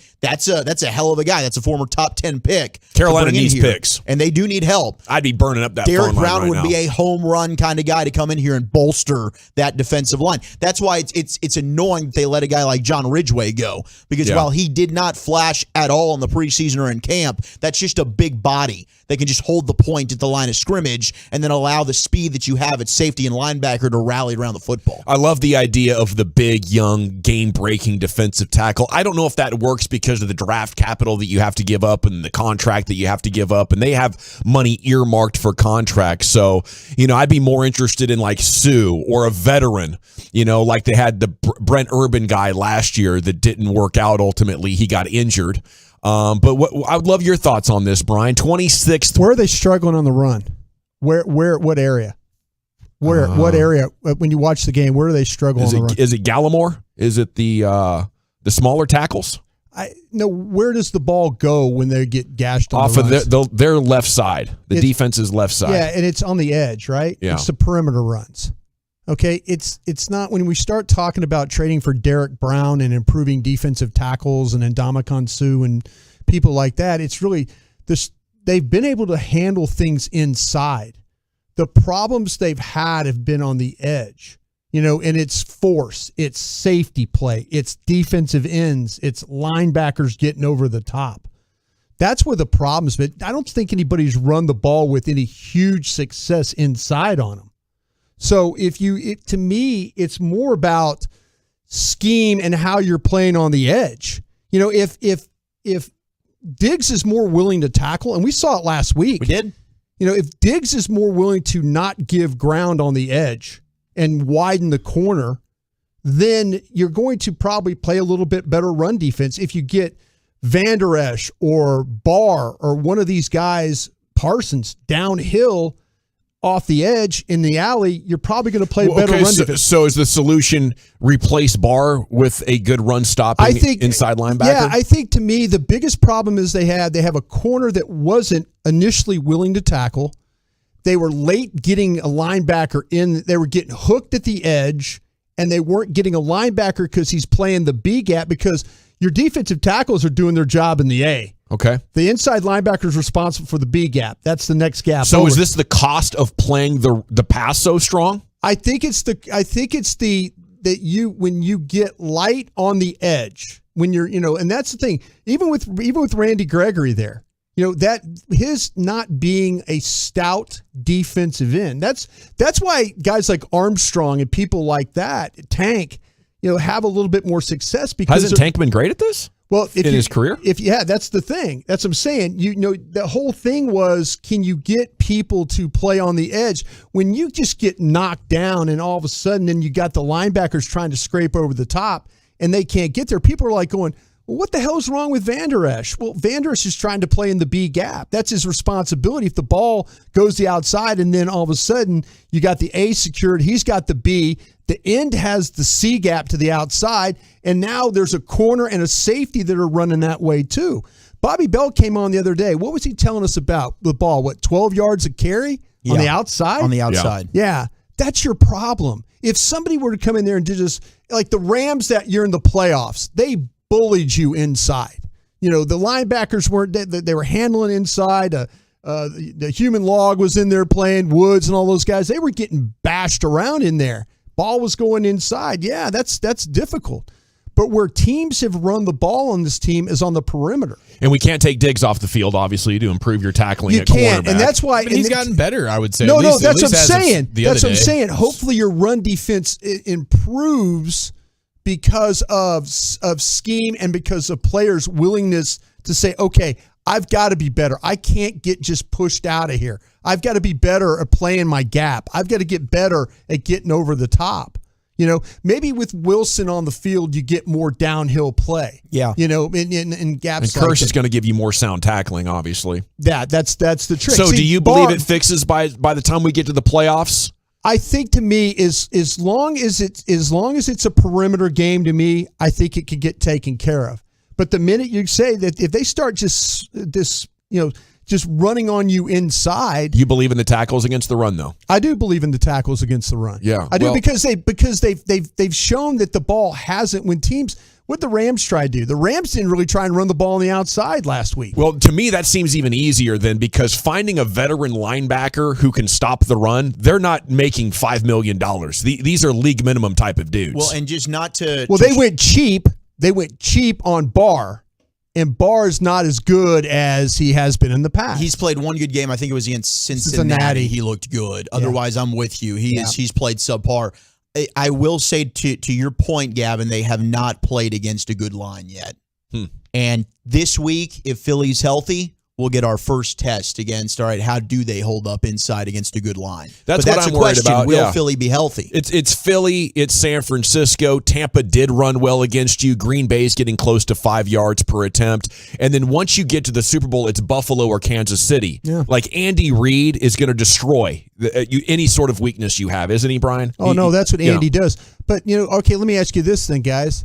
Do we think this team can really rush the passer? Yes. Yeah. Is that their best Number trait? one in the NFL. Is that their best trait? By far. They don't need defensive ends, right? No. No defensive ends, right? Never hurts. They don't need pass rushers. I would never say no, you don't need them. Do you look at what the teams they've played is with the protection numbers for the teams they've played so far? In sacks, Rams ranked 31st, Commanders 30th, Cincinnati 28th, Giants 26th. Yeah. We think they rushed the passer pretty well, right? We're not concerned about that, right? No. Are we worried about them rushing the passer now? I'm not worried. Because they played a team that They played teams that are really struggling, though. Maybe I 30, should be worried. 31, That's 30, fair. 28, 26. Yeah. I don't know. I mean, to me, But maybe the Cowboys are having an impact on that stat. well, they also are playing bad teams. No, they're playing bad lines. They're playing bad They lines. are playing bad lines, and they're taking advantage of them. Yeah, that's the thing about it is and it's not a small sample size because it's 5 games. It's 5. You've played 5 games, so it's not like it's a 2-game sample size. But that's what I'm saying. But Tank and Micah are amongst the best pass rushing duos, if not the absolute number one. They're doing a hell of a job. You don't have to know any stats to see They're that. also doing what a good pass rush should do, and that's dominating and wreaking havoc on a crappy O-line. Absolutely. But we could say that too about the run game. I mean, why? Okay, why are these crappy offensive lines? Why are they running the ball on the edge on you? Which means maybe they're not a good run defense. Yeah, could be. So, yeah, a lot to consider there. I love that. Other takeaways in this article. Thank you, Brian. That was a tremendous breakdown. Yeah. And, he sees stuff on film that he provides layers to the conversation we wouldn't get otherwise. I appreciate the opportunity because, like I said, to me, if you get gashed inside this week running the football, I am all about going because that's linebacker play and defensive tackle play. I would say to the front office, you got 3 weeks. I would tell the coaching staff 3 weeks, or we got to do something because the weakness against the run could end up costing you, in an incredible defensive collection that you have. The Cardinals, their run stop win rate was 27th. They held Sanders to under 4 yards per carry on 15 attempts. The Eagles do only get 4.3 yards per attempt. So I don't think it's a lock that they're going to come in and run all over the Cowboys. The quarterback's your problem there. Mm-hmm. Yeah. Because what's going to happen is if you're not assignment sound, he's going to pull it and then he's going to run. And that's the thing you have to be aware of. But if you get near him, he will go down. He's not going to try and, he's going to get down. So get bodies to him and then get him to the ground quick if he decides to pull that ball. All right, Chiafalo, where are we headed next, sir? All right, we got a little Restroom Revelations action, boys and girls. Got a lot to bring you, but the main focus is what would you have done? That's next. All righty, before we get there, I'll tell you what you should do if you get hurt in an accident and it's not your fault. It is to call the Frankels.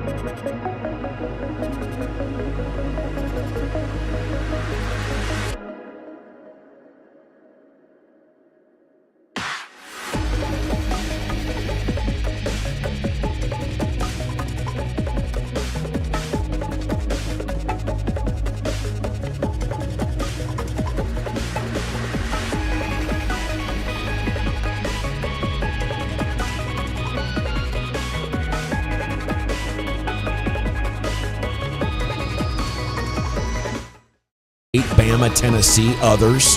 Danny Cannell's going to join us. We'll talk college football with him coming up at 4 o'clock. Right now, it's time for Eric Chiafalo to take the broadcast baton. Yes, sir. Thank you. Got a little bit of a sportsy edition of Restroom Revelations, and we'll do that right after this. Number 2. That's right, buddy. You show that curve, boss.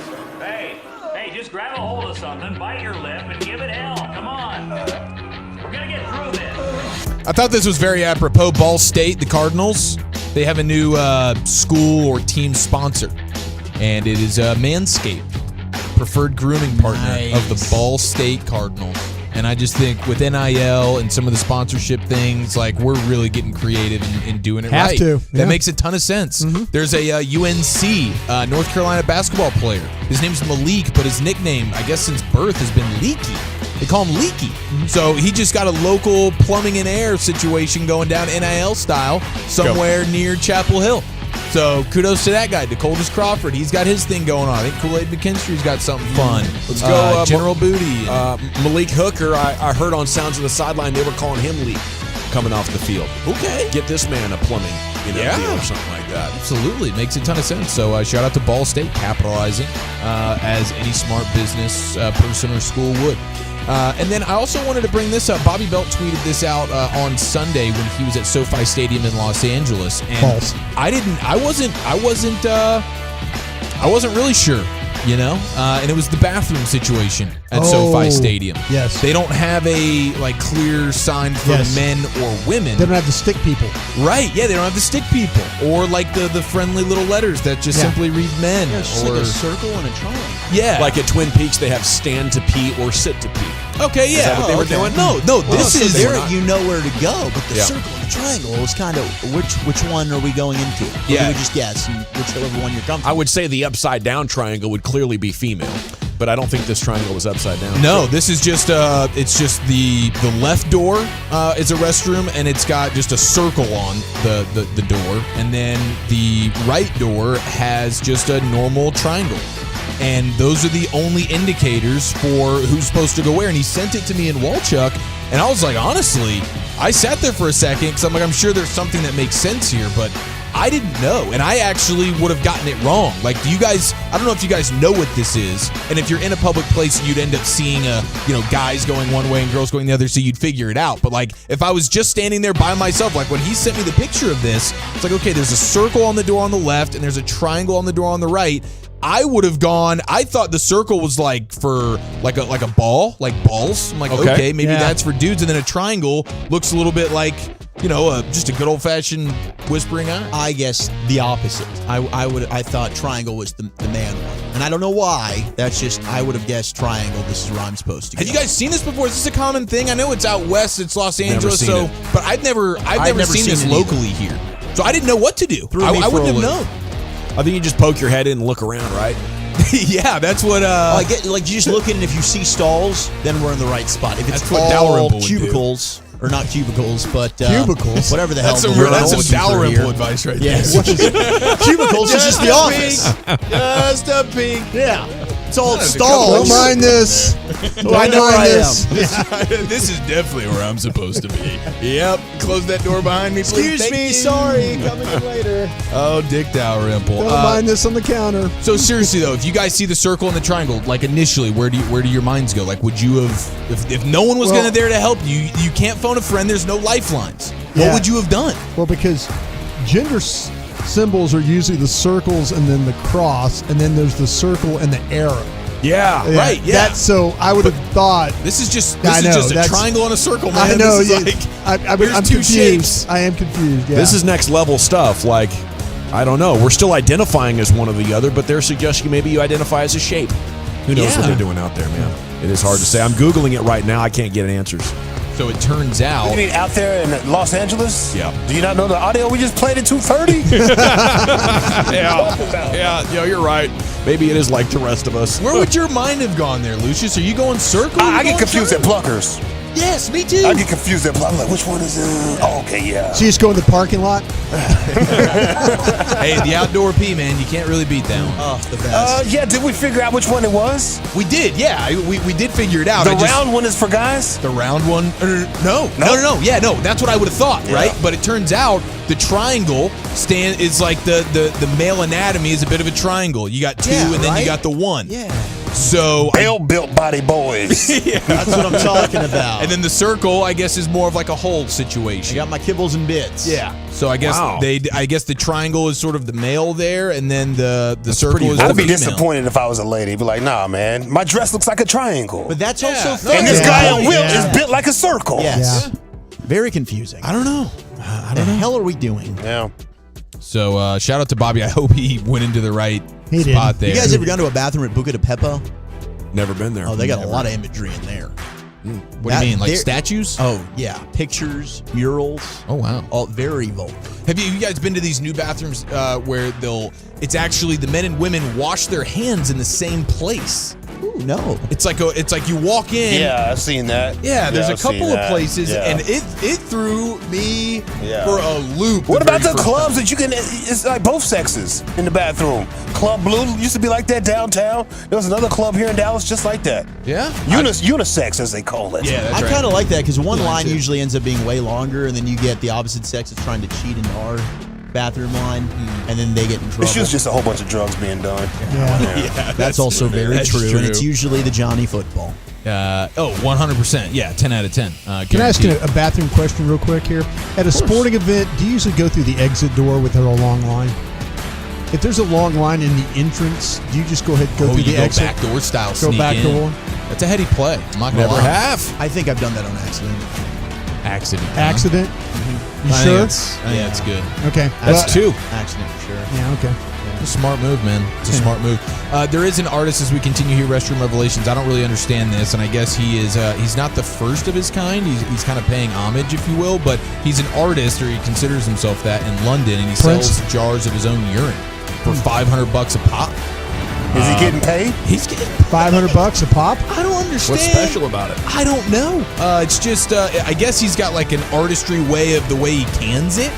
And literally written on there in 31 different languages is artist's P, but it's a little bit. It's the ISS version. What are we doing? But it's like food dye or something in there, real cool. Yeah, I don't understand, but people are actually buying it, and He takes requests or something like that. Picasso. yeah. Well, that's the thing. Hey, So Van Gogh, you got some pee for me? apparently, this dude was saying that he was provoked to do it now. It's been 60 years since Manzoni canned his own poo. So there was an Italian artist back in the 1960s who would sold jars of his own poo and was cashing out that way. The entire process of like jarring it must have just been disgusting. This guy's weird, but the people The buying it 60s, there was a far lot going weirder. on. This is A lot going on. This I is don't know, an dude. off-putting. It's worse than the magic beans, bro. Yeah. Crazy deal. It's a weird situation Beans, going on. the more you eat. But this guy's cashing out. Okay, here's a story of William Shatner completely just railing against being a participant in The Masked Singer. And then at the very end, he just drops in another little nugget here. I got in touch with two somewhat well-known friends of mine who had been on the show. And I said, what was your experience? And both of them said it was the worst experience of my life. And I said, so was it mine. The Masked Singer show glories on that. Yes, it's everybody's worst experience. You couldn't really see out of the thing. Couldn't see, couldn't hear. And what is more important than both of those, I couldn't breathe because the mask is closed. So you're breathing out carbon dioxide, and within a couple of breaths, you're breathing in carbon dioxide, and that's how you faint. Okay? So everybody with those closed masks are wandering around, seemingly having had 6 shots before going on the air, but in fact, you're carbon dioxide poisoning, and you're going to die. You know. Maybe I'm like overdoing it, but I truly am fascinated that in your career that this could be the most unusual thing you've like. Is it the number one most unusual? Okay, so I mean, a lot of things have happened on stage. I opening night on Broadway in a one-man show, I crapped in my pants. How about that for a plot twist? I click on this. I'm like, okay, let's hear him just disparage the Masked Singer, and then he puts the kibosh on it there at the end. I'm like, dang, William Shatner. I love it. At 91 years old, no doubt. He's still communicating pretty good. Yeah, still got the fastball working. And then holding up. This is also, just want to throw this in here. This is just sort He of earned that name, William Shatner. You know what I mean? He did. Yeah, done. he's leaning into it in a big way. That was early in his career. He used to be William Johnson. Well, we also have this. This is just sort of a PSA. This is just a pro tip unlike anything I'd ever heard before. This comes courtesy of stand-up comedian Nick Kroll. And here it is. Did you guys know that when you need to fart, if you pull your butt cheek to the side, the fart doesn't make a noise?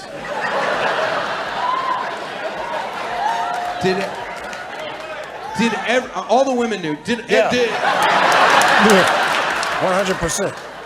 It's a f***ing game changer. I have not attempted this yet, but I just wanted everybody to know we can all experience this. No, I just heard the sound today, so I haven't gotten a chance. That's what women been doing for years, bro. That's how women do it around us. Yeah, that's why they never fart, but they always stink. Pro. Thank you, Chiafalo. Yeah. Coming up next, let's talk some college football. Who do you like in TCU Oak State? How about Bama and Tennessee? Could they lose? Danny Cannell joins us to talk college football next year on The Fan. But it is a hump day. We've made it through half of the week, ladies and gentlemen. That calls for celebration. You don't celebrate unless you got Miller Lite in your right hand. That is correct. The only beer the Dallas Cowboys and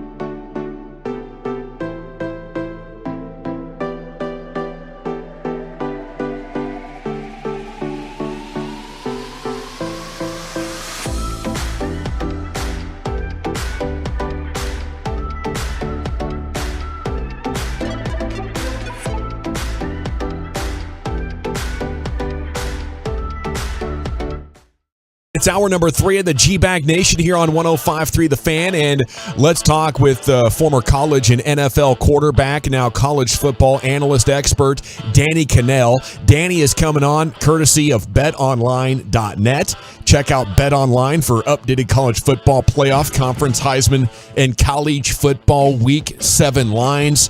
And a good afternoon to you, Danny, and thanks for joining us on The Fan here again. How the heck are you?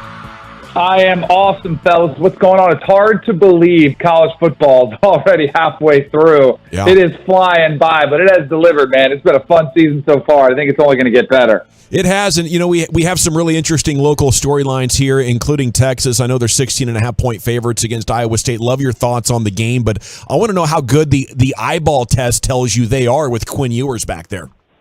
Oh, man. So 2 losses, I think they could be. Now, I'm like tempering my expectations, tempering my excitement on the Longhorns, because usually when that happens, what happens? They fall flat on their face, right? But as a 2-loss team, I think they've got the best chance of any 2-loss team in the playoff era to actually make the playoff, because and one of the things I despise about the committee is that we have people who select the 4 teams, but the advantage of having a committee is they can realize this team is significantly different when Quinn Ewers is under center for them. It provides so much for them. And I was very skeptical on the 5-star coming out. When he was coming out, I was like, man, I look at every 5-star quarterback with a little bit of hesitancy, right? Is this all hype or is there substance here? Then he goes to Ohio State, comes back, takes the long road. I was just not ready to buy in. Then in the spring game, he had a beautiful pass, and it was one throw. And I was like, oh, okay, that kind of caught my attention. Then this year against Alabama, it wasn't even, a quarter and a half? But what I saw from him in that quarter, I'm like, this kid might have a different makeup of what we've seen. And then now, since he's been back under center, I look at this team as completely different. And if they can win out and win the Big 12 with only 2 losses, I think the committee would have to look at Texas as a team that would be worthy of the conversation, considering they only lost by 1 with some controversial calls and a backup under center in Hudson Card for the majority of the second half, and then a close contested loss without Quinn Ewers at all against Texas Tech in Lubbock. So I think they still have to go out and do the ball. Like, they cannot have a letdown, which is actually, like, while we're talking about this, I'll tell you, I do like Iowa State because it's over 2 touchdowns. I still like Texas to win, but Iowa State is a team that loves that underdog role. They're the number 1 rush defense in the Big 12. I think they'll slow down Bijan Robinson. I don't think they'll put up many points, but I think this could be a lower scoring affair. And I think Texas wins, but only by probably about 2 touchdowns. If it's over that number, I like Iowa State in the points, but I still like Texas to possibly contend for a playoff spot if they're able to run the table. Well, on the other side, OU, one of the most lopsided losses, now back-to-back weeks. How much trouble are the Sooners in right now at 3-3, 0-3 in conference? I mean, year 1 under Brett Venables, is he in trouble and maybe getting fired in just a year? No, I don't think so, and I would hope not. I mean, I know that's a trend that we've seen in college football, and there's so much hype and expectations put on, coaches, and especially at a program like Oklahoma. If you don't deliver, you're going to be on the hot seat. It would be a long, long off season if things don't turn around here in a hurry. But from what we've seen, like, they better make sure they win against Kansas this week at home. Like, that Kansas is coming to town ready to go. All right, we don't care if you've lost 3 games in a row. We're going to try to knock you off. And every single team, I think, in the Big 12 and the rest of the schedule looks at Oklahoma differently. They're not as invincible. They're human.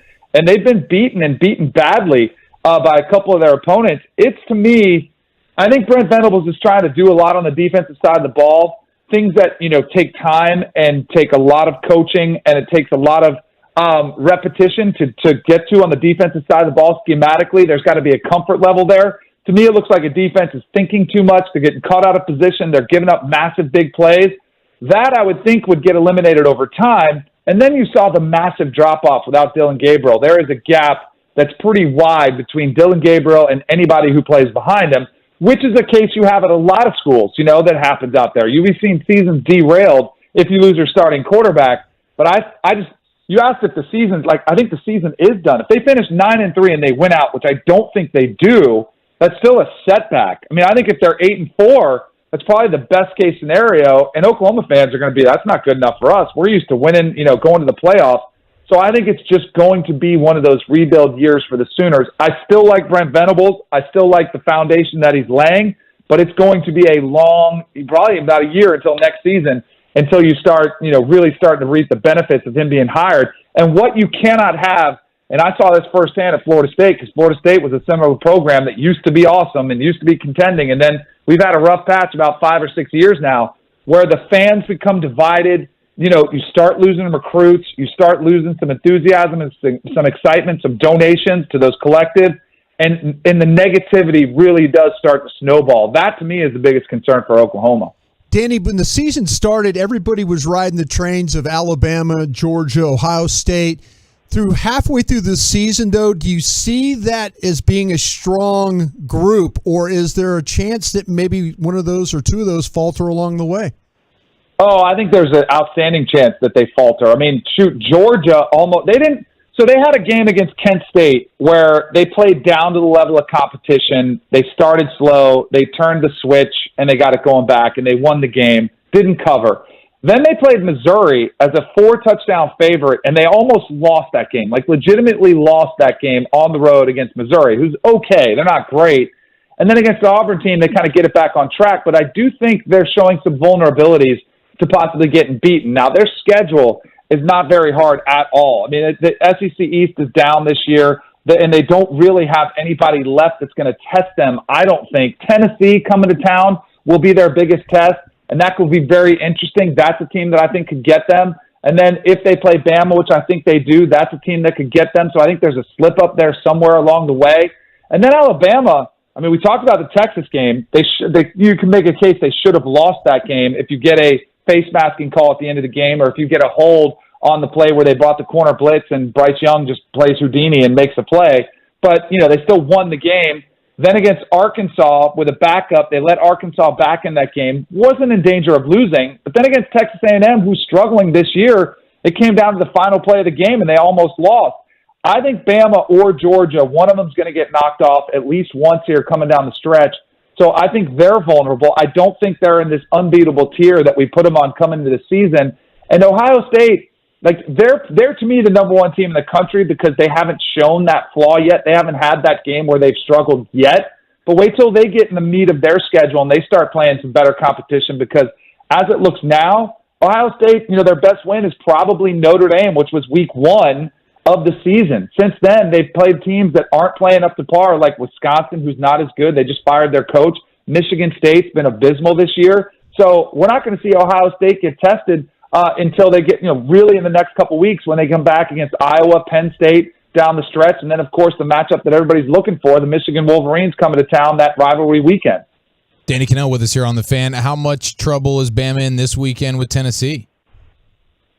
I love this game. I mean, it's probably my favorite game of the weekend. I have a man crush on Hendon Hooker, the quarterback of Tennessee. He was phenomenal last year. He was 31 touchdowns, 3 interceptions. He's picked up right where he left off this season in Josh Heupel's system. They've even dealt with some injuries. Their best receiver, Cedric Tillman, has been struggling with some, hasn't impacted them. They've developed other guys in the receiving corps that have stepped up to the plate. And Hendon Hooker's got 10 touchdowns on the year already, 0 interceptions. They've slayed 2 of their biggest giants already, too, in Florida Gators, who they were 1-16 against until this year. Then they find a way to beat them.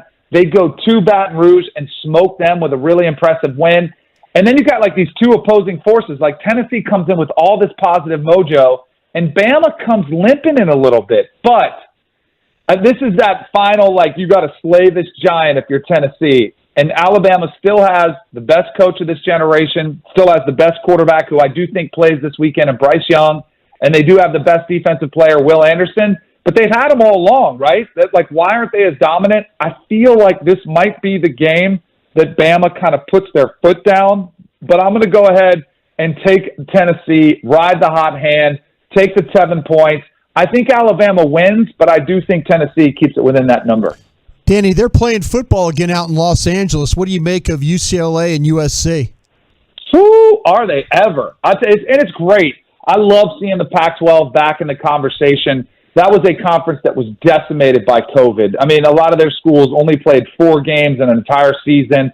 They weren't able to practice together. They had to do meetings virtually. They couldn't lift in the weight room together. I mean, they were really set back by COVID. And it's been a reason why Pac-12, we haven't been talking much and their teams haven't been very good, because everybody else is getting a head start and developing players, and they're just sitting around looking at each other like waiting for the chance when they could get cleared, because some of their states had some of the strictest protocols. But now that we're getting further removed from COVID, we get Lincoln Riley brought out to USC, and he's smashed it to this point. Now, I do think the honeymoon, like they're getting on the flight to come home from the honeymoon and the marriage is about to begin. Like, we'll find out really what they're made of.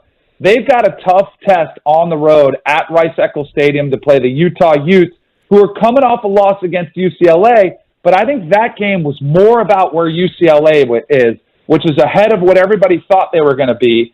Utah is one of the more physical teams in the Pac-12. They're playing at altitude. I think this is the wake-up call for USC when they get beat. So I like Utah laying the 3.5. I think they beat the Trojans this weekend. And then the story to me becomes UCLA, who sits right in the driver's seat in the Pac-12, and no one was talking about them all offseason. Everybody was talking about Lincoln Riley and the Trojans and the money they're spending and bringing in transfers from everywhere. And Chip Kelly was just sitting there saying, go ahead, we'll just sit here, we'll just keep getting better. They were coming off their best season, an 8-win season a year ago, didn't get to play in their bowl, but they brought a ton of momentum, and they've got a quarterback in Dorian Thompson-Robinson who has really been an outstanding story. He's a guy who's played a lot of football out there. He's athletic. He's making great decisions with the football, and all of a sudden, they're looking like the favorite of the Pac-12, who would be my pick to win. They've got a tough road test after a bye week against Oregon, but after that, it all comes down to that matchup in LA with USC. It is a home game for UCLA, which is a joke because their fans don't even care yet, which is kind of embarrassing. But it doesn't impact them. They don't care. They still go out there and play good football. And I think they're the more physical team, which I think some people sometimes forget. It is still a physical sport. I think the Bruins have the edge. All right, two-parter here for you, Danny. How are you playing OSU at TCU, and how would you handicap a TCU-UT coming up November 5th? So, man, what a job Sonny Dykes has done, man. He's been so great. And, it was interesting because the story of college football was Kansas, right? And they deserved a ton of credit for the job Lance Leipold did at Kansas, turning that program around. Their win total was only 2.5, and they smashed that, and they're, getting the top 25. And then, of course, we saw TCU go to Lawrence with that crowd and, basically show them, all right, we might be the biggest story, because Sonny Dykes took over a program that Gary Patterson had left. He's got the statue out in front. We all know it's documented. But it really felt like it was best for everybody. Gary Patterson has moved on to Texas, where he's doing a great job with their defense. And it felt like TCU just needed some fresh life infused into it. And now that they've got it with a fresh offensive mind, they are playing explosive football. That's the thing I think that is most impressive to me. And how about the story of the quarterbacks? What's happened with Chandler Morris starting the season, and then Max Duggan comes in as the backup, takes the role, and does not relinquish it. And I think, I am sure you guys have talked about Sonny Dykes and the emotion which he's talking about Max Duggan, a player who could have, in today's environment, a lot of players would have transferred. Let me take my talent somewhere else. Let me take my ball. You didn't give me the starting job. But no, he waited around, gets the opportunity, and absolutely smashes it out of the park. I like TCU this weekend against Oklahoma State. The Cowboys are the higher-ranked team, but TCU, to me, is the hotter team, the more complete team, and the more tested team. Oklahoma State has played one less game. Their one big test was against Baylor on the road, which was a game they did win, but it wasn't super impressive. And I think if you look at TCU's body of work, to me, I'm buying it more so. So I think TCU comes out on top and does cover. What was the game you wanted me to look for? Oh, TCU at Texas? Yes, sir. Oh, man. I cannot wait for that game. And I do think there's an outstanding chance that could determine the Big 12 champion. And then it might even be a rematch if both of these teams, continue to go down. We'll see them in the Big 12 championship game. I'll give the slight edge to Texas because I do think Texas's roster, top to bottom, is more talented than TCU's. Running back Bijan Robinson is special. I feel, you know how I feel about Quinn Ewers. We were talking about him. It's in Austin. I do think I'd give the slight lean to Texas, but I think that game is going to be one for the ages that I cannot wait to see what happens in that one.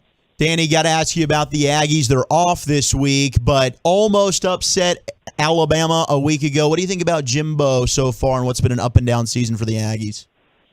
So we're saying he's safe now. I mean, I know it's an emotional roller coaster for Aggie fans. You know, and there was research done on his buyout. I know it's a little bit nuts in college football, but there's no way anybody's paying an $85 million buyout, and I don't think they should. But I do think, you know, it was really – I thought Jimbo was going to have that moment where he could come into the press conference and just give the middle finger to everybody and be like, screw you guys. Like, you guys said I couldn't coach. Back-to-back years almost beating Alabama. But I thought that game was more about Alabama playing without Bryce Young, you know, finding a way to win. I still looked at Jimbo's system, which I do think is antiquated. It's old. You know, and Kellen Moore, who played quarterback for him a lot of time, for 3 years before now going on to the NFL, he actually sent out a tweet, which he was trying to back Jimbo Fisher, but I think it shows you part of the problem because he tweeted out after the game, hey, I thought it was a good play call. It was one that we used in 2018 to beat an opponent. I forget who it was. But I'm like, that to me is part of the problem, is that Jimbo's still running the same plays that he ran in 2018, that he ran in 2013 with Florida State, and probably ran with 2007 back at LSU. He's got to evolve in the system and start looking at incorporating some concepts that are out there that other teams are using, go a little more tempo, spread it out a little bit more, and take some of these shots down the field and look for those big plays. Because if he doesn't, he's playing with an arm tied behind his back. And I think Jimbo, if he would relinquish, which I don't think he wants to, and I don't think he does, but if he would bring in a young, talented offensive mind that would come in with fresh concepts and Jimbo could collaborate with him, as long as he was trusting of that individual, I think Jimbo would crush it because he's an outstanding recruiter. He's one of the best in the business. He's great with players. He just has kind of lost his touch with the offensive play calling. If he brought in a fresh set of eyes, I think Texas A&M would get that elusive national championship. But until they do, or at least make some serious adjustments on the offensive side of the ball, I think they're still going to be kind of just wandering around here in the 8 or 9 win category for the foreseeable future. Danny Cannell, betonline.net. It's awesome whenever we get you on, man. I could listen to you talk college football nonstop. Thank you so much for your time. Love coming on with you guys too, man. Let's do it again soon. Enjoy the games this weekend. Cheers, buddy. There he is, Danny Cannell on 105.3 The Fan. We got to run. Woolchuck's Top 10 at 420 is coming up next. And where are we headed, sir? Well, we have a lawsuit against Texas Pete. I'll tell you about that because I've got the most ridiculous lawsuits of all time. Plus, sneak in some Dallas Stars as they open the season tomorrow. Which Dallas Stars players are poised for a big season? The players voted on themselves. Who's going to have a big year next? All right, let me sneak in a message.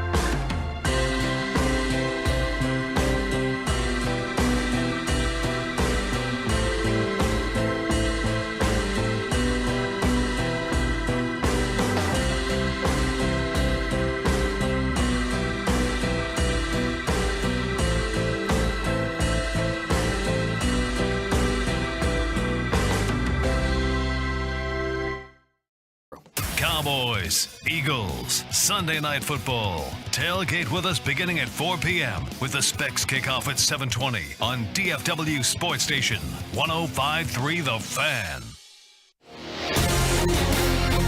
Welcome back, Nation. Segment's brought to you by Soda. That's state of the art. And the Frankels. If you're hurt in an accident, not your fault, call the Frankels, 214-333-3333. Go to truckwreck.com. Sonny Dykes going to be on with Sean and RJ tomorrow, 7:20 for you 2CU folks out there. Enjoy. Here's Wolchuk with his top 10 at 4:20. Thank you very much. I will get you this story about a man suing Texas Pete hot sauce after learning that the hot sauce is not actually made in Texas. What? Oh, classic false advertisement. Yes, has led me to the 7 most ridiculous lawsuits of all time. So this was the best list of all the most ridiculous lawsuits. Well, I like that. With the false advertisement, you deal with the false advertisement a lot on the dating apps, don't you, Wolchuk? Oh, man. Are you suing anybody for their false advertising? Well, that's why I quit the Tinder. I just said I'm not doing this anymore with all the bots and the fakeness that was on there, and now I only do the hinging. Just on Hinge. And I haven't found a ton of fakes on the Hinge yet.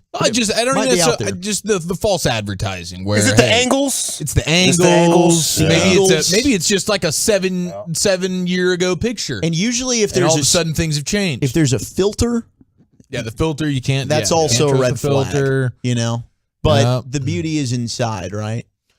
Exactly. That's what I say too. 100%. That's exactly what I say, bro. Yep, that's what I used to. That's what I'm pursuing of. Yep. And now soda's helped, and the beauty's on the outside too. Yeah, now you got the. You're still a crummy human being, though. 100%, Brian. You know me very well. They won't find that out for 6 months. Is that a fat joke? I'm sorry, you said crummy human being. No crumb left behind. Yeah, no crummy left behind. Your hair looks good enough to go on a date though today. Shout out to you, man. You've got some gel in there. I might need to bring a Roman gladiator head. One stressful question, maybe later on in the hodgepodge or at some point we can get to when it comes to the dating life that does. It is stressful for me that it gets brought up and there's pressure put on that I'll get to a little bit later. Oh, no. Are you getting put unfair pressure on? I can't wait to hear about expectations this. Too much? Sometimes like when this question, when it's like they put the balls in your court for this specific thing, it's like, man, now I feel pressure to make sure that this selection is a good one. Kids and marriage. So we'll see. Balls, huh? Yeah. I mean, to make sure those are shaved. Okay, so I do want to talk about the Stars very quickly before we get into our list. Mm-hmm. Because they are starting their season tomorrow night in Nashville against the Preds. Wait. And Saad Yousuf, our buddy from The Athletic, who does an excellent job covering the Dallas Stars, he's put together an article where he polled the players. And they voted on themselves. And he asked the question, who's poised to have the biggest season and who had the most impressive camp? So he asked the guys, hey, who did have a good camp? And who got the most votes? Wyatt Johnston, one of the newcomers. And some of the quotes from the players, Jamie Benn, your captain, he said, I saw a lot from Johnston.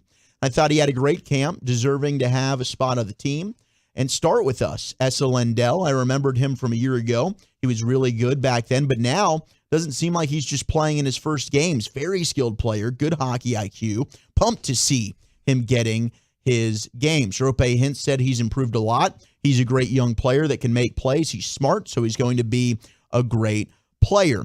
In terms of who's poised for a big season, well, that would be the Stars' prized free agent acquisition, the winger from the Florida Panthers, Mason Marchman. Let's go, Marchman. Stoked about this Ty guy. Delandria said he's crazy competitive, just wants to win every night. Strong, skilled, he's got it all. I know he had a good year last year, but I think he's got another level he's going to take it to.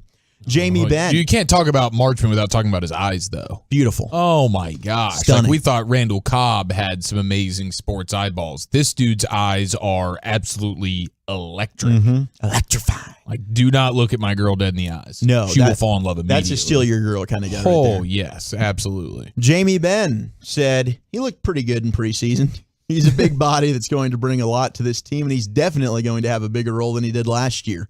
Jamie might be worried that he might be eating into his minutes a little bit. I think he's trying to play a little. Yeah, cool. he's all right, He's okay. He's not that he good. like young and fast and refuse to lose type of guys. Now, Yoel Kiviranta, of course, the hero in the bubble. Yeah. He said he's really good. And Don't you wanna? Don't you wanna, Kiviranta? Don't you wanna? He's really good, and he's the perfect piece for us to make us a better offensive team. And that's what all Stars fans are hoping, because they got to find ways to get the puck in the back of the net. Rope Hintz got a lot of votes as well for who's poised for a big year, and the Stars definitely need him. Third was Miro Heiskanen, and it'd be nice to see Miro take it to another level. So excited to get the Stars season underway. Now, this suing of Texas Pete, this is crazy. Did you guys even know that Texas Pete hot sauce was actually manufactured in North Carolina? And it was a condiment that actually originated at a North Carolina barbecue restaurant in 1929. So when a man found out about this, that his $3 bottle of Texas Pete hot sauce wasn't actually made in Texas, he has decided to sue the company. And well, he's upset about it.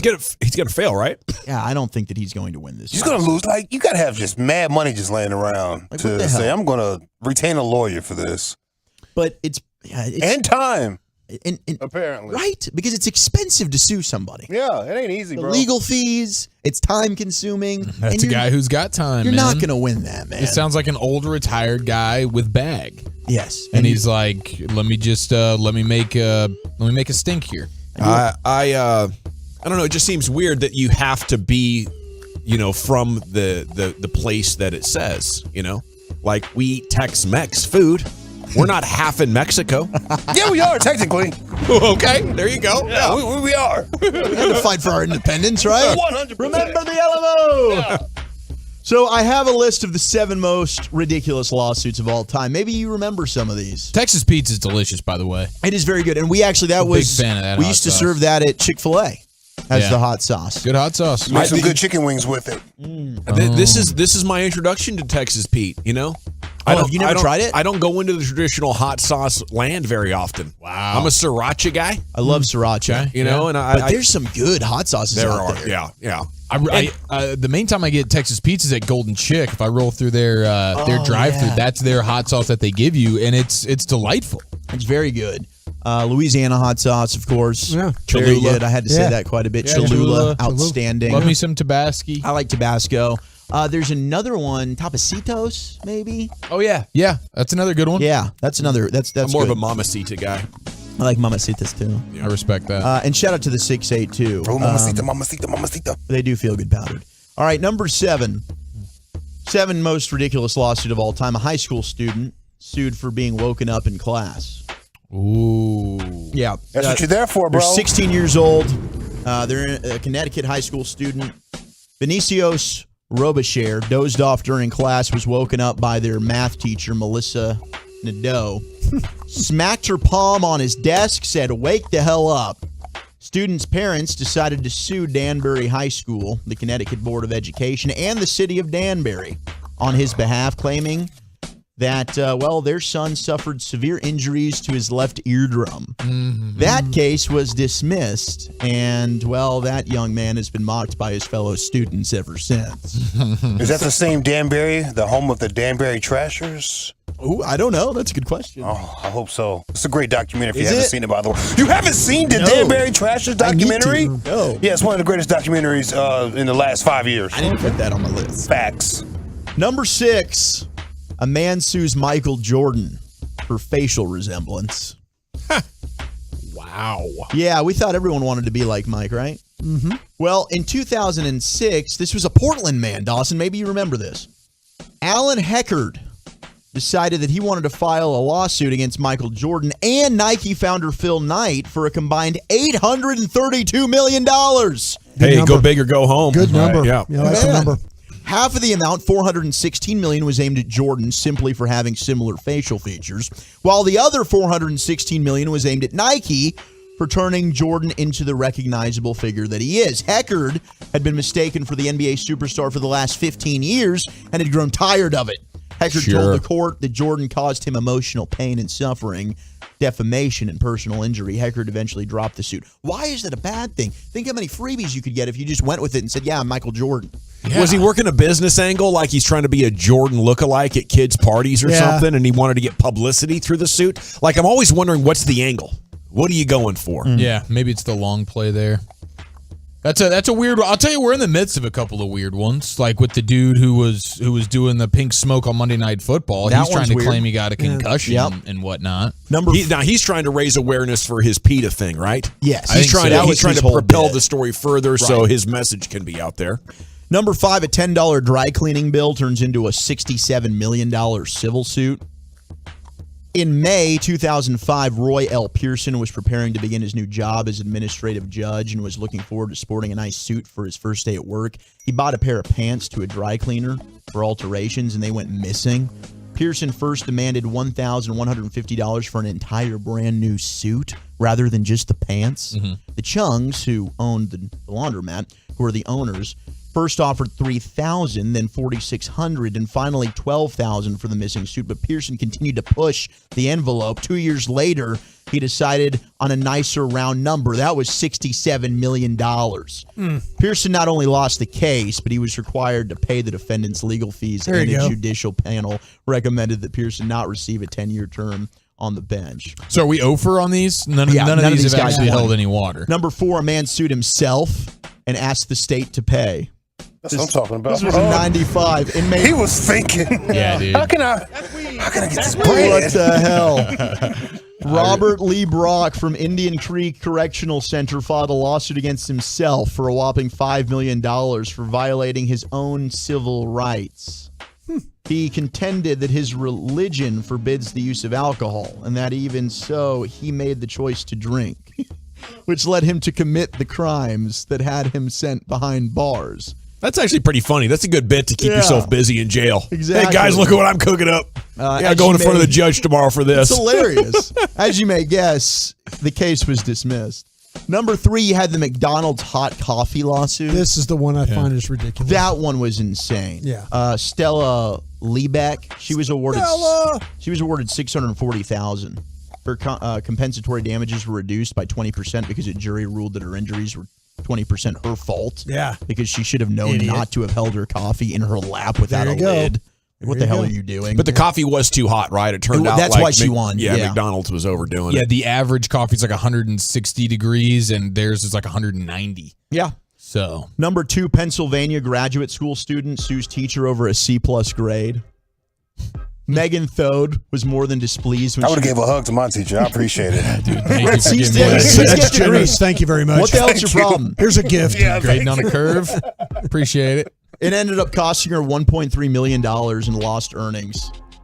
So that didn't go well for her. But number 1, the most ridiculous lawsuit of all time. Number 1. A man sued Budweiser for failing to help him attract beautiful women. Sad, lonely Richard Overton filed a lawsuit against Anheuser-Busch in 1991 because that's false advertising. Consuming more and more of their beer in order to lure the attractive women in their ads, the lager failed to make his fantasies of having beautiful women fawn over him a reality. Yeah, you got to give them the beer. Overton sued Anheuser-Busch for $10,000, claiming to have suffered emotional distress, mental injury, and financial loss. Needless to say, the case was dismissed. So there you have it. Thanks, Wooly Bully. The most ridiculous lawsuits of all time. And absolutely, we can do a top 10 best documentaries if that's what you want, 214. We can do that. Dude, yeah. Well, I need it from Lucius. Yep. That's what the text wants. No doubt. Yeah, I'm putting that one on my list as well, along with that Redeem Team. I'm going to have a nice little weekend. Okay, when we come back, G-Bag Nation, it's time to go around the NFL. Top buzz from NFL insiders going into Week 6 and more next in the G-Bag Nation. Coming up Thursday morning.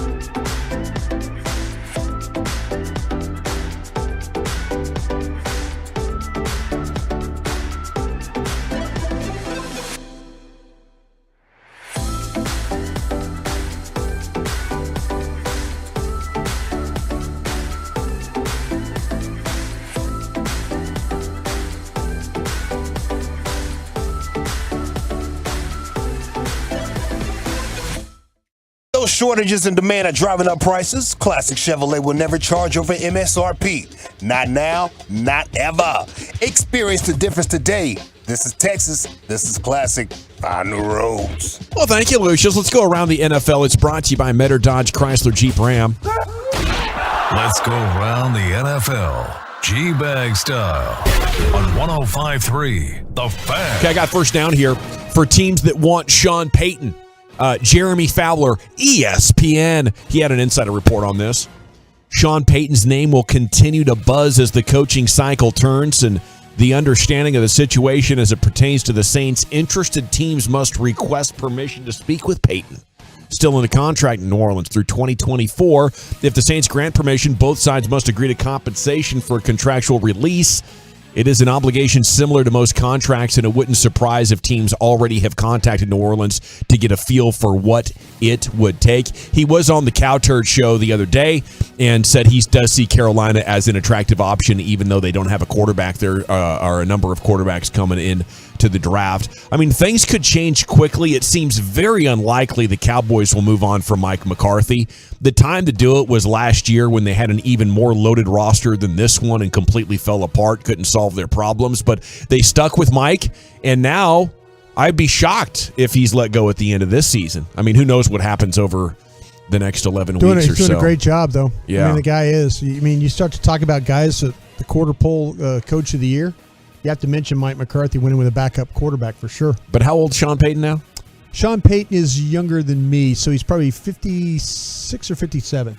Yeah. I don't know how much teams will want to give up to get Sean Payton. If, like, the Saints are asking for a first or second round pick, maybe you just wait until 2024 or something like that for it to expire. Yeah, depending on, too, like, if you're, which is more important to you, the first round pick or the head coach? Yeah. That's what you have to look at. If you're in a situation where you're Carolina or somebody like that, and you're like, listen, he knows the division. Yeah. He knows how to win this division. To me, having the right coach is the more important than having some guy that's Taco Charlton. I would agree with you if I had a quarterback. I need that first-round pick to take a shot, don't I? Well, he's in a situation right now where he wins with whatever quarterback's on his roster. Oh, good point. Here's Broadus with second down. Yeah, they've NFL.com has listed and this is Mark Ross. He used to scout with me in Philadelphia. He now works with the NFL.com people. And he listed the worst off-season trades and also free agent signings. But he put this in alphabetical order. So the first guy he listed, Lyle Collins. Yeah. Is one of the worst. The Bengals overhauled their offensive line in the offseason after watching Joe Burrow get all knocked around. But he says that, they were in a situation where they had to do something here. And to me, he said Collins' deficiencies, this is Mark Ross, who's a former scout, he says, Collins' deficiencies were hidden in Dallas when playing alongside Tyron Smith, Zach Martin, and those guys. He's often off balance. His change of directions isn't that great, and speed rushers routinely give him trouble. There's other issues, but Collins has struggled the most on this Bengals offensive line. So he kind of threw it at Lyle Collins that he was hidden among the other offensive linemen. He's also not practicing today either. Yeah, so far, heck of a job by the Cowboys decision makers being able to scout their own, not falling in love with their own players.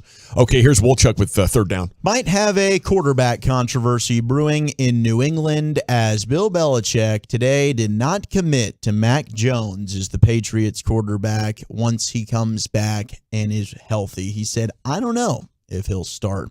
Once he's healthy, we'll see, the coach said when asked if Jones will reclaim his QB1 role once healthy. I don't know. Bailey Zappe's played pretty well against the Packers and the Lions. So what are we thinking? Do we have a new QB1 in Bailey Zappe, the former Western Kentucky quarterback that has now usurped Mac Jones in New England? Yeah, I mean, it's going to be ridiculous if Bill Belichick rides the Zappe train for the next decade and has some considerable success here. But yeah, I mean, I get it. I haven't watched them closely enough to know, but it didn't seem like Mac Jones was playing overly well. And Zappe just had a monster game. Detroit's got a really bad defense. Don't get me wrong. Zappe played well against the game in Green Bay. Yeah, he came in. That's true. Zappe was great in college, man. All right, let me ask you guys this: are we now trading Mac Jones at the deadline? I think so. Are we now moving on? I'd be very open to that. Yeah, but I was never a Mac Jones guy. So there were a lot of people everybody thought that he was going to end up maybe the second overall pick to San Francisco instead of maybe Trey Kyle Lance. Shanahan still wants him. Yeah, that's right. Yeah, I think Bill and Josh were able to protect Mac Jones quite a bit last year with the kind of offense they were running. And, you're finding out right now that pretty much a no-name guy. Not a lot of people knew the name Bailey Zappe before about 10 days ago. No-name guy can do about as well. Yeah, well, and not only that, but he's not doing it with a Josh McDaniels. He's doing it with Fat Patricia and Joe Judge being the co. He might as well be his own offensive coordinator. He probably is. They are anchors weighing him down, poor Zappe. So I think that gives him an extra 10 extra credit points there. Yes. He gets bonus points. He's doing it. It's not even that he's doing it without a play caller. It's that he's having to do it with a nightmare one. I'd rather just not have one than have Fat Patricia, who's actually a defensive guy. Yeah, I mean, he should be their defensive coordinator. What's his name? Bizarre. Fat Patricia? Okay. Yeah, Fat Patricia. Okay. That's what he likes to do. It's just fat shame. But he also, his top receivers right now are Kendrick Bourne and Nelson Aguilar. I mean, they do have Devontae Parker, but the other two guys are playing better than him. Maybe you trade for a wide receiver. Get that quarterback up for a real wide receiver. Trade for picks and get a quarterback. Bill needs help bad. Okay, this is getting ugly. And I said it half in jest yesterday that maybe Bill should be on the hot seat. A lot of Patriots fans feel that way. You mismanage the end of Tom. You're wandering around aimlessly with jobber quarterbacks, pretending like a defensive coordinator can be the play caller. Figure it out, Bill. Here's Chiafalo with fourth down. All right, we got an update on the wild sideline video that we got from London with the Giants player, their nickel corner, who had his cheeks out, and he was getting a bit of a massage British, and we were wondering, why didn't he go to the locker room? Why didn't he go to the medical tent? He says, y'all need to chill. The tent was not available. Okay, so there's the first update. We forgot the tent in London, huh? Yeah, well, they forgot their punter, I believe, in London. The Giants. He's Scottish. Yeah. He's having problems with his visa. That's what it is? Yeah. Okay, yeah. There's Yeah. still a Giants player who is their punter, I believe, and he's still hanging around in London because they couldn't get him to get through customs or whatever it was. don't So like the Scots. dealing with that. But you have Darnay Holmes here, and he not only notes that there was not a tent available, he also notes that everyone was having so much fun with the video, so he teamed up with Memento NFT and turned that video into an NFT. And so now he's going to be able to capitalize on his own cheeks there on the sidelines, and kudos to him. He says he's going to give away some signed balls and do some live streams as well. I assume he's talking footballs there. Yeah. I believe so. Been a big day for balls. We'll recap some of it in Cowboys Twitter and what Dak Prescott had to say about him throwing footballs. We have that coming up here in some Cowboys Twitter and more as we get into hour number 5 of the G-Bag Nation next. The Fan. Keep the volume turned up all day and night.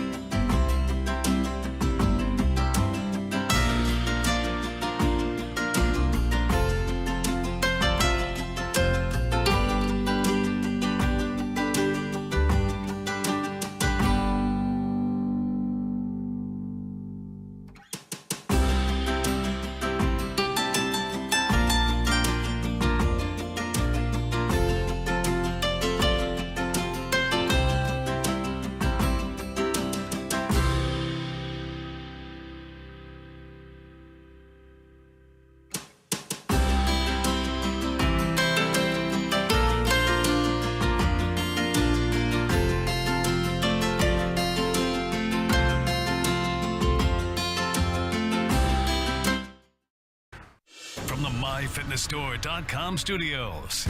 You're rolling with the G-Bag Nation on 105.3 The Fan. Welcome to the Nation. It's hour number 4 of the Nation, and we have Cowboys Twitter on a very big day as all eyes were on Dak Prescott. What would he do? How much of it would he do? General at your service. There's Broadus. Lucius Alexander's in the Pimp Cup. You have Wolchuk and Chia follow. You have Carter Freeman coordinating your video. And along with you, we are the G-Bag Nation here on 105.3 The Fan. Bobby Belt filed the first report after the session that was open to the media. Says we're still on grip watch with Dak. He did take some snaps during quarterback school, but only simulated throws with his right hand and had tossed a couple with his left. And at that point this afternoon, gentlemen, I was thinking, oh boy, he has not started the process of coming back. He's not even ready to do little baby throws with his right. He can't be there. But shortly after the full practice, we got the report from Calvin Watkins. Dak Prescott was asked how throwing went today. Solid. Asks the receivers. Dak was told they said he had some pop on his throws. And Dak responded, I always got some pop on my balls. I'm not going to throw it if I ain't got pop on my balls. So, to me right now, I'm expecting week 7. I think the next 2 weeks he builds into it. You get a little Lions-Bears before the bye week and a perfect opportunity for him to return here coming up in about 10 or 11 days. But that's just my best guess at this point based on how Dak is talking about and the receivers talking about the pop on his balls. Brian, what are you hearing over there? Yeah, they said that he threw all the routes today with the exception of the post and then the 9, which we the vertical route. So the stuff that goes down the field, everything underneath, intermediate, stuff like that, they were able to function. And I heard that was really actually pretty good. So I'm kind of, I think that he needed to throw this week and then get ready all next week to play against the Lions. I think the clock's running for the possibility of playing against the Lions. That would be my guess right now. Yeah. I mean, McCarthy pretty much said it's Cooper Rush that's going to start against the Eagles, so he's not going to play this week, but very optimistic. He's throwing today, trending positive to play against the Lions. I think that's one that we're thinking is likely right now. If it's not the Lions, definitely against the Bears. Oh, yeah. So this is good. We are on track to get Dak back in there. Brian, you told me on the show or in the show meeting earlier that's the main buzz up there, right at the Star. Like everybody is still talking about when could this possibly happen. So there's really no consensus building. It's just off of our gut, right? Yeah, that's pretty much that. What I was told it was going to be, he needed to throw for 2 weeks, and then they were going to be able to play. And then he was in a situation too where there had to be no doubt. That's what they were saying. As long as there's no doubt, then when they get past that feeling, then he's going to be ready to play. So the doubt, and then a couple of weeks of practice, and then you would probably see him in a game. Now, what are we doing here with Micah Parsons as the week gets going? He was on some cords earlier today. Is the idea that maybe it wasn't a full pull? Because I've had a pulled groin, and I had to drive with my left foot. I couldn't even hit the gas because it was just painful and weak. I wouldn't even trust my right foot to go from the gas to the brake. So I was driving with my left foot for 2 weeks. It took me a month to recover. There's no way I could have even jogged at that point. So maybe it's not a really bad pull. No, not bad at all, though. Actually, that he was able to play through whatever discomfort he had. But as far as the other players, they're treating him like the other hurt players. They're going to monitor things, but it wasn't as serious as we all thought it might be after that football game. All righty, it is the G-Bag Nation here on 105.3 The Fan. Let me go to T.O. here from the Twitter account of Terrell Owens. What's he doing? Fly, Eagles, fly. Big play Slade needs to concentrate on those Cowboys and continue that winning streak. My guy Jalen Hurts is on another level right now. I'm not surprised. Right now, he is the MVP. It didn't end well in Philadelphia, but bleeping traitor. It really appears that T.O. is more with Camp Eagles right now than the Cowboys as far as how he identifies. The coaching staff in Philadelphia told me they've never had a player that would divide a locker room more than this guy. He just loves it. Yeah. The coaches in Philadelphia, I asked them, I said, what was it like way back in the day? I go, what was it like having T.O.? And they go, this guy divides locker rooms. He looks for the weak. he looks for the bottom of the roster guys, and he divides locker rooms. And he pits the down the line guys against the stars of the team. You should be playing, not that guy. Yeah, exactly, They're playing him because of this, that, and the other thing. Yeah. He loves being that force that divides people and then watch the world burn. Yeah. Well, and it's never T.O.'s fault, too. That was one thing that we learned about T.O. It's probably a good business move to be like the big Cowboy hater, though, right? Oh, absolutely. And I don't know how much, I know he hated McNabb, but I don't know how much he hated the Eagles or whatever. Obviously he doesn't because he's like, he's trying to get in their good graces. But it's weird now, too, because with the Cowboys, he had an issue with Romo and Witten. They were the ones that were drawing plays. Yeah. But he liked, Jerry had to have the sit down but he still had a good relationship with Jerry, it seemed. Yeah. So it's weird that he's not going to take, I don't know what his thinking is here, but good, whatever. Do your thing, the classic player thing to do is like, I had friends on both teams and I'm not really feeling, I hope both teams play well and nobody gets hurt and one of them wins the championship or something like that. Okay, speaking of Eagles fans, though, and how it might be advantageous for T.O., he might be working an angle. You get those Eagles fans supporting you and, dude, they'll eat out of the palm of your hand and the next thing you know, you got business opportunities popping up. Michael Gelkin here quoting Jason Peters says, I just know the Philly fans are bleeping idiots when it comes to camaraderie. The Cowboys, any team really, they know that. They pride themselves on being nasty and vulgar. They're going to cuss at you. Philly fans are the wildest fans out there to me. They are. They're complete lunatics. Yeah. I lived there for a year. I never told anybody I was from Dallas. People ask, where are you from in Texas? Waco, Houston, Austin. I said everything but Dallas in that place. Scared for your life? Yeah. Well, that was a good business decision by you. Yeah. I knew what was going on there. Yeah, man. You got to keep that. It's the QR rating or what do they call it? I think it's the QR rating where it's like just the general awareness. Like what the general population feels about a particular thing or person. You needed to keep that up if you were in Philly. Oh yeah. So that was a good play.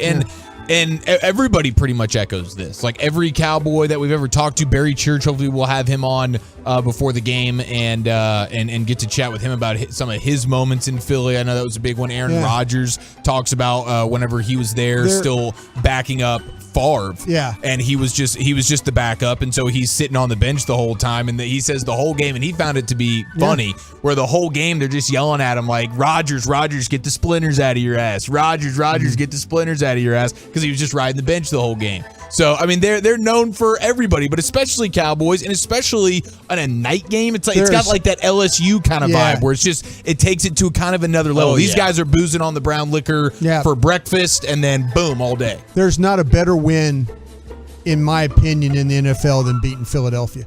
Oh, amen to that. And I think seriously, because the fans, they take it so personal. And after a game, if I'll never forget this. Standing on the sidelines, one of the last trips I made with .com. This security guy was standing there with the with the yellow windbreaker on, and he goes, "They brought us." I looked at him. I'm standing. I go, "Yeah." He goes, "Come here," and I'm like, "How'd you know my name?" He goes, he opened his windbreaker in his shirt. He had on a Dallas Cowboys T-shirt under his. He goes, I can't show anybody this shirt. He goes, man, I love what you do on .com. And I'm like, thank you. But after a game, those fans, like when because they are on you the whole game, and then when you beat them, it's seriously, there is not a better win in the league than go silent. Oh God! And yes, and the Cowboy fans that are from up there that are part of all that, they make it worse on their own. They know how to get after their own folks. Yeah, well, and any Cowboy player that you talk to, they've got a story of a family member getting heckled, and it just like Barry Church, I think, was talking to. We'll have him on tomorrow. He's got one I think that we can talk to him about, and then DeMarcus Ware had a story when we had him. We talked to him at the draft event for Miller Lite out at the Star about how there were some Eagle fans that were, doing something and getting after his parent. They're just disgusting human beings. I tell you what, no respect. No respect at all. You pull up in that bus and you could, seriously, it's a silent bus, and you could hear the eggs from I-95 from that underpass hitting the bus, and you just keep rolling. And you know what? Yeah, the escort, the police escorts on the motorcycle, they don't even stop. They just they just, when they see you coming around that off the off ramp, and you can hear them, it's dun, dun, dun, dun, dun, dun, dun, dun. And then you get out and you look, and there's this egg stuff just all over the side of your butt. Should have gone Awesome. down. You should have gone down and filed police charges against that. Destruction of property or something. I don't care. Just square them away. Okay, it is Cowboys Twitter here. Top tweets gone viral about America's team. Mauricio Rodriguez with an Jalen Hurts tweet per Pro Football Focus. When not blitzed, a 90.5 offensive grade, which is elite. Second in yards per attempt with 9.9. First in completion percentage. Third in big-time throws with 7. He's fifth with only 3 turnover-worthy throws. When blitzed, his grade drops to a 57.3, failing. Yeah. In yards per attempt, 27th, and on and so forth. Brian, what are you seeing on film? Do you need to go after him? Yeah, but let me give you some bigger numbers than that. He's 16 to 38 when he's blitzed. That's 42% for 200 yards. It's only 5.3 in yards an attempt. He's got 0 touchdowns when blitzed. So, if the Cowboys, you bring 4, you bring 1, whatever you have to do. Like I say, the biggest thing with Hurts is, I said, make him play backwards. And when you get a chance to get him to the ground, get him on the ground. Don't go flying over the top when he's ducking and dodging and all that. If you have a chance to get a sack, get the sack. Finish the play. Because he will kill you when he takes off running. That's his weapon against you right there. When things break down and you don't sack him, he's going to take off running. So if you get pressure, you get home, make sure you finish the rush. And when you're forcing him to pass, like the efficiency on early downs passing the ball, he is pretty decent. But the late down passing efficiency, when it's like, okay, 3rd and we know you got to pass, 4th down, maybe we know you got to pass, he's right there in the middle of the pack. Yeah, so get the pressure on him, get him down in distances that are advantageous for you, and you have a chance of maybe him playing the way that people talked about him before this season started. I have images of how Carson Wentz got away from the Cowboys pass rush so much 2 weeks ago. Man, he did make one play, though, against Arizona. Rolling to his left, rolling to his all the way left, to the middle and of the he field. throws it back, just to Devontae Smith, and he just found a way to flip his hips really quick to square up. That was That's a play a year ago he's not making. That's an interception a year ago, though, too. Absolutely. Do the Cowboys under Dan Quinn have much experience playing teams that do a whole bunch of RPO stuff? I would like to go back and see like how they've defended that, because that's where the Eagles are like making a lot of their hay right now, and not many teams in the NFL really lean on it anywhere close to like what the Eagles are leaning on it. Well, the Eagles switched they played the Cowboys early in the season last year. Remember that? And they were throwing the ball all over the place. And then the second half, the Cowboys, McCarthy said it this morning, it was week 3 and week 17. When they played the games, they're not even using the tape. Not even using the tape from last year. So, yeah, they don't feel like there's any benefit from it right now. One thing that I did like, and I didn't want to cut you off there, Gavin, and brought us watching Arizona, or watching that Arizona game specifically, but in the other games that you watch from Philly that I thought might just fit into what Dallas's defense does well.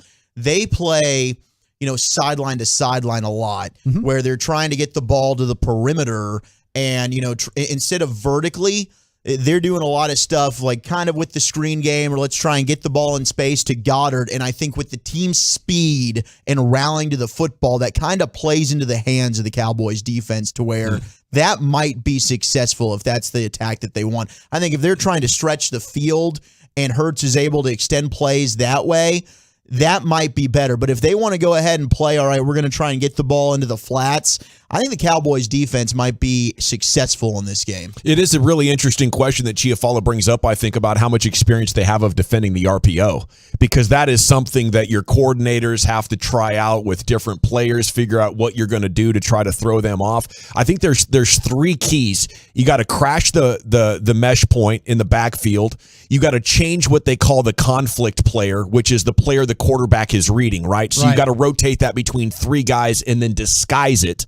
And then you need multiple guys who can play one-on-one coverage for a couple, 2-3 seconds as this whole thing unfolds. And I think they have the personnel for it. I just don't know if they have the experience to know they can execute it. Do you have the discipline, too? That's the thing about it. Do you have the discipline? We saw the other day, I mentioned that Giants play, when Daniel Jones pulls the ball and then they collapse on him, and what does he do? He throws it in the flat for like a 12-yard gain. Yeah.